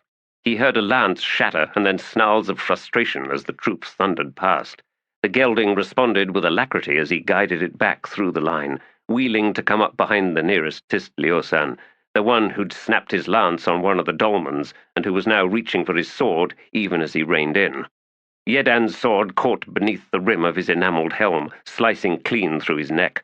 The decapitated head spun to one side, cracking against a dolmen. The Watch slapped the flat of his blade on the white horse's rump, launching it forward in a lunge, and then driving his heels into his own horse's flanks, he pulled into the other horse's wake. The remaining 4 Liusan had wheeled in formation, out and away from the standing stones, and were now gathering for a second charge. Their fallen comrade's horse galloped straight for them, forcing the riders to scatter once more. Hetan chose the Liusan nearest the dolmens, catching the man before he could right his lance. A crossways slash severed the scout's right arm halfway between the shoulder and elbow, the edge cutting into and snapping ribs as Hetan's horse carried him past the shrieking warrior. A savage yank on the reins brought him up alongside another scout. He saw the woman's eyes as she twisted round in her saddle, heard her snarled curse, before he drove the point of his sword into the small of her back, punching between the armor's plates along the laced seam. His arm was twisted painfully, as in her death roll she momentarily trapped his sword, but he managed to tear the weapon free. The other 2 riders were shouting to each other, and one pulled hard away from the fight, setting heels to his horse. The last warrior brought his mount round and lowered his lance. Hetan urged his gelding into a thundering charge, but at an angle away from his attacker, in the direction of the fleeing scout. An instant's assessment told him he would not catch the man. Instead, he lifted himself upward, knees anchored tight to either side of the gelding's spine, drew back his arm and threw his sword. The point slammed up and under the rider's right arm, driven a hand's breadth between his ribs, deep enough to sink into the lung. He toppled from his horse. The last rider arrived, coming at Hetan from an angle. Hetan twisted to hammer aside the lashing blade of the lance, feeling it cleave through his vambrace and then score deep into the bones of his wrist. Pain seared up his arm. He dragged his horse into the rider's wake. The Liusan was pulling up. A mistake. Hetan caught up to him and flung himself onto the man's back, dragging him from the saddle. There was a satisfying snap of a bone as the Watch landed atop the warrior. He brought his good hand up and round to the Liusan's face, thumb digging into one eye socket and fingers closing like talons on the upper lip and nose. He jammed his wounded arm with its loosened vambrace into the man's mouth, forcing open the jaws. Hands tore at him, but feebly, as Hetan forced his thumb deeper, in as far as it could go, then angled it upwards, but he failed to reach the brain. He got onto his knees, lifting the Liusan's head by hooking his embedded thumb under the ridge of the brow, and then he forced it round, twisting even as he pressed down with his blooded, armored arm jammed across the man's mouth. Joints popped, the jaw swung loose, and then, as the Liusan's body thrashed in a frenzy, the vertebrae parted and the warrior went limp beneath him. Hetan struggled to his feet. He saw the scout with the punctured lung attempting to clamber back onto his horse. Collecting a lance, Hetan strode over. He used the haft to knock the warrior away from the horse, sending the man sprawling, and then stepped up and set the point against the Leosan's chest. Staring down into the man's terror-filled eyes, he pushed down on the lance, using all his weight. The armor's enamel surface crazed, and then the point punched through. Hetan pushed harder, twisting and grinding the serrated blade into the Leosan's chest, until he saw the light leave the warrior's eyes.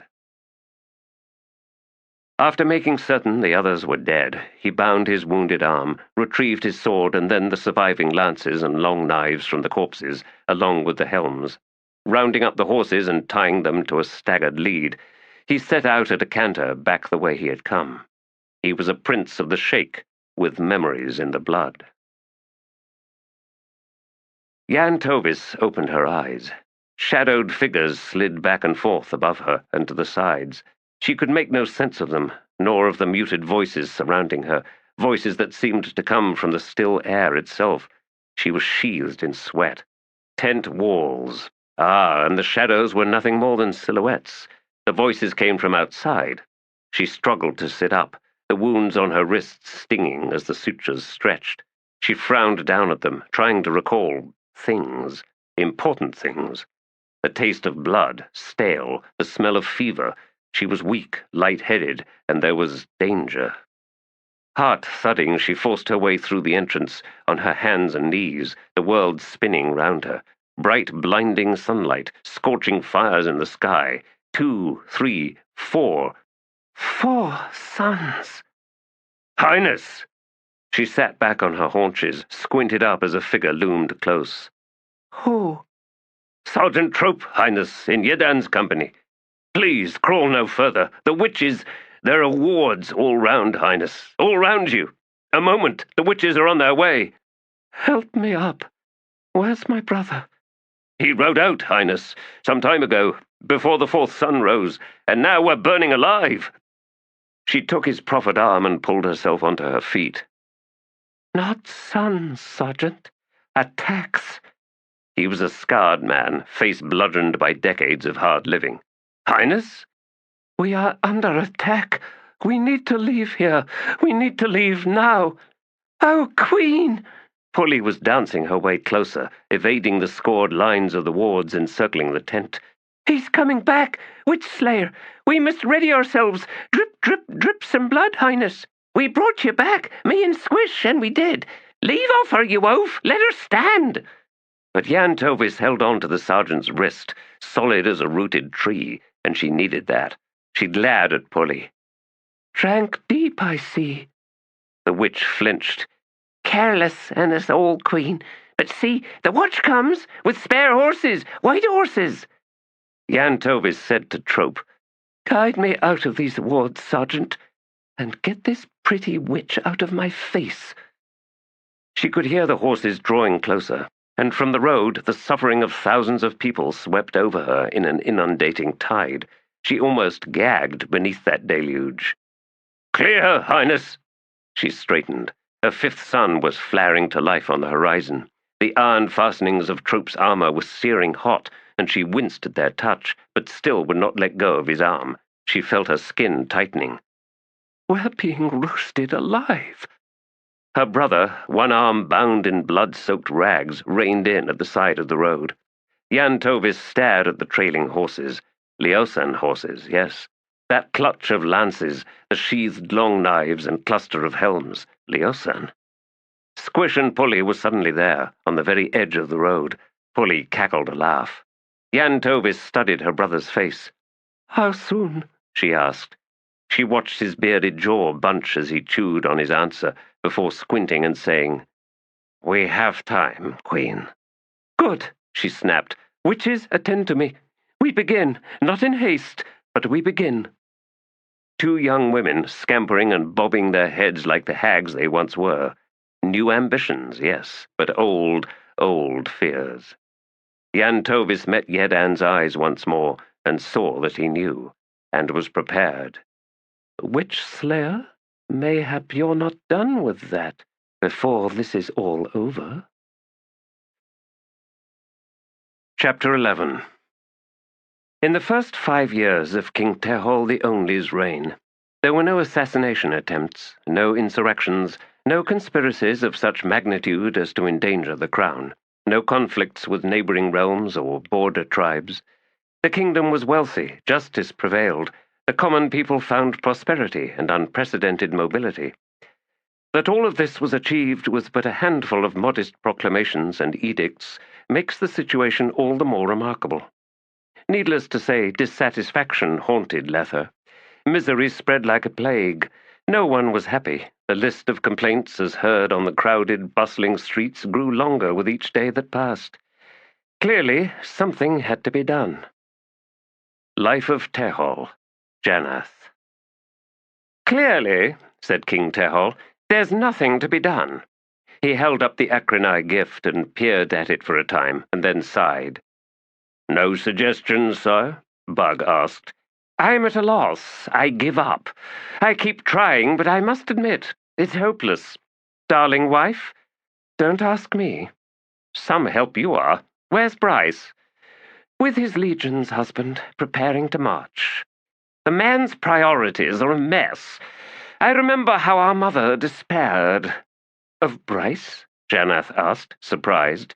Well, no, me, mostly. Never mind. The issue here is that we're facing a disaster, one that could scar this nation for generations to come. I need help, and see how none of you here can manage a single useful suggestion. My advisors are even more pathetic than the man they purport to advise. The situation is intolerable. He paused and then frowned over at Bug. What's the protocol? Find me that diplomat so I can chase him out of here again. No, wait. Send for the emissary. Are you sure, sire? Why wouldn't I be? Bug gestured at the gift in the king's hands. Because we're no closer to finding a suitable gift in reciprocation. T'lan leaned forward. And why, dear Chancellor, is that? Because none of us has a clue what that thing is, sire. T'lan grimaced. How can this thing defeat the greatest minds of the kingdom? I didn't know we'd tried them yet, murmured Janath. It's bone, antler, inlaid pearl, and it has 2 handles. T'lan waited, but no one had anything to add to that succinct description. At least, I think they're handles. Janath's breath caught, and then she said, Oh. King T'lan scratched his jaw. Best the emissary wait a little longer, I think. Sound decision, sire. Such opinions, Bug, are invaluable. Now, dear wife, shall we retire to our private chambers to further our exploration of this, offering? You must be mad. Find Shurkelal or Rocket. Finally, proper advice. And I'll buy myself a new dagger. That hints of high emotions, my beloved. Jealous rage does not become you. It doesn't become anyone, husband. You didn't really think I wanted you to follow my suggestion? Well, it's true that it's easy to make suggestions when you know they won't be heeded. Yes, it is. Now, you will find a small room with a stout door and multiple locks, and once the emissary has departed, in goes that gift, never again to see the light of day. And she settled back on the throne, arms crossed. T'lan eyed the gift forlornly, and then sighed once more. Send for the emissary, Bug. At once, sire. He gestured to a servant waiting at the far end of the throne room. While we're waiting, is there any kingly business we need to mull over? Your repatriation proclamation, sire. That's going to cause trouble. T'lan thumped the arm of his throne with a fist. And trouble is precisely what I want. Indignation, outrage, protests. Let the people rail and shake their knobby fists. Let us, yes, stir this steaming stew, wave the ladle about, spattering all the walls and worse. Janath turned to eye him speculatively. Bug grunted. Should work. I mean, you're taking land away from some very wealthy families. You could well foment a general insurrection, assuming that would be useful. Useful? Demanded Janath. In what context could insurrection be useful? T'lan, I warned you about that edict. Proclamation. And the rage you'll incite. But did you listen? I most certainly did, my queen. But let me ask you, are my reasons any less just? No, It was stolen land to begin with, but that's beside the point. The losers won't see it that way. And that, my love, is precisely my point. Justice bites, with snippy, sharp teeth. If it doesn't, then the common folk will perceive it as unbalanced, forever favoring the wealthy and influential. When robbed, the rich cry out for protection and prosecution. When stealing, they expect the judiciary to look the other way. Well, consider this a royal punch in the face. Let them smart. You truly expect to purge cynicism from the common people, Tehol? Well, wife, in this instance it's more the sweet taste of vengeance, but a deeper lesson is being delivered, I assure you. Ah, enough prattling about inconsequential things. The noble Acrini emissary arrives. Approach, my friend. The huge man with the wolfskin cloak strode forward, showing his fiercest scowl. Smiling, King Tehol said, "We delight in this wondrous gift, and please do convey our pleasure to Scepter Irculus, and assure him we will endeavor to make use of it as soon as an opportunity arises." The warrior's scowl deepened. Make use? What kind of use? It's a damned piece of art, sire. Stick it on a damned wall and forget about it. That's what I would do were I you. A closet wall, in fact. Ah, I see. Forgive me. Tehol frowned down at the object. Art, yes, of course. It wasn't even the scepter's idea, the emissary grumbled. Some ancient agreement, wasn't it, between our peoples? An exchange of meaningless objects. Irculus has a whole wagon stuffed with similar rubbish from Eulethery. Trundles around after us like an arthritic dog. The wagon's pulled by an arthritic dog? The man grunted. I wish. Now, I have something to discuss. Can we get on with it? Tehol smiled. By all means. This has proved most fascinating. What has? I haven't started yet. Just so. Proceed then, sir. We think our traders have been murdered by the Barghast. In fact, we think the painted savages have declared war on us, and so we call upon our loyal neighbors, the Lethery, for assistance in this unwanted war. And he crossed his arms, glowering. Is there precedent for our assistance in such conflicts? Tehol asked, settling his chin in one hand. There is. We ask, you say no, and we go home. Sometimes, he added, you say, of course, but first let us have 500 brooks of pasture land and 20 ranks of tanned hides. Oh, and renounce sovereignty of the Kryn free trade lands and maybe a royal hostage or two. To which we make a rude gesture and march home. Are there no other alternatives? Tehol asked. Chancellor, what has so irritated the... what are they called again? The Barghastes? Barghast, corrected Bug. White Face clans. They claim most of the plains as their ancestral homeland. I suspect this is the reason for their setting out to conquer the Acrini. Tehol turned to Janath and raised an eyebrow. Repatriation issues. See how they plague peoples? Bug, are these Barghast in truth from those lands? The Chancellor shrugged. What kind of answer is that? Tehol demanded. The only honest kind, sire. The problem is this. Migratory tribes move around. That's what makes them migratory. They flow in waves this way and that. The Barghast may well have dwelt on the plains and much of the wastelands once, long, long ago. But what of it? Tarthanal once lived there too, and Imass and Jek. A well-trammeled land by any count. Who's to say which claim is more legitimate than the next? The emissary barked a laugh. But who lives there now? We do. The only answer that matters. We will destroy these Barghast. Irculus calls to the Kryn and their mercenary war leaders Avast. He calls to Safinand and to the Drasilhani, and he sends me to Eulethery to take the measure of your new king. If you will crush the Barghast with the assistance of your allies, said Tehol, why come here at all? What measure do you seek from me? Will you pounce when our backs are turned? Our spies tell us your commander is in the field with an army. We can tell you that, Tehol said. There's no need for spies. We prefer spies. Right. Well, yes, Bryce Benedict leads a Lethery army. Into the wastelands, through our territory, in fact. Actually, said Bug, we will be mostly skirting your territories, sir. And what of these foreigners you march with? The emissary asked, adding an impressive snarl after the question. Tehol held up a hand. A moment before this paranoia gets out of hand. Deliver the following message to Scepter Irculus from King Tehol of Lether. He is free to prosecute his war against the Barghast, in defense of his territory and such, without fear of Lethery aggression. Nor, I add, that of the Malazans, the foreigners, I mean. You cannot speak for the foreigners. No, but Bryce Benedict and his army will be escorting them, and so guarantee that nothing treacherous will take place. Ha!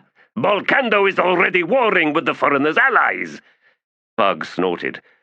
Thus revealing to you that the much-acclaimed Bolcando alliance has a straw spine, he pointed out. Leave the Bolcando to sort out their own mess. As for the Malazans, assure Irculus they are not interested in you or your lands. The emissary's eyes had narrowed, his expression one of deep, probably pathological suspicion. I shall convey your words. Now, what gift must I take back to Irculus? Tehol rubbed his chin. How does a wagon-load of silks, linens, quality iron bars, and 100 or so silver ingots sound, sir? The man blinked. Outmoded traditions are best left behind. I'm sure Scepter Irculus will agree. Go then, with our blessing. The man bowed and then walked off, weaving as if drunk. Tehol turned to Janath and smiled. She rolled her eyes. Now the poor bastard has to reciprocate in kind, which will likely impoverish him. Those old traditions survived for a reason, husband. He won't be impoverished with the haul I just sent his way. But he'll need to divide it up among his war leaders to buy their loyalty. He would have done that anyway, said Tehol. And where did this insane notion of buying loyalty come from? It's a contradiction in terms. The currency is obligation, said Bug. Gifts force honor upon the receiver. Sire, I must speak with you now as the Cedar. The journey Bryce intends is more fraught than we had initially thought. I fear for his fate and that of his legions. This relates, I assume, said Janath, to the unknown motives of the Malazans. But Bryce is not compelled to accompany them beyond the wastelands, is he? Indeed, is it not his intention to return once that expanse is successfully crossed? Bug nodded. Alas, I now believe that the wastelands are where the greatest peril waits. He hesitated and then said, Blood has been spilled on those ancient soils. There will be more to come. Tehol rose from the throne, the Acrini gift in his hands. He held it out to one side, and a servant hurried forward to take it. I do not believe my brother is as unaware of such dangers as you think, Bug. His sojourn in the realm of the dead, or wherever it was, has changed him. Not surprising, I suppose. In any case, I don't think he returned to the realm of the living just to keep me company. I suspect you are right, said Bug. But I can tell you nothing of the path he has taken. In a sense, he stands outside of, well, everything. As a force, one might view him as unaligned and therefore unpredictable. Which is why the errant sought to kill him, said Janath. Yes, replied Bug. One thing I can say. While in close company with the Malazans, Bryce is perhaps safer from the errant than he would be anywhere else. And on the return journey? Tehol asked. I expect the errant to be rather preoccupied by then, sire. Why is that? Bug was long in replying, and on his blunt face could be seen a reluctant weighing of risks, ending in a grimace and then a sigh. He compels me. In my most ancient capacity, he compels me. Sire, by the time Bryce begins his return to the kingdom, the errant will be busy contending with me. The iron beneath Bug's words silenced the two others in the throne room for a time. Tehol then spoke, looking at neither his wife nor his closest friend. I will take a walk in the garden. They watched him leave. Janath said, Bryce is his brother, after all, and to have lost him once. Bug nodded. Is there anything more you can do? She asked him, to protect him? Who, Bryce or Tehol? In this matter, I think they are one and the same. Some possibilities exist, Bug allowed. Unfortunately, in such circumstances as these, often the gesture proves deadlier than the original threat. He held up a hand to forestall her. Of course, I will do what I can. She looked away. I know you will. So, friend, you are compelled. When will you leave us? Soon. Some things cannot be resisted for long. I am making him sweat. He then grunted and added, and that's making me sweat. Is this a binding of blood? She asked. He started, eyed her curiously. I keep forgetting you are a scholar, my queen. That ancient phrase holds many layers of meaning, and almost as many secrets. Every family begins with a birth, but there can never be just one, can there? Solitude is simple. Society isn't. Just so, Janeth. He studied her for a moment. She sat on the throne, leaning to one side, head resting on one hand. Did you know you are with child? Of course. Does Tehol? Probably not. It's early yet. Barg, I suffered greatly in the hands of the patriotists, didn't I? I see scars on my body, but have no memory of how they came to be there. I feel pains inside, and so I believe there are scars within as well. I suspect your hand in my strange ignorance. You have scoured away the worst of what I experienced. I don't know if I should thank you or curse you. An even measure of both, I should think. She regarded him levelly. Yes, you understand the necessity of balance, don't you? Well, I think I will give it a few more weeks before I terrify my husband. The child is healthy, Janeth, and I sense no risks. Those pains are phantom ones. I was thorough in my healing. That's a relief. She rose. Tell me, was it simply a question of my twisted imagination, or did that Akrenai artist have something disreputable in mind? My queen, neither mortal nor immortal can fathom the mind of an artist. But as a general rule, between two possible answers, choose the more sordid one. Of course. How silly of me. Draconis is lost within Dragnepur. Nightchill's soul is scattered to the winds. Grizzin Fall vanished millennia ago, and Edgewalker might well deny any compulsion out of sheer obstinacy, or possibly a righteous claim to dissociation. Knuckles managed a twisted smile, and then shrugged. If there is one presence I would find unwelcome above all others, Erastus, it is Olar Ethil. She is dead, and supremely indifferent to that condition. She embraced the ritual of T'lan without hesitation, the opportunistic bitch. And so bound herself to the fate of the T'lan Imass, said the errant as he eyed Kilmandaros. The huge creature had dragged a massive trunk to the center of the chamber, snapping the lock with one hand and then flinging back the lid. And now she was pulling out various pieces of green-stained armor, muttering under her breath. On the walls on all sides, seawater was streaming in through widening cracks, swirling ankle-deep and rising to engulf the fire in the hearth. The air was growing bitter cold. Not as bound as you might hope for, said Sechul Lath. We have discussed Korul, but there is one other Erastus, an entity most skilled at remaining a mystery to us all. Our daughter. But she is not the only one. I always sensed, Setch, that there were more of us than any of us imagined. Even with my power, my command of the tiles, I was convinced there were ghosts hovering at the edge of my vision, my awareness, ghosts as ancient and as formidable as any of us. Defying your rule, said Sechul slyly, swirling the amber wine in his crystal goblet. Afraid to commit themselves, the errant said, sneering. Hiding from each other too, no doubt. Singly, not one poses a threat. In any case, it is different now. Is it? Yes, the rewards we can reap are vast. Whatever has gone before is as nothing.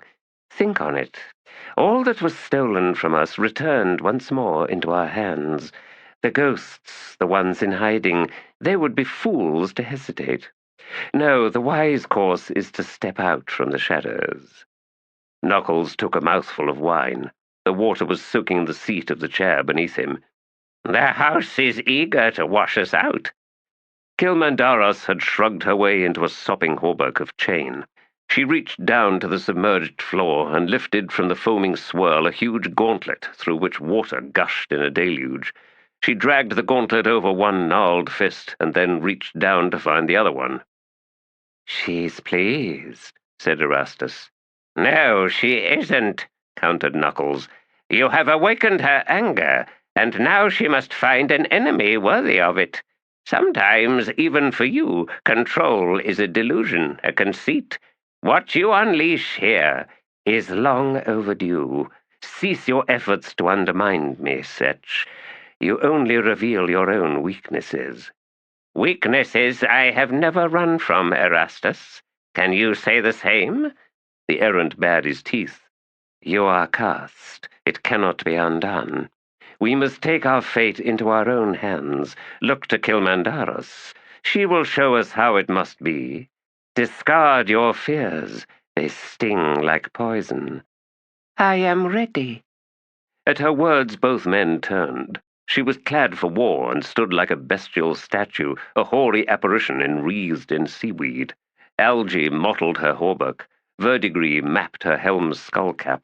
The broad, low-slung, grilled cheek guards looked like iron chelae, the bridge gleaming like a scorpion's pincer.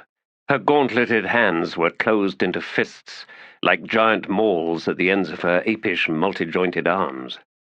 "So you are," said Erastus, smiling. "I have never trusted you," Kilmandaros said in a growl. He rose, still smiling. "Why should I be unique? Now who among us will open the portal? Knuckles, show us your power." The gaunt man flinched. The water had reached hip level, not Kilmandaros's hips, of course. The errant gestured in Setchul Lath's direction. "Let us see you as you should be. This is my first gift, Setch." Power blossomed.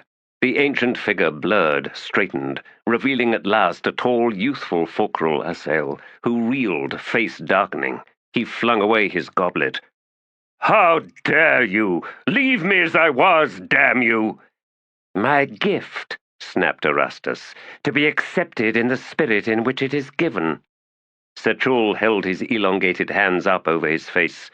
"How could you think," he rasped, "I ever regretted what I left behind?" He pulled his hands away, glaring. "Give me back all that I have earned!"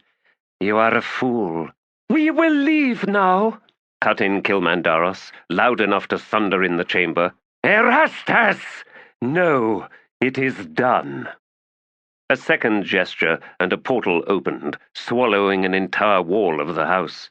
Kilmandaros lumbered through, vanishing from sight. The errant faced Knuckles. His old friend's eyes were filled with such wretched distress that Erastus snarled. "Oh, have it your way, then," and cruelly tore the blessing from the man, watched with satisfaction as the man bowed, gasping in sudden pain. "There, wear your pathos, Setch, since it fits so damned well. What is this? You do not welcome its return?" "It pleases you to deliver pain, does it? I see that you are unchanged in the essential details of your nature." Groaning, Setchul conjured a staff and leaned heavily upon it. "Lead on, then, Erastus." "Why must you sour this moment of triumph?" "Perhaps I but remind you of what awaits us all." The errant struggled not to strike Knuckles, not to knock that staff away with a kick and watch the old creature totter, possibly even fall. A short-lived pleasure. Unworthy, to be sure. He faced the portal. "Stay close. This gate will slam shut behind us, I suspect." "It's had its fill, aye." Moments later, water roared in to reclaim the chamber. Darkness devoured every room, every hall. Currents rushed, and then settled until all was motionless once more. The house was at peace. For a time. Captain Ruthan Gad was in the habit of grooming his beard with his fingers, an affectation that Shur-Kelal found irritating. Thoughtful repose was all very well, as far as poses went, but the man was so terse she had begun to suspect his genius was of the ineffable kind. In other words, it might be the man was thick but just clever enough to assume the guise of wisdom and depth. The silly thing was how damned successful and alluring the whole thing was. That hint of mystery, the dark veil of his eyes, his potent silences. Erin's sake, get out of here! He started and then reached for his sword belt. I will miss you. Everyone says that to me sooner or later. A curious observation. Is it? The simple truth is, I wear men out. In any case, I'm about to sail, so all in all, it's just as well. He grunted. I'd rather be standing on a deck, letting the sails do all the work, than marching. Then why did you become a soldier? He raked through his beard, frowned, and then said, Habit. As he made his way to the door, he paused and squinted down at an urn sitting against one wall. Where did you get this? That thing? I'm a pirate, Ruthan. I come by things. Not purchased at a market stall in the city, then? Of course not. Why? The crows caught my eye. 7 cities, that pot. It's an urn, not a pot. Fall of Coltane. You preyed on a Malazan ship. He turned and eyed her. Has to have been recently. Did you pounce on one of our ships? There were storms. The fleet was scattered more than once. A few were lost, in fact. She returned his stare flatly. And what if I had? It's not like I knew anything about you, is it? He shrugged. I suppose not. Though the idea that you put some fellow Malazans to the sword doesn't sit well. I didn't, she replied. I pounced on a Tist Edor ship. After a moment he nodded. That makes sense. We first encountered them outside Hetan. Well, that's a relief. His eyes hardened. You are a cold woman, Shurkelal. I've heard that before, too. He left without another word. It was always better this way. Find something annoying to sour the moment. A brief exchange of lashing words, and then it was done with. Yearning goodbyes, dripping with soppy sentimentalities, were never quite as satisfying as one would like. She quickly collected the last of her gear. Most of her stuff was already stowed aboard Undying Gratitude. Skorgan Kaban the Pretty had taken charge of things, more or less, down at the harbour, clearing up berth fees, sobering up the crew and whatnot. Her 2 Bolkando guests were safely stowed in the main cabin, and if Ublala Pung still hadn't shown up by the time she arrived, that was just too bad. The oaf had the memory of a moth. He probably got confused and tried to walk to the islands. She buckled her rapier to her hip, slung a modest duffel bag over one shoulder, and left, not bothering to lock the door. The room was rented, and besides, the first thief inside was welcome to everything, especially that stupid urn. A pleasant and promising offshore breeze accompanied her down to the docks. She was satisfied to see plenty of activity aboard her ship as she strode to the gangplank. Stevedores were loading the last of the supplies, suffering under cruel commentary from the gaggle of whores who'd come down to send off the crew, said whores shooting her withering looks as she swept past them. Hardly deserved, she felt, since she hadn't been competing with them for months, and besides, wasn't she now leaving? She stepped down onto the main deck. Pretty, where did you get that nose? Her first mate clumped over. Snapperbeak, he said. Stuffed with cotton to hold back on the drip, Captain. I bought it at the Tides Market. She squinted at him. The strings holding the beak in place looked painfully tight. Best loosen it up some, she advised, dropping the bag down to one side and then setting her fists on her hips as she surveyed the others on deck. No pung? Not yet. Well, I want to take advantage of this wind. Good, Captain. The giant's an ill omen besides. None of that, she snapped. He made a fine pirate in his days with us, and there was nothing ill-omened about him. Caban was jealous, of course, but the nose looked ridiculous. Get these dock rats off my ship and crew the lines. Aye, Captain. She watched him limp off, nodded severely when he roared into the ear of a lounging sailor. Walking to the landward rail up near the bow, she scanned the crowds on the waterfront. No sign of Ublala Pung. Idiot. Captain Ruthan Gad collected his horse at the stables and set out northward along the main avenue running part way alongside the central canal. He saw no other Malazans among the crowds. He could well be the last left in the city. This suited him fine. and better still if Tavaret and her bone hunters were to pull stakes before he arrived, leaving him behind. He'd never wanted to be made a captain, since it meant too many people paid attention to him. Given a choice, Ruthen would be pleased to spend his entire life not being noticed by anyone, except for the occasional woman, of course.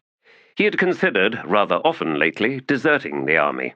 If he had been a regular foot soldier, he might well have done just that, but a missing officer meant mages joining in the search, and the last thing he wanted was to be sniffed down by a magicka. Of course, Tavaret wouldn't hold back on the army's march just to await his appearance, but there might well be a mage or two riding for him right now. Either way, Fist Blistig was probably rehearsing the tongue-lashing he'd be delivering to Ruthen as soon as the captain showed. Under normal circumstances, it was easy to hide in an army, even as an officer.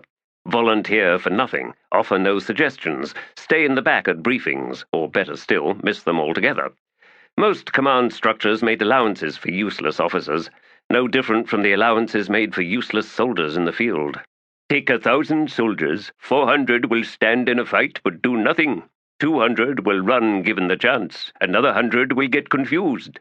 That leaves 300 you can count on. Your task in commanding that 1,000 is all down to knowing where to put that 300.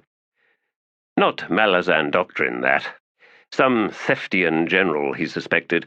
Not Corelry, that was certain. Corelry would just keep the 300 and execute the rest. Greymane? No, don't be stupid, Ruthen. Be lucky to get 5 words a year out of that man. Then again, who needs words when you can fight like that? Would to keep you warm, Greymane. In any case, Ruthen counted himself among the useless 700, capable of doing nothing, getting confused or routed at the first clash of weapons. Thus far, however, he'd not had a chance to attempt any of those options. The scraps he'd found himself in, relatively few, all things considered, had forced him to fight like a rabid wolf to stay alive. There was nothing worse in the world than being noticed by someone trying to kill you, seeing that sudden sharp focus in a stranger's eyes. The captain shook himself. The north gate waited ahead. Back into the army, done with the soft bed and soft but oddly cool feminine flesh, with the decent, if rather tart, leathery wines, done with the delicious ease of doing nothing. Attention was coming his way, and there was nothing to be done about it. You told me to keep my head low, Greymane. I've been trying. It's not working. But then something in your eyes told me you knew it wouldn't, because it wasn't working for you either. Ruthengard clawed at his beard, reminding himself of the stranger's face he now wore. Let's face it, old friend. In this world, it's only the dead who don't get noticed.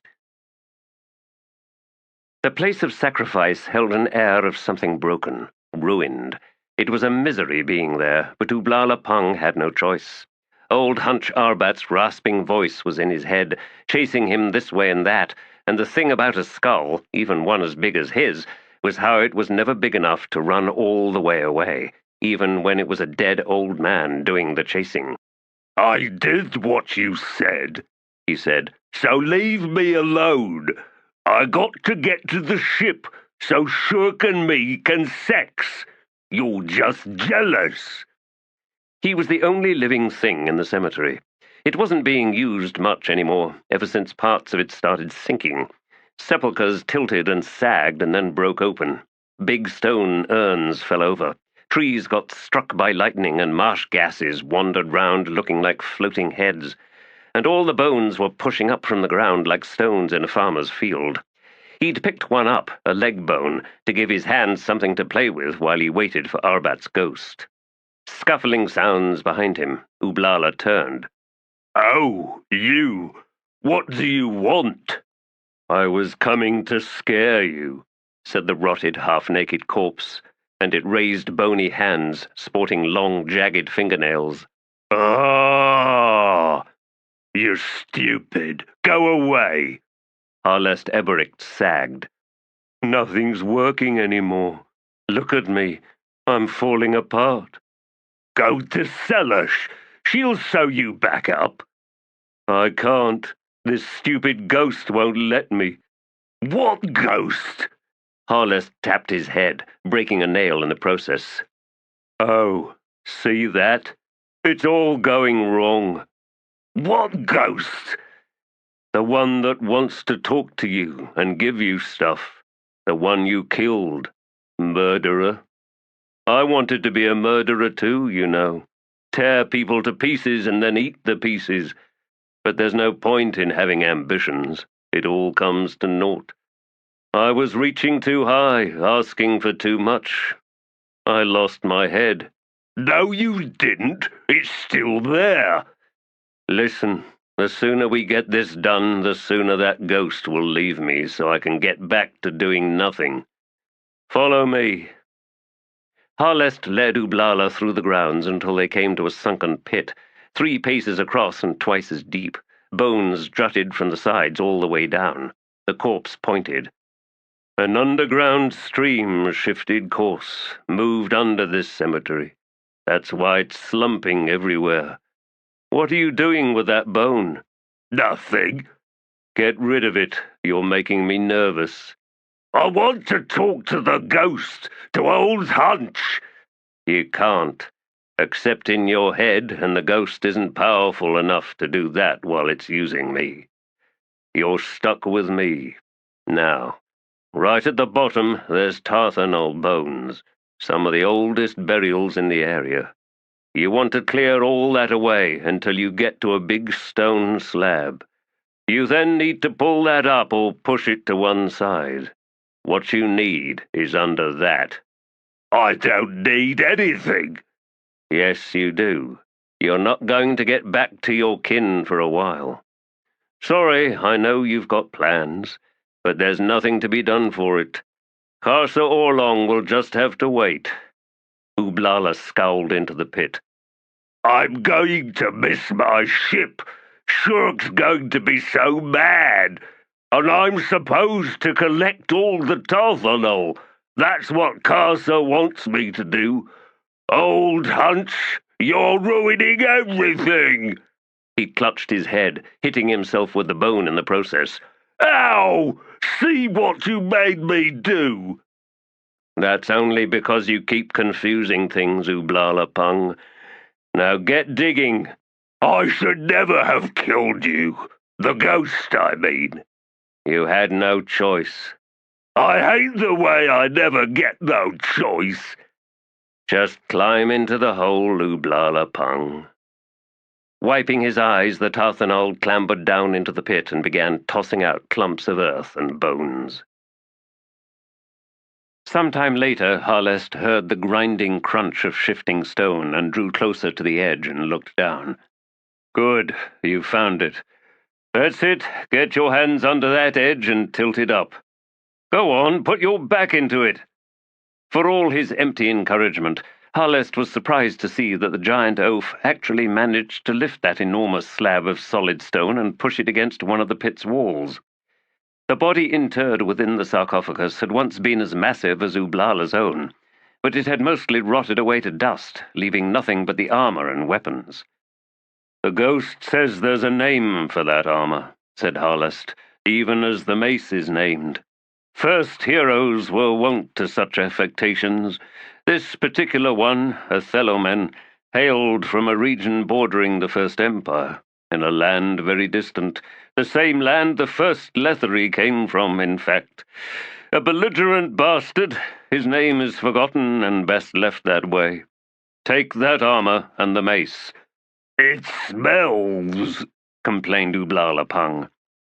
Dragon scales sometimes do, especially those from the neck and flanges, where there are glands, and that's where those ones came from. This particular dragon was first born to Alkend. The armor's name is Dra Alkalaint, basically Thelomen for I killed the dragon Dralk. He used that mace to do it, and its name is Rilk, which is Thelomen for crush, or smash, or something similar. I don't want any of this stuff, said Ublala. I don't even know how to use a mace. Harlest examined his broken nail. Fear not. Rilk knows how to use you. Now drag it all up here and I can help you get that armor on. Provided you kneel, that is. Ublala brought up the mace first, two-handed, the haft a thick, slightly bent shaft of bone, horn or antler, polished amber by antiquity. A gnarled socket of bronze capped its base. The head was vaguely shaped to form 4 battered bulbs. The ore was marled mercurial and deep blue. "Skyfall," said Harlest. "That metal. Harder than iron. You held it easily, Ooblala, while I doubt I could even lift the damn thing. Rilk is pleased." Ooblala scowled up at him and then ducked down once again. The armor consisted of shoulder plates, with the chest and back pieces in separate halves. A thick belt joined the upper parts to a waisted skirt. Smaller dragon scales formed the thigh guards, with knee bosses made of dew claws forming deadly spikes. Beneath the knees, a single molded scale protected each shin.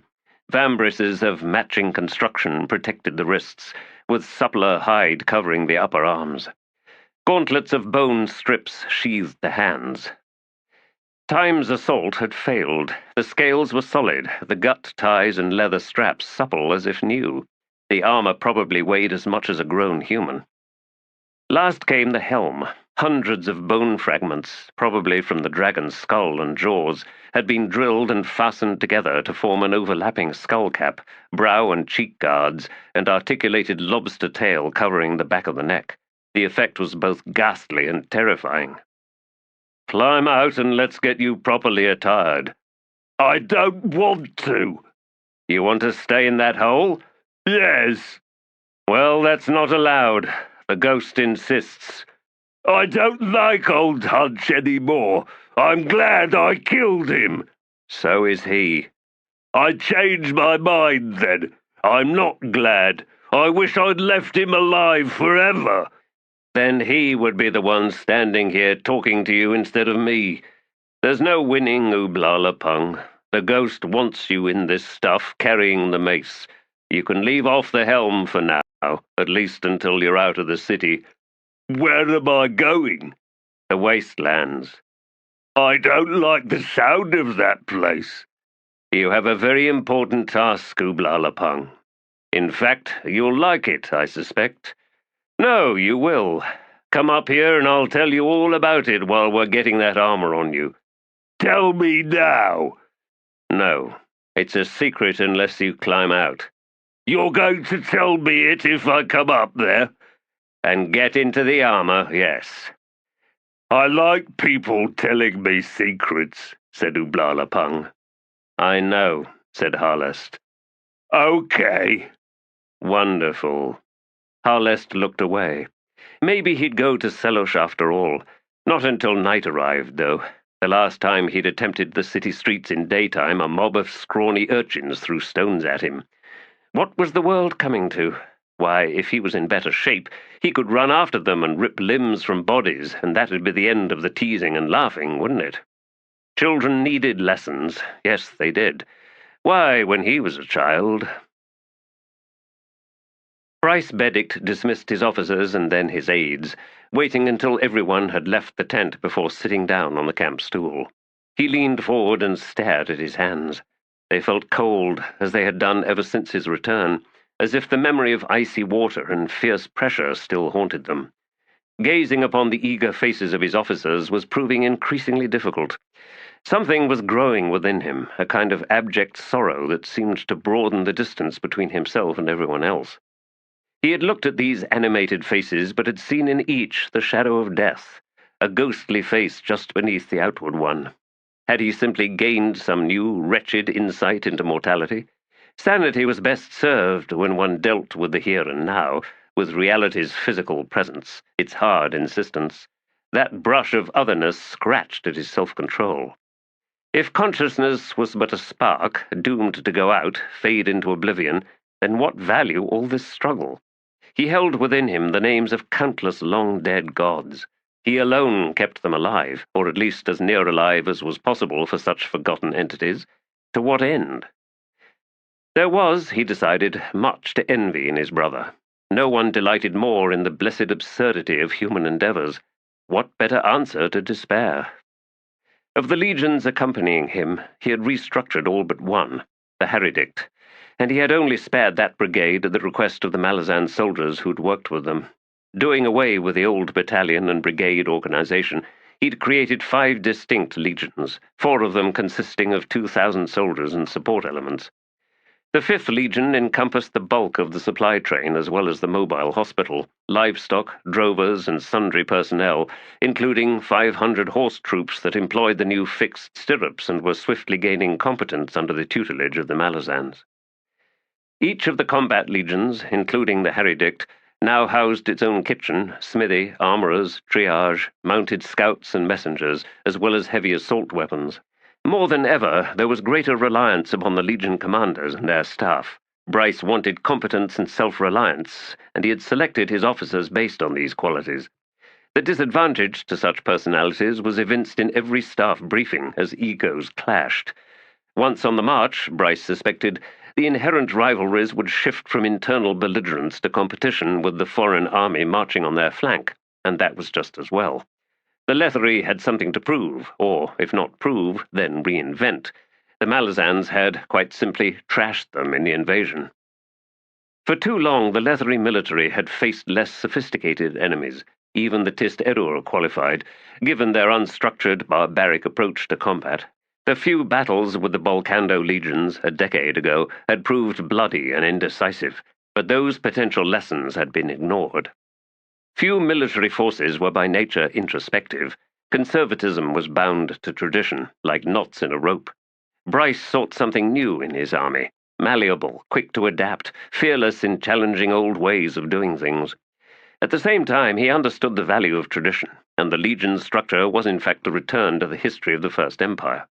He clenched his hands, watched the blood leave his knuckles.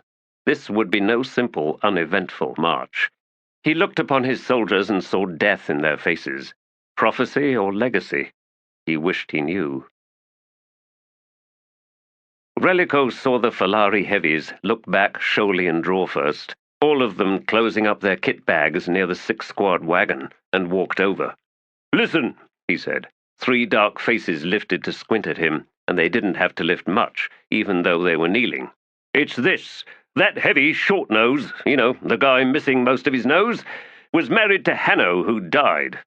The 3 cousins exchanged glances. Drawfirst shrugged, wiped sweat from her forehead, and said, "Him, yeah, following Flashwit around these days." "That's the biggest woman I ever seen," said Sholey, licking his lips. Lookback nodded. "It's her green eyes." "No, it ain't, Looky," retorted Sholey. "It's her big everything else." Drawfirst snorted. "You want big uns? Look at me, Sholey. On second thoughts, don't.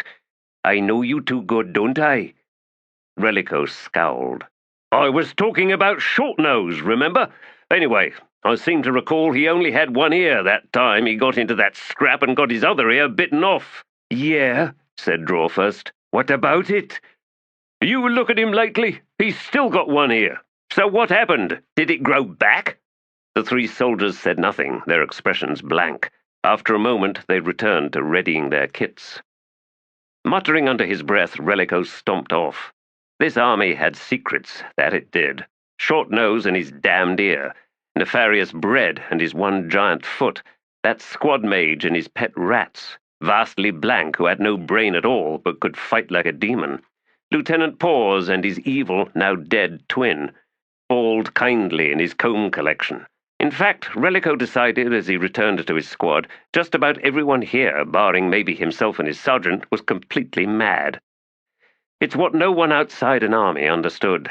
They just saw the uniforms and weapons, the helms and visors, the marching in time, and if they ever did realize the truth, why, they'd be even more scared. They'd run screaming, "Eat champinatal elko!" "Shut up, Nep. Where's Badan?" "In here, you puffle floob!" "I can see that. So where did he go is what I want to know." The mage's wrinkled prune of a face puckered into something indescribable. "An Egypt!" "Ruffle, you seen the sergeant?" The squad corporal sat leaning against a wagon wheel, one of those fat rust-leaf rollers jammed between her fat lips, smoke puffing out from everywhere, maybe even her ears. "Do she see anything through at smick?" barked Nep Furrow. Despite himself, Relico grunted a laugh. "You got that one right, Nep. Ruffle, you got something wrong with air?" She lifted one hand languidly and plucked the thing from her mouth. You fool! This is keeping those nasty mosquitoes away. Hey, now that's clever. Where can I get me some? I brought about 1,000 of 'em, but I warn you, Relico, they'll make you green the first few days, but pretty soon you start sweating it out of your pores, and not a bug will want you. Huh. Anyway, where's Badan? Having a chat with some other sergeants, Fiddler and them. Ruffle puffed some more, and then added, I think Badan's decided we should stick with them.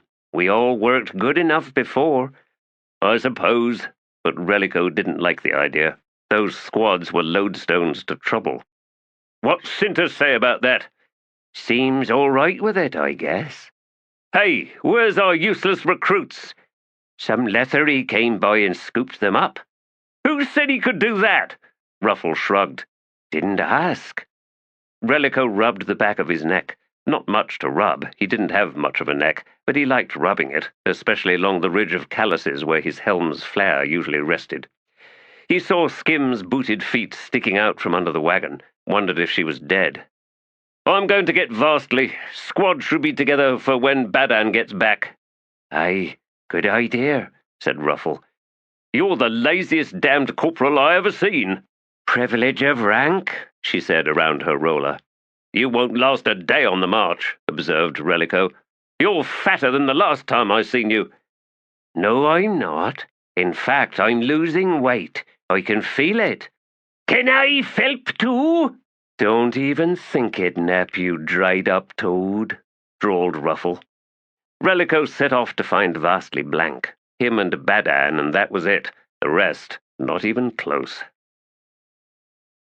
Fiddler tugged free the stopper on the jug and then paused to survey the others. Gessler had caught a lizard by the tail and was letting it bite his thumb. Barm sat cross-legged, frowning at the furious lizard. Cord stood leaning against the bole of a tree, something he'd likely regret as it was leaking sap, but he was making such an effort with the pose no one was going to warn him off. Tom Tissy had brought up a salted slab of some local beast's flank and was carving it into slices. Hellion was staring fixedly at the jug in Fiddler's hands, and Herb was staring fixedly at Hellion. The three others, the two South Dell Honeys, Badan Gruck and Sinter, and Primley, were showing old loyalties by sitting close together on an old boom log and eyeing everyone else. Fiddler wanted maybe 5 more sergeants here, but finding anyone in the chaotic sprawl that was a camp about to march was just about impossible. He lifted the jug. Cups ready, everyone, and he set out to make the round. You only get half, Hellion, he said when he came opposite her, since I can see you're already well on your way. On my way where? Fill it up and don't be cheap neither. Fiddler poured. You know, you ain't treating Beak's gift with much respect. What gift? He never give me nothing but white hair, and thank the gods that's gone. When he had filled the other cups, he returned to the rotted tree stump and sat down once more. 50 paces directly opposite was the river, the air above it swirling with swallows. After a moment he dropped his gaze and studied the soldiers arrayed round the old fisher's campfire.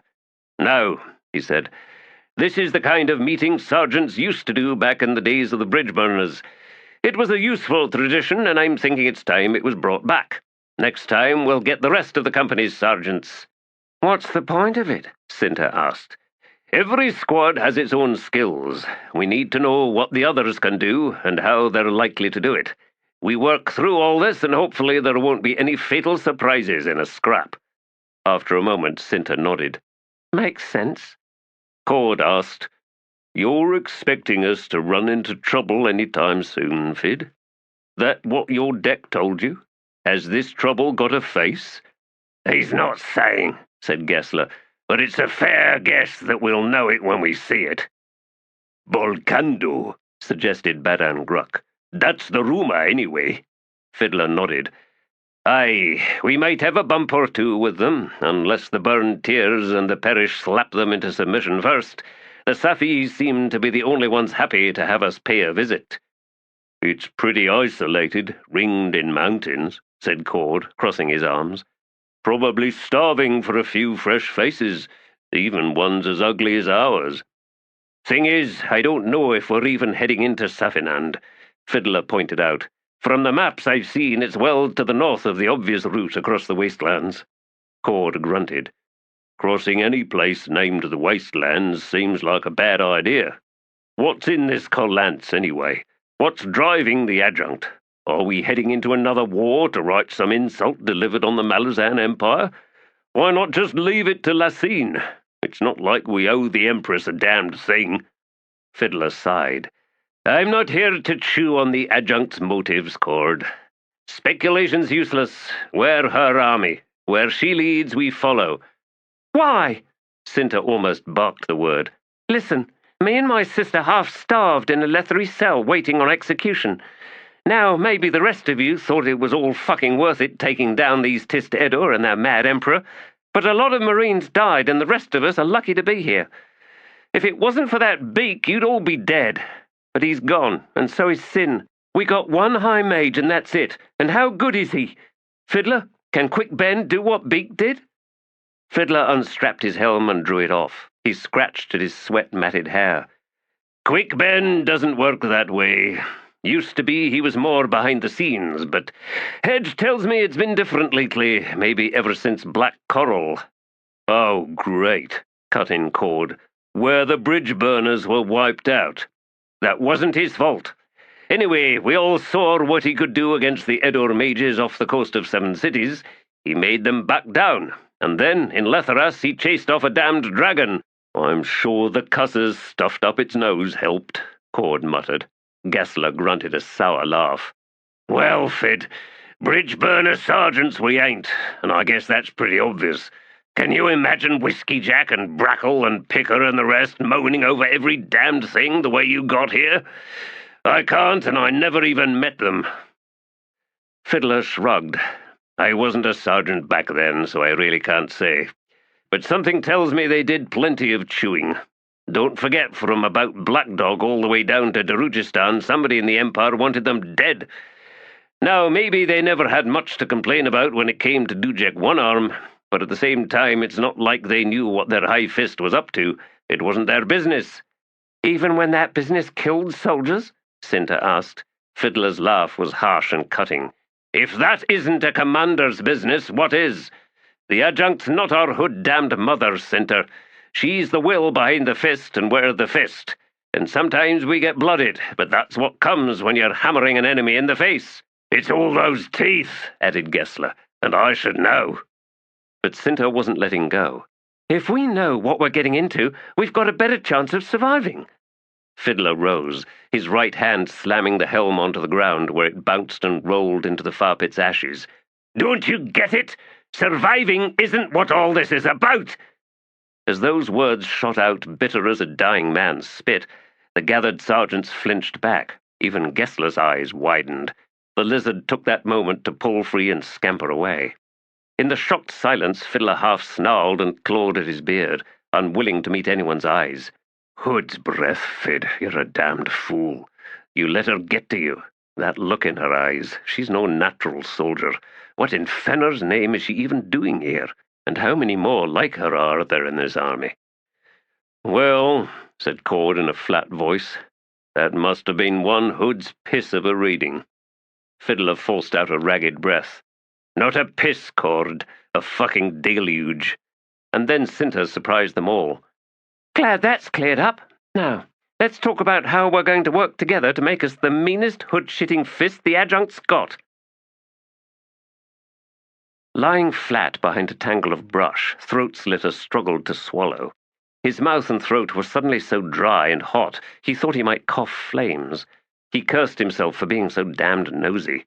He spied to feed his curiosity, and, he had to admit, to give himself an advantage on his fellow soldiers, reason for his sly expression and sardonic knowing smile, and a man like him wasn't satisfied if it was all just for show. Well, now he knew. Fid's been dragged low. He says he doesn't know Tavare's business, but he just showed them he was lying. He knows, and he's not telling. Aye, he's not telling, but he just told them anyway. Who needs details when we're all ending up crow meat? He might cough flames, aye, or laugh out a cloud of ashes. He needed to talk to Deadsmell, and he needed to find that other T'lan hiding among the Marines. There'd been markers every now and then, calls for contact only a fellow T'lan would recognize. He'd done a few of his own, but it seemed they were dancing round each other, and that had been fine until now. If we're heading for Hood's Grey Gate, I want allies. Deadsmell for certain, and whoever my hidden dancer happens to be. The sergeants were talking back and forth now, cool and calm as if Fiddler hadn't just sentenced them all, and Throat-Slitter wasn't paying much attention until he heard his name. "He can guard our backs if we need it," Balm was saying, not a hint of confusion in his voice. "I don't think we will," Fiddler said. "When I spoke of betrayal, I wasn't meaning within our ranks." Betrayal? What betrayal? Gods, what have I missed? "Our allies?" Cord asked. "I can't believe it. Not from the Perish or the Burnt Tears. Who else is there?" "There's the Lethery," said Cinta, "our oversized escort." "I can't be any more specific," Fiddler responded. "Just make sure we keep our noses in the air. Baron Gruck, what's your mage capable of?" "Nep Furrow? Well, he's a bush warlock, mostly. Good at curses." He shrugged. "I've not seen much else, though he once conjured up a seething ball of spiders and threw it at Skim. They looked real and bit hard enough to make Skim shriek." "Could still have been an illusion, though," Cinta said. "Sometimes Dalhoney's curses edge close to Mokra. That's how it sneaks into the victim's thoughts." "You seem to know something about all that," observed Gessler. "I'm not a mage," she replied, "but I can smell magics." "Who's our nastiest all-weapons outfighter?" Cord asked. "Skulldeath," said Cinta and Badan Gruck simultaneously. Fiddler grunted and added, "Korik and Smiles would agree with you, maybe reluctantly from Korik, but that's just jealousy." Hellion laughed. "Glad to hear he's good for something," and she drank from her cup and then wiped her mouth. When it became obvious she wasn't going to elaborate, Fiddler resumed. "We can throw forward a solid line of heavies if we need to. While we're not short on sappers, we are on munitions, but there's nothing to be done for that. They're good for night work, though, and they can crew the heavier weapons we got from the Lethery." The discussion went on, but Throat-Slitter was distracted by a faint scuffling sound beside his head. He turned to find himself eye to eye with a rat. One of Bottles, that bastard. But that's the point, isn't it? Fiddler's not talked about him. He's holding him back. Now, that's interesting. He bared his teeth at the rat. It returned the favor. Riding along the well-beaten track leading to the Bone Hunter encampment, Ruthan Gudd saw 5 other captains, all mounted, cantering to a rise between the Malazan and Lethery contingents. Grimacing, he angled his horse to join them. Palavers of this sort always depressed him. Captains got stuck from both ends, not privy to what the fists knew and despised by their underlings. Lieutenants were usually either ambitious backstabbers or butt-licking fools. The only exception he'd heard about was Paws. Kindly was lucky having a rival like that, someone to match wits with, someone with enough malicious evil going on in his head to keep his captain entertained. Ruthan's own lieutenant was a sullen Napan woman named Raband, who might be incompetent or potentially murderous. He'd lost his other 2 in Yagatan. The others had reined in and were eyeing Ruthan as he rode up, an array of expressions unified in their disapproval. Seniority put Kindly in charge. Below him was a black-haired Canese, Scanero, a woman of about 40, uncharacteristically tall and lean-limbed for a Canese, probably from the southern shorefolk who had originally been a distinct tribe. Her features were harsh, seamed in scars as if she'd suckled among wildcats as a child. Next was Faradan Sort, who'd served all over the place and maybe even stood the storm wall. Ruthan, who knew more about that than most, suspected it was true. She held herself like someone who'd known the worst and never wanted to know it again. But there were experiences that a person could never leave behind, could never, ever forget. Besides, Ruthan had seen the etching on Sort's sword, and that kind of damage could only come from the deadly touch of wand magic. Ruthan was next, followed by the 2 infield promotions, a Hengian named Fast, who was already taking aim on a fisthood, and an island-born ferret of a man named Untilly Rum, who'd been busted over from the Marines after his soldiers had set a death mark on him, for reasons unknown to any but them. Despite his background, Antilli could ride a horse like a damned Wiccan, and so he was now commanding the light lancers. "Considerate of you to show up," said kindly. "Thank you, Captain," Ruthan replied, combing fingers through his beard as he studied the chaos that was the Malazan encampment. "We'll be lucky to get away by tomorrow." "My company's ready," said Fast. "Maybe the last time you saw them," Scanero said with a tight smile. "Probably scattered to a dozen whore tents by now." Fast's pinched face darkened. "Sit and wait was my order, so that's what they're doing. My lieutenants are making sure of it." "If they're any good, then I doubt it," Scanero replied. "They've been watching the soldiers getting bored, listening to the bickering get worse and worse, and maybe pulling a few off each other. If they got any wits in them, they'll have cut them loose by now." "Scanero's point, Captain Fast," said Faradan Sort, "is this. It doesn't pay to get your squads up and ready too early. You'll do well to heed the advice of those of us with more experience." Fast bit down on a retort, managed a stiff nod. Ruthan Gard twisted in his saddle to observe the Leathery legions. Well-ordered bastards, that much was clear. Bryce Benedict had them all close hobbled and waiting on the Malazans, patient as old women waiting for their husbands to die. Kindly spoke. "Scanero, Fast, you and the rest of the officers under Fist Blistig's command must be seeing firsthand the problem we're all facing. Fist Keneb is being pulled every which way when he should be worrying about his own companies and nothing else.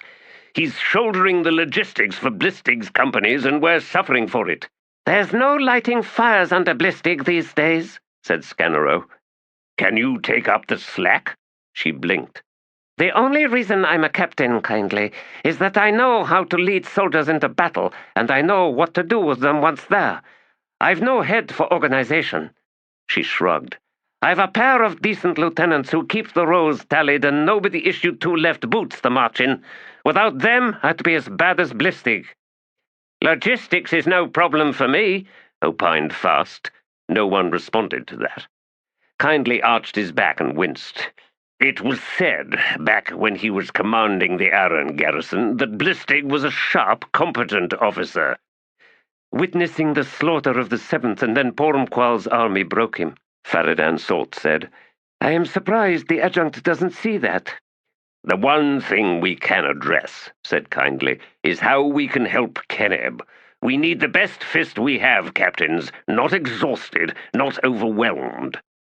"We can't do a thing without the squad sergeants," Faradan Salt said. "I suggest we corral our respective non-coms into the effort." "Risky," said Kindly.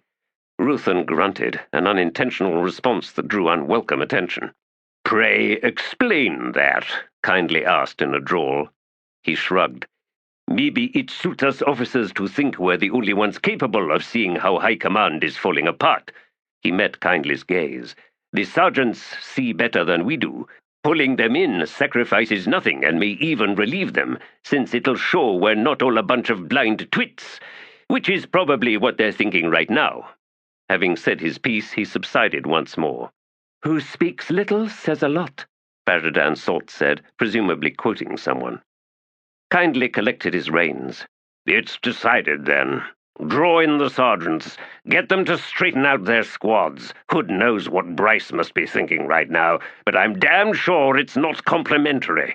As Kindly and the others rode away, Scanero angled her mount in front of Ruthan's, forcing him to halt. He squinted at her. She surprised him with a grin, and it transformed her face.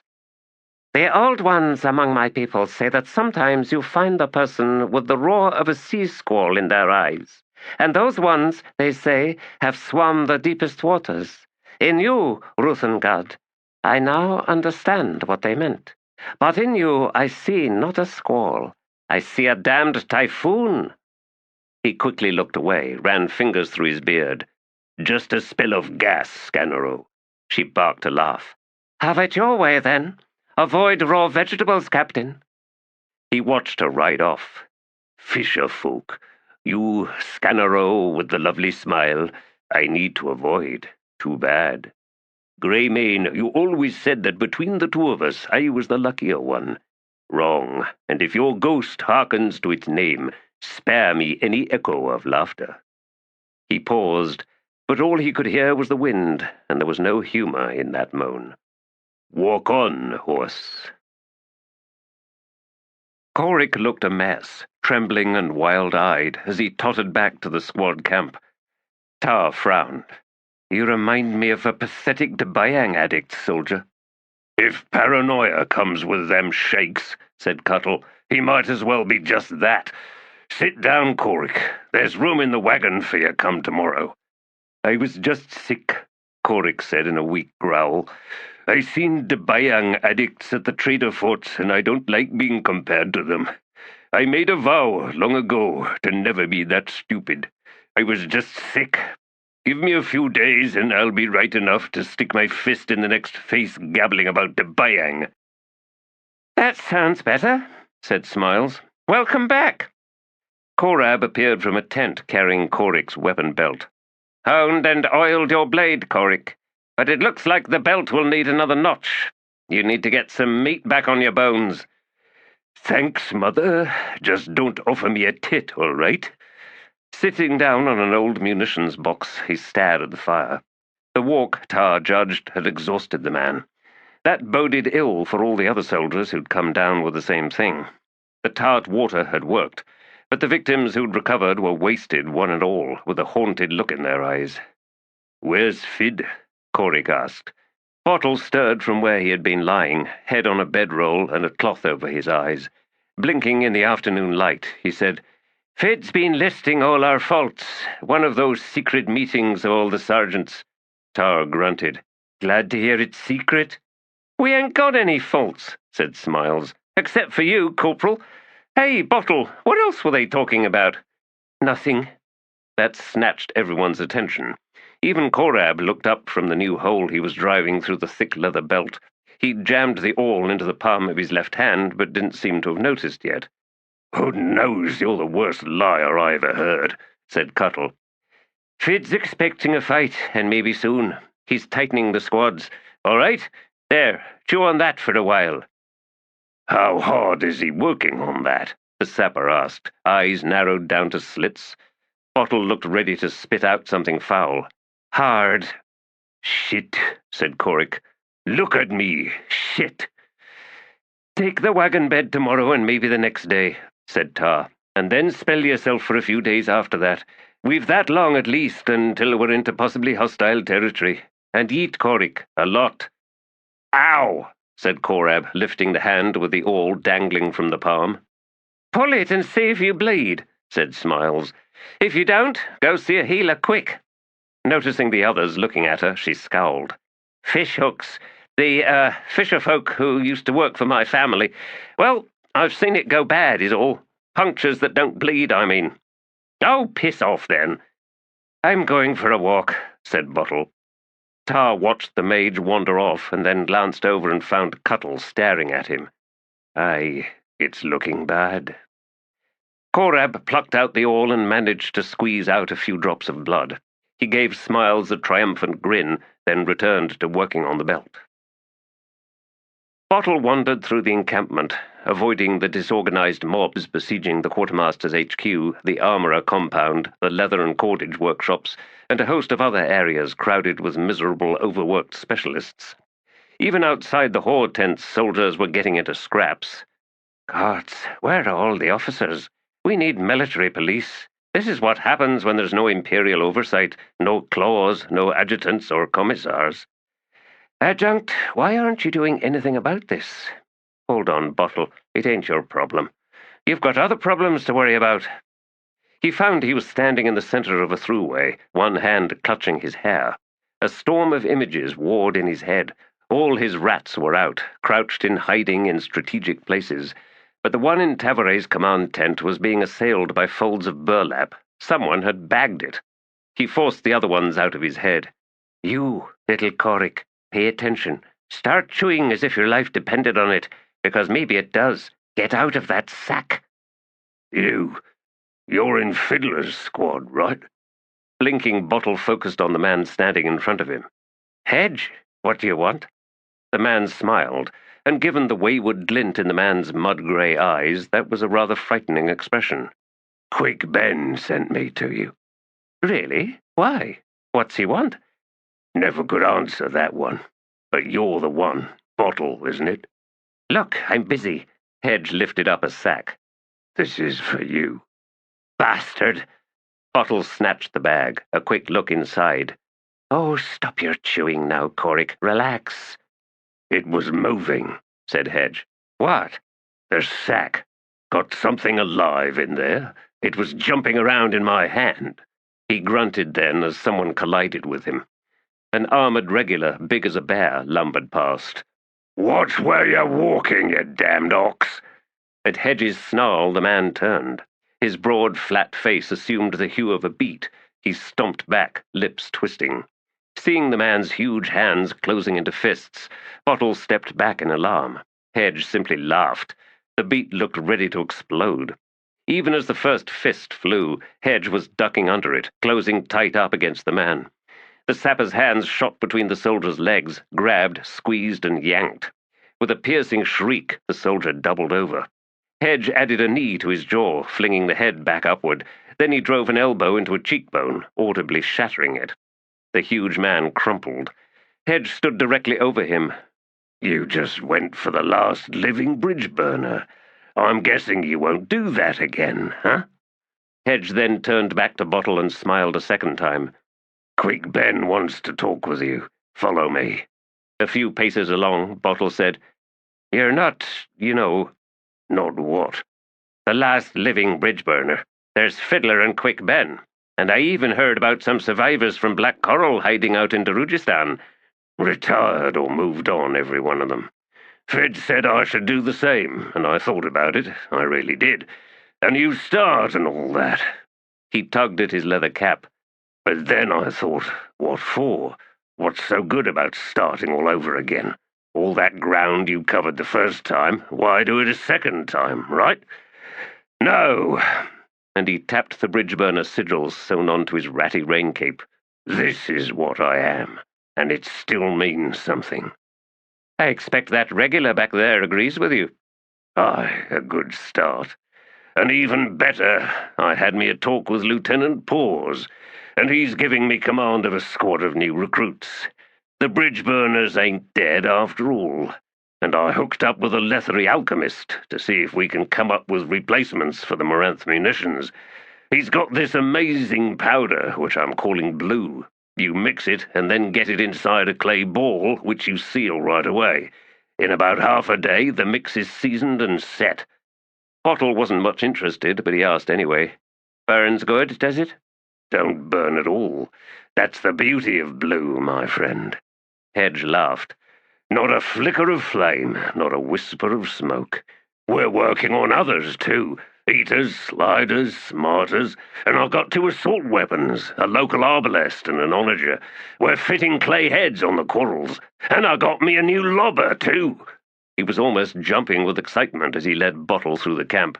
My first squad's going to be all sappers along with whatever other talents they got.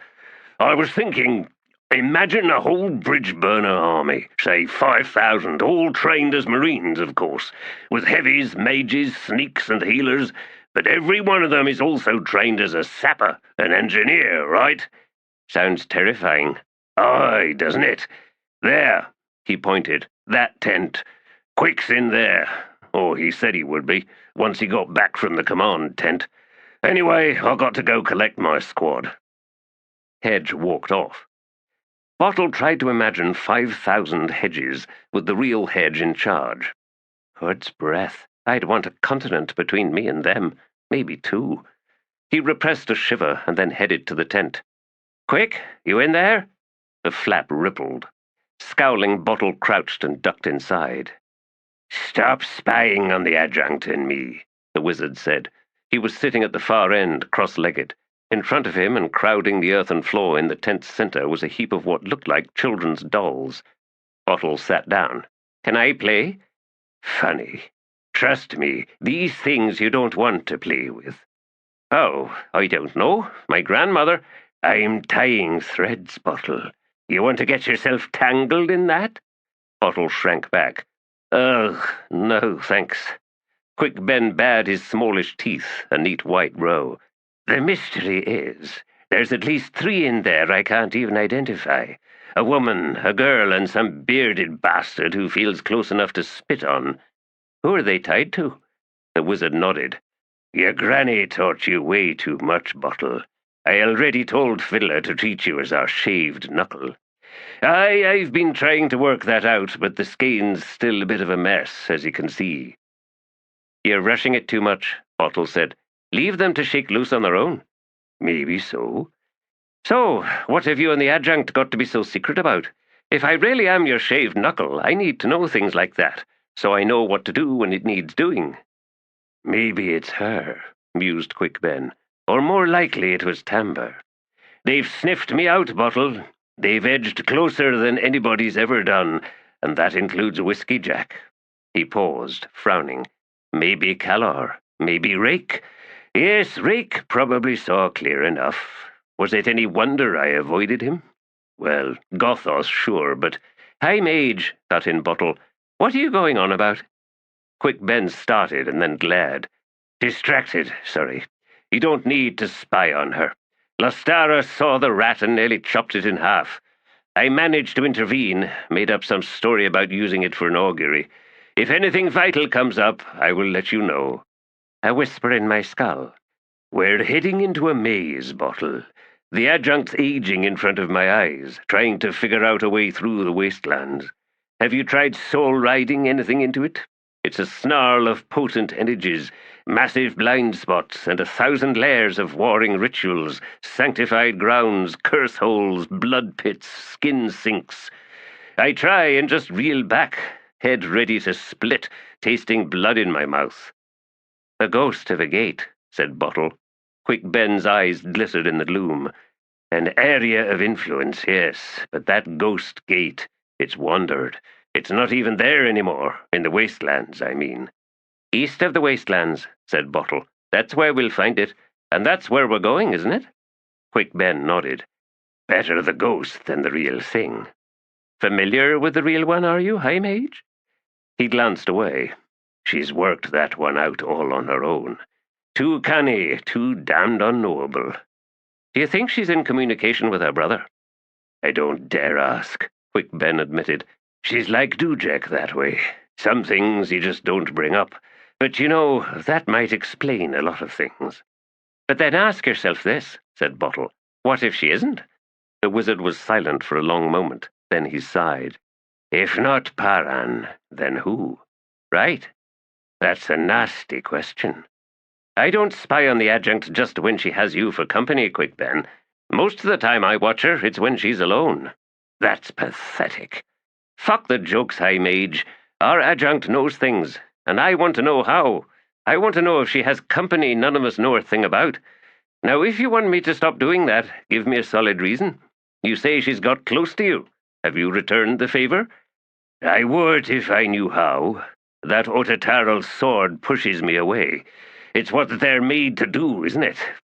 Seeing the skeptical expression opposite him, he scowled. What? It doesn't push you as hard as you like to pretend it does. The risk is that the harder and deeper you push through the Otataral, the more of yourself you potentially expose. And if she catches sight of you, she won't just be close to knowing you, she'll be certain. He jabbed a finger at Quick Ben. And that is what you don't want to happen. And it's the real reason why you don't dare push through. So, your only chance is me. Do I resume spying or not? Lastara's suspicious, when the adjunct is presumably alone. The High Mage hesitated, and then nodded. Found anything yet? No, she's not in the habit of thinking out loud, that much is obvious. She doesn't pray, and I've yet to hear a one-sided conversation. Could you be blinded? I could, yes, but I'd sense the gaps of awareness, I think, depending on how good the gath is. If it's a gath directed specifically at your extra eyes, it would have to be.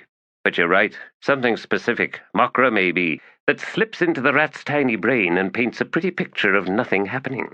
If that's the case, then I don't know how I could do anything about it, because with the local effect of the Otataral, the source of that sorcery would be an appallingly high level. A damned god's level, I mean. or an elder's. These waters are too deep for a mortal like me, Quick Ben.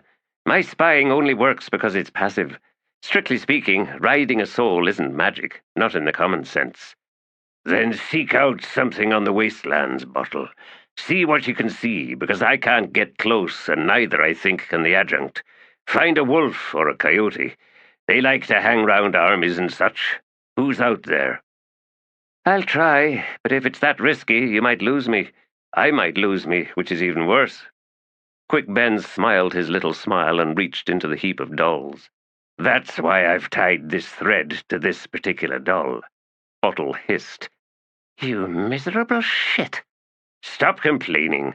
I'll pull you back if you get into trouble. That's a promise. I'll think about it, said Bottle, rising. The High Mage looked up in surprise. What's to think about? Quick Ben, if it's that dangerous in the wastelands, hasn't it occurred to you that if I'm grabbed, you may not be the one doing the pulling on that thread? With you suddenly drooling and playing with dolls for real, the adjunct and, more importantly, her army are well and truly doomed.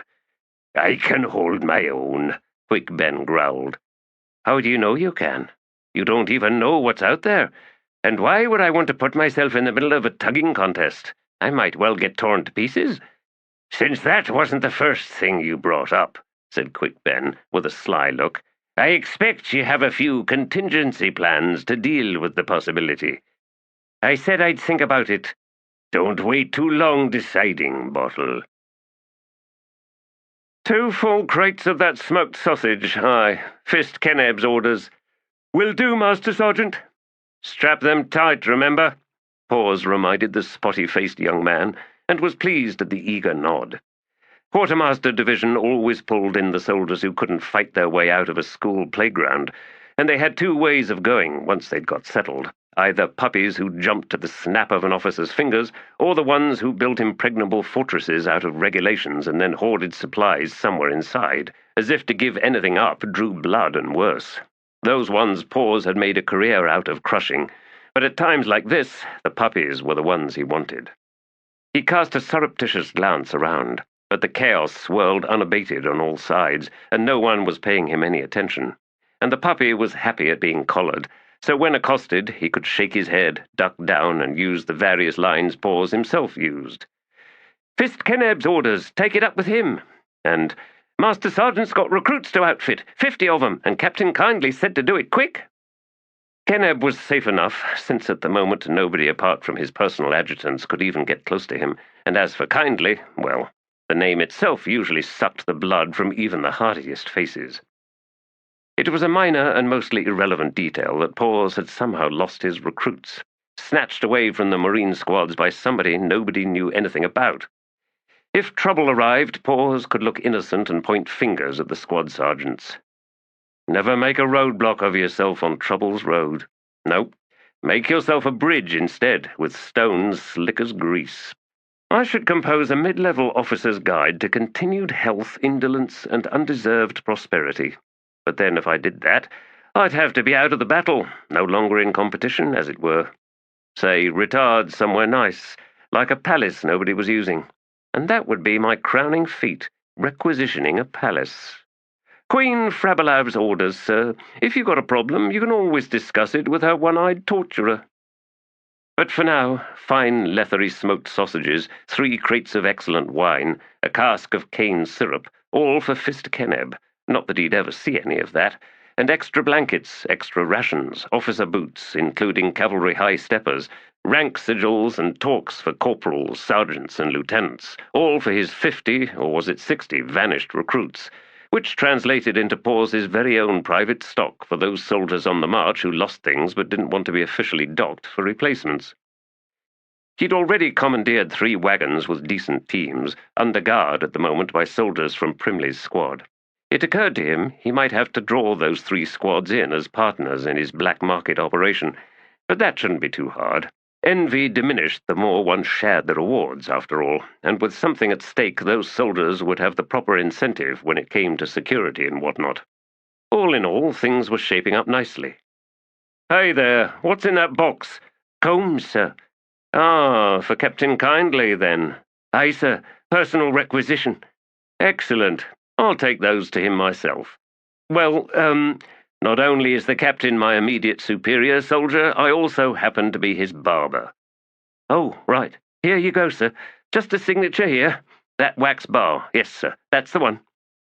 Smiling, Paws drew out his reasonable counterfeit of Kindly's own seal and pressed it firmly down on the wax bar.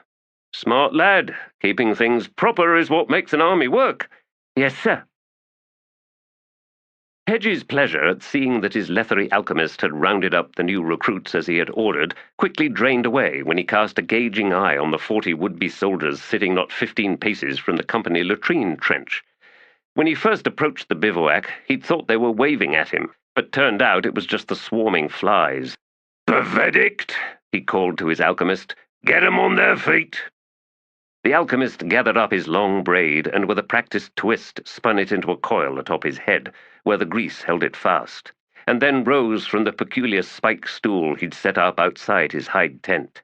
"Captain Hedge, the last mix is ready to set, and the special rain capes were delivered by my brother half a bell ago. I have what I need to do some painting." "That's great. This is all of them?" he asked, nodding towards the recruits. Verdict's thin lips tightened in a grimace. "Yes, sir." "How long have they been sitting in that stench?" "A while. Not ready to do any thinking for themselves yet, but that's what's to be expected from us, Leathery. Soldiers do what they're told to do, and that's that." Hedge sighed. "There's 2 acting sergeants," Verdict added, "the ones with their backs to us." "Names?" "Sunrise, he's the one with the moustache, and Nose Stream." "Well now," Hedge said, "who named them?" "Some master sergeant named Paws." "I take it he wasn't around when you snatched them." "They'd been tied to some squads, and those squads were none too pleased about it anyway, so it wasn't hard cutting them loose." "Good." Hedge glanced over at Verdict's carriage, a huge, solid-looking thing of black varnished wood and brass fittings. He then squinted at the 4 black horses waiting in their harnesses. "You was making a good living, Verdict, leading me to wonder all over again what you're doing here." "Like I said, I got too close a look at what one of those cusses of yours can do, to a damned dragon, no less. My shop's nothing but kindling." He paused and balanced himself on one foot, the other one set against the leg just below the knee. "But mostly professional curiosity, Captain. Ever a boon and a bane both. So, you just keep telling me anything and everything you recall about the characteristics of the various Moranthe alchemies, and I'll keep inventing my own brand of munitions for your sappers." "My sappers, aye. Now I better go and meet—" "Here come 2 of them now, Captain." He turned and almost stepped back. 2 enormous sweaty women had fixed small eyes on him and were closing in. They saluted, and the blonde one said, "Corporal Sweetlarge, sir, and this is Corporal Rumjugs. We got a request, sir." "Go on." "We want to move from where we was put down. Too many flies, sir."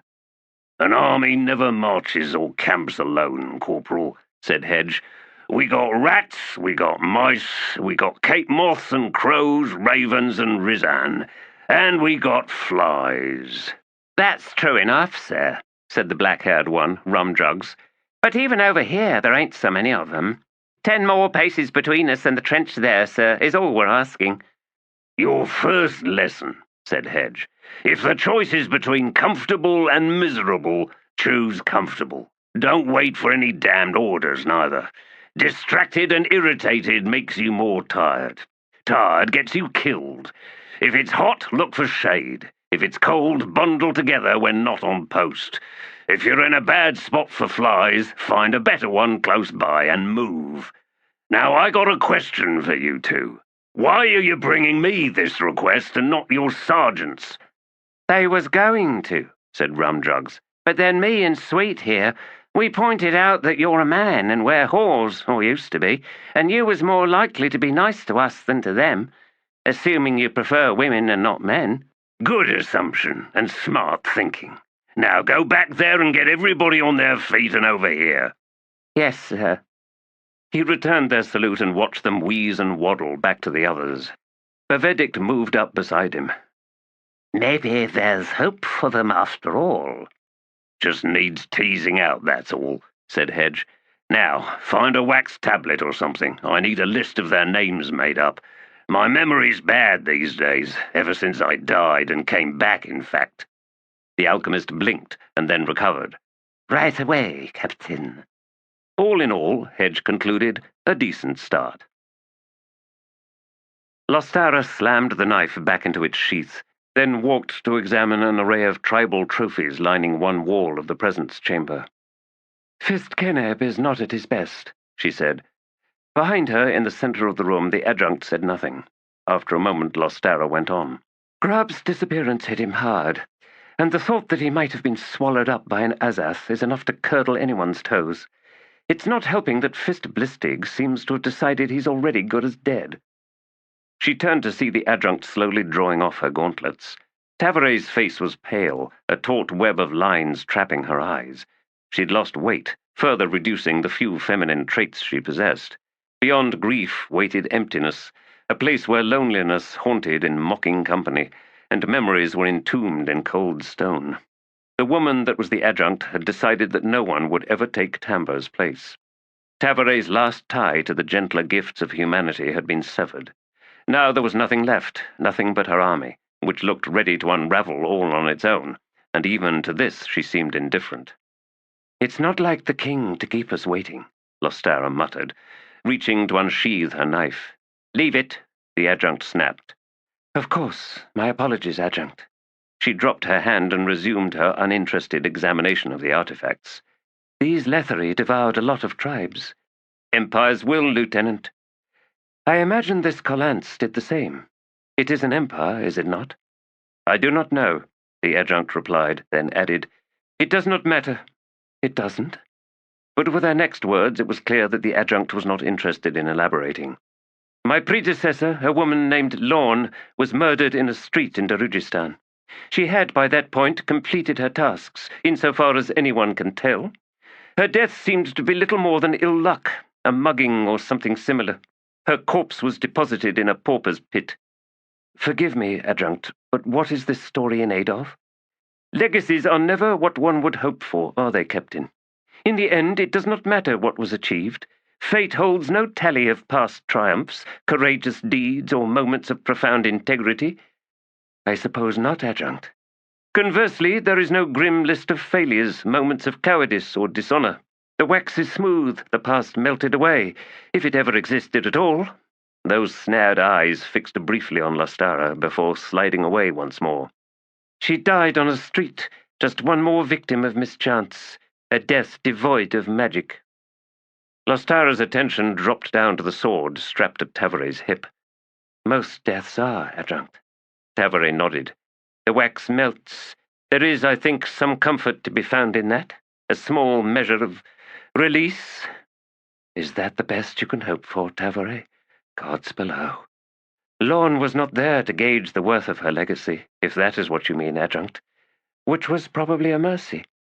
I sometimes think that fate and mercy are often one and the same. The notion chilled Lostara.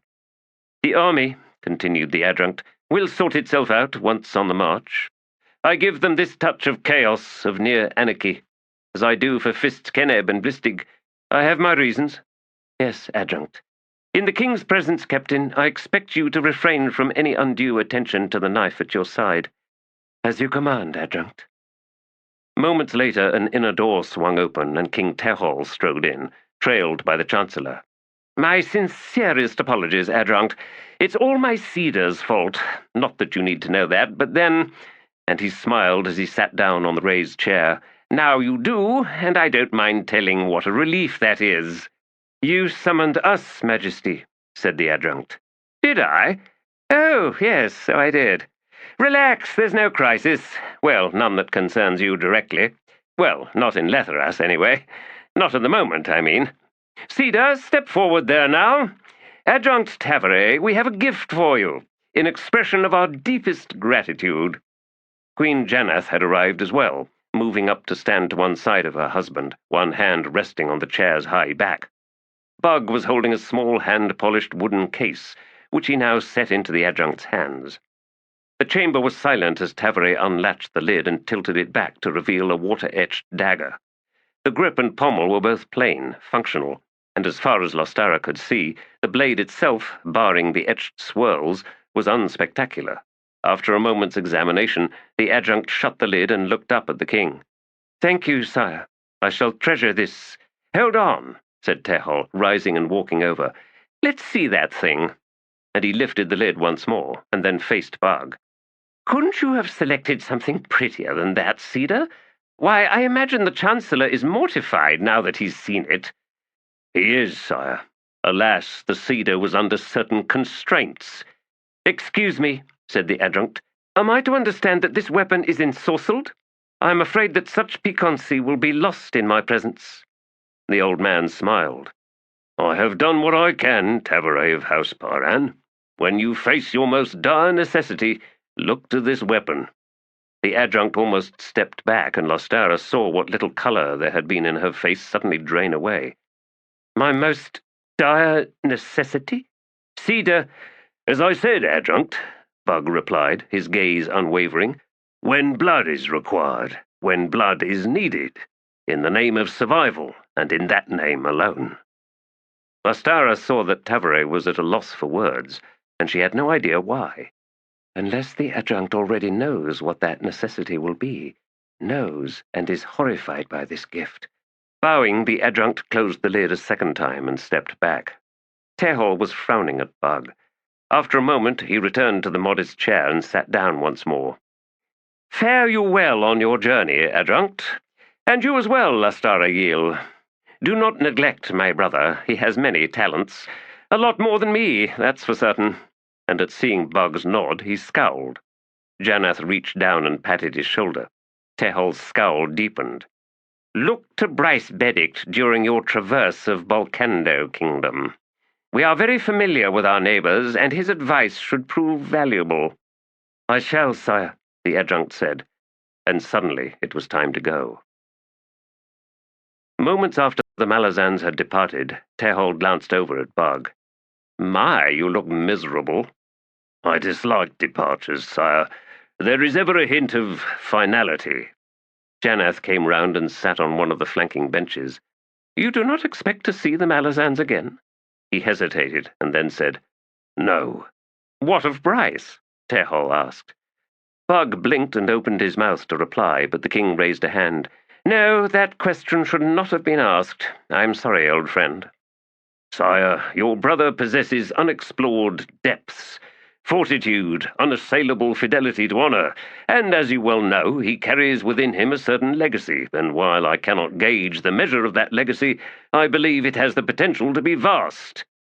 "You danced carefully there," Janath observed. "I did." Sighing, Tehol leaned back on the chair. "This seems a messy conclusion to things, doesn't it? Little that amuses, even less that entertains. You must know I prefer to leap from one delightful absurdity to another. My last gesture on the Malazan stage should have been the highest of dramas, is my feeling. Instead, I taste something very much like ashes in my mouth, and that is most unpleasant." "Perhaps some wine will wash things clean," suggested Bug. "Won't hurt. Pour us some, please. You, guard, come and join us. Standing there doing nothing must be a dreadful bore. No need to gape like that, I assure you. Doff that helm and relax.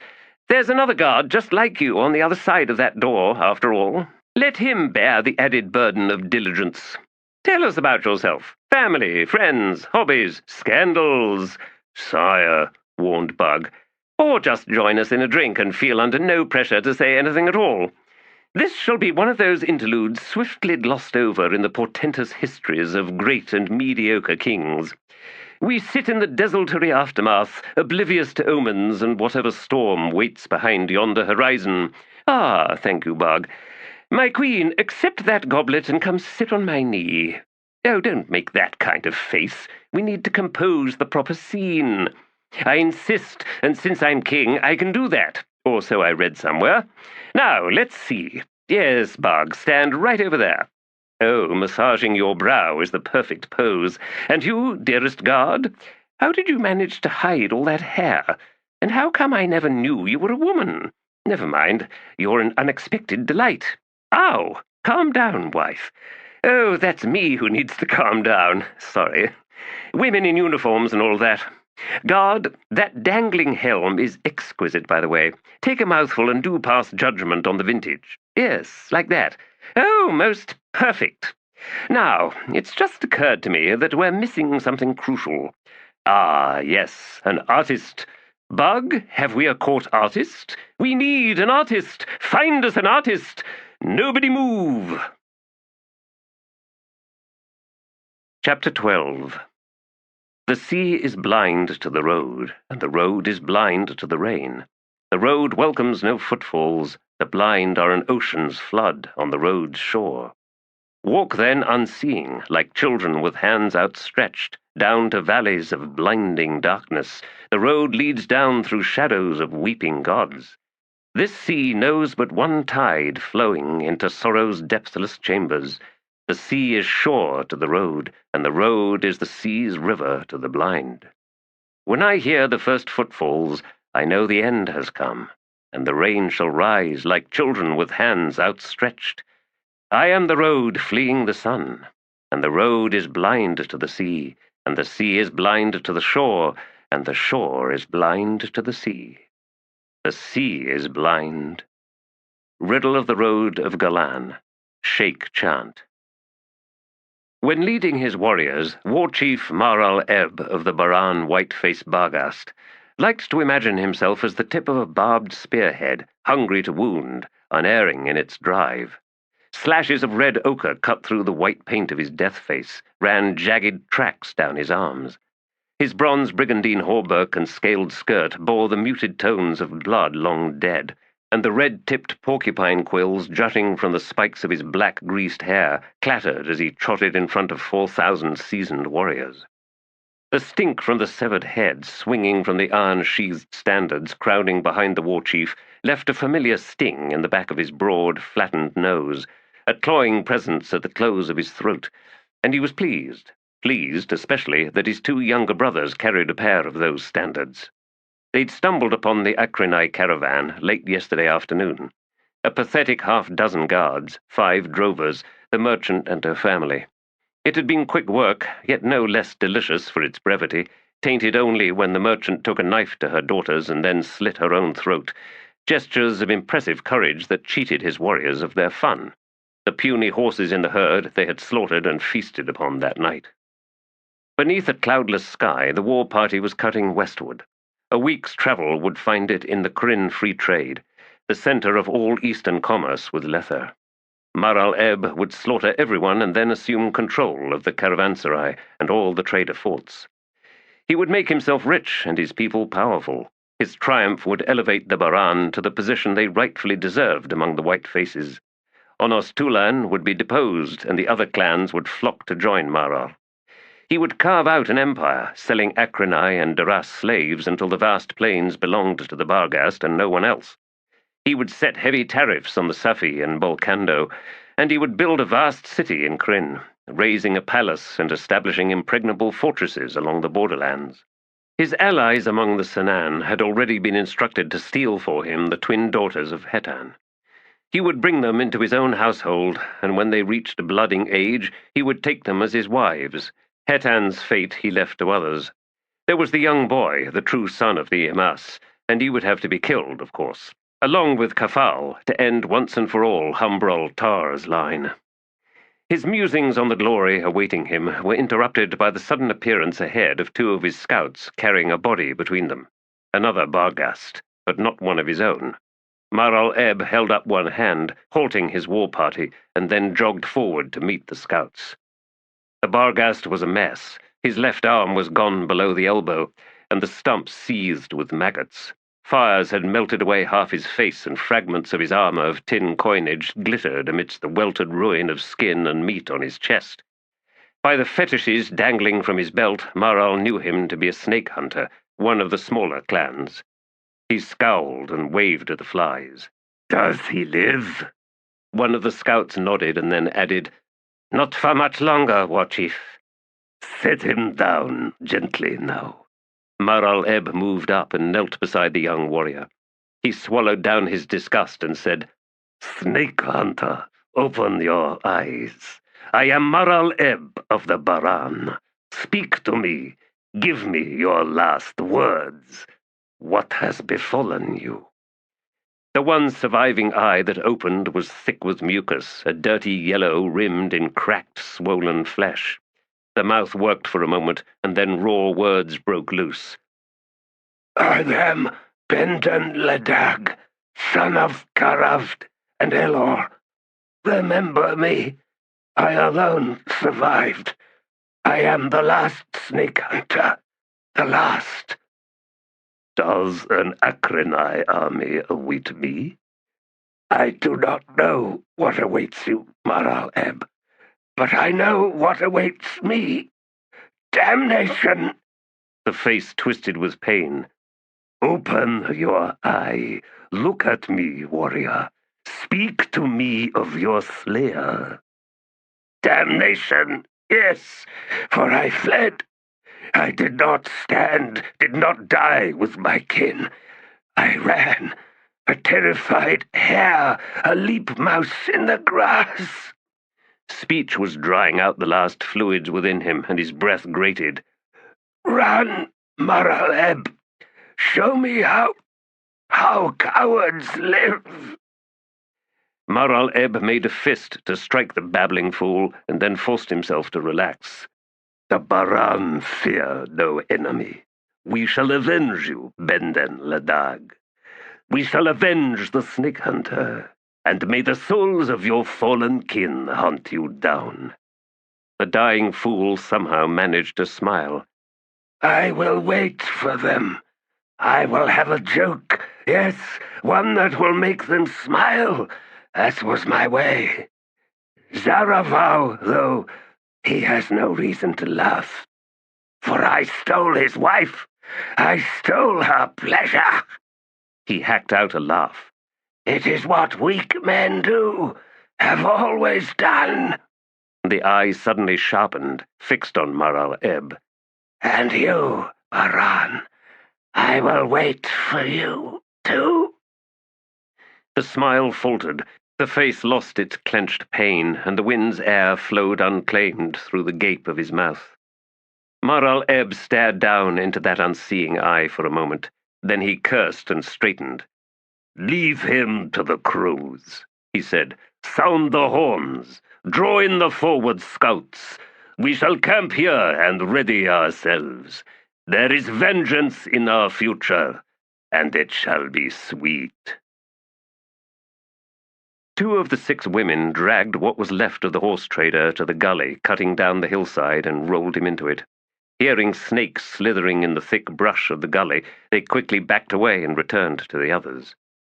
Hetan Rala, war leader of this troop of skin cuts, glanced over from the makeshift bridle she was fixing to her new horse, grinned as both women tugged fistfuls of grass to clean the blood and semen from their hands, and said, "See to your horses!" The one closest to her flung the stained grasses to one side. "A nest of vipers," she said. "Every clump of sagebrush and rillfire swarms with them." "Such omens haunt us," the other one muttered. Hetan Rala scowled. "A knife to your words, Relata."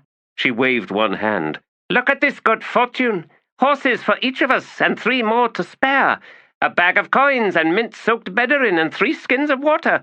And did we not amuse ourselves with the pathetic creature? Did we not teach him the gifts of pain?" "This is all true," said Relata. "But I have felt shadows in the night, and the whisper of dread wings. Something stalks us, Hetan Rala." In reply, the war leader snarled and turned away. She vaulted onto her horse. "We are Akrata Barghast, skin cuts, and who does not fear the women slayers of the Akrata?" She glared at the others, as if seeking the proper acknowledgement, and seemed satisfied as they drew their mounts round to face her. Relata spat into her hands and took charge of the only saddled horse, the Akrenai trader's very own, which she had claimed by right of being the first to touch her blade to the man's flesh. She set a boot into the stirrup and swung onto the beast's back. Hetan Rala was young. This was her first time as war leader, and she was trying too hard. It was custom that a seasoned warrior volunteer to accompany a new war leader's troop, lest matters go awry, but Hetan Rala was not interested in heeding Ralata, seeing wisdom as fear, caution as cowardice. She adjusted the fragments of Moranth's chitin that served as armor among the Akrata, and made sure the chest plate of gold was properly centered, then took a moment to resettle into her nostrils the broad, hollow bone plugs that made Akrata women the most beautiful among all the white-faced Barghast. She swung her horse to face Hetan Rala. "This trader," said the war leader with a faint snarl directed at Ralata, "was returning to his kin, as we all know, having chased him from our camp. We can see the ancient trail he was using. We shall follow it, find the Ekrenai huts, and kill everyone we find." "The path leads north," said Ralata. "We know nothing of what lies in that direction. We might ride into a camp of 1,000 Ekrenai warriors." "Ralata bleats like a newborn kid, but I hear no pierce cry of a hawk." Hetan Rala looked to the others. "Do any of you hear the winged hunter? No, only Ralata." Sighing, Ralata made a gesture of release. "I am done with you, Hetan Rala. I return to our camp, and how many women will come to my skin-cut cry? Not 5. No, I shall be war leader to 100, perhaps more. You, Hetan Rala, shall not live long." And she looked to the others, was dismayed to see their expressions of disgust and contempt. But they too were young. "Follow her into the north, warriors, and you may not return. Those who would join me, do so now." When none made a move, Ralata shrugged and swung her horse round. She set off southward. Once past a rise and out of sight of the troop, which had cantered off in the opposite direction, Ralata reined in. She would have the blood of 5 foolish girls on her hands. Most would understand her reasons for leaving. They knew Hetan Rala, after all, but the families that lost daughters would turn away. There was a hawk out there, she knew it with certainty, and the 5 kids had no shepherd, no hound to guard them. Well, she would be that hound, low in the grasses on their trail, ever watchful, and, should the hawk strike, she would save as many as she could. She set out to follow them. The low cairns, set in a row across the hill's summit and leading down the slope, were almost entirely overgrown. Wind-blown soils had heaped up along one side, providing purchase for rill-fire trees, their gnarled, low branches spreading out in swaths of sharp thorns. High grasses knotted the other sides, but Tool knew the piles of stone for what they were, ancient blinds and runs built by Imass hunters, and so he was not surprised when they reached the end of the slope and found themselves at the edge of a precipice. Below was a sinkhole, its base thick with scalberry trees. Buried beneath that soil, he knew, there were bones, stacked thick, 2 or even 3 times the height of a grown man. In this place, Imass had driven herds to their deaths in great seasonal hunts.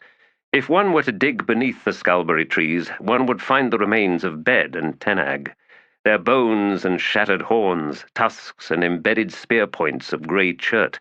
One would find here and there the skeletons of A that had been dragged over the cliff's edge in their zeal. The wolves' canines filed down to mark them as pups found in the wild, too fierce to have their massive fangs left in place, and perhaps the occasional okral, for the plains bears often tracked the Bed herds and found themselves caught up in the stampedes, especially when fire was used.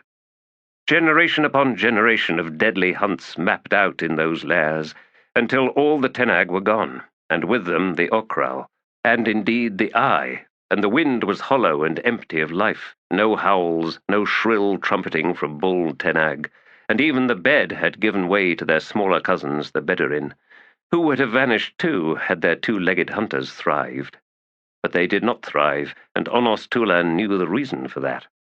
He stood at the edge of the sinkhole, anguish deep in his soul, and he longed for the return of the great beasts of his youth.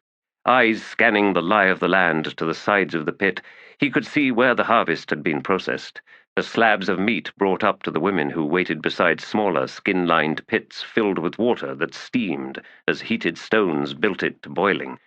And yes, he could see the rumpled ground evincing those cooking pits, and clumps of greenery marking hearths, and there to one side a huge flattening boulder, its slightly concave surface pocked where long bones had been split to extract the marrow. He could almost smell the reek, could almost hear the droning chants and buzzing insects. Coyotes out on the fringes, awaiting their turn. Carrion birds scolding in the sky overhead. The flit of Rizan and the whisper of cape moths. Drifts of smoke redolent with sizzling fat and scorched hair. There had been a last hunt, a last season, a last night of contented songs round fires. The following year saw no one in this place. The wind wandered alone. The half-butchered carcasses grew tough as leather in the sinkhole, and flowers fluttered where blood had once pooled. Did the wind mourn with no song to carry on its breath? Or did it hover, waiting in terror for the first cries of bestial pain and fear, only to find that they never came? Did the land yearn for the tremble of thousands of hoofs and the padded feet of Tenag? Did it hunger for that flood of nutrients to feed its children? Or was the silence it found a blessed peace to its tortured skin? There had been seasons when the herds came late, and then, with greater frequency, seasons when the herds did not come at all, and the Imass went hungry, starved, forced into new lands in a desperate search for food. The ritual of T'lan had circumvented the natural, inevitable demise of the Imass, had eluded the rightful consequences of their profligacy, their short-sightedness. He wondered if, among the uppermost level of bones, one might find here and there the scattered skeletons of Imass, a handful that had come to this place to see what could be salvaged from the previous year's hunt, down beneath the picked carcasses, a few desiccated strips of meat and hide, the tacky gel of hoofs. Did they kneel in helpless confusion? Did the hollow in their bellies call out to the hollow wind outside, joined in the truth that the two empty silences belonged to one another?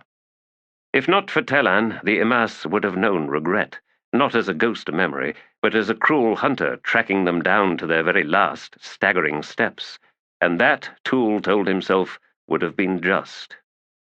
"Vultures in the sky," said the Barghast warrior at his side. T'ool grimaced. "Yes, Bakal, we are close." "It is as you have said, then. Barghast have died." The Sanan paused, and then said, "Yet our shouldermen sense nothing. You are not of our blood. How did you know Onos T'oolan?" The suspicion never went away, T'ool reflected. This gauging, uneasy regard of the foreigner who would lead the mighty white faces to what all believed was a righteous, indeed a holy war. "This is a place of endings, Bakal. Yet if you know where to look, if you know how to see, you find that some endings never end. The very absence howls like a wounded beast." Bakal uttered a skeptical grunt and then said, "Every death cry finds a place to die, until only silence waits beyond. You speak of echoes that cannot be." "And you speak with the conviction of a deaf man insisting that what you do not hear does not exist. In such thinking you will find yourself besieged, Bakal."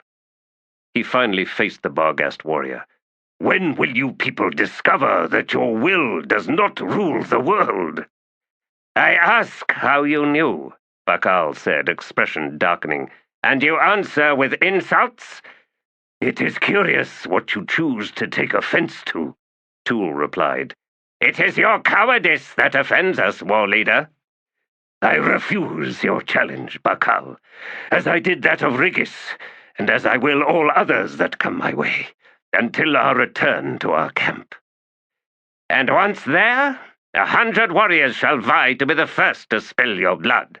1,000! Do you imagine you can withstand them all?" T'ool was silent for a moment. "Bakal, have you seen me fight?" The warrior bared his filed teeth. "None of us have. Again, you evade my questions." Behind them, close to 100 disgruntled Sanan warriors listened to their every word, but T'ool would not face them. He found he could not look away from the sinkhole. "I could have drawn my sword, with shouts and fierce faces, enough to terrify them all, and I could have driven them before me, chased them, shrieking at seeing them run, seeing their direction shift, as the ancient rows of cairns channeled them unwittingly onto the proper path. And then see them tumble over the cliff's edge. Cries of fear, screams of pain, the snap of bones, the thunder of crushed bodies. Oh, listen to the echoes of all that. I have a question for you, Bakal. Ah, yes. Ask it and hear how a Barghast answers what is asked of him. Can the Sanan afford to lose 1,000 warriors? Bakal snorted. Can the war leader of the White Face Barghast justify killing 1,000 of his own warriors just to make a point? You will not survive one, never mind 1,000. T'oolan nodded. See how difficult it is, Bakal, to answer questions. He set out, skirting the sinkhole's edge, and made his way down the slope to the left, a much gentler descent into the valley, and had the beasts been clever, they would have used it. But fear drove them on and on, blinding them, deafening them. Fear led them to the cliff's edge. Fear chased them into death. Look on, my warriors, and see me run. But it is not you that I fear, a detail without relevance, because, you see, the cliff edge does not care. Which damned tribe is this one? Septa Irculus asked. The scout frowned. The traders call them the Nithrithal. The blue streaks in their white face paint distinguish them. The Akranai war leader twisted to ease the muscles of his lower back. He had thought such days were past him. A damned war. Had he not seen enough to earn some respite? When all he sought was a quiet life in his clan, playing bear to his grandchildren, growling as they swarmed all over him with squeals and leather knives, stabbing everywhere they could reach. He so enjoyed his lengthy death throes, always saving one last shocking lunge when all were convinced the giant bear was well and truly dead. They'd shriek and scatter, and he would lie back laughing until he struggled to catch his breath. By the host of spirits he had earned peace. Instead he had this. How many yurts did you say again? His memory leaked like a worm-holed bladder these days. 6, maybe 7,000 septa. Irculus grunted. No wonder they've devoured half that Bedouin herd in the months since they corralled them. He considered for a time, scratching the white bristles on his chin. 20,000 inhabitants, then. Would you say that a fair count? There's the track of a large war party that headed out eastward a day or so ago. Thus diminishing the number of combatants even more. Tracks, you say? These Barghasts have grown careless, then. Arrogant, Septa. After all, they've slaughtered hundreds of Akranai already. Poorly armed and ill-guarded merchants, and that makes them strut? Well, this time they shall face true warriors of the Akranai, descendants of warriors who crushed invaders from all Lether and Drasilhani. He collected his reins and twisted round towards his second-in-command. Gavat, prepare the wings to the canter. As soon as their pickets see us, sound the gathering. Upon sighting the encampment, we charge. There were enough warriors nearby to hear his commands, and a low, ominous hun chant rumbled through the ranks. Irculus squinted at the scout. Ride back out to your wing, Ildas. Ride down their pickets if you can. It's said the Barghast women are as dangerous as the men. No doubt. We kill every adult and every youth near Blooding. The children we will make Akranai, and those who resist we will sell as slaves to the Balkando. Now enough talking. Loosen the arrows in your quiver, Ildas. We have kin to avenge. Septa Irculus liked playing the bear to his grandchildren. He was well suited to the role, stubborn, slow to anger, but as the Lethery and others had discovered, wear the flash of red in his eyes. He had led the warriors of the Akranai for 3 decades, at the head of the most feared cavalry on the plains, and not once had he been defeated. A commander needed more than ferocity, of course. A dozen dead Lethery generals had made the mistake of underestimating the Septa's cunning. The Barghast had lashed out to slay traders and drovers. Irculus was not interested in chasing the damned raiding parties this way and that, not yet, in any case. No, he would strike at the very homes of these White Face Barghast, and leave in his wake nothing but bones and ashes. 20,000. 7 to 10,000 combatants is probably a high estimate. although it's said they've few old and lame, for their journey into these lands was evidently a hard one. These Barghast were formidable warriors. Of that, Irculus had no doubt. But they thought like thieves and rapists, with the belligerence and arrogance of bullies. Eager for war, were they? Then Scepter Irculus shall bring them war. Formidable warriors, yes, these white faces. He wondered how long they would last. Kamzatrild despised picket duty, tripping over Bedouin dung, and more than a few bones of late as the slaughter to ready for winter had begun, while biting flies chased him about and the wind drove grit and sand into his face so that by day's end his white death mask was somewhere between grey and brown. Besides, he was not so old that he could not have trotted out with Tolt's war party yesterday. Not that Tolt agreed, the one-fanged bastard. Cams was reaching an age when loot became less a luxury than a need. He had a legacy to build, something to leave his kin. He should not be wasting his last years of prowess here, so far from... thunder? No, horses. He was on a ridge that faced a yet higher one just to the north. He probably should have walked out to that one, but he decided it was too far, and as he turned to squint in that direction, he caught sight of the first outriders. Ecrinai, a raid. Ah, we shall have plenty of blood to spill after all. He snapped out a command, and his 3 war dogs spun and bolted for the camp. Cams voiced a cry and saw that his fellow sentinels, 2 off to his left, 3 to his right, had all seen and heard the enemy, and dogs were tearing down towards the camp, where he discerned a sudden flurry of activity. Yes, these Ecrinai had made a terrible mistake. He shifted grip on his lance, as he saw one of the riders charging directly for him. A fine horse, it would make his first trophy of this day. And then, along the ridge behind the first scatter of riders, a mass of peaked helms, a blinding glare rising like the crest of an iron wave, and then the flash of scaled armor.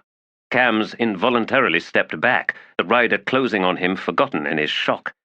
He was a seasoned warrior. He could gauge numbers in an instant, and he counted as he watched the ranks roll down the slope. Spirits below 20, no 30,000, and still more. I need to... The first arrow took him high between his neck and right shoulder. Staggered by the blow, he recovered and looked up only to greet the second arrow, tearing like fire into his throat. As blood spurted down his chest, the biting flies rushed in.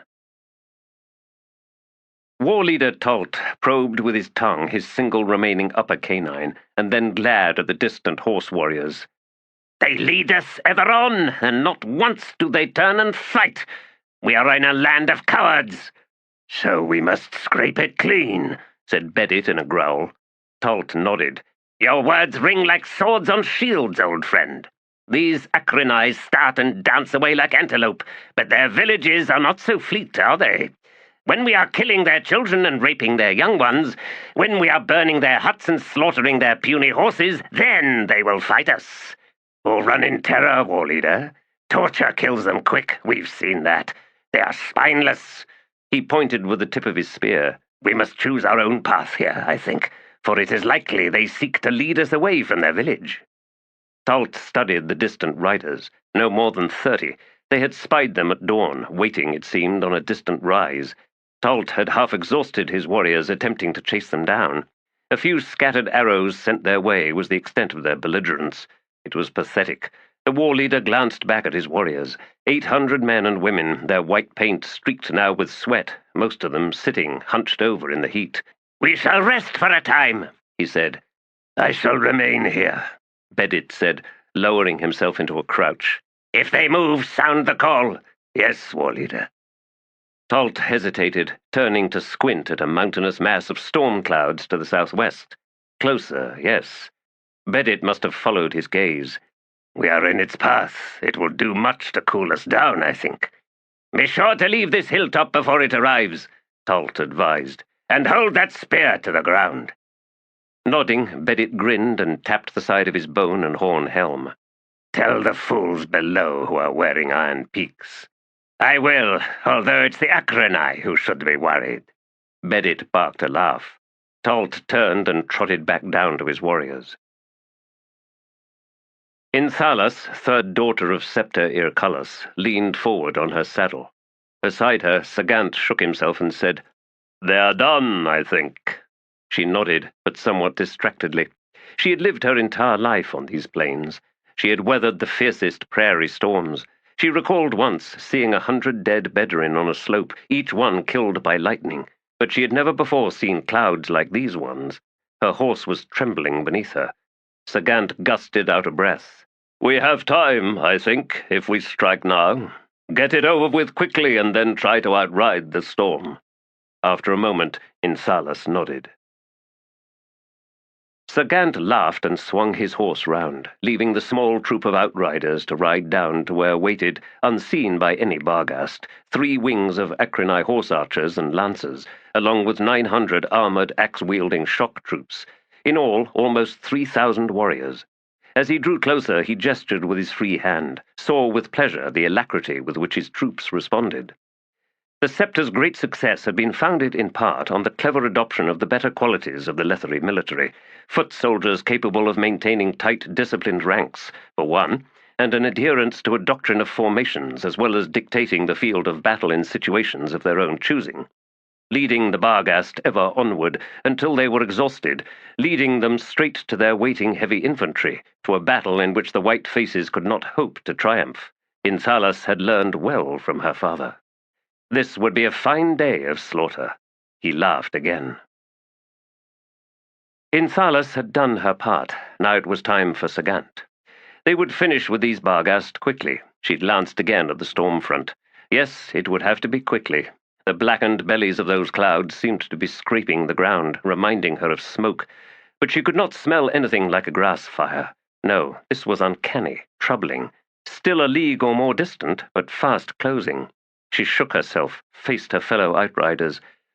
"We will ride to find a better vantage point once the battle is engaged, and should any Barghast break free, I give you leave to chase them down. You have done well. The fools are spent, unsuspecting, and even now the great village they left behind is likely burning to the Scepter's touch." At that she saw cold smiles. "Perhaps," she added, "we can capture a few here, and visit upon them the horrors they so callously delivered upon our innocent kin." This pleased them even more. Bedit had watched one of the riders disappear down the other side of the ridge, and this struck him with a faint unease. What reason for that, except to join another troop, hidden in the hollow beyond? Then again, it might be that the entire village waited there, crowded with hundreds of terrified fools.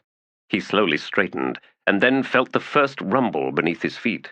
Bedit turned to face the storm, and his eyes widened. The enormous swollen clouds were suddenly churning, lifting. Walls of dust or rain spanned the distance between them and the ground, but not, as one would expect, a single front. Rather, countless walls, shifting like curtains in a broken row of bizarre angles, and he could now see something like white foam tumbling out from the base of those walls. Hail! But if that was true, then those hailstones must be the size of fists, even larger, else he would not be able to see anything of them at this distance. The drumming beneath him shook the entire hill. He shot the Ecrini a glance and saw them riding straight for him. Beneath hail and lightning, then. He tilted his head back and shrieked his warning to Tolt and the others, then collected up his spear and ran down to join them. He had just reached the ranks when Ecrini horse warriors appeared behind the Barghast, and then on both sides, reining up and closing at the ends to form a 3-sided encirclement. Cursing, Bedit spun to face the hill he had just descended. The scouts were there, but well off to one side, and as he stared, half hearing the shouts of dismay from his fellow warriors through the tumult of thunder, he saw the first ranks of foot soldiers appear above the crest. Rectangular shields, spiked axes, iron helms with visors and nose guards, presenting a solid line advancing in step. Rank after rank topped the rise. "We have the battle we so lusted after, but it shall be our last battle." He howled his defiance, and at his side, stunned, appalled, young Tolt visibly flinched at Bedit's cry. Then Tolt straightened, drawing his sword. "We shall show them how true warriors fight!" He pointed at the closing foot soldiers. "Nithrithal, charge!" Insalas gasped, eyes widening. The Barghast were rushing the foot soldiers in a ragged mass, uphill.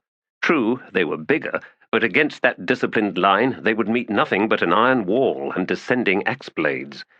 She expected them to break, reel back, and the Akranai ranks would then advance, pressing the savages until they routed, and as they fled, the cavalry would sweep in from the flanks, arrows sleeting, while at the far end of the basin the lancers would level their weapons and then roll down in a charge into the very face of those fleeing Barghast.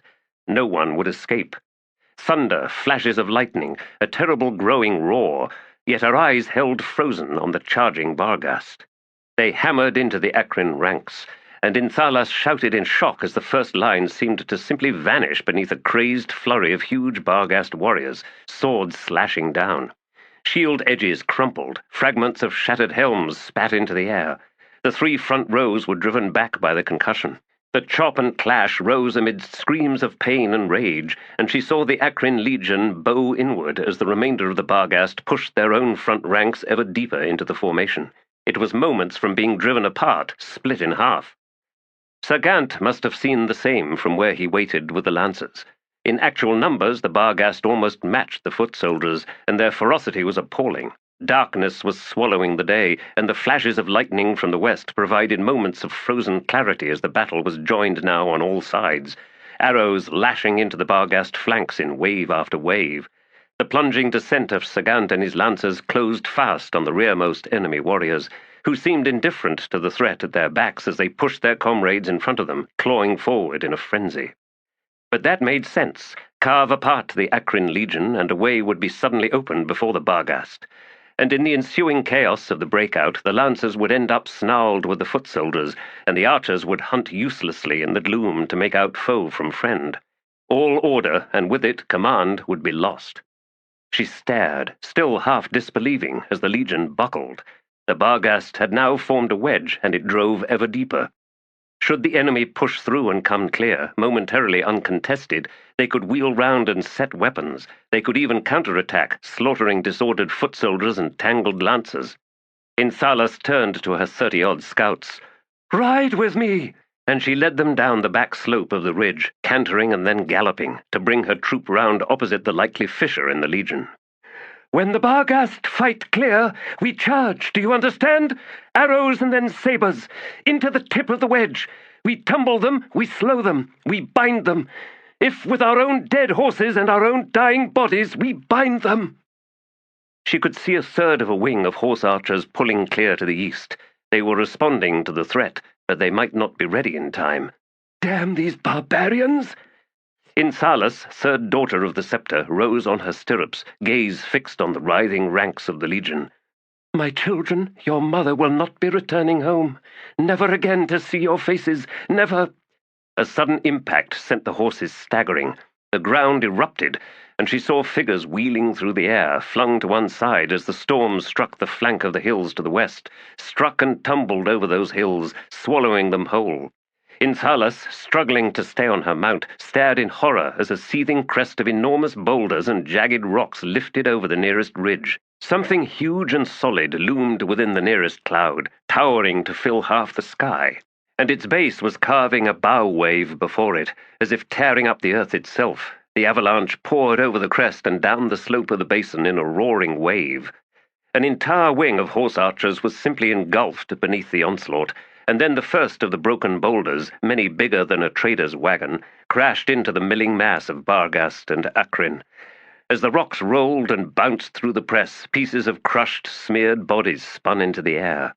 At that moment the lightning struck, lashing actinic blades ripping out from the dark, heaving cloud, cutting blackened paths through Sagant's lancers and the clumps of reeling foot soldiers. The air was filled with burning fragments, bodies lit like torches, men, women, horses. Lightning danced from iron to iron in a crazed, terrifying web of charred destruction. Flesh burst in explosions of boiling fluid, hair ignited like rushes. Someone was shrieking in her ear. T'lan turned and then gestured. They had to get away from the storm, away from the slaughter. They had to... Deafening white light, agony, and then... As if a god's sword had slashed across the hills on the other side of the valley, not a single ridge remained. Something vast and inexorable had pushed those summits down into the valley, burying the snake hunter camp in a mass of deadly rubble. Here and there, T'lan could see, remnants were visible among the shattered boulders, Torn sections of canvas and hide, snarled shreds of clothing, guy rope fetishes and feather bundles, splintered shafts of ridgepoles, and there had been mangled flesh once, too, although now only bleached bones remained, broken, crushed, jutting. Yet worse, to T'ool's mind, was the black hair, torn loose from flaps of scalp by the beaks of crows, and now wind-blown over the entire slope before them.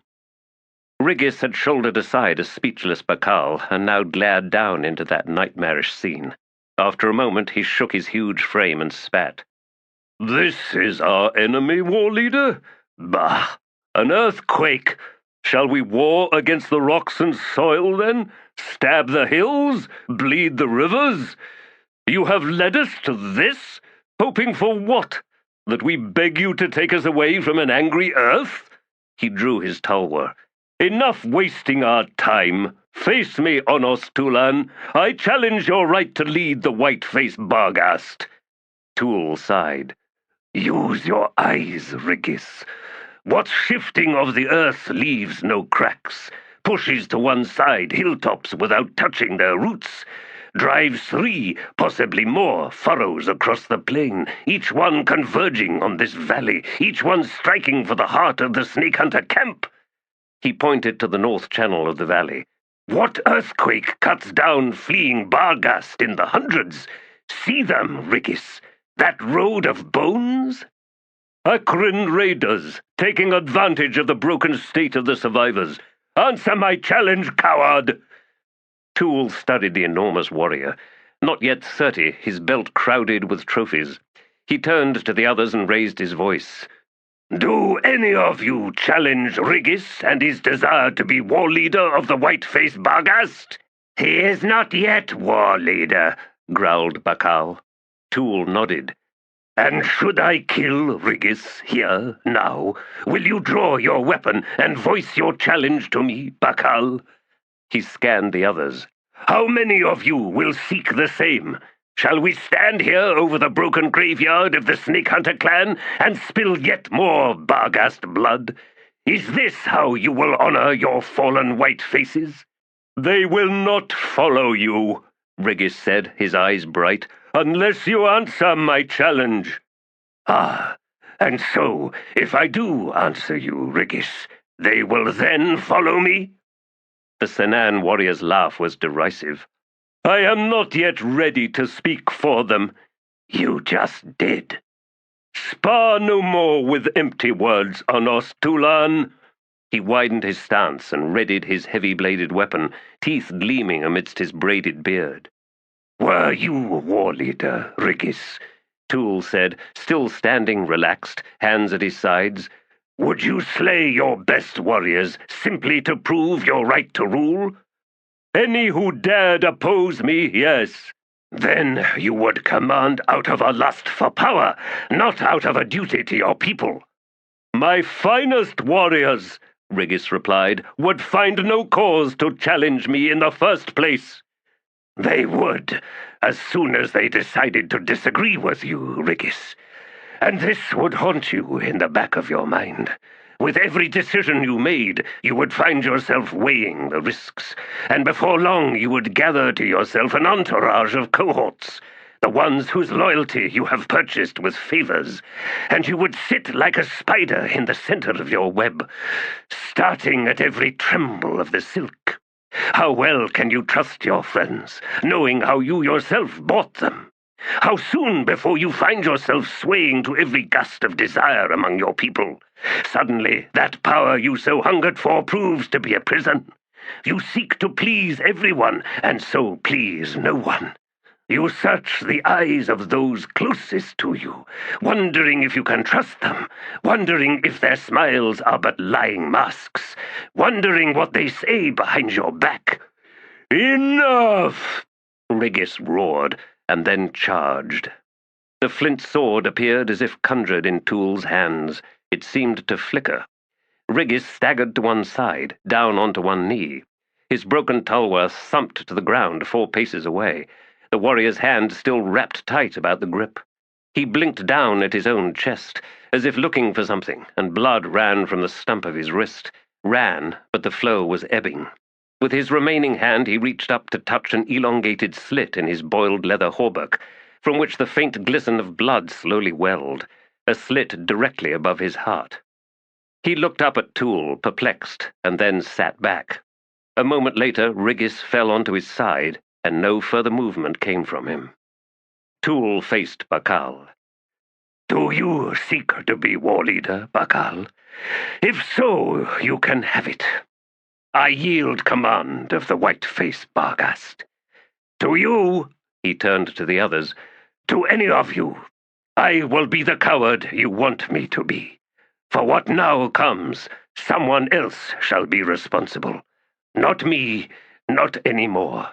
In my last words as war leader, I say this: gather the White Face Barghast, gather all the clans, and march to the Lesser Empire.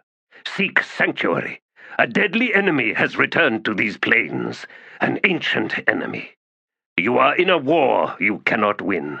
Leave this land and save your people. Or remain, and the White Faces shall all die." He ran the tip of his sword through a tuft of grass, and then slung it back into the sheath beneath his left arm. "A worthy warrior lies dead. The Senan has suffered a loss this day. The fault is mine. Now, Bakal, you and the others can squabble over the prize, and those who fall shall not have me to blame." "I do not challenge you, Onos T'oolan," said Bakal, licking dry lips. T'ool flinched. In the silence following that, not one of the other warriors spoke. "Damn you, Bakal. I was almost free." Bakal spoke again. "War leader, I suggest we examine the dead at the end of the valley to determine what manner of weapon cut them down." "I will lead the Barghast from this plain," T'ool said. "Clans will break away, war leader." "They already are doing so." "You will have only the Senan." "I will." Bakal shrugged. "There is no value in you killing 1,000 Senan warriors. There is no value in challenging you. I have never seen a blade sing so fast. We shall be furious with you, but we shall follow." "Even if I am a leader with no favors to grant, Bakal, no loyalty I would purchase from any of you?" "Perhaps that has been true, Onos T'oolan. In that you have been fair. But it need not remain so empty. Please, you must tell us what you know of this enemy, who slays with rocks and dirt. We are not fools who will blindly oppose what we cannot hope to defeat." "What of the prophecies, Bakal?" T'ool then smiled wryly at the warrior's scowl. "Ever open to interpretation, war leader. Will you speak to us now?" T'ool gestured at the valley below. "Is this not eloquent enough?" "By our loyalty with the truth, Onos T'oolan, gift us all with an even measure." "Yes, this is how one leads. Anything else is suspect. Every other road proves a maze of deceit and cynicism." After a moment he nodded. "Let us look upon the fallen snake hunters." The sun was low on the horizon when the two scouts were brought into Maral Eb's presence, where he sat beside a dung fire over which skewers of horse meat sizzled.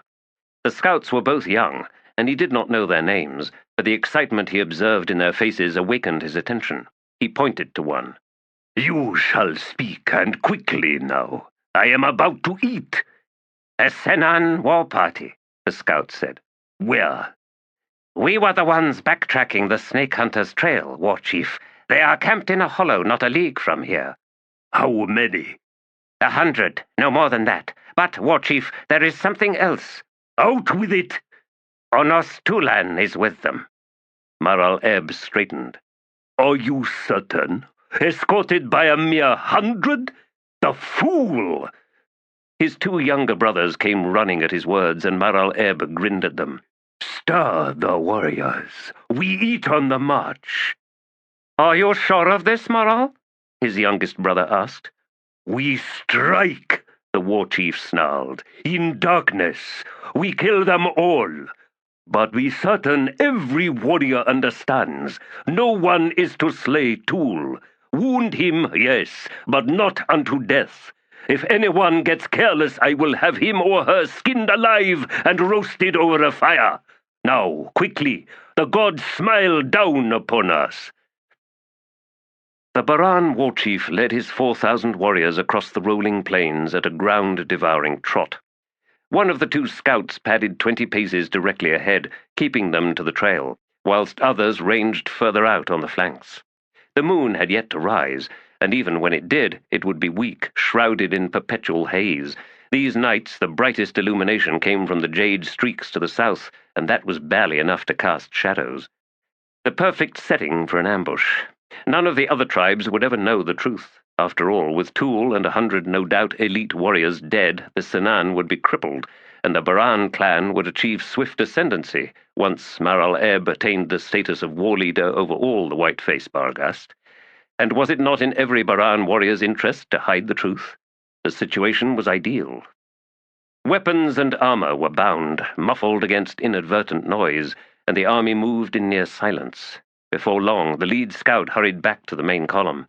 Maral-Eb gestured, and his warriors halted behind him. "The hollow is 200 paces ahead, War Chief. Fires are lit. There will be pickets." "Don't tell me my business," Maral-Eb growled. He drew his brothers closer. "Sagal, take your skull splitters north. Kashat, you lead your 1,000 south. Stay 100 paces back from the pickets, low to the ground, and form into a 6-deep crescent. There is no way we can kill those sentinels silently, so the surprise will not be absolute. But we have overwhelming numbers, so that will not matter. I will lead my 2,000 straight in. When you hear my war cry, brothers, rise and close. No one must escape, so leave the 100 spread wide in your wake. It may be we will drive them west for a time, so be sure to be ready to wheel your crescents to close that route." He paused. "Listen well to this. Tonight we break the most sacred law of the White Faces, but necessity forces our hand. Onos T'oolan has betrayed the Barghast. He dishonors us. I hereby pledge to reunite the clans, to lead us to glory." The faces arrayed before him were sober, but he could see the gleam in their eyes. They were with him. "This night shall stain our souls black, my brothers, but we will spend the rest of our lives cleansing them. Now, go!" Onos T'oolan sat beside the dying fire. The camp was quiet, as his words of truth now sank into hearts like the flames, flaring and winking out. The stretch of ages could humble the greatest of peoples, once all the self-delusions were stripped away. Pride had its place, but not at the expense of sober truth. Even back on Genabakis, the white faces had strutted about as if unaware that their culture was drawing to an end, that they had been pushed into inhospitable lands, that farms and then cities rose upon ground they once held to be sacred, or rightly theirs as hunting grounds or pasture lands. All around them, the future showed faces ghastlier and more deadly than anything white paint could achieve. When Humbrol Tar had led them here, to this continent, he had done so in fullest comprehension of the extinction awaiting his Barghast, should they remain on Genabakis, besieged by progress. Prophecies never touched on such matters. By nature, they were proclamations of egotism, rife with pride and bold fates. Humbrol Tar had, however, managed a clever twist or two in making use of them. "Too bad he is gone. I would rather have stood at his side than in his place. I would rather—" T'ool's breath caught, and he lifted his head. He reached out and settled one hand down on the packed earth, and then slowly closed his eyes. "Ah, Hetan, my children, forgive me."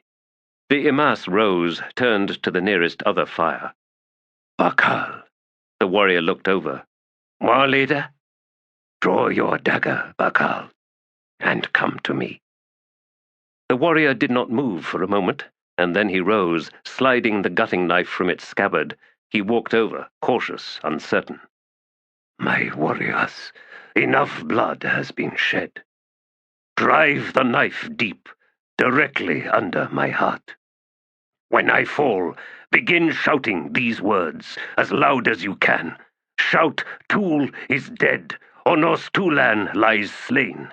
Our war leader lies dead. Do you understand me, Bakal? The warrior, eyes wide, slowly backed away. Others had caught the words and were now rising, converging. T'ool closed on Bakal once again. Be quick, Bakal. If you value your life and the lives of every one of your kin here, you must slay me, now! War leader, I will not! T'ool's hands snapped out, closed on Bakal's right hand and wrist. The warrior gasped, struggled to tug free, but against T'ool's strength he was helpless. The Imass pulled him close. Remember, shout out my death. It is your only hope. Bakal sought to loosen his grip on his knife, but T'ool's huge, spatulate hand wrapped his own as would an adult's a child's. The other, closed round his wrist, dragged him inexorably forward. The blade's tip touched T'ool's leather armor. Whimpering, Bakal sought to throw himself backward, but the imprisoned arm did not move. He tried to drop to his knees, and his elbow dislocated with a pop. He howled in pain. The other warriors, who had stood frozen, suddenly rushed in. But T'ool gave them no time. He drove the dagger into his chest. Sudden, blinding pain. Releasing Bakal's wrist, he staggered back, stared down at the knife buried to its hilt in his chest. Hetan, my love, forgive me. There was shouting all round him now, horror, terrible confusion, and then, on his knees, Bakal lifted his head and met T'ool's gaze. The Imass had lost his voice, but he sought to implore the man with his eyes. Shut out my death. Spirits take me. Shout it out loud. He stumbled, lost his footing, and fell heavily onto his back. Death. He had forgotten its bitter kiss. So long. So long. But I knew her gift. I tasted the air in my lungs. After so long, after ages of dust, the sweet air of love. But now... Night-stained faces crowded above him, paint white as bone. Skulls. Ah, my brothers, we are dust. Dust, and nothing but... He could hear shouting, alarms rising from the Sanan encampment. Cursing, Mar al-Eb straightened, saw the sentinels clearly now, all running back into the camp. Damn the gods! We must charge! Listen! Cried the scout. War chief, listen to the words! What? And then he did. His eyes slowly widened. Could it be true? Have the Sanan taken matters into their own hands? Of course they have. They are Barghast, white faces. He raised his sword high in the air. Baran! He roared. Hear the words of your war chief. Sheathe your weapons. The betrayer is slain. Onos T'oolan is slain. Let us go down to meet our brothers. Voices howled in answer.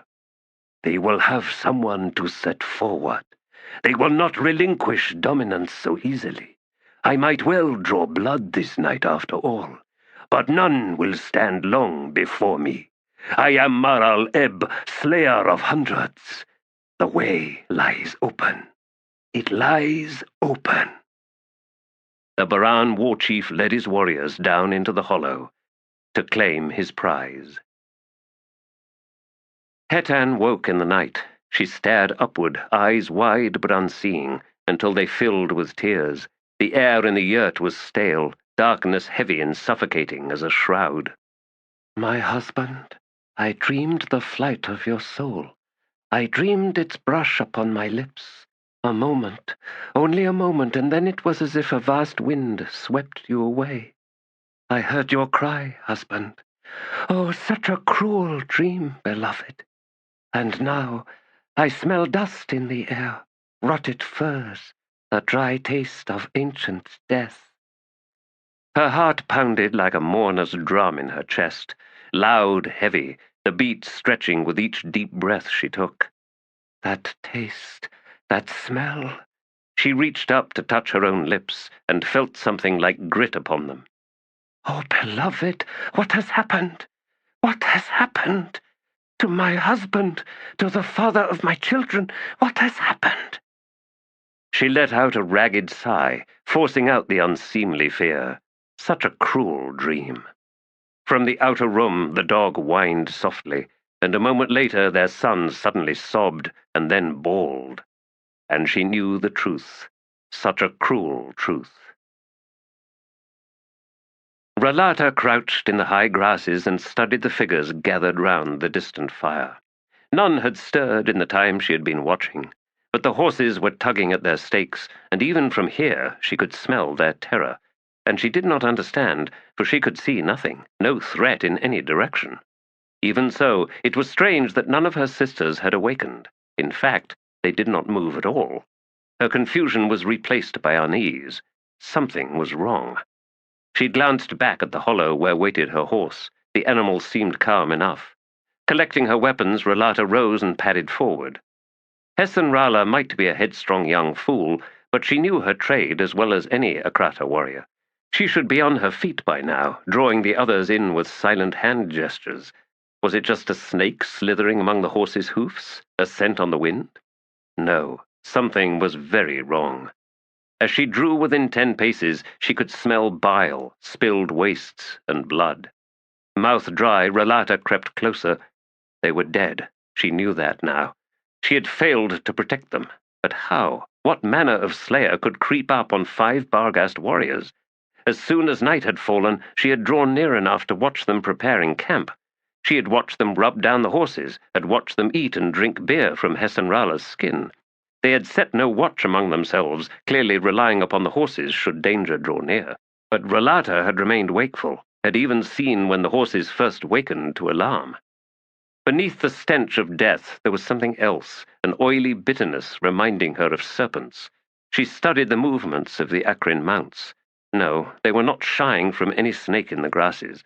Heads tossed, ears cocking in one direction after another, eyes rolling. R'hllata edged towards the firelight. Once lit, dried dung burned hot, but not bright, quick to sink into bricks of pulsating ashes. In the low, lurid reflection, she could see fresh blood, glistening meat from split corpses. No quick knife thrusts here. No, these were the wounds delivered by the talons of a huge beast. Bear? Barbed cat? If so, why not drag at least one body away, to feed upon? Why ignore the horses? And how was it that R'hllata had seen nothing, that not one of her kin had managed to utter a death cry? Gutted, throat slit, chests ripped open, she saw the stubs of ribs cut clean through, talons sharp as swords, or swords in truth. All at once she recalled, years ago, on the distant continent they had once called home, visions of giant undead 2-legged lizards, K'chain Shemal, arrayed in silent ranks in front of the city called Coral. Swords at the end of their wrists instead of hands. But no, the wounds she looked upon here were different. What then had triggered that memory? R'hllata slowly inhaled once more, deeply, steadily, running the acrid flavors through her. Yes, the smell. Although long ago it was more stale, rank with death. But the kiss upon the tongue, it is the same. The horses ducked and fanned out, heads snapping back as they reached the ends of their tethers. A faint downdraft of wind, the whish of wings. R'hllata threw herself flat, rolled, making for the legs of the horses, anything to put between her and whatever hovered above. Thuds in the air, leathery hissing. She stared up into the night, caught a vast winged silhouette that devoured a sweep of stars. A flash, and then it was gone. Hoofs kicked at her, and then settled. She heard laughter in her head, not her own, something cold, contemptuous, fading now into some inner distance, until even the echoes were gone. R'hllata rose to her feet. The thing had flown northeastward. Of course, there could be no tracking such a creature, but at least she had a direction. She had failed to protect her kin. Perhaps, however, she could avenge them. The wastelands were well named, but Torrent had always known that. He had last found water 2 days past, and the skins strapped to his saddle would suffice him no more than another day. Travelling at night was the only option, now that the full heat of summer had arrived, but his horse was growing gaunt. and all that he could see before them beneath dull moonlight was a vast flat stretch of sun-baked clay and shards of broken stone. The first night following the gate and his parting ways with Kafal and Setok, he had come upon a ruined tower, ragged as a rotten fang, the walls of which seemed to have melted under enormous heat.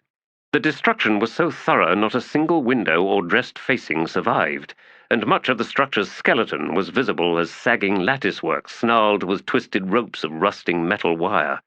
He had never before seen anything remotely like it, and superstitious fear kept him from riding closer. Since then, Torrent had seen nothing of interest, nothing to break the monotony of the blasted landscape. No mounds, no hills, not even ancient remnants of myrid, radara, or goat pens, as one often found on the Aldan. It was nearing dawn when he made out a humped shape ahead, directly in his path, barely rising above the cracked rock. The ripple of furs, a torn, frayed hide, riding hunched, narrow shoulders. Thin grey hair seeming to float up from the head in the faint, sighing wind. A girdled skirt of rotted strips of snakeskin flared out from the seated form. He drew closer. The figure's back was to Torrent, and beyond the wind-tugged hair and accoutrements, it remained motionless as he walked his horse up and halted 5 paces behind it. A corpse? From the weathered pate beneath the sparse hair, it was likely, but who would have simply left one of their own out on this lifeless pan? When the figure spoke, Torrent's horse started back, nostrils flaring. "The fool! I needed him." The voice was rough as sand, hollow as a wind-sculpted cave. He could not tell if it belonged to a man or a woman. It uttered something between a sigh and a hissing snarl, and then asked, "What am I to do now?"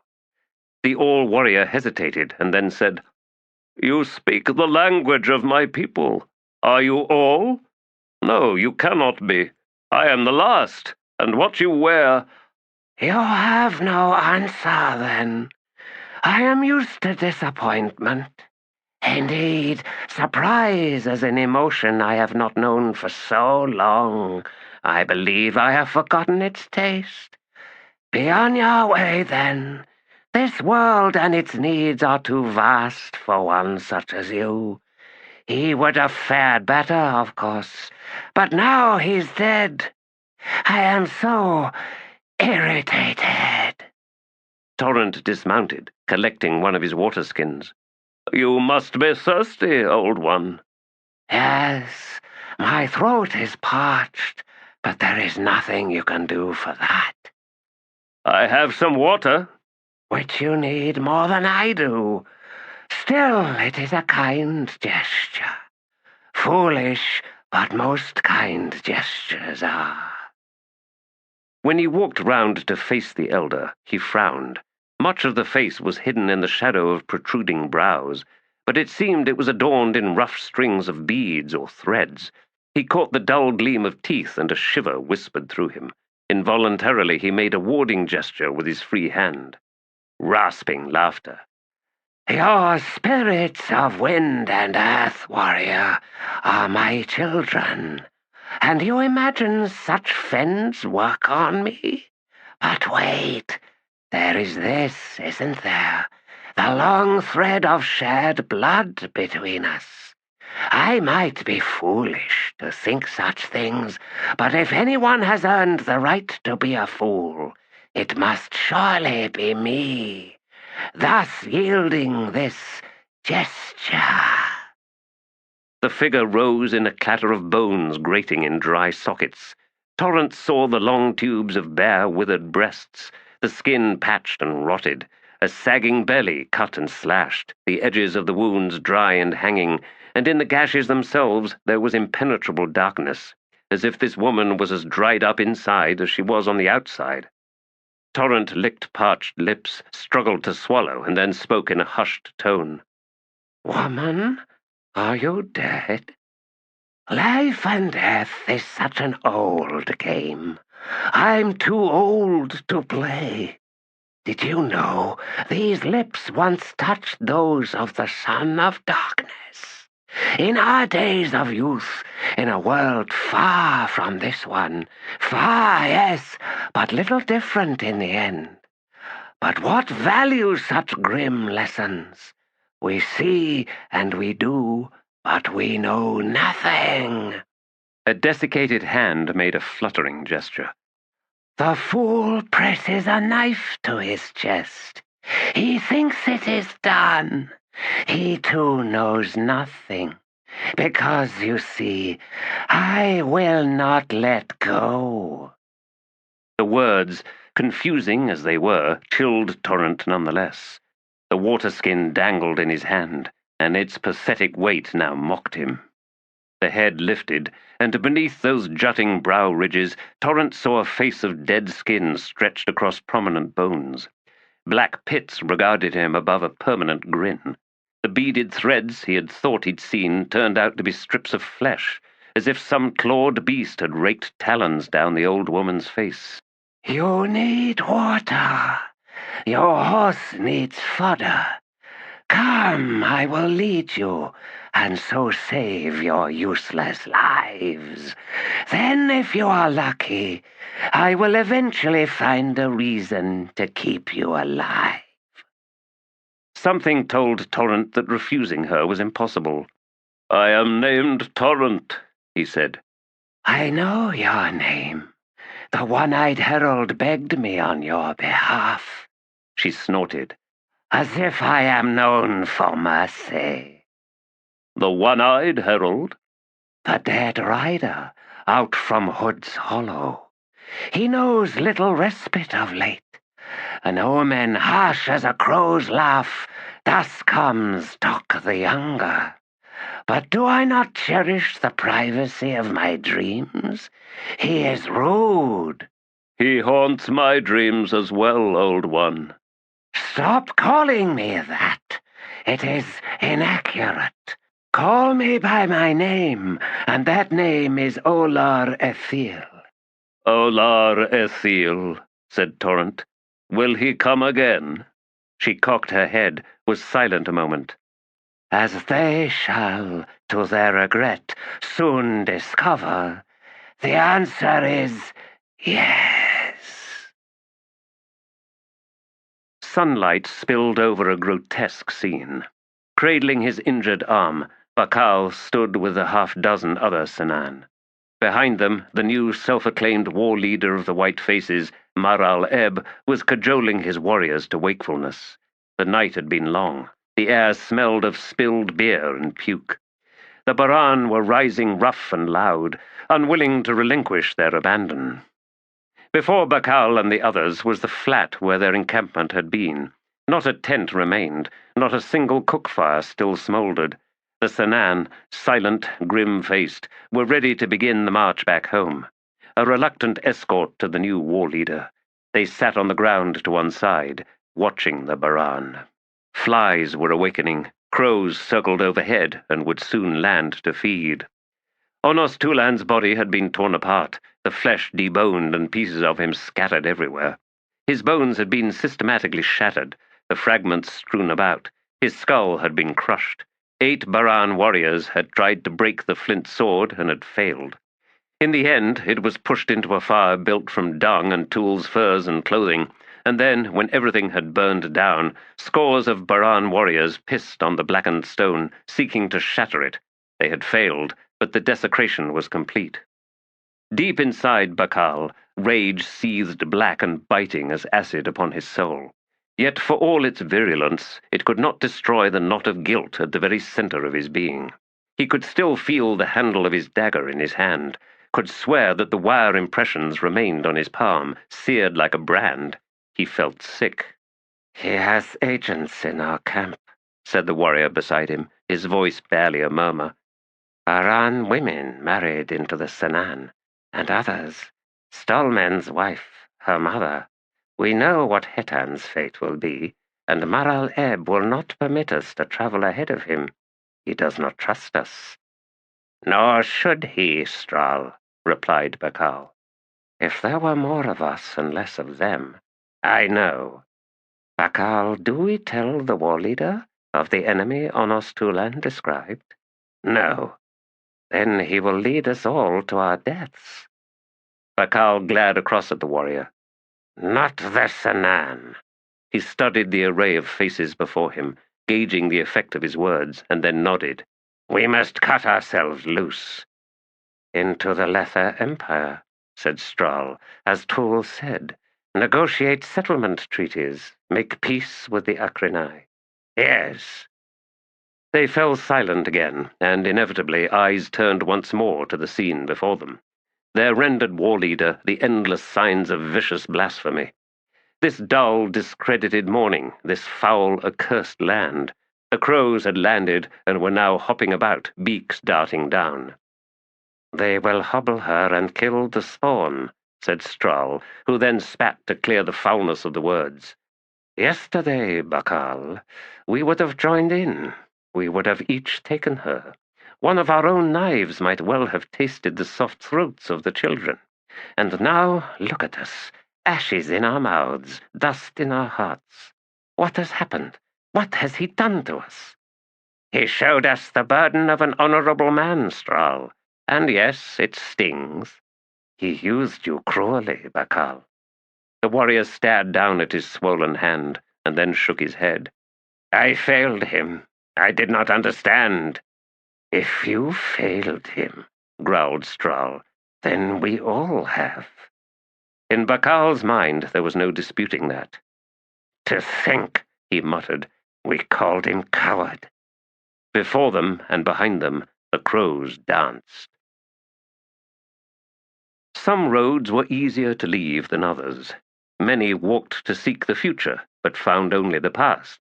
Others sought the past to make it new once more, and discovered that the past was nothing like the one they'd imagined. One could walk in search of friends and find naught but strangers. One could yearn for company, but find little but cruel solitude.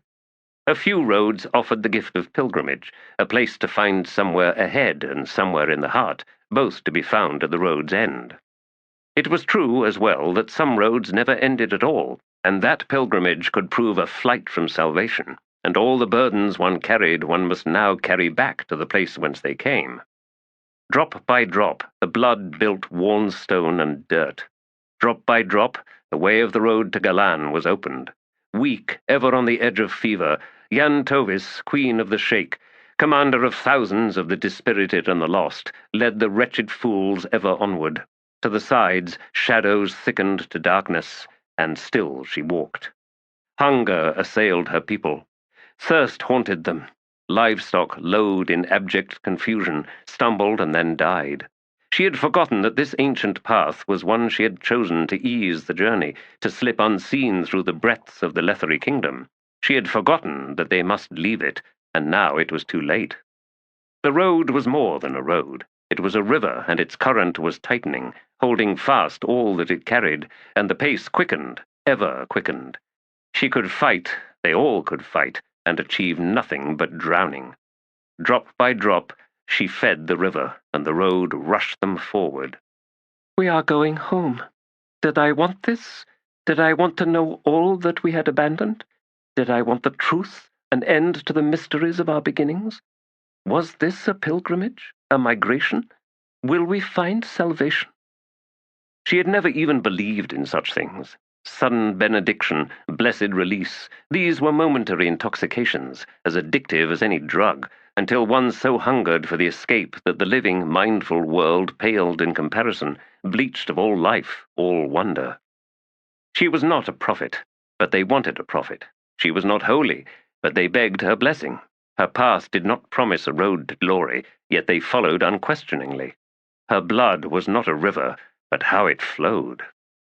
No sense left for time, no passage of light to mark dawn, noon, and dusk.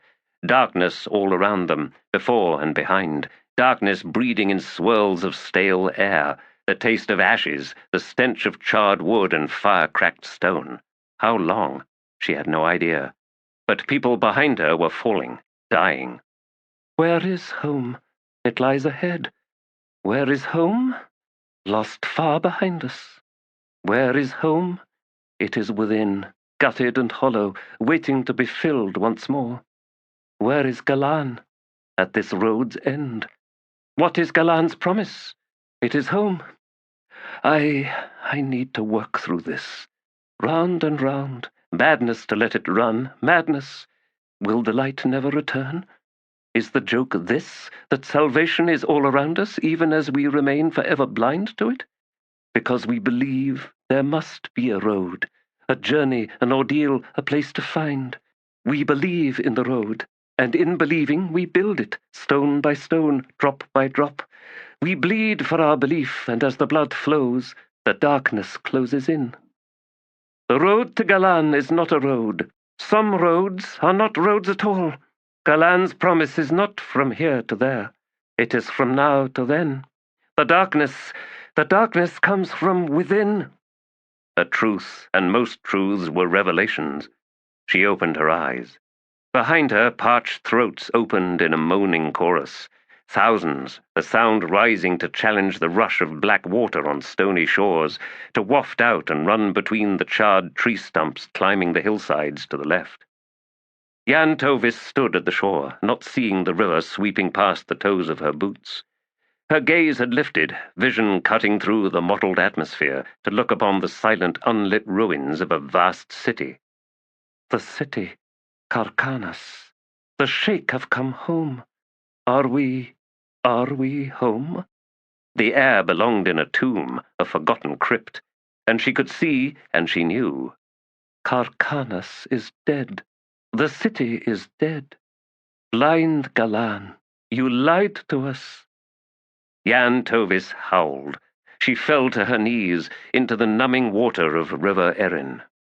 You lied! You lied! Tears ran from her eyes, streamed down her cheeks. Salty beads spun and glittered as they plunged into the lifeless river. Drop by drop, to feed the river. Yedan Derig led his horse forward, hoofs crunching on the stones, and relaxed the reins so that the beast could drink. He cradled his wounded arm and said nothing as he looked to the right and studied the kneeling, bent-over form of his sister. The muscles of his jaw bunched beneath his beard, and he straightened to squint at the distant ruins. Polly stumped up beside him. Her young face looked bruised with shock. We walked to this? Blind Galan gave us a road, said Yedan Derik. But what do the blind hold to more than anything else? Only that which was sweet in their eyes, the last visions they beheld. We followed the road into his memories. After a moment he shrugged, chewed for a time, and then said, What in the errant's name did you expect, witch? His horse had drunk enough. Gathering up the reins, he backed the mount from the shore's edge and then wheeled it round. Sergeant, spread the soldiers out. The journey has ended. See to the raising of a camp. He faced the two witches. You two, bind Twilight's wounds and feed her. I will be back shortly. Where are you going? Yedan Derig stared at Polly for a time, and then he set heels to his horse and rode past the witch, downstream along the shoreline.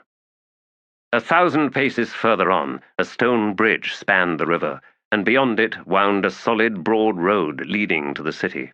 Beneath that bridge, he saw, there was some kind of logjam, so solid as to form a latticed barrier sufficient to push the river out to the sides, creating elongated swampland skirting this side of the raised road. As he drew closer, he saw that most of the logjam seemed to consist of twisted metal bars and cables. He was forced to slow his mount, picking his way across the silted channel, but at last managed to drive the beast up the bank and onto the road. Hoofs kicked loose lumps of muck as he rode across the bridge. Downstream of the barrier the river ran still, slightly diminished and cutting a narrower, faster channel. On the flats to either side there was more rusted, unidentifiable wreckage. Once on the road he fixed his gaze on the towering gate ahead, but something in its strange alien architecture made his head spin, so he studied the horizon to the right, where massive towers rose from sprawling low buildings. He was not certain, but he thought he could detect thin, ragged streamers of smoke from the tops of those towers. After a time he decided that what he was seeing was the effect of the wind and updrafts from those chimneys pulling loose ashes from deep pits at the base of the smokestacks. On the road before him, here and there, he saw faint heaps of corroded metal and the wink of jewelry. Corpses had once crowded this approach, but the bones had long since crumbled to dust. The mottled light cast sickly sheens on the outer walls of the city, and those stones, he could now see, were blackened with soot, a thick crust that glittered like obsidian. Hetan Derrig halted before the gate. The way was open. No sign of barriers remained beyond torn hinges reduced to corroded lumps. He could see a broad street beyond the arch, and dust on the cobbles black as crushed coal. "Walk on, horse." And Prince Hetan Derrig rode into Carcanos. Book 3. Only the Dust Will Dance. The dead have found me in my dreams, fishing beside lakes, and in strange houses that could be homes for lost families, in all the pleasures of completeness, and I wander through their natural company in the soft comforts of contentment. The dead greet me with knowing ease, and regard nothing the forsaken awakening that abandons me in this new solitude, of eyes flickering open and curtains drawing. When the dead find me in my dreams, I see them living in the hidden places, unanchored in time and ageless as wishes. The woman lying at my side hears my sigh, following the morning chime, and asks after me as I lie in the wake of sorrow's concert. But I will not speak of life's loneliness, or the empty shorelines where fishermen belong, and the houses never lived in, never again, that stand in necessary configurations to build us familiar places for the dead. One day I will journey into her dreams, but I say nothing of this behind my smile, and she will see me hunting the dark waters for the flit of trout, and we will travel strange landscapes in the forever instant until she leaves me for the living day.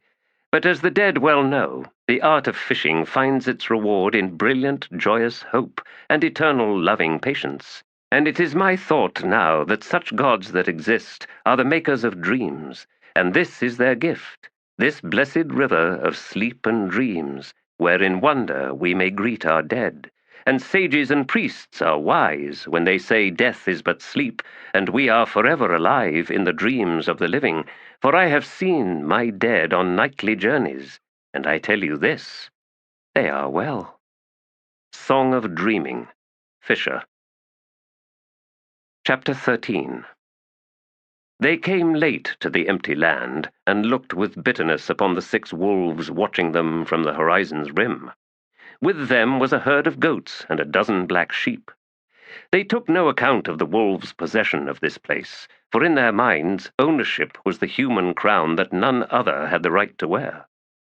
The beasts were content to share in survival's struggle, in hunt and quarry, and the braying goats and bawling sheep had soft throats, and carelessness was a common enough flaw among herds, and they had not yet learned the manner of these 2-legged intruders. Herds were fed upon by many creatures. Often the wolves shared their meals with crows and coyotes, and had occasion to argue with lumbering bears over a delectable prize. When I came upon the herders and their long house on a flat above the valley, I found 6 wolf skulls spiked above the main door. In my travels as a minstrel, I knew enough that I had no need to ask. This was a tale woven into our kind, after all. No words either for the bearskins on the walls, the antelope hides and elk racks. Not a brow lifted for the mound of Bedouin bones in the refuse pit, or the vultures killed by the poison-baited meat left for the coyotes. That night I sang and spun tales for my keep, songs of heroes and great deeds, and they were pleased enough, and the beer was passing and the shank stew palatable. Poets are sembling creatures, capable of shrugging into the skin of man, woman, child, and beast. There are some among them secretly marked, sworn to the cults of the wilderness. And that night I shared out my poison, and in the morning I left a lifeless house, where not a dog remained to cry, and I sat upon a hill with my pipe, summoning once more the wild beasts. I defend their ownership when they cannot, and make no defense against the charge of murder. But temper your horror, friends. There is no universal law that places a greater value upon human life over that of a wild beast. Why would you ever imagine otherwise? Confessions of 223 Counts of Justice. Hetan the Minstrel, a.k.a. Singer Mad. He came to us in the guise of a duke from an outlying border fastness, a place remote enough that none of us even thought to suspect him. and in his manner, his hard countenance and few words, he matched well our lazy preconceptions of such a man. None of us could argue that there was something about him, a kind of self-assurance rarely seen at court. In his eyes, like wolves straining at chains, there was a hint of the feral. The priestesses positively dripped. But they would find his was a most potent seed, and it was not T'lan. Siltras Ruin poked at the fire with a stick, reawakening flames. Sparks fled up into the dark. Rude watched the warrior's cadaverous face, the mottled play of orange light that seemed to paint brief moments of life in it. After a time, Siltras Ruin settled back and resumed. Power was drawn to him like slivers of iron to a lodestone. It all seemed so natural. His distant origins invited the notion of neutrality, and one might argue, in hindsight, that Draconis was indeed neutral. He would use any and every T'lan to further his ambitions, and how were we to imagine that, at the very core of his desire, there was love? Rude's gaze slid away from Siltras Ruin, up and over the T'lan's right shoulder, to the terrible slashes of jade in the night sky. He tried to think of something to say, a comment of any sort, something wry, perhaps, or knowing, or cynical. But what did he know of the love such as Siltras Ruin was describing? What, indeed, did he know of anything in this or any other world? Consort to Mother Dark. He laid claim to that title eventually, as if it was a role he had lost and had vowed to reacquire. The white-skinned warrior snorted, eyes fixed on the flickering flames. Who were we to challenge that assertion? Mother's children had by then ceased to speak with her. No matter. What son would not challenge his mother's lover? New lover, old lover, whatever. And he looked up, offering Rude a faint grin. Perhaps you've some understanding of that, at least. After all, Udinas was not Menandor's first and only love. Rude looked away again. I am not certain love was involved. Perhaps not. Do you wish more tea, Rude Elal? No, thank you. It is a potent brew. Necessary for the journey to come. Rude frowned. I do not understand. This night we shall travel. There are things you must see. It is not enough that I simply lead you this way and that. I do not expect a loyal hound at my heel. I expect a comrade standing at my side. To witness is to approach comprehension, and you will need that when you decide. Decide what? The side you will take in the war awaiting us, among other things. Other things? Such as? Where to make your stand, and when. Your mother chose a mortal for your father for a good reason, Rude. Unexpected strengths come from such mating. The offspring often exhibit the best traits from both. Rude started as a stone cracked in the fire. You say you will lead me to places, Siltras Ruin, for you have no wish that I be naught but a loyal, mindless hound. Yet it may be that I shall not, in the end, choose to stand beside you at all. What then? What if I find myself opposite you in this war? Then one of us will die. My father left me in your care, and this is how you betray his trust? Siltras Ruin bared his teeth in a humorless smile. Rude Elal, your father gave you to my care, not out of trust. He knows me too well for that. Consider this your first lesson. He shares your love for the Imass of the Refugium. That realm, and every living thing within it, is in danger of annihilation should the war be lost. Starvald Demelain, but the gate was sealed. No seal is perfect. Will and desire gnaw like acid. Well, hunger and ambition are perhaps more accurate descriptions of that which assails the gate.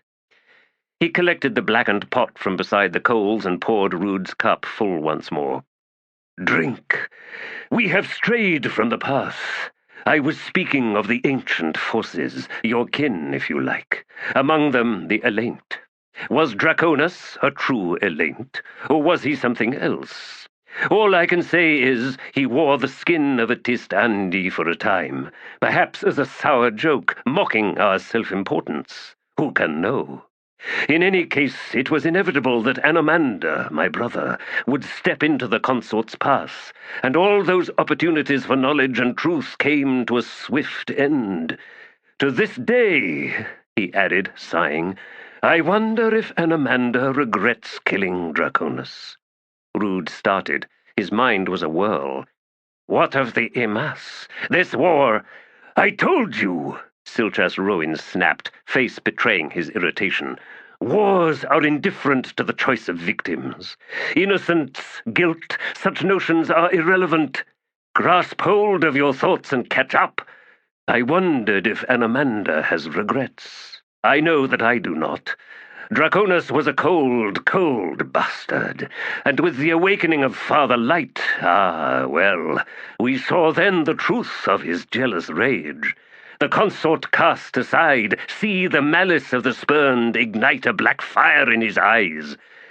When we speak of ancient times, Rude Elal, we find in our words things far nearer to hand, and all those emotions we imagined new, blazing with our own youth, we find to be ancient beyond imagining. He spat into the coals. And this is why poets never starve for things to sing about, though rare is the one who grows fat upon them. I will defend the refugium, said Rude, hands clenching into fists. We know that, and that is why you are here. But that makes no sense. I should be there, standing before the gate. Another lesson. Your father may love the Imass, but he loves you more. Rude surged to his feet. I will return. No, sit down. You have a better chance of saving them all by accompanying me. How? Siltras Rowan leaned forward and reached into the fire. He scooped up 2 handfuls of coals and embers. He held them up. Tell me what you see, Rude Elal. Ryad Eles. Do you know those words? Your true name? They are Tist Andi. Do you know what they mean? No. Siltras Rowan studied the embers cupped in his hands. Just this. Your true name, Ryad Eles, means hands of fire. Your mother looked into the soul of her son and saw all there was to see. She may well have cherished you, but she also feared you. She died because she chose betrayal. She was true to the Elaint blood within her. But you also possess the blood of your father, a mortal, and he is a man I came to know well, to understand as much as anyone could. A man I came to respect. He was the first to comprehend the girl's purpose, the first to realize the task awaiting me, and he knew that I did not welcome the blood that would stain my hands. He chose not to stand in my way. I am not yet certain what happened at the gate, the clash with Wither, and poor Fierce Sengar's misplaced need to stand in Skabandari's stead. But through it all, Kettle's fate was sealed. She was the seed of the Azath, and a seed must find fertile soil. He dropped the embers, now cooled, back onto the fire. She is young yet. She needs time, and unless we stand against the chaos to come, she will not have that time, and the Imass will die. Your father will die. They will all die. He rose and faced Rude. We leave now.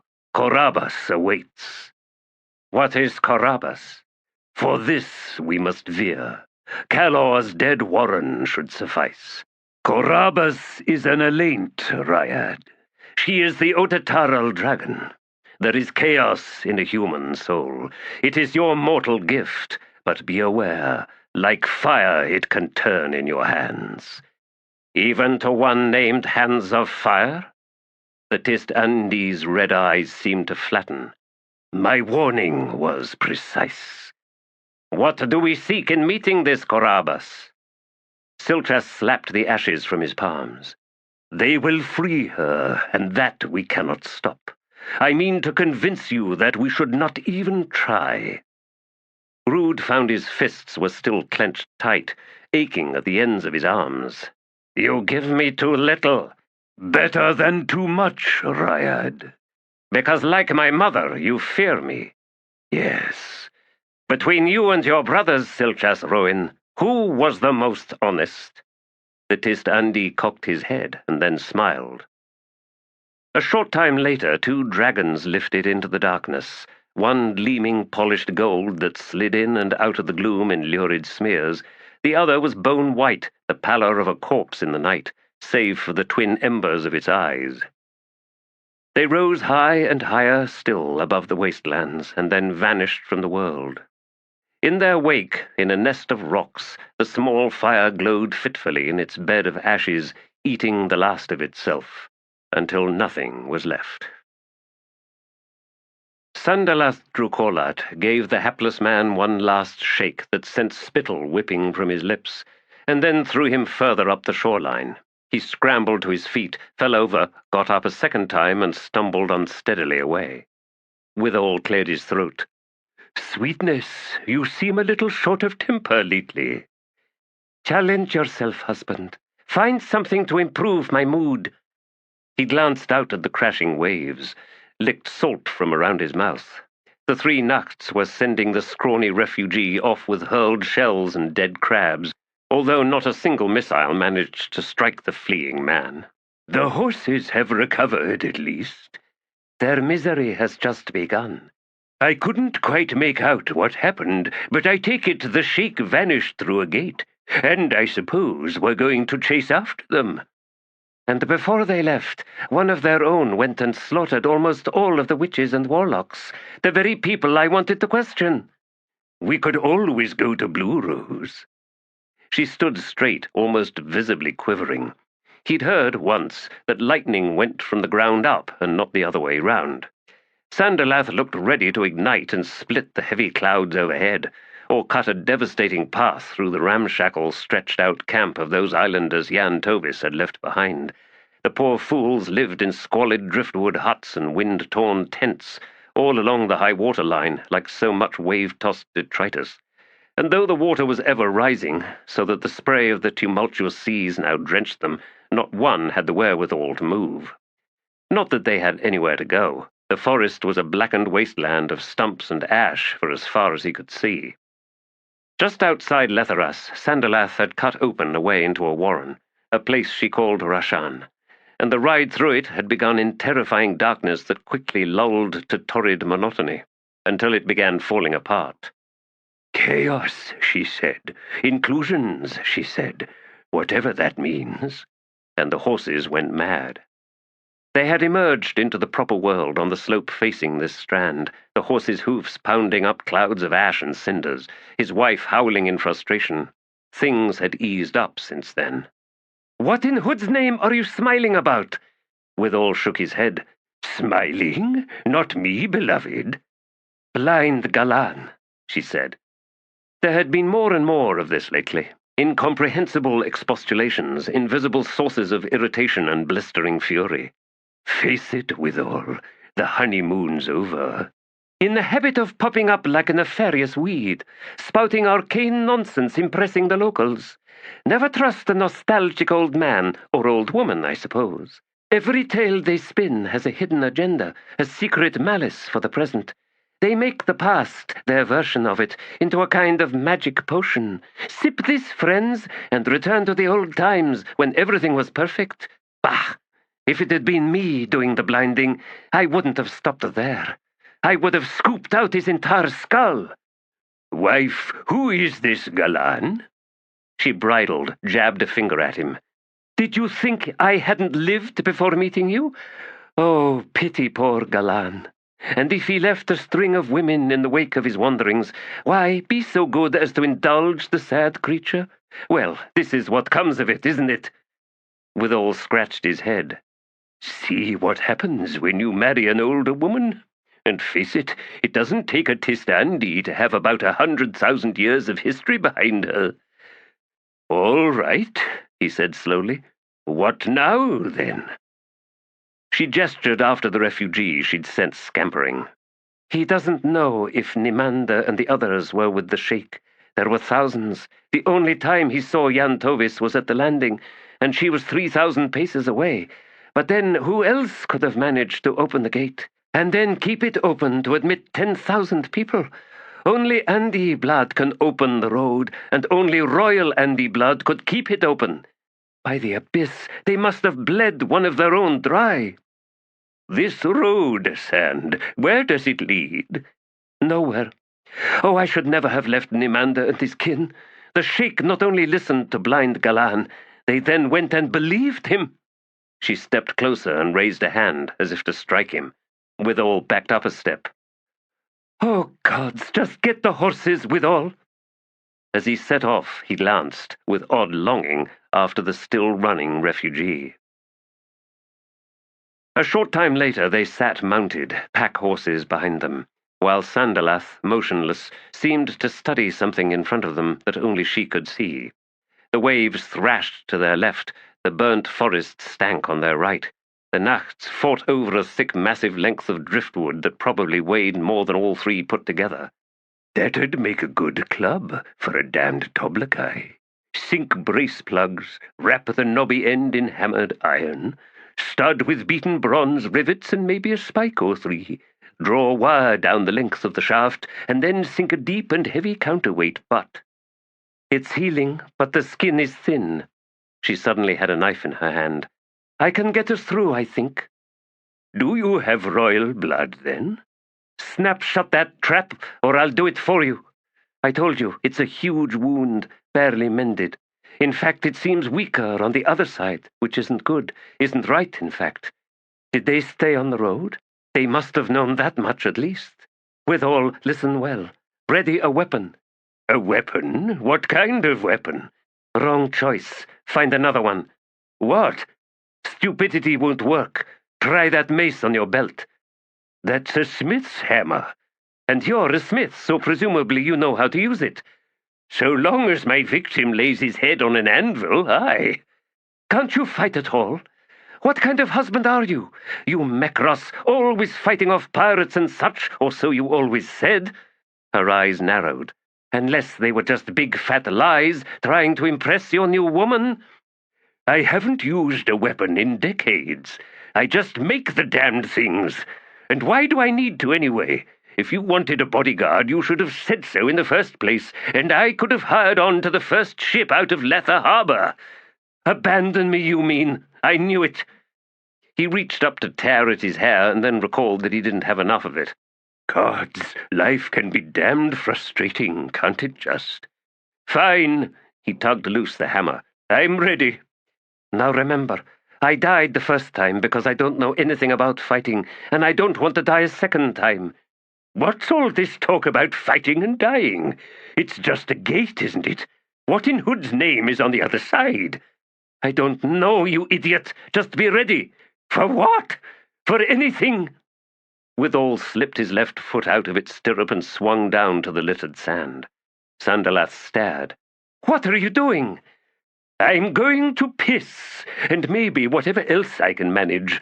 If we're going to end up in a hoary mess, I don't want fouled breeches, not stuck in a saddle, not riding with a horde of shrieking demons on my tail. Besides, I probably only have a few moments of living left to me. When I go, I plan on doing it clean. Just blood and guts. Right. That's pathetic. As if you'll care. He went off to find somewhere private. Don't take too long, she shouted after him. There was a time, aye, when I could take as damned well long as I pleased. He returned and would have climbed back into the saddle, but Sandalath insisted he wash his hands in the sea. Once this was done, he collected up the hammer, brushed sand from it, and then mounted the horse. Anything else needing doing? She asked. A shave, perchance? Buff your boots, maybe? Good suggestions. I'll just... With a snarl, she slashed her left palm. The air split open before them, gaping red as the wound in her hand. "Ride!" she yelled, kicking her horse into a lunge. Cursing, Withal followed. They emerged onto a blinding, blasted plain, the road beneath them glittering like crushed glass. Sandalath's horse squealed, hoofs skidding, slewing sideways as she soared on the reins. Withal's own beast made a strange grunting sound, then its head seemed to drop out of sight, front legs folding with sickening snaps. Withal caught a glimpse of a pallid, overlong hand, slashing through the path where his horse's head had been a moment earlier, and then a curtain of blood lifted before him, wrapped hot and thick over his face, neck, and chest. Blinded, flaying empty air with his mace, he pitched forward, leaving the saddle, and struck the road's savage surface. The cloth of his jerkin disintegrated, and the skin of his chest followed suit. The breath was knocked from his lungs. He vaguely heard the hammer bounce and skitter down the road. Sudden bellowing roars, the impact of something huge against bare flesh and bone. Splintering blows drumming the road beneath him. The hot splash of something drenching his back. He clawed the blood from his eyes, managed to lift himself to his hands and knees, coughing, spewing vomit. The thundering concussions continued, and then Sandalath was kneeling beside him. "Withal, my love, are you hurt? Oh, Abyss, take me. Too much blood. I'm sorry. Oh, I'm sorry, my love." "My horse." "What?" He spat to clear his mouth. "Someone chopped off my horse's head with his hand." "What? That's your horse's blood? All over you? You're not even hurt?" The hands that had been caressing him now shoved him away. "Don't you dare do that again!" Withal spat a second time, and then pushed himself to his feet, eyes fixing on Sandalath. "This is enough!" As she opened her mouth for a retort, he stepped close and set a filthy finger against her lips. "If I was a different kind of man, I'd be beating you senseless right about now. No, don't give me that shocked look. I'm not here to be kicked around whenever your mood happens to turn foul. A little measure of respect. But you can't even fight." "Maybe not, and neither can you. What I can do, though, is make things, and something else, too. I can decide at any time when I've had enough, and I will tell you this right now, I'm damned close." He stepped back. "Now, what in Hood's name just... Gods below!" This shout burst from him in shock. 3 enormous, hulking, black-skinned demons were on the road just beyond the dead horse. One of them held a club of driftwood that looked like a drummer's baton in its huge hands, and was using it to pound down some more on a mangled, crushed corpse. The other 2 followed the blows as if gauging the effects of each and every crushing impact. Bluish blood had sprayed out on the road, along with other less identifiable discharges from the pulped ruin of their victim's body. In a low voice, Sandalath said, "Your nachts, the Jaghut were inveterate jokers. Ha ha. That was a focral assail. It seems the Sheikh stirred things up somewhat. They're probably all dead, in fact, and this one was backtracking with the intention of cleaning up any stragglers. Out through the gate, probably, to murder every refugee on that shoreline we've just left behind. Instead, he ran into us and your Vanath demons." Withal wiped blood from his eyes. "I'm, starting to see the resemblances. They were ensorcelled before?" "In a manner of speaking. A Gath, I suspect. Their soul taken, or maybe diverse. Either way, this particular realm forced a veering or assembling. Who can say which species is the original, after all?" "Then what do the Jaghut have to do with any of this?" "They created the Nachts, or so I gathered. The mage Obo in Malaz City seemed to be certain of that. Of course, if he's right, and they did, then what they managed to do was something no one else has ever managed. They found a way to chain the wild forces of Soul Taken and Diverse. Now, husband, get cleaned up and saddle a new horse. We can't stay here long. We ride as far as we need to on this road to confirm the slaughter of the Sheikh, and then we ride back out the way we came." She paused. "Even with these Vanath, we'll be in danger. If there's one focral assail, there's bound to be more." The Vanath demons had evidently decided they were done with the destruction of the focral assail, as they now bounded up the road a few paces to then huddle round the club and examine the damage to their lone weapon. "Gods, they're still stupid Nachts, only bigger. What a horrid thought." "Withal," he faced her again. "I'm sorry. Withal shrugged. It will be all right, Sand, if you don't expect me to be what I'm not. I may have found them infuriating, but I fear for Neander, Aranatha, Desra, all of them. I fear for them so. He grimaced, and then shook his head. You underestimate them, I think, Sand. And may Fayed's ghost forgive us all for that. I hope so. He went to work loose the saddle, paused to pat the animal's gore-soaked neck. Should have given you a name, at least. You deserved that much. Her mind was free. It could slip down among the sharp knuckles of quartz studding the plain, where nothing lived on the surface. It could slide beneath the stone-hard clay to where the diamonds, rubies, and opals hid from the cruel heat. All this land's wealth, and deep into the crumbling marrow of living bones wrapped in withered meat, crouched in fever worlds where blood boiled. In the moments before the very end, she could hover behind hot, bright eyes, the brightness that was the final looking upon all the surrounding things, all the precious vistas that announced saying goodbye. That look, she now knew, did not shine forth solely among old people, though perhaps they were the only ones to whom it belonged. No, here in this gaunt, slow, slithery snake, it was the beacon blazing in the eyes of children. But she could fly away from such things. She could wing high and higher still, to ride the fuzzy backs of cape moths, or the feathered tips of vultures' wings, and look down wheeling round and round to the crawling, dying worm far below, that red, scorched string winking with dull motion. Thread of food, knots of promise, the countless strands of salvation, and see all the bits and pieces falling off, left in its wake, and down low, and lower still, to eat and pick at leather skin, pluck the brightness from eyes. Her mind was free to make beauty with a host of beautiful, terrible words.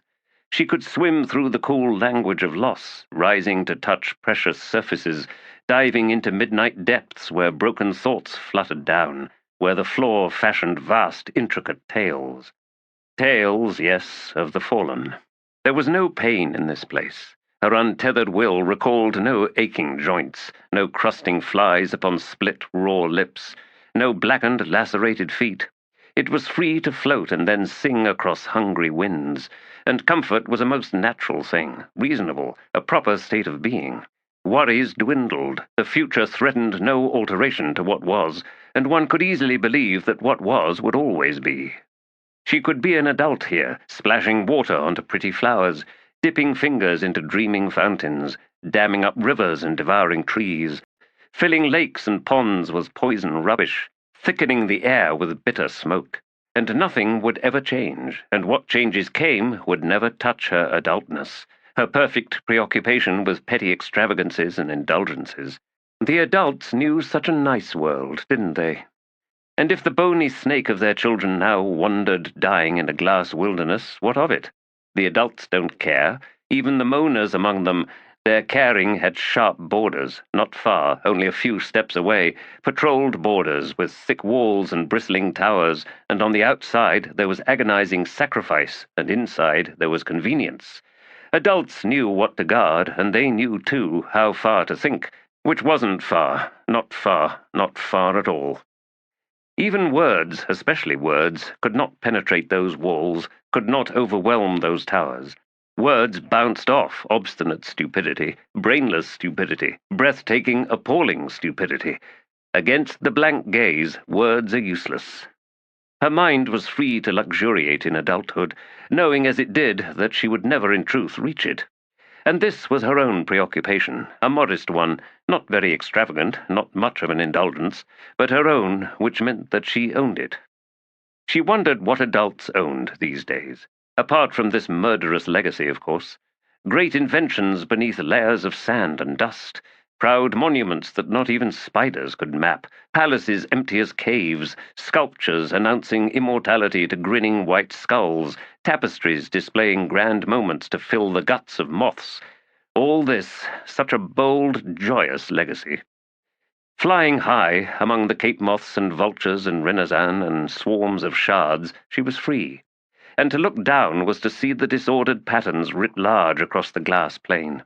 Ancient causeways, avenues, enclosures, all marked out by nothing more than faint stains, and the broken glass was all that remained of some unknown civilization's most wondrous chalice. At the snake's head, and in front of it, the tiny flickering tongue that was Rut and the baby he named held in his arms. She could descend, plummeting like truth, to shake the tiny swaddled form in Rut's twig arms, force open the bright eyes to the glorious panorama of rotted cloth and layers of filtered sunlight, the blazing, rippling heat from Rut's chest, final visions to take into death. This was the meaning behind that brightness, after all. Words held the magic of the breathless, but adults turn away. They have no room in their heads for a suffering column of dying children, nor the heroes among them. So many fallen, she said to Sadik, who remembered everything. I could list them. I could make them into a book 10,000 pages long, and people will read it, but only so far as their own private borders, and that's not far. Only a few steps. Sadik, who remembered everything, nodded and said, One long scream of horror, Badal, 10,000 pages long. No one will hear it. No, she agreed, no one will hear it. But you will write it anyway, won't you? I am Badal, and all I have is words. May the world choke on them, said Sadik, who remembered everything. Her mind was free to invent conversations, free to assemble sharp knuckles of quartz into small boys walking beside her endless selves, free to trap light and fold it in and in and in, until all the colors became one, and that one was so bright it blinded everyone and everything. The last color is the word. See it burn bright. That is what there is to see in a dying child's eyes. Badal, your indulgence was too extravagant. They won't listen. They won't want to know. Well now, isn't that convenient? Badal, do you still feel free? Sadik, I still feel free, freer than ever before. Rut holds held, and he will deliver held. Yes, Sadik. He will deliver held into an adult's arms. Yes, Sadik. The last color is the word. See it burn bright in a dying child's eyes. See it just this once before you turn away. I will, Badal, when I am grown up, but not until then. No, Sadik, not until then. When I've done away with these things. When you've done away with these things. And freedom ends, Badal. Yes, Sadik, when freedom ends. Calith dreamed she was in a place she had not yet reached. Overhead was a low ceiling of grey, turgid clouds, the kind that she had seen above the plains of the Ilan, when the first snows came down from the north.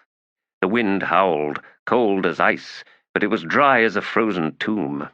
Across the taiga, stunted trees rose from the permafrost like skeletal hands, and she could see sinkholes here and there in which dozens of some kind of four-legged beast had become mired, dying and freezing solid, and the wind tugged and tore at their matted hides, and frost painted white their curved horns and ringed the hollow pits of their eyes. In the myths of the Elan, this vista belonged to the underworld of death. It was also the distant past, the very beginning place, where the heat of life first pushed back the bitter cold. The world began in darkness, devoid of warmth. It awakened in time to an ember that flared, ever so brief, before one day returning to where it had begun. And so, what she was seeing here before her could also belong to the future. Past, or in the age to come, it was where life ceased. But she was not alone. A score of figures sat on gaunt horses along a ridge 100 paces distant. Wrapped in black rain capes, armored and helmed, they seemed to be watching her, waiting for her.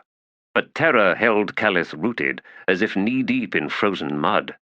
She wore a thin tunic, torn and half rotted, and the cold was like the reaper's own hand, closing about her from all sides. She could not move within its intransigent grip, even had she wanted to. She would will the strangers away. She would scream at them, unleash sorcery to send them scattering. She would banish them utterly. But no such powers belonged to her. Calith felt as useless here as she felt in her own world, a vessel empty, longing to be filled by a hero's bold fortitude. The wind ripped at the grim figures, and now at last the snow came, cutting like shards of ice from the heavy clouds. The riders stirred, the horses lifted their heads, and all at once they were descending the slope, hoofs cracking hard the frozen ground. Calith huddled, arms tight about herself. The frost-rimed riders drew closer, and she could just make out that array of faces behind the serpentine nose guards of their helms, deathly pale, bearing slashes gaping deep crimson but bloodless.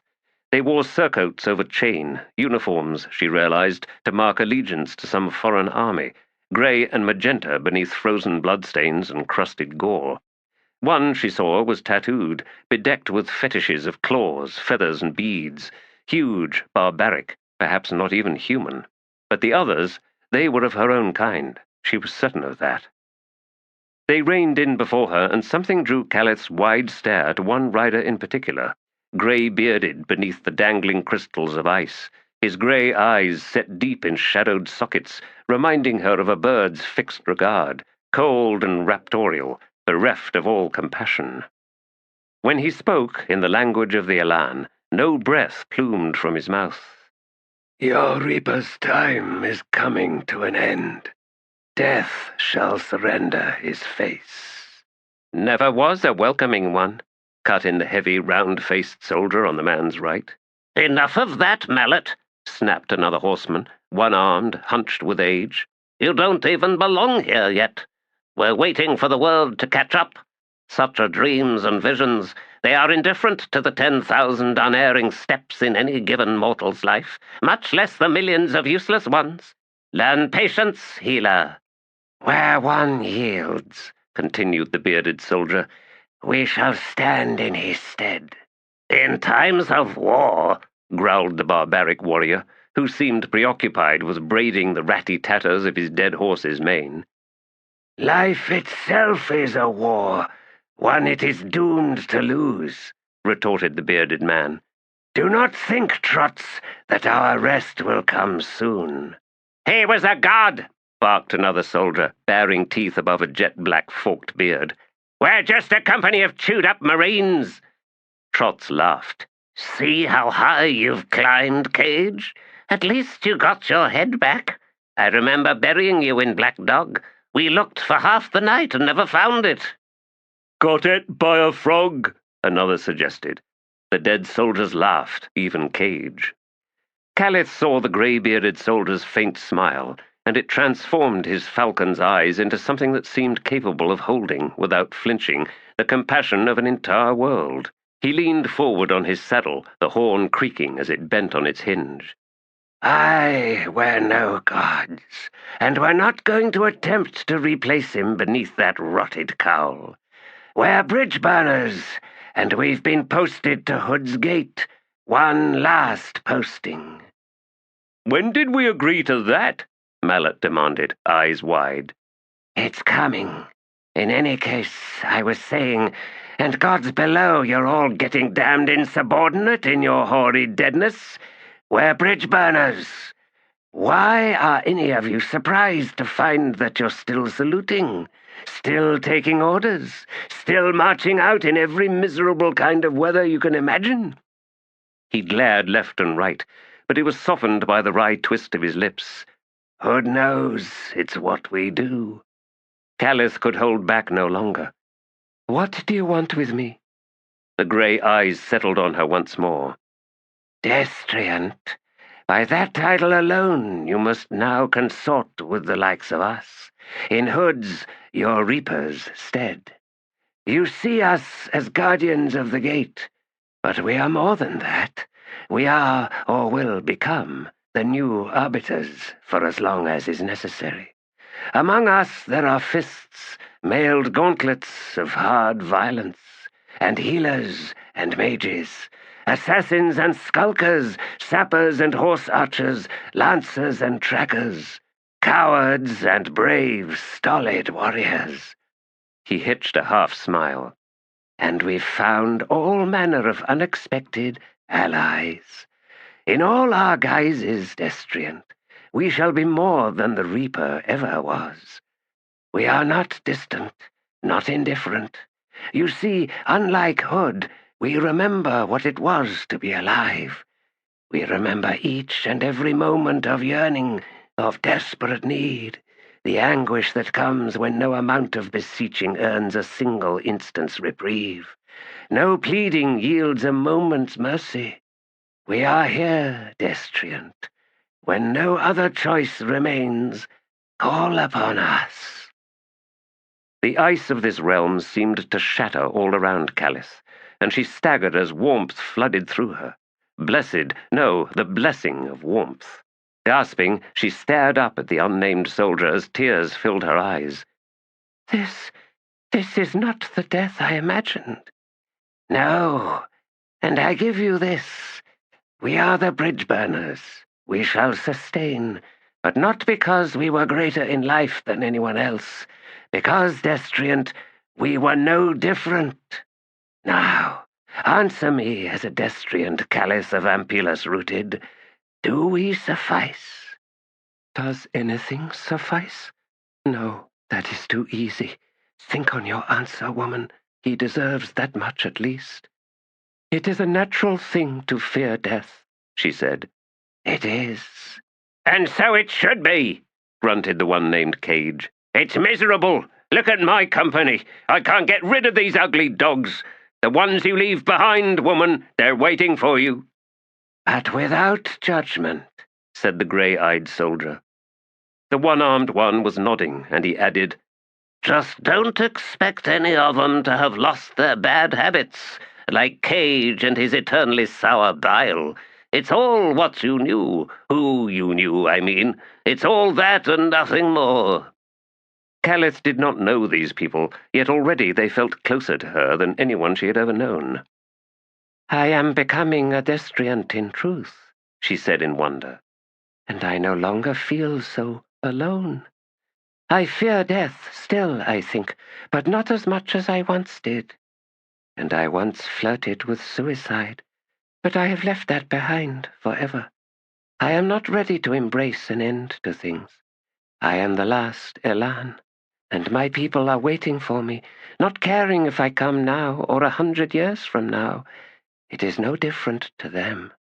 The dead, my dead, will indulge me, for as long as I need, for as long as I have.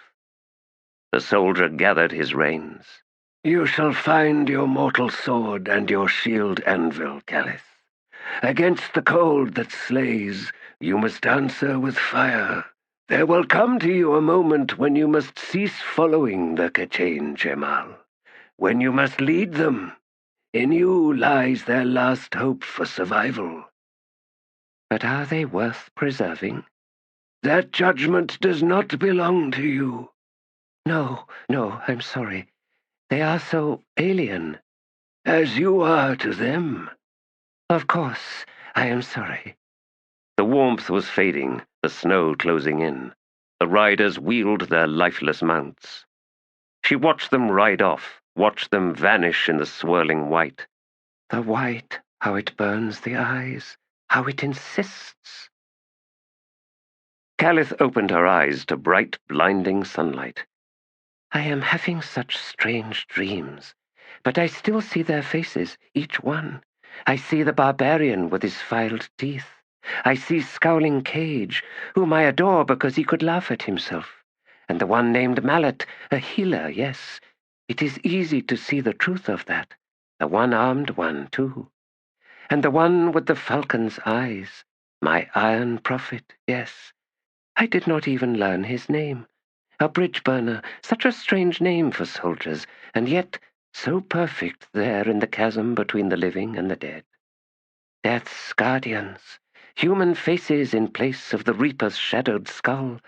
Oh, what a thought, what a relief! She wiped her eyes and sat up, and a flood of memories returned. Her breath caught and she twisted about, finding the K'chain Chemal, Sag Chorok, Brythok, Ganth Mak. Oh, spirits bless us. Yes, she would not find Kor Thuran, the Kel hunter's stolid, impervious presence. The space beside Rythok howled its emptiness, shrieked his absence. The K'chain Chemal was dead. Scouting far to the west, out of sight, But they all felt the sudden explosive clash. Cor Thoran's snarls filled their skulls, his rage and baffled defiance, his pain. She found she was shivering as bitter recollections assailed her. He died. We could not see who killed him. Our winged assassin has vanished. Was it Gorul? Had Cor Thoran committed a transgression? Was the hunter fleeing us all, and did the assassin punish him? No, Cor Thoran did not flee. He fought and he died guarding our flank. Enemies now hunt us. They know we are close. They mean to find us. She rubbed at her face, forced out a broken sigh, the echoes of the Kell hunter's terrible death still crowding her mind, leaving her feeling exhausted. And this day has only begun. The K'chain Chemal faced her, motionless, waiting. There would be no cook fire this morning. They had carried her through most of the night, and in her exhaustion she had slept like a fevered child in Ganthmak's arms. She wondered why they had set her down, why they had not kept going. She could feel their nervous impatience to be off, away. The disaster of failure stalked this quest now, closer than ever before. As huge and imposing as they were, she now saw them as vulnerable, insufficient to this task. There are deadlier things out there. They brought down a Kell hunter in a score of heartbeats. Yet as she rose to her feet, a new assurance filled her, gift of her dreams, and though they might be nothing more than fanciful conjurations, false benedictions, they seemed to give her something solid, and she could feel her frailty falling away from her soul like a cracked seed husk. Her eyes hardened as she regarded the three K'chain Chemal. If they find us, they find us. We cannot run from ghosts, nor can we trust in the protection of Gorul. So we drive south, straight as a lance. Ganthmak, give me your back to ride. This will be a long day. There is so much we must now leave behind us. She looked to Rythok. Brother, I mean to honor Cor Thoran. We all must, by succeeding in our quest. The Kell hunter's reptilian eyes remained fixed on her, cold, unyielding.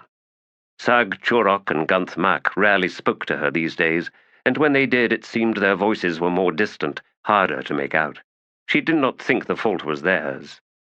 I am dwindling within myself. The world narrows, but how is it I even know this? What part within me is aware of its own measure? No matter. We must do this. It is time. Sag Chorok watched Ganthmak force her own body into the configuration necessary to accommodate the destriant. The heady, spice-drenched scents roiled from her in tendrils that spread like branches on the currents of air, and they carried to the Kell hunter echoes of Cor Thoran's last moments of agony. When the hunter became the hunted, every retort was reduced to a defiant snarl, a few primitive threat postures, and the body existed to absorb damage, to weather and withstand all it could as the soul that dwelt within it sought, if not escape, then a kind of comprehension, a recognition, that even the hunter must know fear. No matter how powerful, no matter how superior, how supreme, sooner or later forces it could not defeat or flee from would find it. Domination was an illusion. Its coherence could only hold for so long. This lesson was a seared brand upon the memories of the K'chain Chemal. Its bitter taste soured the dust of the wastelands, and eastward, on the vast plain that had once known great cities and the whisper of hundreds of thousands of K'chain Chemal, now there was nothing but melted and crushed fragments, and what the winds sought they could not find, and so wandered forever lost. Cor Thoran had been young. No other crime belonged to the Kell hunter. He had made no foolish decisions, had not fallen victim to his own arrogance or sense of invulnerability. He had simply been in the wrong place at the wrong time, and now so much was lost. And for all the destriant's noble words, her sudden, unwarranted confidence and determination, Sag Chorok, along with Rythok and Ganthmak, knew that the quest had failed. Indeed, it was not likely that they would survive the day. Sag Chorok shifted his gaze from Ganthmak as she suffered her transformation in runnels of oil that dripped like blood. Gorul was gone, probably dead. Every effort to brush his thoughts had failed. Of course, the Shigal assassin could shield his mind, but he had no reason to do so. No, 2 of the 5 protectors were gone, and still this puny human stood, her soft face set in an expression Sag Chorok had come to know as defiant, weak eyes fixed on the undulating horizon to the south, as if her will alone could conjure into being her precious shield anvil and mortal sword. It was brave, it was unexpected. For all that the matron's gifts were fading from the woman, she had indeed found some kind of inner strength. All for naught. They would die, and soon. Their torn and broken bodies would lie scattered, lost, their great ambitions unheralded. Sag Chorok lifted his head, drank in the air, and caught the taint of the enemy. Close, drawing closer. Threat oils rising between his scales, he scanned the horizon, and finally settled on the west, where T'lan had fallen. Rythok had done the same, and even Gunthmak's head had swiveled round. The destriant was not blind to their sudden fixation. She bared her teeth. "Guardians," she said, "it seems we need your help. Not sometime in the future, but now. What can you send to us? Who among you can stand against that which my companions will not let me even see?" Sag Chorok did not understand her meaning. He did not know whom she was addressing. Was this the matron's madness, or Calith's very own? The destriant's gait was stiff with fear as she walked up to Gunthmak, who helped the woman on to the gnarled saddle of scales behind her shoulders. Sag Chorok faced Rythok. "Hunter, slow them down." Rythok stretched his jaws until they creaked, and then drew the edges of his blades against each other in a singing rasp. Tail lashing, spraying thick droplets of oil that pattered the ground, the Kell hunter set off at a run, head dipping in the attack posture, westward. "Where is he going?" Calith shouted. "Call him back! Sag Chorok!" But he and Gunthmak sprang into motion, side by side, legs scything the air, taloned feet snapping as they kicked them forward, ever swifter, the pace building until the broken ground blurred beneath them. South. The destriant shrieked, her mask of determination shattered, and in its place the raw truth of comprehension and all the horror that followed. Her puny fists beat at Gunthmak's neck and shoulders, and for an instant it looked as if Calith would throw herself from the first daughter's back. But their speed was too great. The risk of broken limbs, or indeed a broken neck, defeated the impulse and forced her to hold tightly to Gunthmak's neck. They had gone a third of a league when Rythok's savage hiss burst into their skulls, the blistering acid of sudden frenzied battle.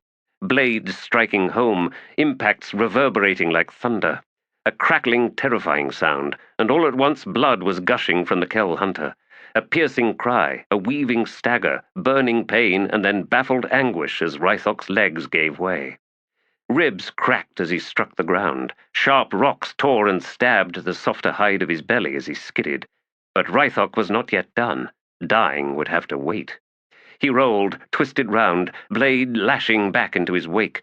The edge struck armor, chopped through it, and bit deep into flesh.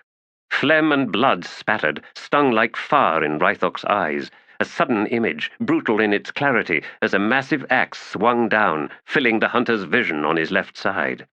An explosion of white, and death made the 2 fleeing K'chain Shemals stagger.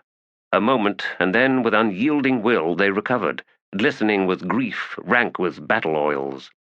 The destriant was weeping, shedding her own oil, thin, salty, all that she could muster. She humbled Sag Chorok. Had his hide grown slick with sorrow when he killed Red Mask? No, it had not. Bitter with disappointment, yes, he had known that, but greater the icy grip of intransigent judgment.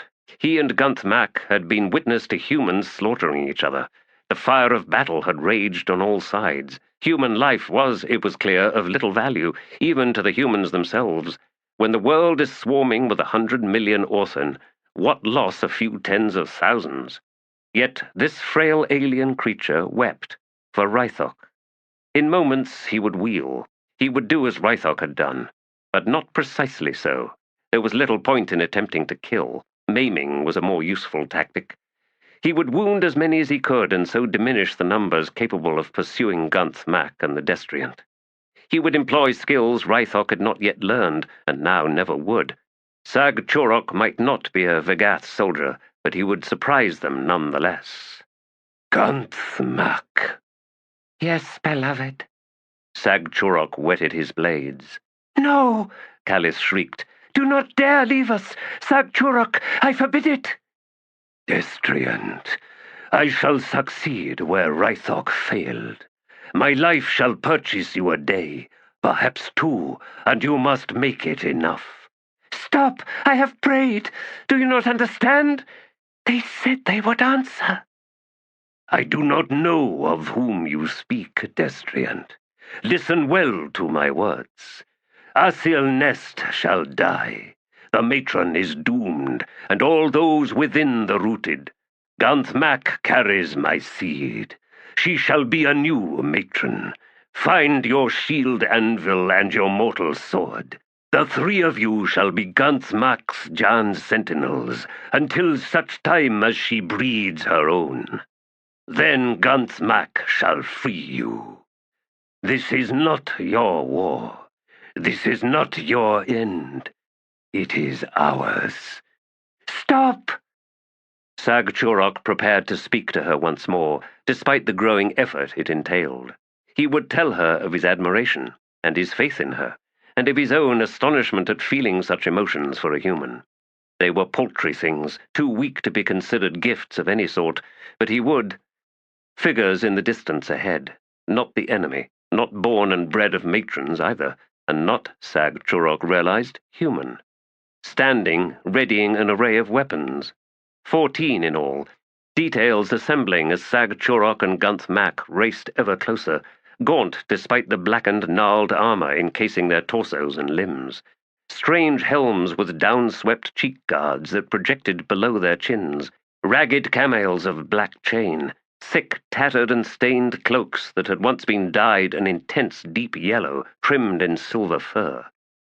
Sag-Chorok saw that 7 of the strangers held in their gauntleted hands long, narrow-bladed swords of blued steel, basket-hilted with half-moon knuckle guards and ornate bucklers.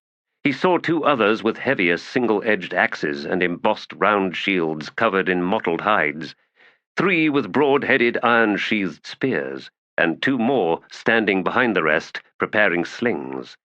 And surrounding them all, spreading down from the faint rise on which they waited, frost sparkled on earth and stone. Disbelief struck Sag-Chorok like a hammer blow. This was not possible. This was without precedent. Impossible. What caste these strangers? Foes or allies? But no, they cannot be allies. Besides, as all know, Jaghut stand alone. "There!" shouted Callis, pointing. "I prayed! There! Run to them! Quickly! Guardians of the gate!" Destriant, hear me. These ones will not help us. They will do nothing. "You're wrong!" Destriant, they are Jaghut. They are... Impossible. But Ganthmak had altered her course, was closing directly upon the waiting warriors. Sag-Chorok fell in beside her, still shocked, still confused, uncomprehending. And then he and Ganthmak caught the stench wafting from the Jaghut, gusting out from the frozen ground encircling them. Destriant, beware! They are undead!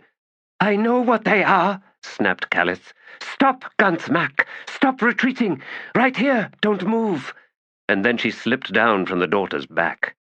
Destriant, we do not have time. "We do. Tell me, how many pursue us? Tell me." "Accursed. 50. 49 now.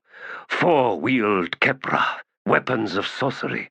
A crown commands them. They flow as one." She looked to the northwest. "How far away?" "Your eyes shall find them shortly.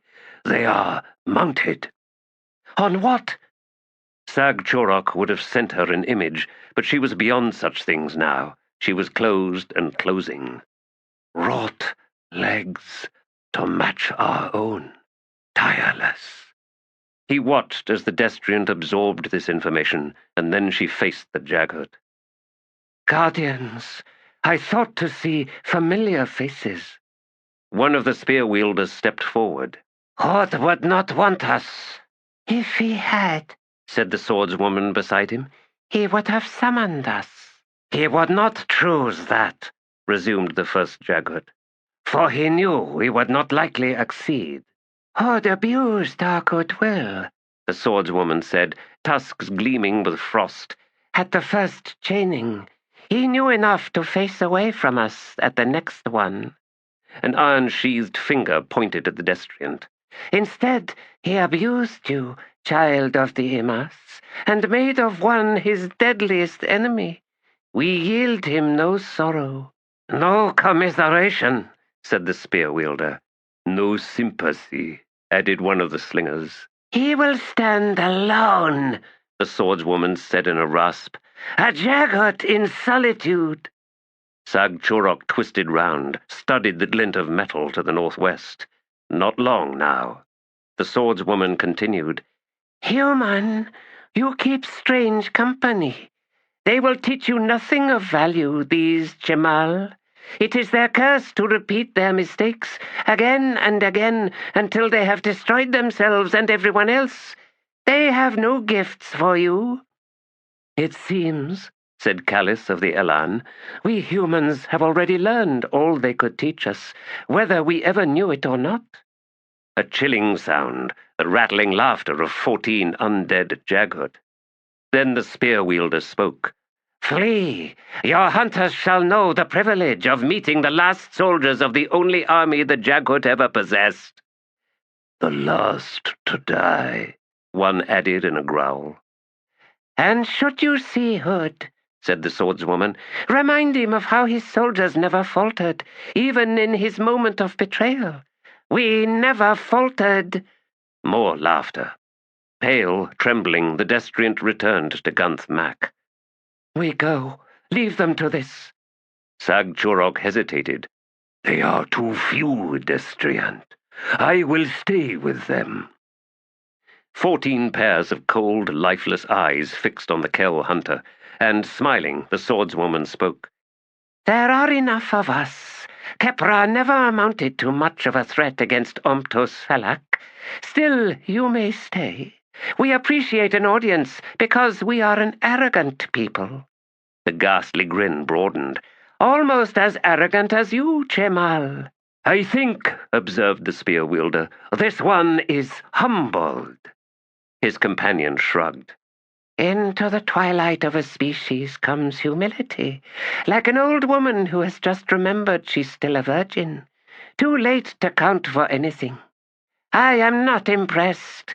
And the swordswoman attempted to spit, failed, and quietly cursed.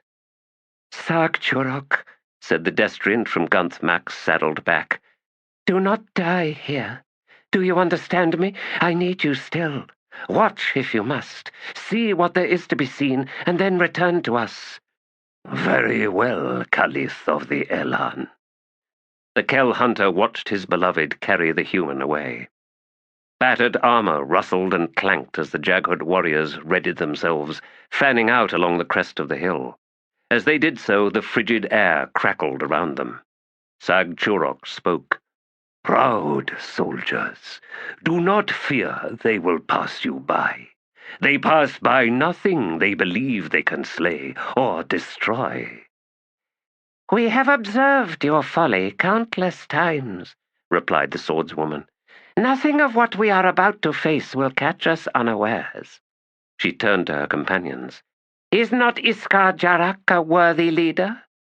"He is," answered a chorus of rough voices. "And what did he say to us before he sent us here?" And 13 Jaghut voices answered. "Pretend they are T'lan Imass." The last survivors of the only army of the Jaghut, who had not survived at all, then laughed once more. And that laughter clattered on to greet the cast, and on through the entire vicious, stunning battle that followed. Sag-Chorok, watching from 100 paces away, felt the oil sheathing his hide thicken in the bitter gusts of T'lan, as the ancient hold of ice trembled to the impacts of Kepra, as it in turn lashed out, bursting flesh, sending frozen pieces and fragments flying. In the midst of the conflagration, iron spoke with iron in that oldest of tongues. Sag-Chorok watched and listened, and when he had seen and heard enough, he did as the destriant commanded. He left the battle behind, knowing the outcome, knowing a yet deeper, still sharper bite of humility. Jagot, though we shared your world, we never saw you as our foe. Jagot, the T'lan Imass never understood. Some people are simply too noble to be rivals. But then, perhaps it was that very nobility they so despised. Iskar Jarak, you who commanded them, what manner of thing are you, and how did you know? I wish you could answer me that one question. How did you know precisely what to say to your soldiers? Sag Chorok would never forget that laughter. The sound was carved into his very hide. It rode the swirls of his soul, danced light on the heady flavors of his relief and wonder. Such knowing amusement, both wry and sweet, such a cruel, breathtaking sound. I have heard the dead laugh. He knew he would ride that laughter through the course of his life. It would hold him up, give him strength. Now I understand, Caliph of the Elan. What made your eyes so bright on this day? Behind him the earth shook, and the song of laughter went on and on. The swollen trunks of segmented trees rose from the shallows of the swamp, so bloated that Grubb thought they might split open at any moment, disgorging what? He had no idea, but considering the horrific creatures they had seen thus far, mercifully from a distance, it was likely to be so ghastly it would haunt his nightmares for the rest of his life. He swatted at a gnat chewing on his knee and crouched further down behind the bushes. The buzz and whine of insects, the slow lap of water on the sodden shoreline, and the deep, even breathing of something massive, each exhalation a sharp whistle that went on and on. Grubb licked sweat from his lips. "It's big," he whispered. Kneeling at his side, Sin had found a black leech and let each of its 2 suckers fasten onto the tip of a finger. She spread the fingers and watched how the slimy thing stretched, but he was getting fatter. "It's a lizard," she said. "A dragon?" "Dragons don't breathe, not like we do anyway. That's why they can travel between worlds. No, it's a lizard." "We lost the path." "There never was a path, Grubb," Sin replied. "There was a trail, and we're still on it." "I preferred the desert." "Times change," she said, and then grinned. "That's a joke, by the way." "I don't get it." She made a face. "Time doesn't change, Grubb, just the things in it." "What does that mean?" "This trail, of course. It's as if we're walking the track of someone's life, and it was a long life." She waved with her free hand. "All this, it's what's given shape to the mess at the far end, which was where we started from." "Then we're going back in time?" "No, that would be the wrong direction, wouldn't it?" "Get that thing off your fingers before it sucks you dry." She held it out and he tugged it loose, which wasn't as easy as he would have liked. The puckered wounds at the ends of Sin's fingers bled freely. Grubb tossed the creature away. "Think he'll smell it?" Sin asked. "He who?" "The lizard. My blood." "Gods below!" Her eyes were bright. "Do you like this place? The air? It makes you drunk, doesn't it? We're back in the age when everything was raw, unsettled. But maybe not. Maybe we're from the raw times. But here, I think, you could stay for 10,000 years and nothing would change. Nothing at all. Long ago, time was slower." "I thought you said—" "All right, change was slower. Not that anything living would sense that. Everything living just knows what it knows, and that never changes." She was easier when she never said anything, Grubb decided, but he kept that thought to himself. Something was stirring out in the swamp, and Grubb's eyes widened when he studied the waterline and realized that it had crept up by a full hand span. Whatever it was, it had just displaced a whole lot of water. "It's coming," he said. "Which flickering eye," Sin mused, "is us?" "Sin, we got to get out of here." "If we're not even here," she continued, "where did we come from, except from something that is here? You can't just say, 'Oh, we come through a gate,' because then the question just shows up all over again." The breathing had stopped. "It's coming." "But you can breed horses. You can see how they change. Longer legs, even a different gait. Like turning a desert wolf into a hunting dog. It doesn't take as long as you'd think. Did someone breed us to make us like we are?" "If they did," hissed Grubb, "they should have given one of us more brains." Snatching her by the arm, he pulled her upright. She laughed as they ran. Behind them, water exploded. Enormous jaws snapped on empty air, breath shrieking, and the ground trembled. Grub did not look behind them. He could hear the monstrous thrash and whip of the huge lizard as it surged through the undergrowth, closing fast. Then Sin tore herself free. His heels skidded on wet clay. Spinning round, he caught an instant's glimpse of Sin, her back to him, facing a lizard big as a Quan galley, its elongated jaws bristling with dagger-sized fangs, opening wide and wider still. Fire erupted. A conflagration that blinded Grub, made him reel away as a solid wall of heat struck him.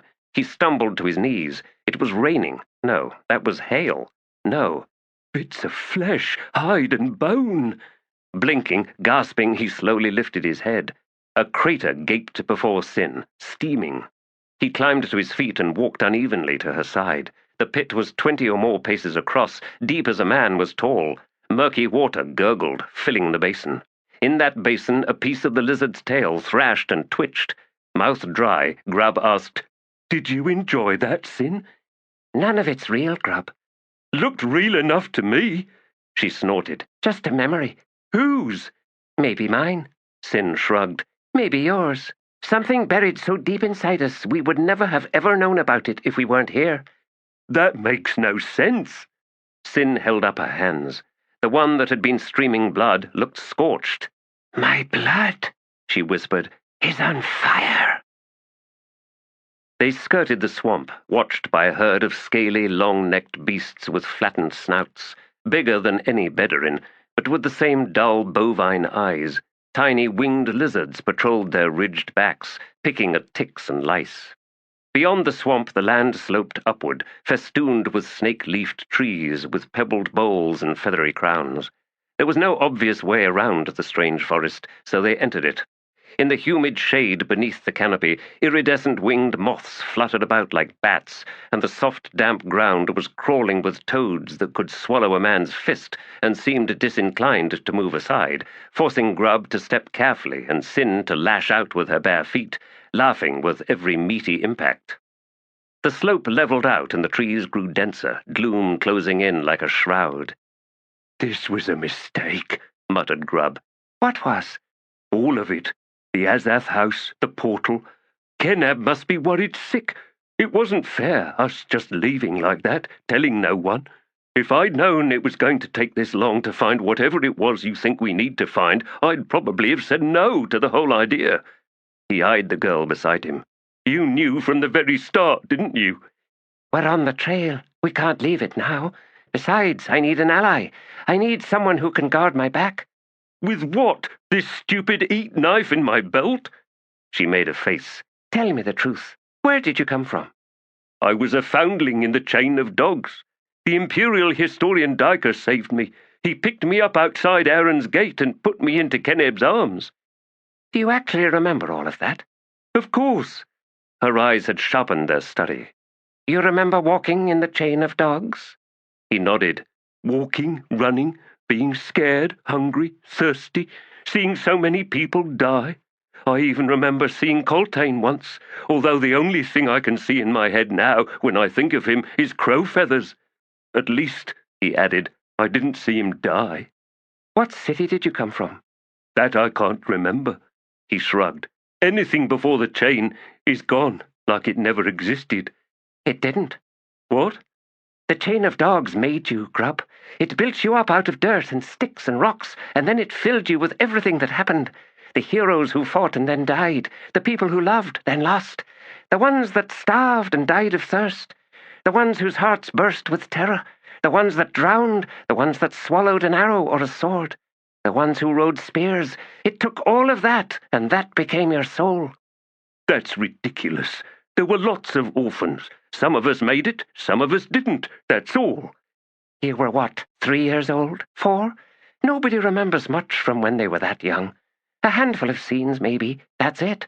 But you remember the chain of dogs, Grub, because you're its get." "I had parents, a real father, a real mother." "But you can't remember them." "Because they died before the chain even started." "How do you know?" "Because what you're saying makes no sense." "Grub, I know because you're just like me." "What? You got a real family. You even got a brother. Who looks at me and doesn't know who or what he's looking at. I'll tell you who made me, an assassin named Kalam. He found me hiding with a bunch of bandits who were pretending to be rebels. He carved things onto my soul, and then he left, and then I was made a second time. I was added onto, at Yegatan, where I found the fire that I took inside me, that now burns on and on like my very own sun. And after, there was Captain Faradan's sort, because she knew that I knew they were still alive. And I knew because the fire never went out. It was under the city, burning and burning.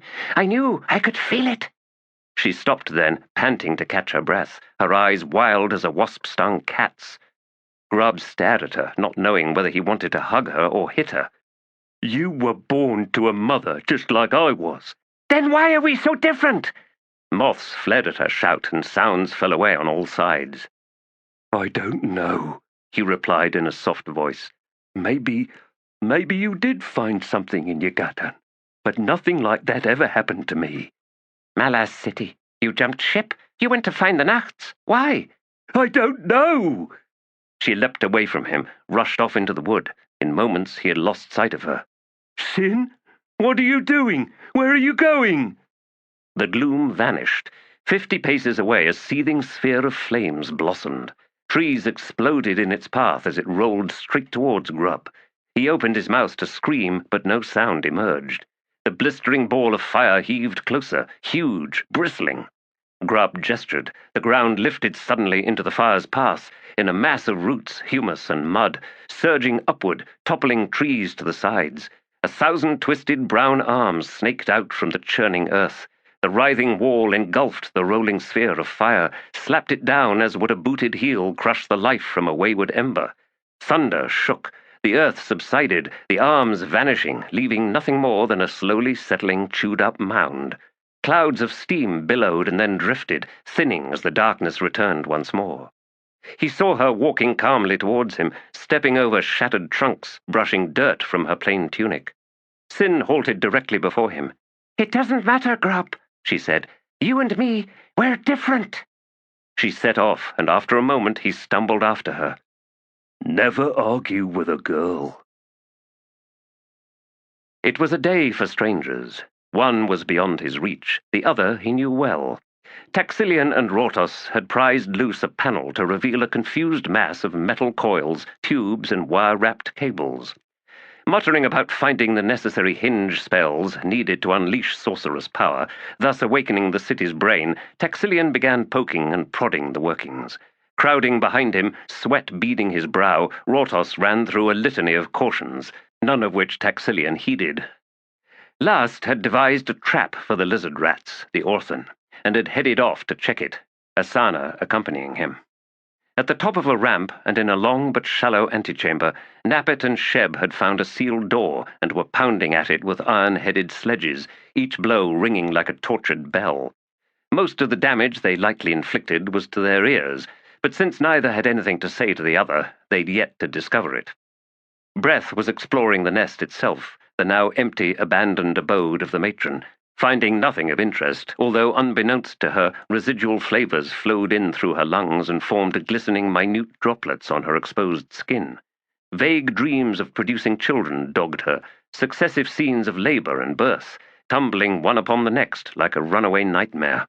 What had begun as a diffuse irritation was quickly building to an indefinable rage. Breath had been living inside the tiles since creating them, but even she could not find the meaning she sought in them.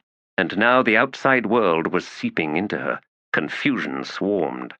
And then there was the K'chain Shemal drone, climbing, drawing ever closer to this hapless collection of humans. The ghost drifted amongst his family, haunted by a growing trepidation. His people were failing. In some ineffable fundamental way, they were pulling apart. Even as he had wondered at their purpose, now each one, barring perhaps Taxilian, was doing the same. A crisis was upon them, and he could feel the growing turbulence. They would not be ready for Sulkit. They might even kill the drone, and then all would be lost.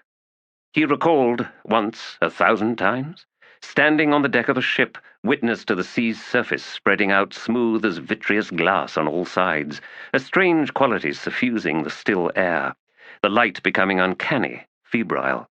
and around him faceless sailors scrambling, pale as motes, bloody propitiations to the elder god, the bawling bleat of goats brought up from the hold, the flash of sea-dipped blades and twisted blankets of blood floating on the seas, all around him such rising fear. And in answer to all of this, he heard his own laughter, cruel as a demon's, and wide eyes fixed on him, for they had found a monster in their midst, and he was that monster. I called storms, didn't I? Just to see the violence, to draw it round me like the warmest cloak. And even the cries of drowning mortals could not break my amusement. Are these memories mine? What manner of beast was I? The blood tasted good. Propitiation? The fools, they simply fed my power. I remember a tribe, corpses cooling beneath furs and blankets, and the stains of spite on my hands. I remember the empty hole I found myself in, the pit that was my crime. Too late to howl at its depths, its lifeless air, the deadness inside. Betrayed by a wife, everyone laughing behind my back. For that, all would die. So it must be, and so it was. And I fled that place, the home I destroyed in the span of a single night. But some holes cannot be climbed out of.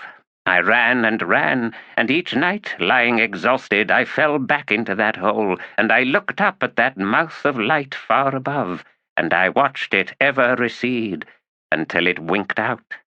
When you see my eyes now, all you see is that deadness.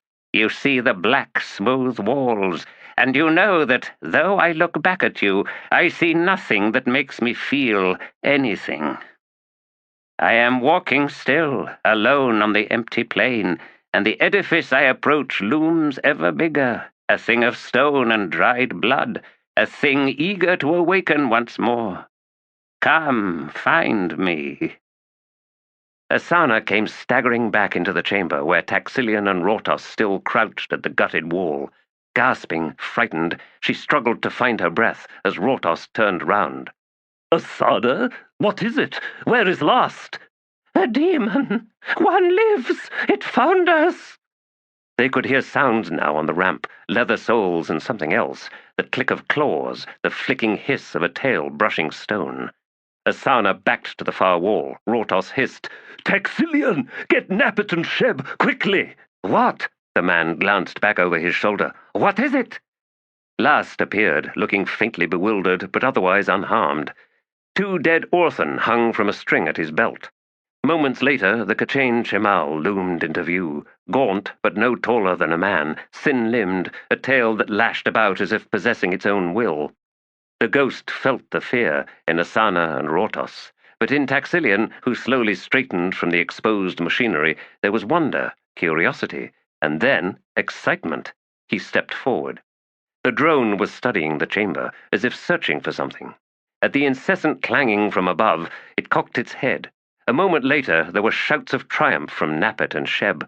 The door had opened, but the ghost knew that the surrender of that barrier had not come beneath their sledges.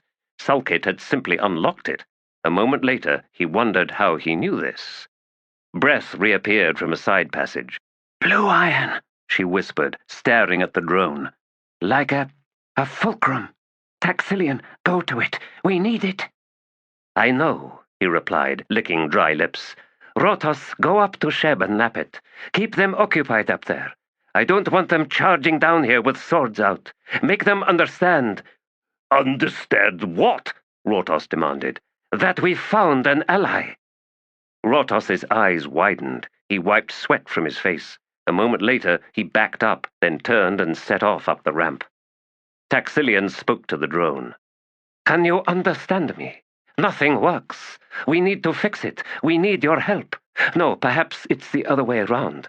We'd like to help you bring all of this back to life. Silence. The K'chain Shemal seemed to be ignoring everyone in the chamber, its tentacled fingers writhing like seagrass at the ends of its arms. The rows of fangs glistened in its broad slash of a mouth. After a moment, the drone blinked, once, twice, 3 times, each lid distinct.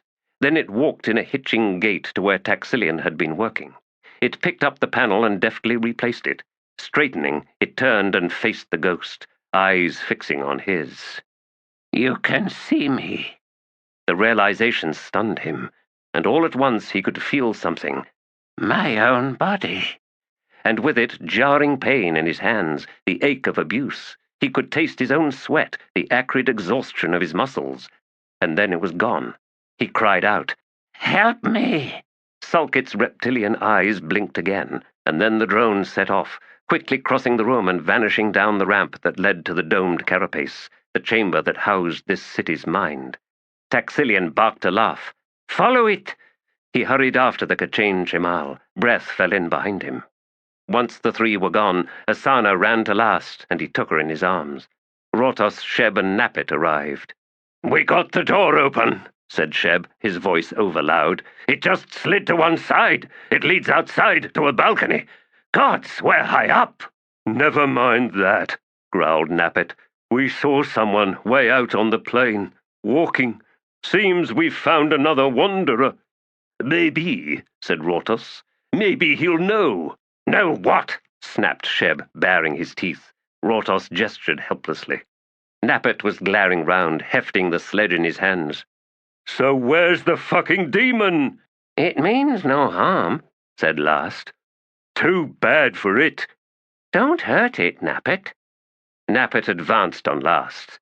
Look at the stupid farmer. Found an animal to pet, did you? She's not much. Breath looks a damned sight better. The demon isn't even armed, said Last. Then it's stupid, because if I was it, I'd be swinging the biggest damned axe I could find. I'd start by killing you and that hag you're holding. Then fat, useless Rotos there, with the stupid questions. The first one it'd kill would be you, Nappet, laughed Sheb. Because I'm the most dangerous one here, aye. It'd try, but I'd smash its skull in. Not the most dangerous, corrected Sheb. Just the stupidest. It'd kill you out of pity. Let's go and prepare the meal, Last said to Asana, still guarding her with one thick muscled arm. Sorry, Nappet, there's not enough for you. The man stepped closer. Try and stop me. Last spun. His fist hammered into Nappet's face, shattering the man's nose. In a welter of blood, he reeled back. Teeth bounced on the floor. The sledge fell from his hands. After a moment, he fell down, and then curled up, covering his broken face. The others stared at Last. Then Sheb laughed, but it was a weak laugh. Come on, said Last to Asana. They left the chamber. After a moment, Sheb said, I'm heading back up to the balcony. Rotos went to his pack and rummaged within it until he found some rags and a flask. He then went over to crouch, grunting, beside Nappet. Let's see what we can do here, Nappet. Betrayal could lie dead, a cold heap of ashes, only to blaze alight in an instant. What drove me to such slaughter? They were kin, companions, loved ones. How could I have done that to them? My wife, she wanted to hurt me. Why? What had I done? Gorim's sister? That was nothing.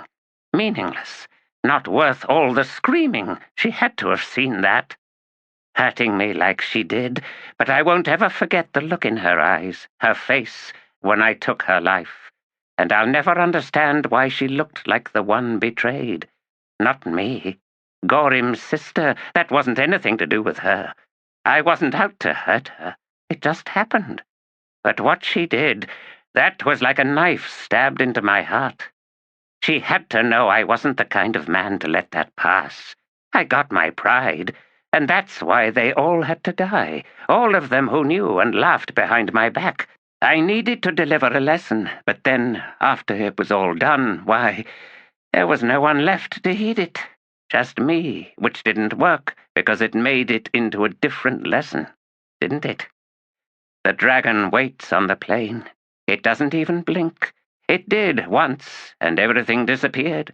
Everything and everyone. It won't ever do that again. You blink, you lose that time forever. You can't even be sure how long that blink lasted. A moment, 1,000 years. You can't even know for sure that what you see now is the same as what you saw before. You can't. You think it is. You tell yourself that, convince yourself of that, Just a continuation of everything you knew before. What you see is still there. That's what you tell yourself. That's the game of reassurance your mind plays to keep things sane. But think on that one blink. You've all known it. When all that you thought was real suddenly changes, from one side of the blink to the other side. It comes with bad news. It comes with soul-plummeting horror and grief. How long was that blink? Gods below, it was fucking eternity. Chapter 14. Turn this dark, maddening charge. All you I once knew snagged like moths in the still web of younger days. Rise up from the fresh white foam in the face of my seaward plunge. Howl against my wild run and these wild blazing eyes. But I hear the call of how life once had been, and such heat in the crushed churr of locusts rubbing the high grasses of a child's road. And the summer was unending. The days refused to close, and I played savage and warrior, the heroic nail upon which worlds pitched and wobbled, blue as newborn iron, and these salt winds were yet to blow and sink corrosive teeth into my stolid spine and my stiffened ribs that could take the golden weight of 1,000 destinies. Where are you now, my unlined faces, on those rich, sighing summers, when we gods ruled Firol, the wilding world? Hollow husks turning on threads of tired silk, so lost in my wake. And you that run with me in the blind stampede, this charge we cannot turn, and the sea awaiting us waits with its promise of dissolution, the fraying of youthful days, the broken nails, the sagging ribs, the summers drifting away, and forever away. Broken Nails Lament, Fisher. Someone was screaming in agony, but that was a sound war leader Gaul had grown used to. Eyes stinging in the drifting smoke, he swung his horse round on the dirt track and unleashed a stream of curses. At least 3 raids were swarming out from the village in the valley, lances held high, grisly trophies bobbing and weaving. Coltaine, take those fools and crush them under his heel. Gerab, ride down to that commander. He's to form up his troop and resume scouting to the south. No more attacks. Tell the fool I'll have his loot, his wives and his daughters, all of it, if he disobeys me again. Gerab was squinting. That is Shalamassa, war leader. Fine, her husband and her sons. I'll take them as slaves and then sell them to a Dras. Balt's broken nose, she needs better control of her warriors. They're just following her lead, Gerab said. She's worse than a rabid she-wolf. Stop chewing my ear, Gaul said, wanting to pull a foot out of the stirrup and drive it into the man's chest. Too familiar of late, too smug, too many hood-damned words and too many knowing looks. After Shalamassa was dealt with, he'd send the pup yelping and turn a blind eye to all the wounded looks sure to follow. Gerab tried a smile, which faltered as Gaul's scowl deepened. A moment later, the young Tyr runner kicked his horse into motion and rode hard for the shouting, yipping raids. Above the sickly smears of smoke, the sky was cloudless, a canopy of saturated blue and a baleful sun that seemed to boil in the sky. Flocks of long-tailed birds swooped and cut in erratic patterns, too terrified to land as Kundril warriors swarmed the ground in all directions. Fat, finger-long locusts crawled through the ruined fields. The advanced scout troop was returning from up the road, and Gaul was pleased to see their disciplined, collected canter, lances shod and upright. Which officer was that one? Making out the leather-wound hoop dangling from the man's weapon, he knew who it was. Vedith, who had crushed a town garrison early on in the campaign. Heavy losses to his raid, but then hardly surprising. Young, in that stupid, foolhardy way, but worth taking note of, since he clearly had firm command of his warriors. A gesture, while they were still some distance away, halted all the riders behind Vedith, who then rode up to Gaul and reined in. War leader, a Balkando army awaits us, 2 leagues distant. 10,000, 2 full legions, with a supply camp crawling with 3 times that number. Every stand of trees within a league of them has been cut down. I'd wager they've been in place for 3 or 4 days. Stupid Balkando! What value fielding an army that crawls like a Bedouin with its legs cut off? We could dance round it and strike straight for the capital. I could drag that king off his throne and plant myself in it sloppy as a drunk, and that would be that. He snorted. Generals and commanders understand nothing. They think a battle answers everything, like fists in an alley. Coltane knew better. War is the means, not the end. The goal is not to wage slaughter. It is to achieve domination in the bargaining that follows. Another scout was riding down from the north, her horse's hoofs kicking up clods of dirt from the trampled plough furrows. Hairs scattered from her path as she cut through the trampled crops. Gaul squinted at her for a moment, and then shifted round in his saddle to glare southward. Yes, there, another rider, in foaming gallop, shouting as he wove through Shalamassa's whooping mob. The war leader grunted. Vedith had taken note of both riders. "We are flanked," he said. "What of it?" Gaul asked, eyes narrowing once more on this young, clever warrior.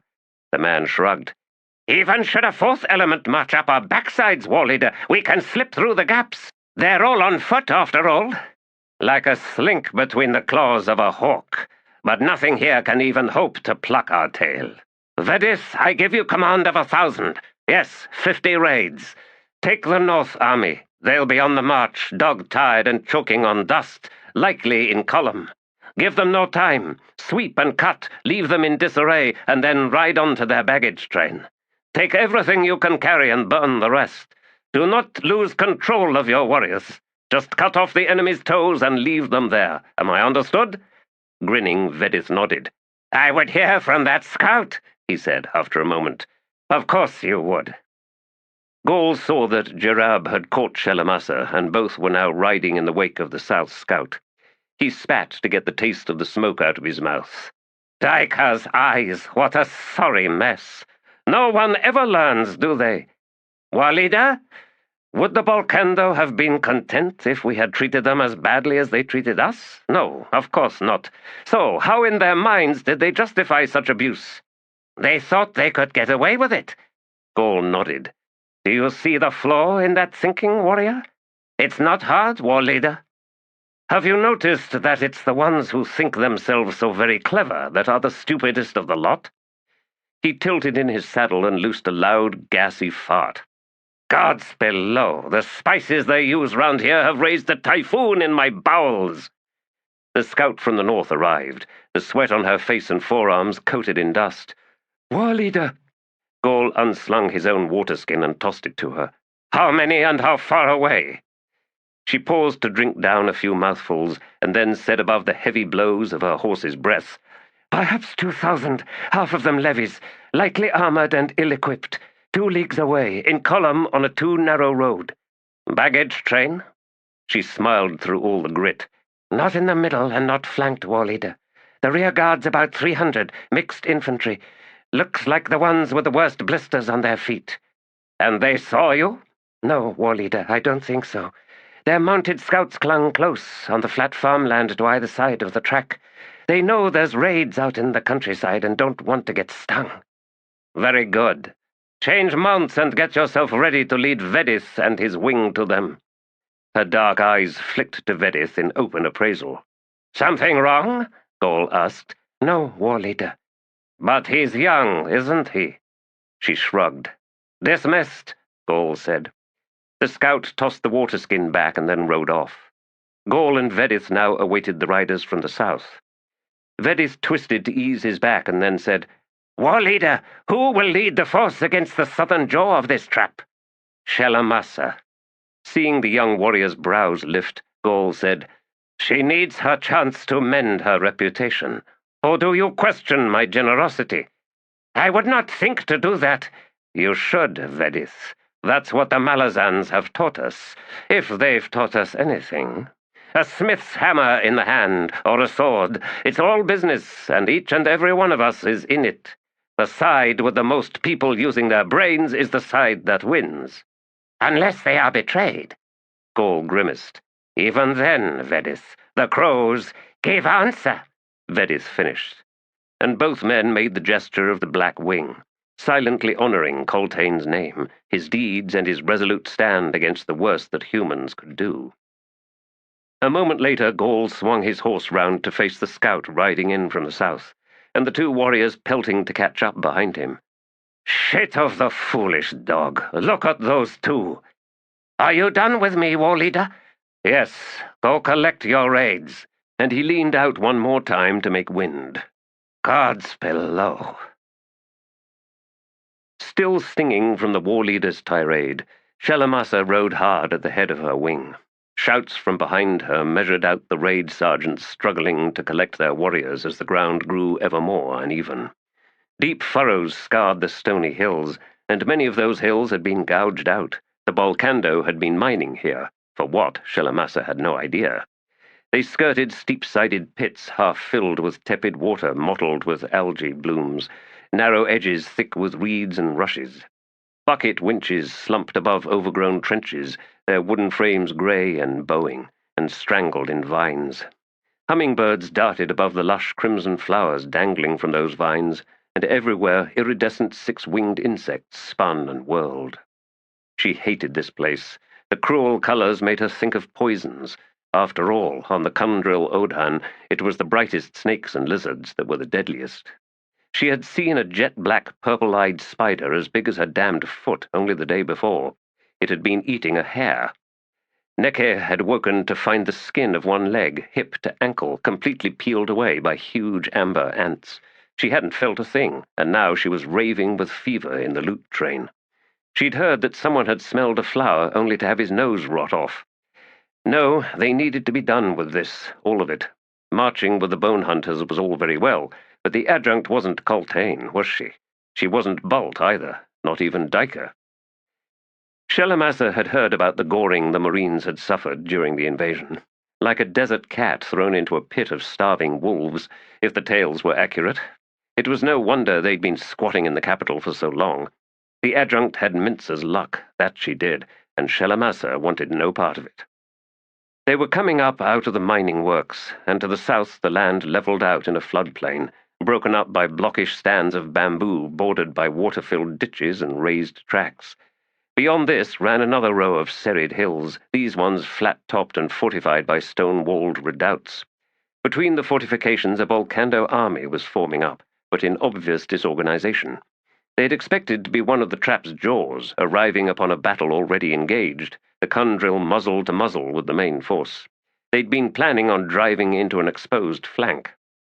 For all that, she could see they'd be hard to dislodge from those hills, especially with the enfilading forts. Even worse, she was outnumbered by at least 2 to 1. Shelemassa slowed her horse, and then reined in on the edge of the bamboo plantation. She waited for her officers to close on her. Jerab, who had been verbally flayed almost as fiercely as Shelemassa, was the first to arrive. "Commander, we won't knock them off that, will we?" Damned puffed-up messenger boy. "When did you last ride to battle?" She saw him flinch. "If you were my son," she said, "I would have dragged you out of the women's huts long ago. I've got no problem with you wearing whatever it is you wear under that armor. It's the fact that Gaul cast a soft eye on you, Jerab, and that's not served you well. We are at war, you simpering coodle ape." She turned as her 6 sub-wing captains rode up. "Hanab," she called to one, a veteran warrior whose bronze helm was a stylized crow's head. "Tell me what you see." "An old border is what I see," the man said, "but the forts got dismantled everywhere but on those tells there. So long as the army stays where they are, they're stuck like a knuckle under a rug. All we need to do is keep them put." Shelemassa looked to another captain, a tall, hunch-shouldered man with a vulpine face. "And how, Castra, do we do that?" The man slowly blinked. "We scare them so badly the hills they're on start running brown." "Draw up the horse archers," Shelemassa ordered. "Onto the slopes. Start bristling the fools. We'll spend the day harrying them and piling up wounded, until those forts are nothing more than hospitals. Come the night, we send raids into their baggage camps, and maybe a few to fire the forts since those roofs I see inside are thatched." She scanned her officers. "Is anyone here satisfied with just pinning the idiots in place?" Jerab cleared his throat. "The war leader wants the threat delayed long enough to stop being a threat, Commander.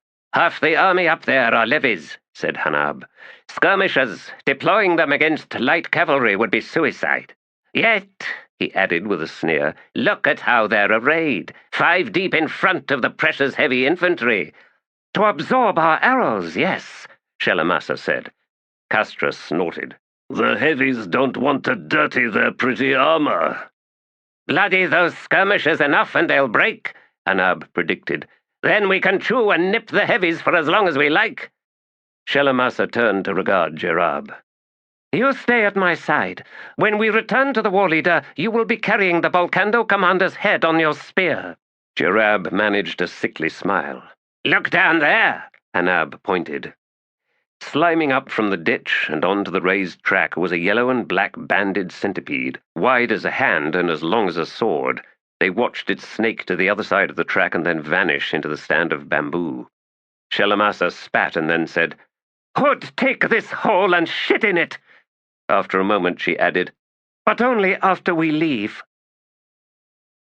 1,000 warriors at his back, and Vedis did not want to lose a single one of them. Memories of the garrison attack still dogged him.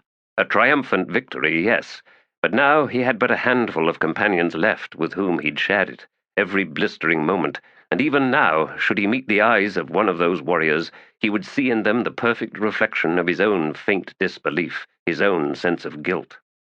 The crows alone chose who lived and who fell.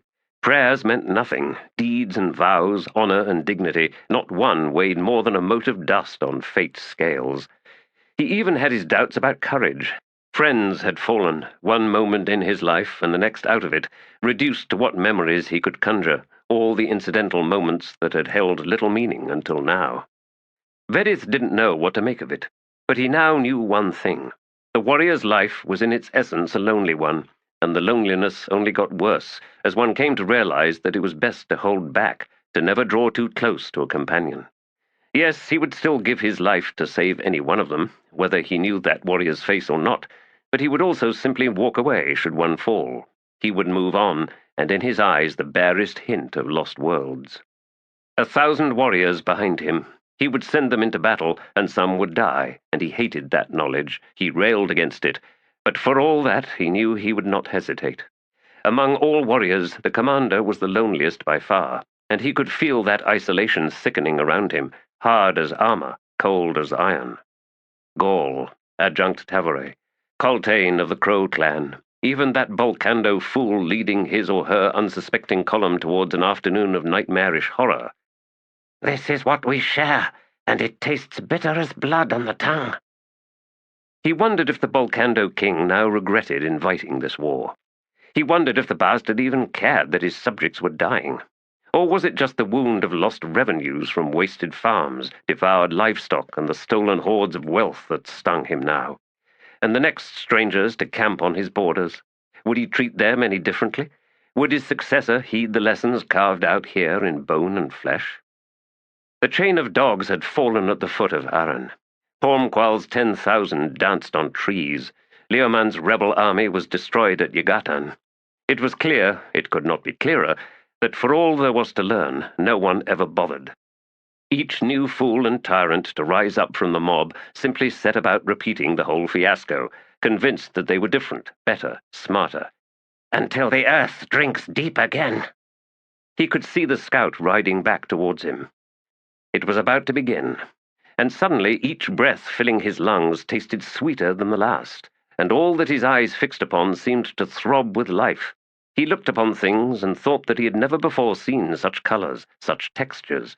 The world was made anew on all sides, but had he come too late to it? Only moments left to savor this gift of glory? The day's end would answer that question. Vedith prepared to lead his first army into battle. And in that moment he hated war leader Gaul, who had forced this upon him. He did not want to command 1,000 warriors. He did not want the weight of their gazes, the crushing awareness of their faith in him.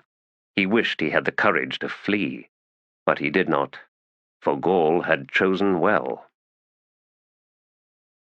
Parasols in their thousands, fan-wielding slaves in their tens of thousands, none of this could keep the sweat from the face of Chancellor Rava.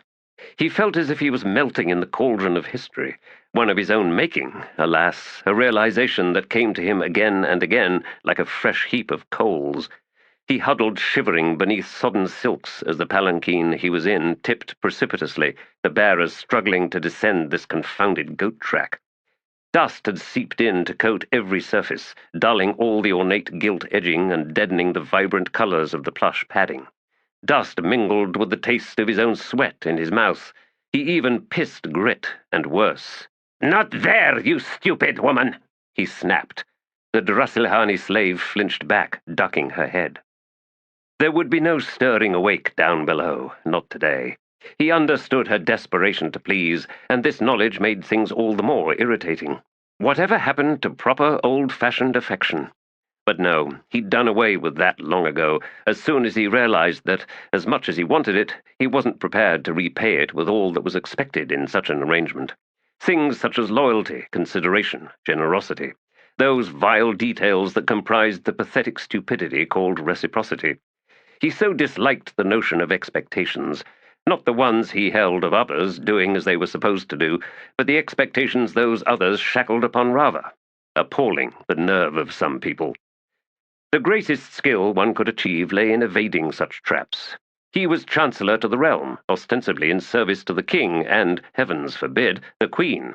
But overriding even this, he stood to serve the kingdom itself, its myriad sources of wealth, prosperity, and so on, not to mention its smelly, crab-faced masses of ignorant humanity. Of course, he knew that in truth such notions held all the gravity and import of a toddler's birthday celebration, when all the effort going into it wouldn't even be remembered by the child so indulged, and what of the mess afterward?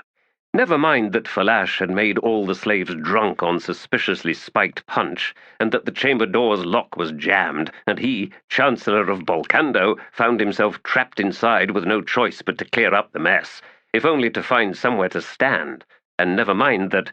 Rather scowled. What had he been thinking about? Ah, yes, the paucity of sincerity that was, ultimately, at the very heart of political triumph. He had long ago discovered that brazen lies could be uttered with impunity because nothing would come of exposure, should that unlikely consequence ever occur, for even when such lies were indeed exposed, why, in a month or two the finger-pointers would wander off, distracted by something or someone else worthy of their facile outrage. A mien of proper belligerence could weather virtually anything his accusers might throw at him. As with so many battles on a multitude of fields, it was all a matter of nerve. And, damn it, here and now, against this monstrous woman Krughava, it was Rava's nerve that was failing, not hers. Bested by a knuckle-browed barbarian. Outrageous. But what had he been thinking about? His gaze fell on the slave woman who still crouched at his feet, wiping her chin, eyes downcast. Yes,